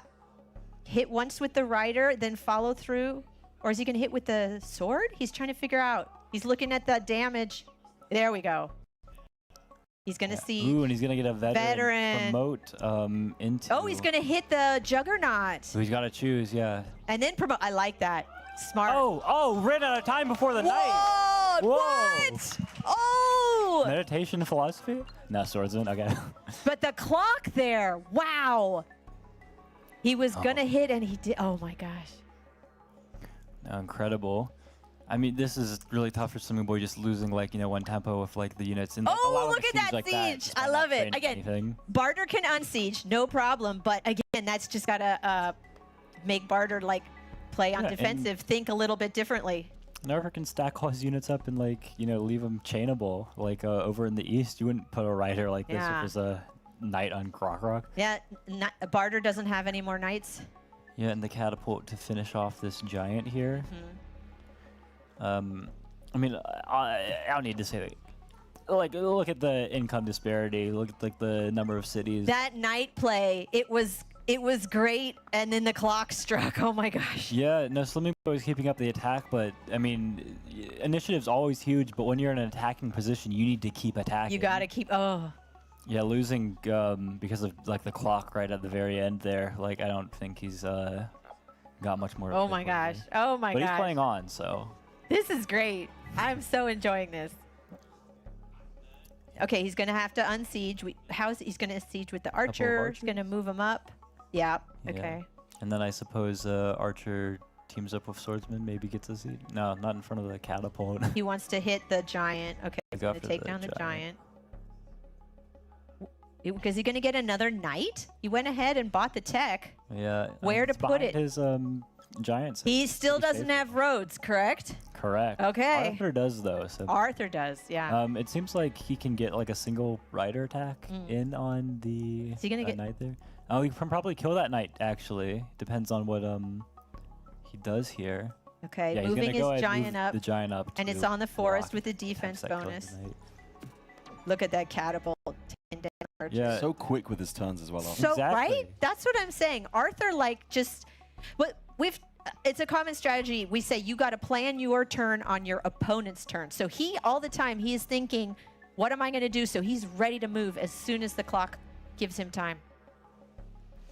Yeah, just picking up. He finally got some ranged units around. Finally. To deal some damage. Catapults. That giant over the east. Archers. Yeah, he's got more giants that he Oh, moved in sailing. behind. Is he going to upgrade a couple of scouts? Is he going to take down that little archer raft? Yeah, Or the looks like sword? it. Yeah, he's like. You cannot Okay. be doing anything. Yeah, this Juggernaut's going to be killer soon.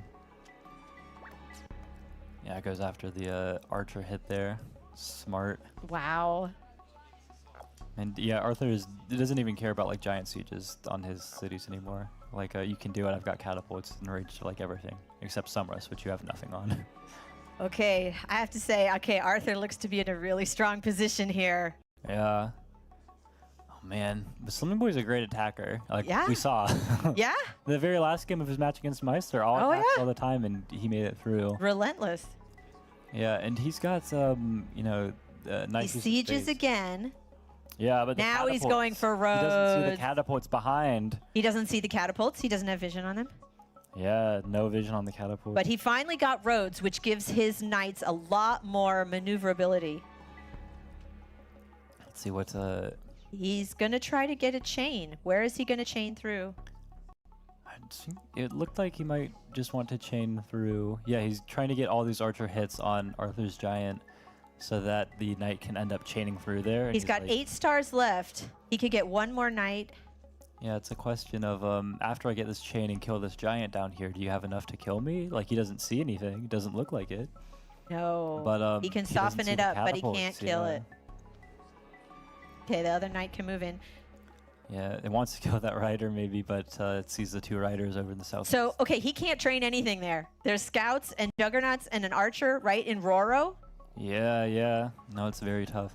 And I think after we see these like, catapult. The catapult. He didn't see it, that catapult. Yeah, we might be Oh, and Arthur takes free spirit. Soon.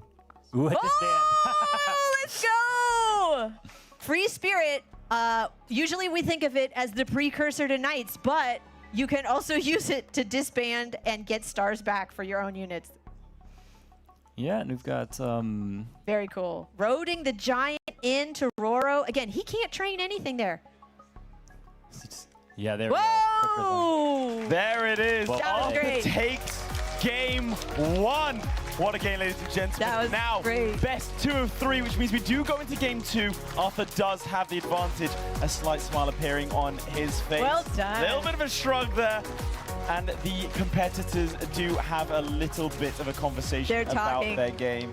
It's always great when they can compare notes. What were you doing here? What were you doing there? How do I beat you next time? Yeah.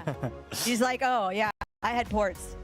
I still am questioning, although obviously not, the wisdom of those ports, but they paid off for Arthur, getting those ports in the south. I'm like, what's he going to do over there? Oh, it's connections. It's for reaching the villages, and it was great. Well, for as much as you say that Slimming Boy has these unorthodox strategies, has these slightly strange ways of playing, Arthur is a versatile player and has the ability to both come up with his own strategies on the fly and react to what Slimming Boy does do. So maybe that unorthodox style is a little bit nerfed by Arthur's versatility. And we saw the time. I mean, he plays so fast. Yeah, and Slimming Boy ran out of time. And to me, that's the beauty of the game, that when you have lots of options and you can think them through and come up with something different, like, I love that. Oh, absolutely. I mean, this is also one of the beautiful things that we're seeing on screen. It's like the little chats that they have after the games, talking about everything. Like, brings people together. Yeah, it's been great to see the competitors sort of share strategies. None of them have been really stringent with their own strategies throughout the No, last they were all days. practicing against each other, looking at the replays, giving each other notes. Like, yeah, the community is great. Yeah, I mean, personally, I sequestered myself off and been lying through my teeth. But hey, good to see that our competitors are better people than I am. Now we are getting ready to go straight into game 2. Again, Arthur has the advantage. If he wins this game, he does take the crown. However, Slimming Boy has come back before. Both these players experienced reverse sweeps of their own. The crowd getting ready now for game 2. How do you think it's going to go down? I don't know. I think the first game, Arthur had a lot. He had things that were going in his favor, like more villages. But like it was how he accessed. Like it was the ability to get into them quickly. Yeah. With, like sailing. Using the ports again. So it depends. Here we go. Now we go into game 2. Oof. Let's get it going. All right, how do the spawns look? Yeah, and a little different than the last game. It looks like there is that big lake in the middle. Maybe it's not all that big. I just see land. There's a little spot of deep water, but they may be a connection.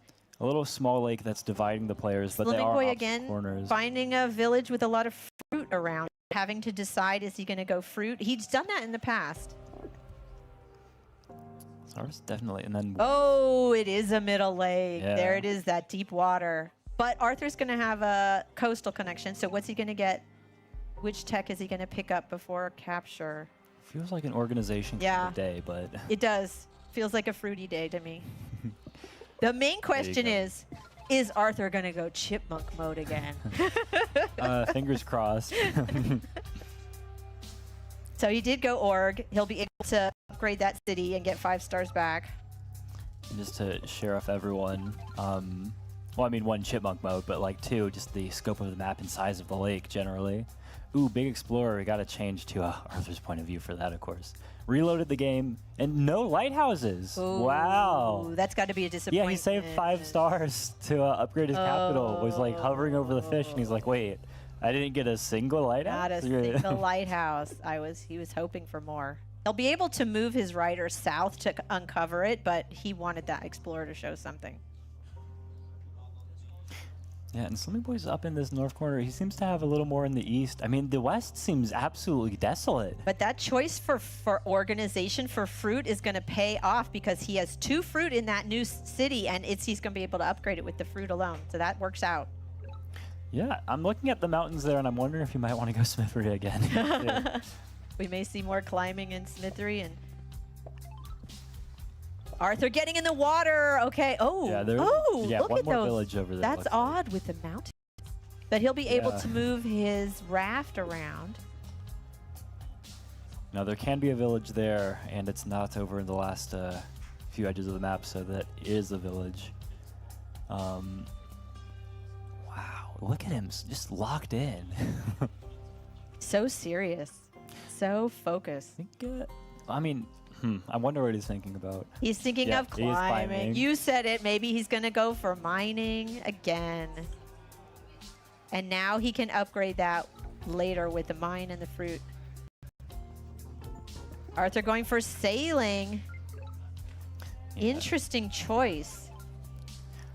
I do find sailing a little interesting. Yeah. The lake doesn't seem that huge, although, you know, maybe the scouts will. I don't know. Again, sometimes getting on the water first and controlling the Navy, it pays off in the long run. Okay, he's going to be able to upgrade this now, and then he can use the fruit in the mine later. Is he gonna... He sees the border. Barter can see that blue line. He knows his opponent is in the south. He's got to be considering, do I go on the water? But he has climbing, so he can step on that mountain, get some vision.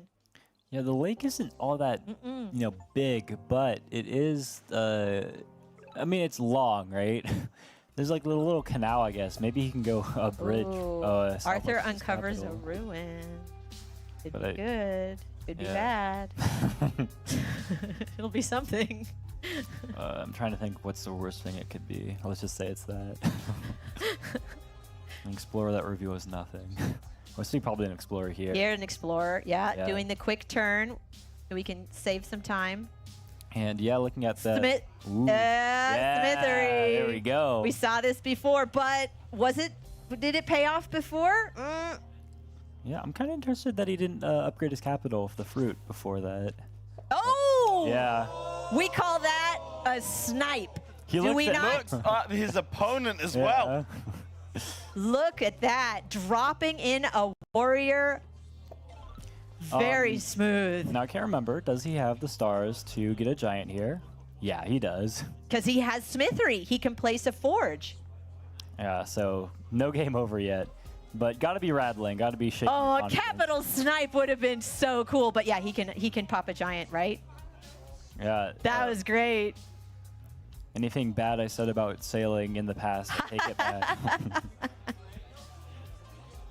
There you go. You've got the population. You can do it, right? He can place a forge and a mine. Yeah, he's working out. Oh, he wants to do that first. Yeah, okay. get all the other upgrades first. That'll work. Yeah, that's smart. The crowd is all talking. Put the mine. Put the forge. Put the mine. Yeah, the anxiety of not unsieging the capital, it's getting to a lot of it. This is really tense. If you lose your capital, it's over. Yeah, he's going to go ahead and use his Park of Fortune to get 5 stars back. He still has the... Oh my gosh, this is so tense. There you go. And there it is. With anticipation, roars in appreciation. There it is. Wow. Breakout applause defends his capital successfully. And I love that. He didn't rush to get the giant immediately. He planned it all out, and then he got the giant. Very cool. The mounting noise of the audience, they were just wanting him to clear that siege quicker. Oh, man. Just like Well a sigh done. of relief from Well, everyone. but really, smooth move on both of their parts. That was really fun. He didn't even flinch. We're going to see another explorer over here. Yeah, and the farming's not even the worst thing that he could have done. Arthur wants that lighthouse. He wants it. No! That's got to be disappointing. Yeah, he's shaking his head. Oh, he wanted that Eye of God. Well, this is an interesting, maybe balanced, if asymmetrical position. Yeah. We've got, 5 cities against 5 cities. Yeah. Different techs, but Slimming Boy is the one who's up income right now. Oh, got the Giants. Quite a bit. But he isn't on the water yet. Arthur needs to get his income up so he can actually support his navy, but he's glad to be on the water and picking up all these ruins. Doesn't have to, invest anything into getting, sailing at this point. Yeah, they have to reevaluate, kind of take stock, think about the longer term. Yeah, is Slimming Boy going to get on the water? Is he just consolidating his economy, building up his cities? Yeah, does he get a border growth on Roro, I wonder? Looks like they're both going to be able to pick up 2 ruins eventually. Barter moved on to 1 ruin in the northeast. Yeah, I mean, it seems like Barter really wants to get sailing, pick up that port south of the capital, maybe. There it is. You called it. It totally makes south sense. of the capital too, so it might be west. No, it totally makes sense. He wants to get on the water. Arthur's already on the water. He's got to get in there. Okay, south of the capital. Okay. Phew. What's a juggernaut? And swords, I mean, we talk about defenders for a base for naval units, but swords are also strong to put in there. I think McCompany's still in the audience. McCompany, I know how you feel about swords as a replacement for defenders. Well, I don't know, like individual audience members there. But yeah, no, Arthur wants to get his own giants up. Yeah. I mean, he has something like maybe with forestry.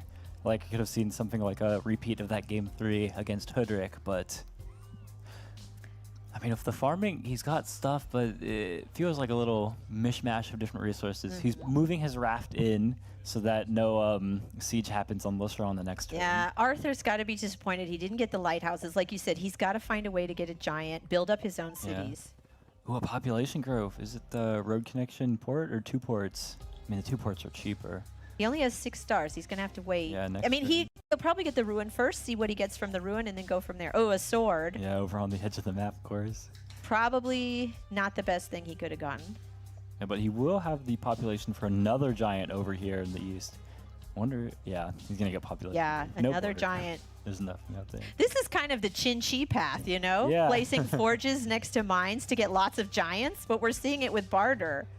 Yeah, well, I mean, it's definitely not something I think anyone was expecting. Oh, he disembarked the giant. Interesting, even though he didn't get any damage from it. Yeah, but he can just put it back if you want.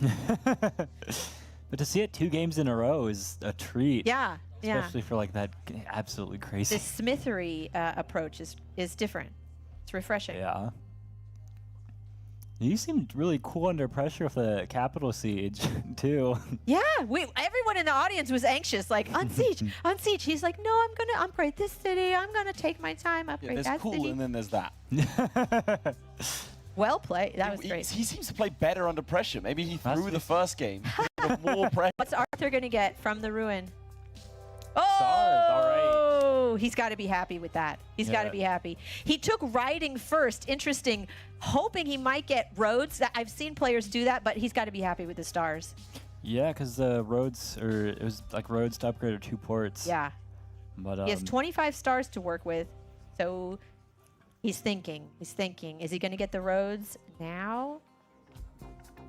There we go. Yeah.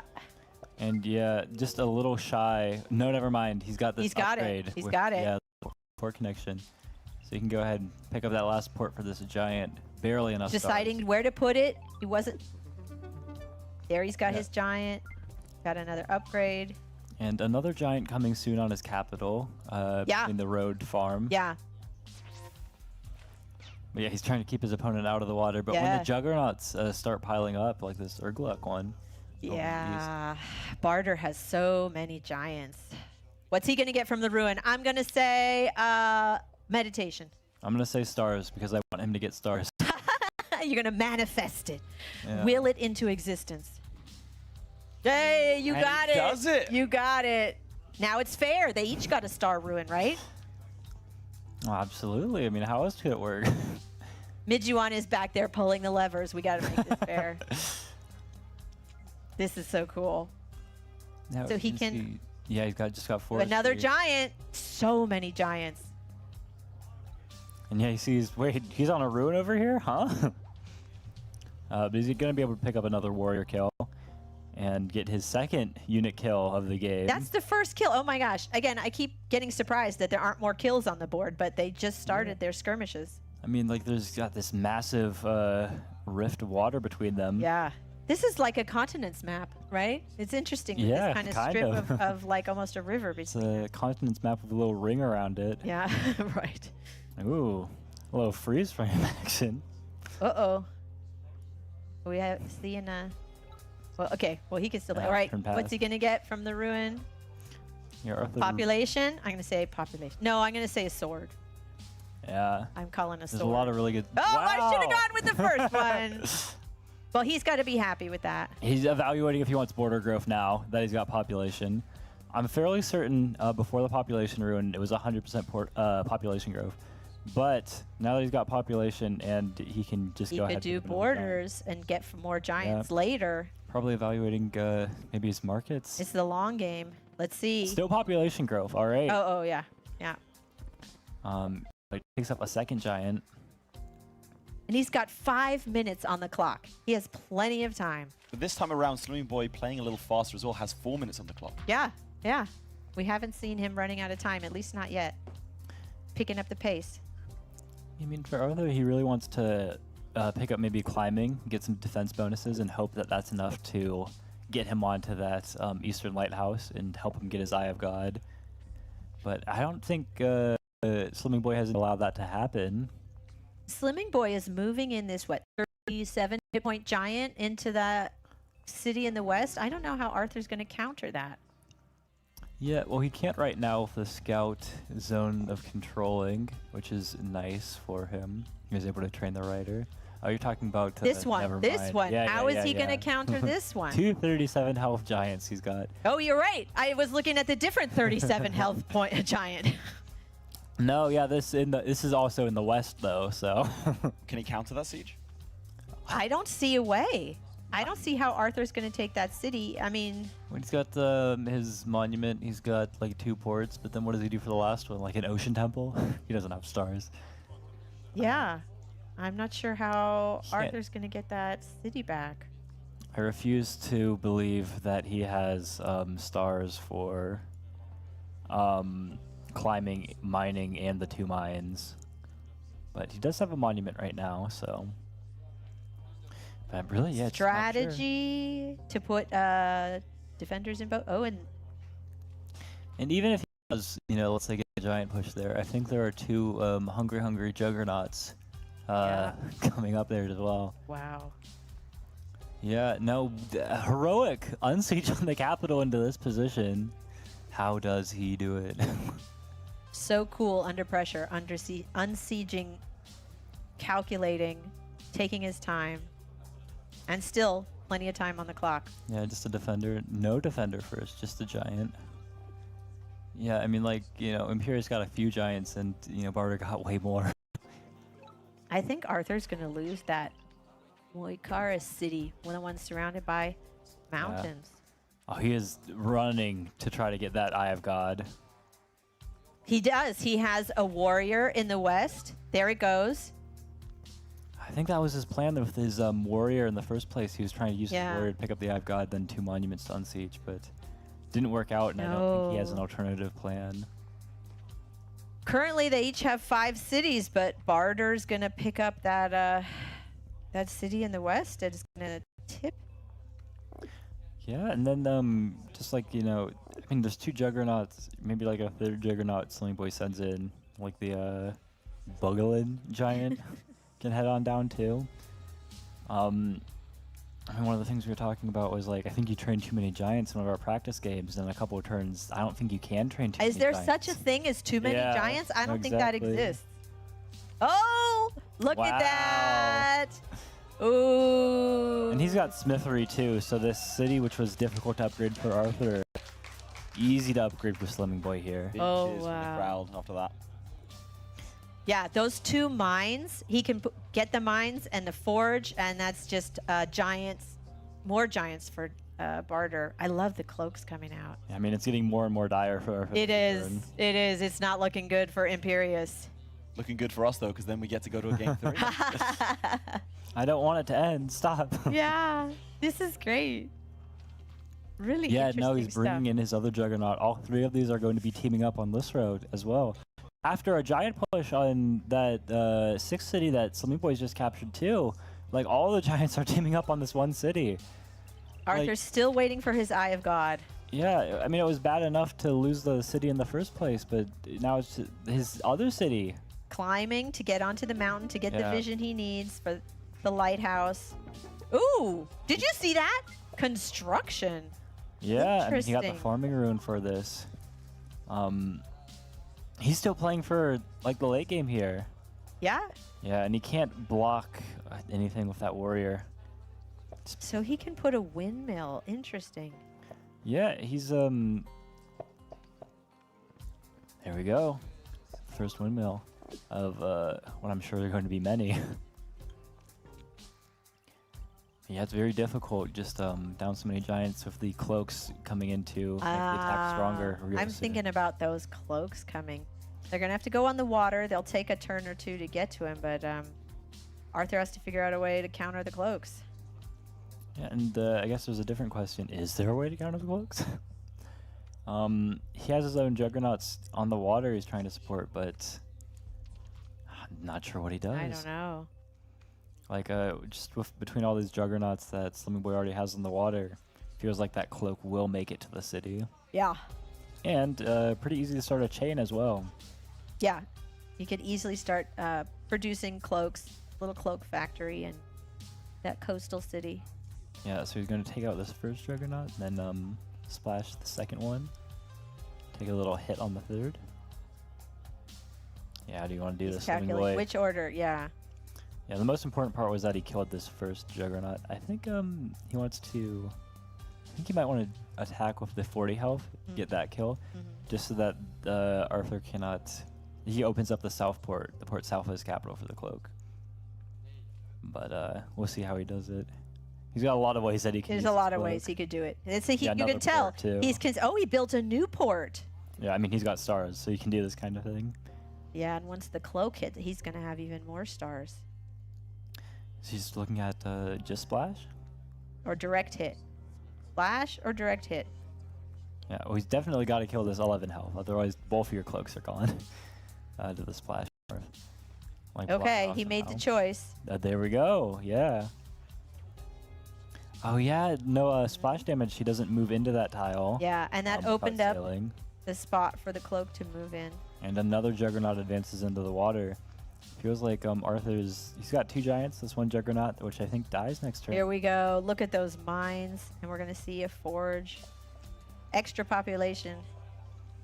Yeah.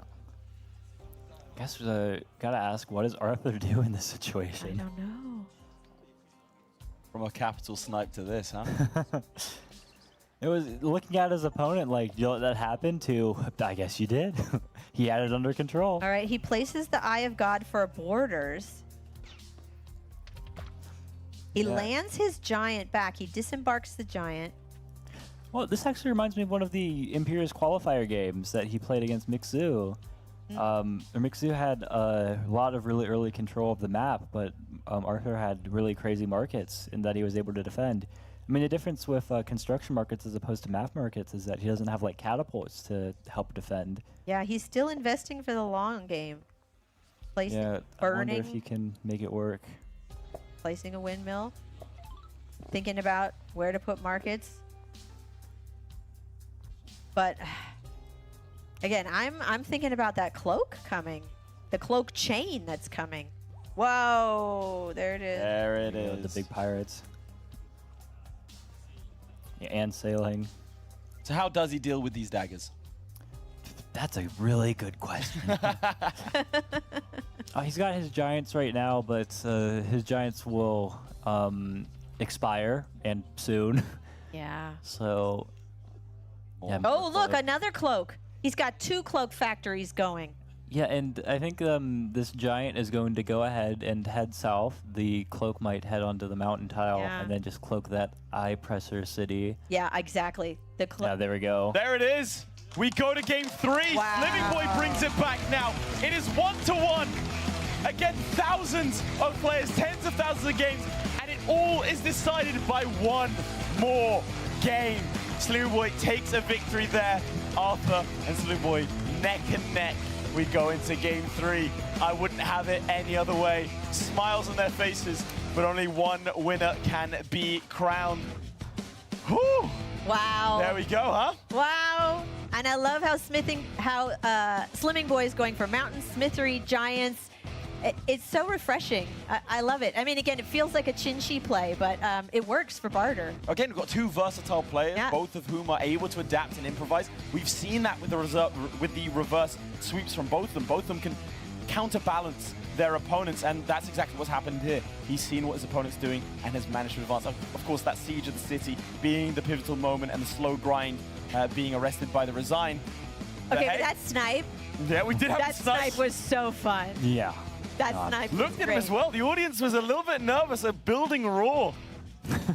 But Slimming Boy had it. He's like, I got this. I got Now we go into game 3, all on the line. Like we said, thousands of games up until this point. Oh my Months gosh. of hard work. this. This is it. Plane travel, continents crossed. And we go into the final game of the day, the final game of the Polytopia World Championships. Slimming Boy versus Arthur. Oh my Let's gosh. go. And look at this. I can't believe what I'm seeing. Barter has animals. The resources, they're finally there. Let's see how the map looks. Is there going to Ooh, be a no big village. lake? Yeah, no village. Yeah, it looks like they are connected by land to one another. Still no village. Oh, dear. A rough time finding the suburbs. I wonder if the third warrior is going to head towards the southeast. I think that further advanced warrior might Riding. take it. Oh, this is like Explorer here. Yeah, and he's going to find Slimming Boy with this, surely. Yes. He sees everything. Arthur's And it's got to be heading all the way to the pleased. west lighthouse. Oh, Oh, wow. wow. Yeah. Oh, Arthur has to be pleased with that. After 2 failed explorers, now he's gotten a very successful one. He sees his Yeah. opponent. He gets a lighthouse. He has riding, and they're close. That means the riders can move in and strike. The writing is really good here. I mean, if we take a pause real quick and we turn over to the shared vision here, Arthur's riders can go ahead and police this village. Like, Slimming Boy was kind of slow Yeah. in, his route to find this in the first place, which means that no defense bonus. Arthur just picks up a rider right behind this warrior, and I think he's got a really good chance to just keep Slimming Boy off this village forever. Okay, Arthur. Moving in, getting the other lighthouse and a ruin. Wow. That's nice. Yeah, that's what you want to see. That's a nice little gift there from the map. Another rider. Oh, dear. And it was already like tough enough for Slimming Boy, just laid on the village and only have the one village, but he might not even get it. The one village between them. The map is being very kind to Arthur. This is really interesting. Yeah, like deep in thought now. He's got to know that there's a rider. Yeah, or like something he knows to that if he support. moves onto that village, he can't keep it. So where is he going to go with that warrior? I mean- Is he going to attack? Is he going to go back? Normally, I think he would go for archery. He'd get an archer, but he hasn't, managed to capture a second He has city yet. so he's 18 popped stars. that. You think he's going to go climbing and mining again? I think that would. No, forestry. Yeah, he needs to get his capital. Okay, he's going to upgraded. upgrade the capital. Uh, But he's stuck on the one city still. He's going to pick up the one in the west, but yeah, unfortunately, he's just still a star short of getting an archer. I'm sure he would have loved that. where is he going to send? Oh, sends it back. Sends the warrior back. Yeah, I think Arthur just goes ahead Still and looking picks at up a his kill tech. now. What's he going to get? Is he going to save stars? Save stars for archery, or maybe?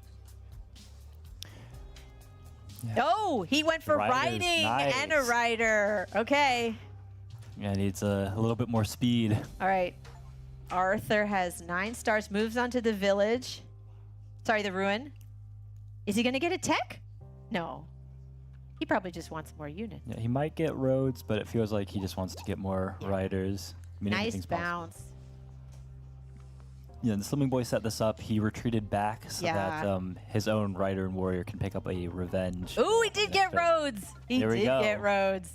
Yeah, Rider Rhodes, Rider Rhodes. It's a meta for a reason. Yeah, the extra mobility. He can waste a turn on units because the units aren't doing anything without Rhodes, and Yeah. he doesn't have another good So opportunity he to can get kill. them. He's going to kill with the Warrior. Slimming Boy's turns are taking slightly longer this time around. Yeah, I mean, Yeah, the you're pressure is right. immense. You're right. This is The it. game, huh? Oh, wow. Yeah, good ruin. Oh, we didn't play the game, but he's got to be happy with that population. Things go from good to gooder. for Good to Arthur. bad. Good to gooder. Okay, wait. I thought your vocabulary was better than that. Wow, Arthur is looking very strong here. An explorer. He's going to go. He's going to get the lighthouse. No. A Oof. dead end against that mountain. Yeah, but That's he all does right. uncover Arthur's a still village. doing fine. He Yeah. he didn't. He's got it. He didn't need the lighthouse. Yeah, he'll figure out a way. He does uncover that village over in the center of the map, so we will be playing not 3 Oh. cities against 2, but Barter 4. finds a ruin over in the west, and another ruin. Okay, 2 ruins. That could really make a difference. Yeah, get some population stars. Crowd's getting a little bit restless behind me. They're oohing and ahhing after everything. That's great. There's so much on the line. This is it. And I gotta for all remind the people, marbles. like whoever wins this, like of course they get the important part, like the World Championship, but they also get twice as much money as second place. Yeah, there's a lot on the line. Moving on to the ruin. Got to think about where to position. There we go. 2 big ruins. 2 to help potential, decide the game potential next big turn. ruins. I think he wants to just pick up maybe an explorer, hope maybe a workshop. Yeah, he can Like upgrade ruin. that city. He's getting a rider. He's not upgrading? Wow. upgrade, okay. Interesting. All right, Arthur placing a road. Are we going to see? Okay, he's going to bounce. Yeah, he's got. Oh man. Can another he hit couple- the capital? Yes. He can get a capital siege here and block. This might Oh, be needed. Just 2 more roads here. 2 more roads. He can kill that rider and block. Oh. This is not game over. I gotta remind us all about the rider in the fog. Yeah, there is a rider down there on the ruin, remember?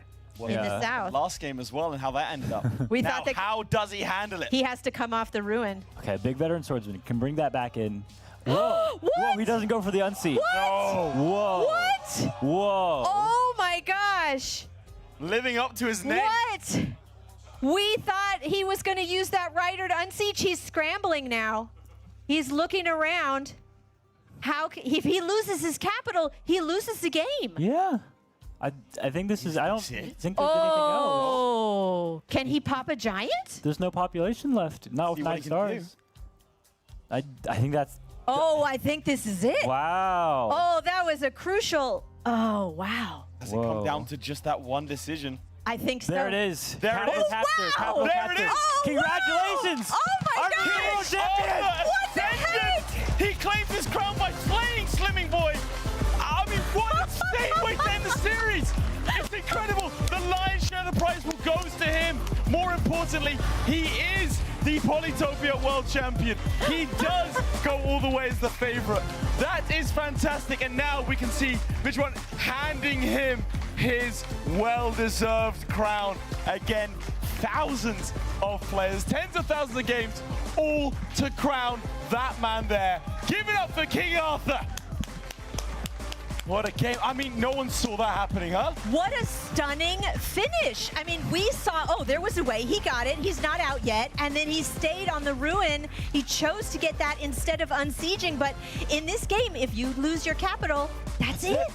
Okay, he looks well chuffed, doesn't he? You have a well-earned smile. He's trying to keep it under control, studying it. Don't worry, I'll have your name on it soon. Fantastic. He's done so well. Kept cool, calm, and collected. Come back my from gosh. losses. A long journey. And comes out of it almost unscathed. Only 2 blemishes on an otherwise perfect record. We are going to have a chat to him very, very soon. What a fantastic way to end. Goes to game 3 and then blows our expectations out of the water with such an early capital snipe. I mean... Well, he did the capital snipe before, He did. and we saw how Slimming Boy carefully and calmly unsieged, so we expected that here, but what a narrative. So much drama. Slimming Boy, this unknown, coming out of nowhere, and then Arthur, wow. Just fantastic. Made it happen. I mean, you blink there, you're shaking your head. You can scarcely believe it yourself. Tell me. Amazing. I've turned into Slimming Boy. I don't believe it.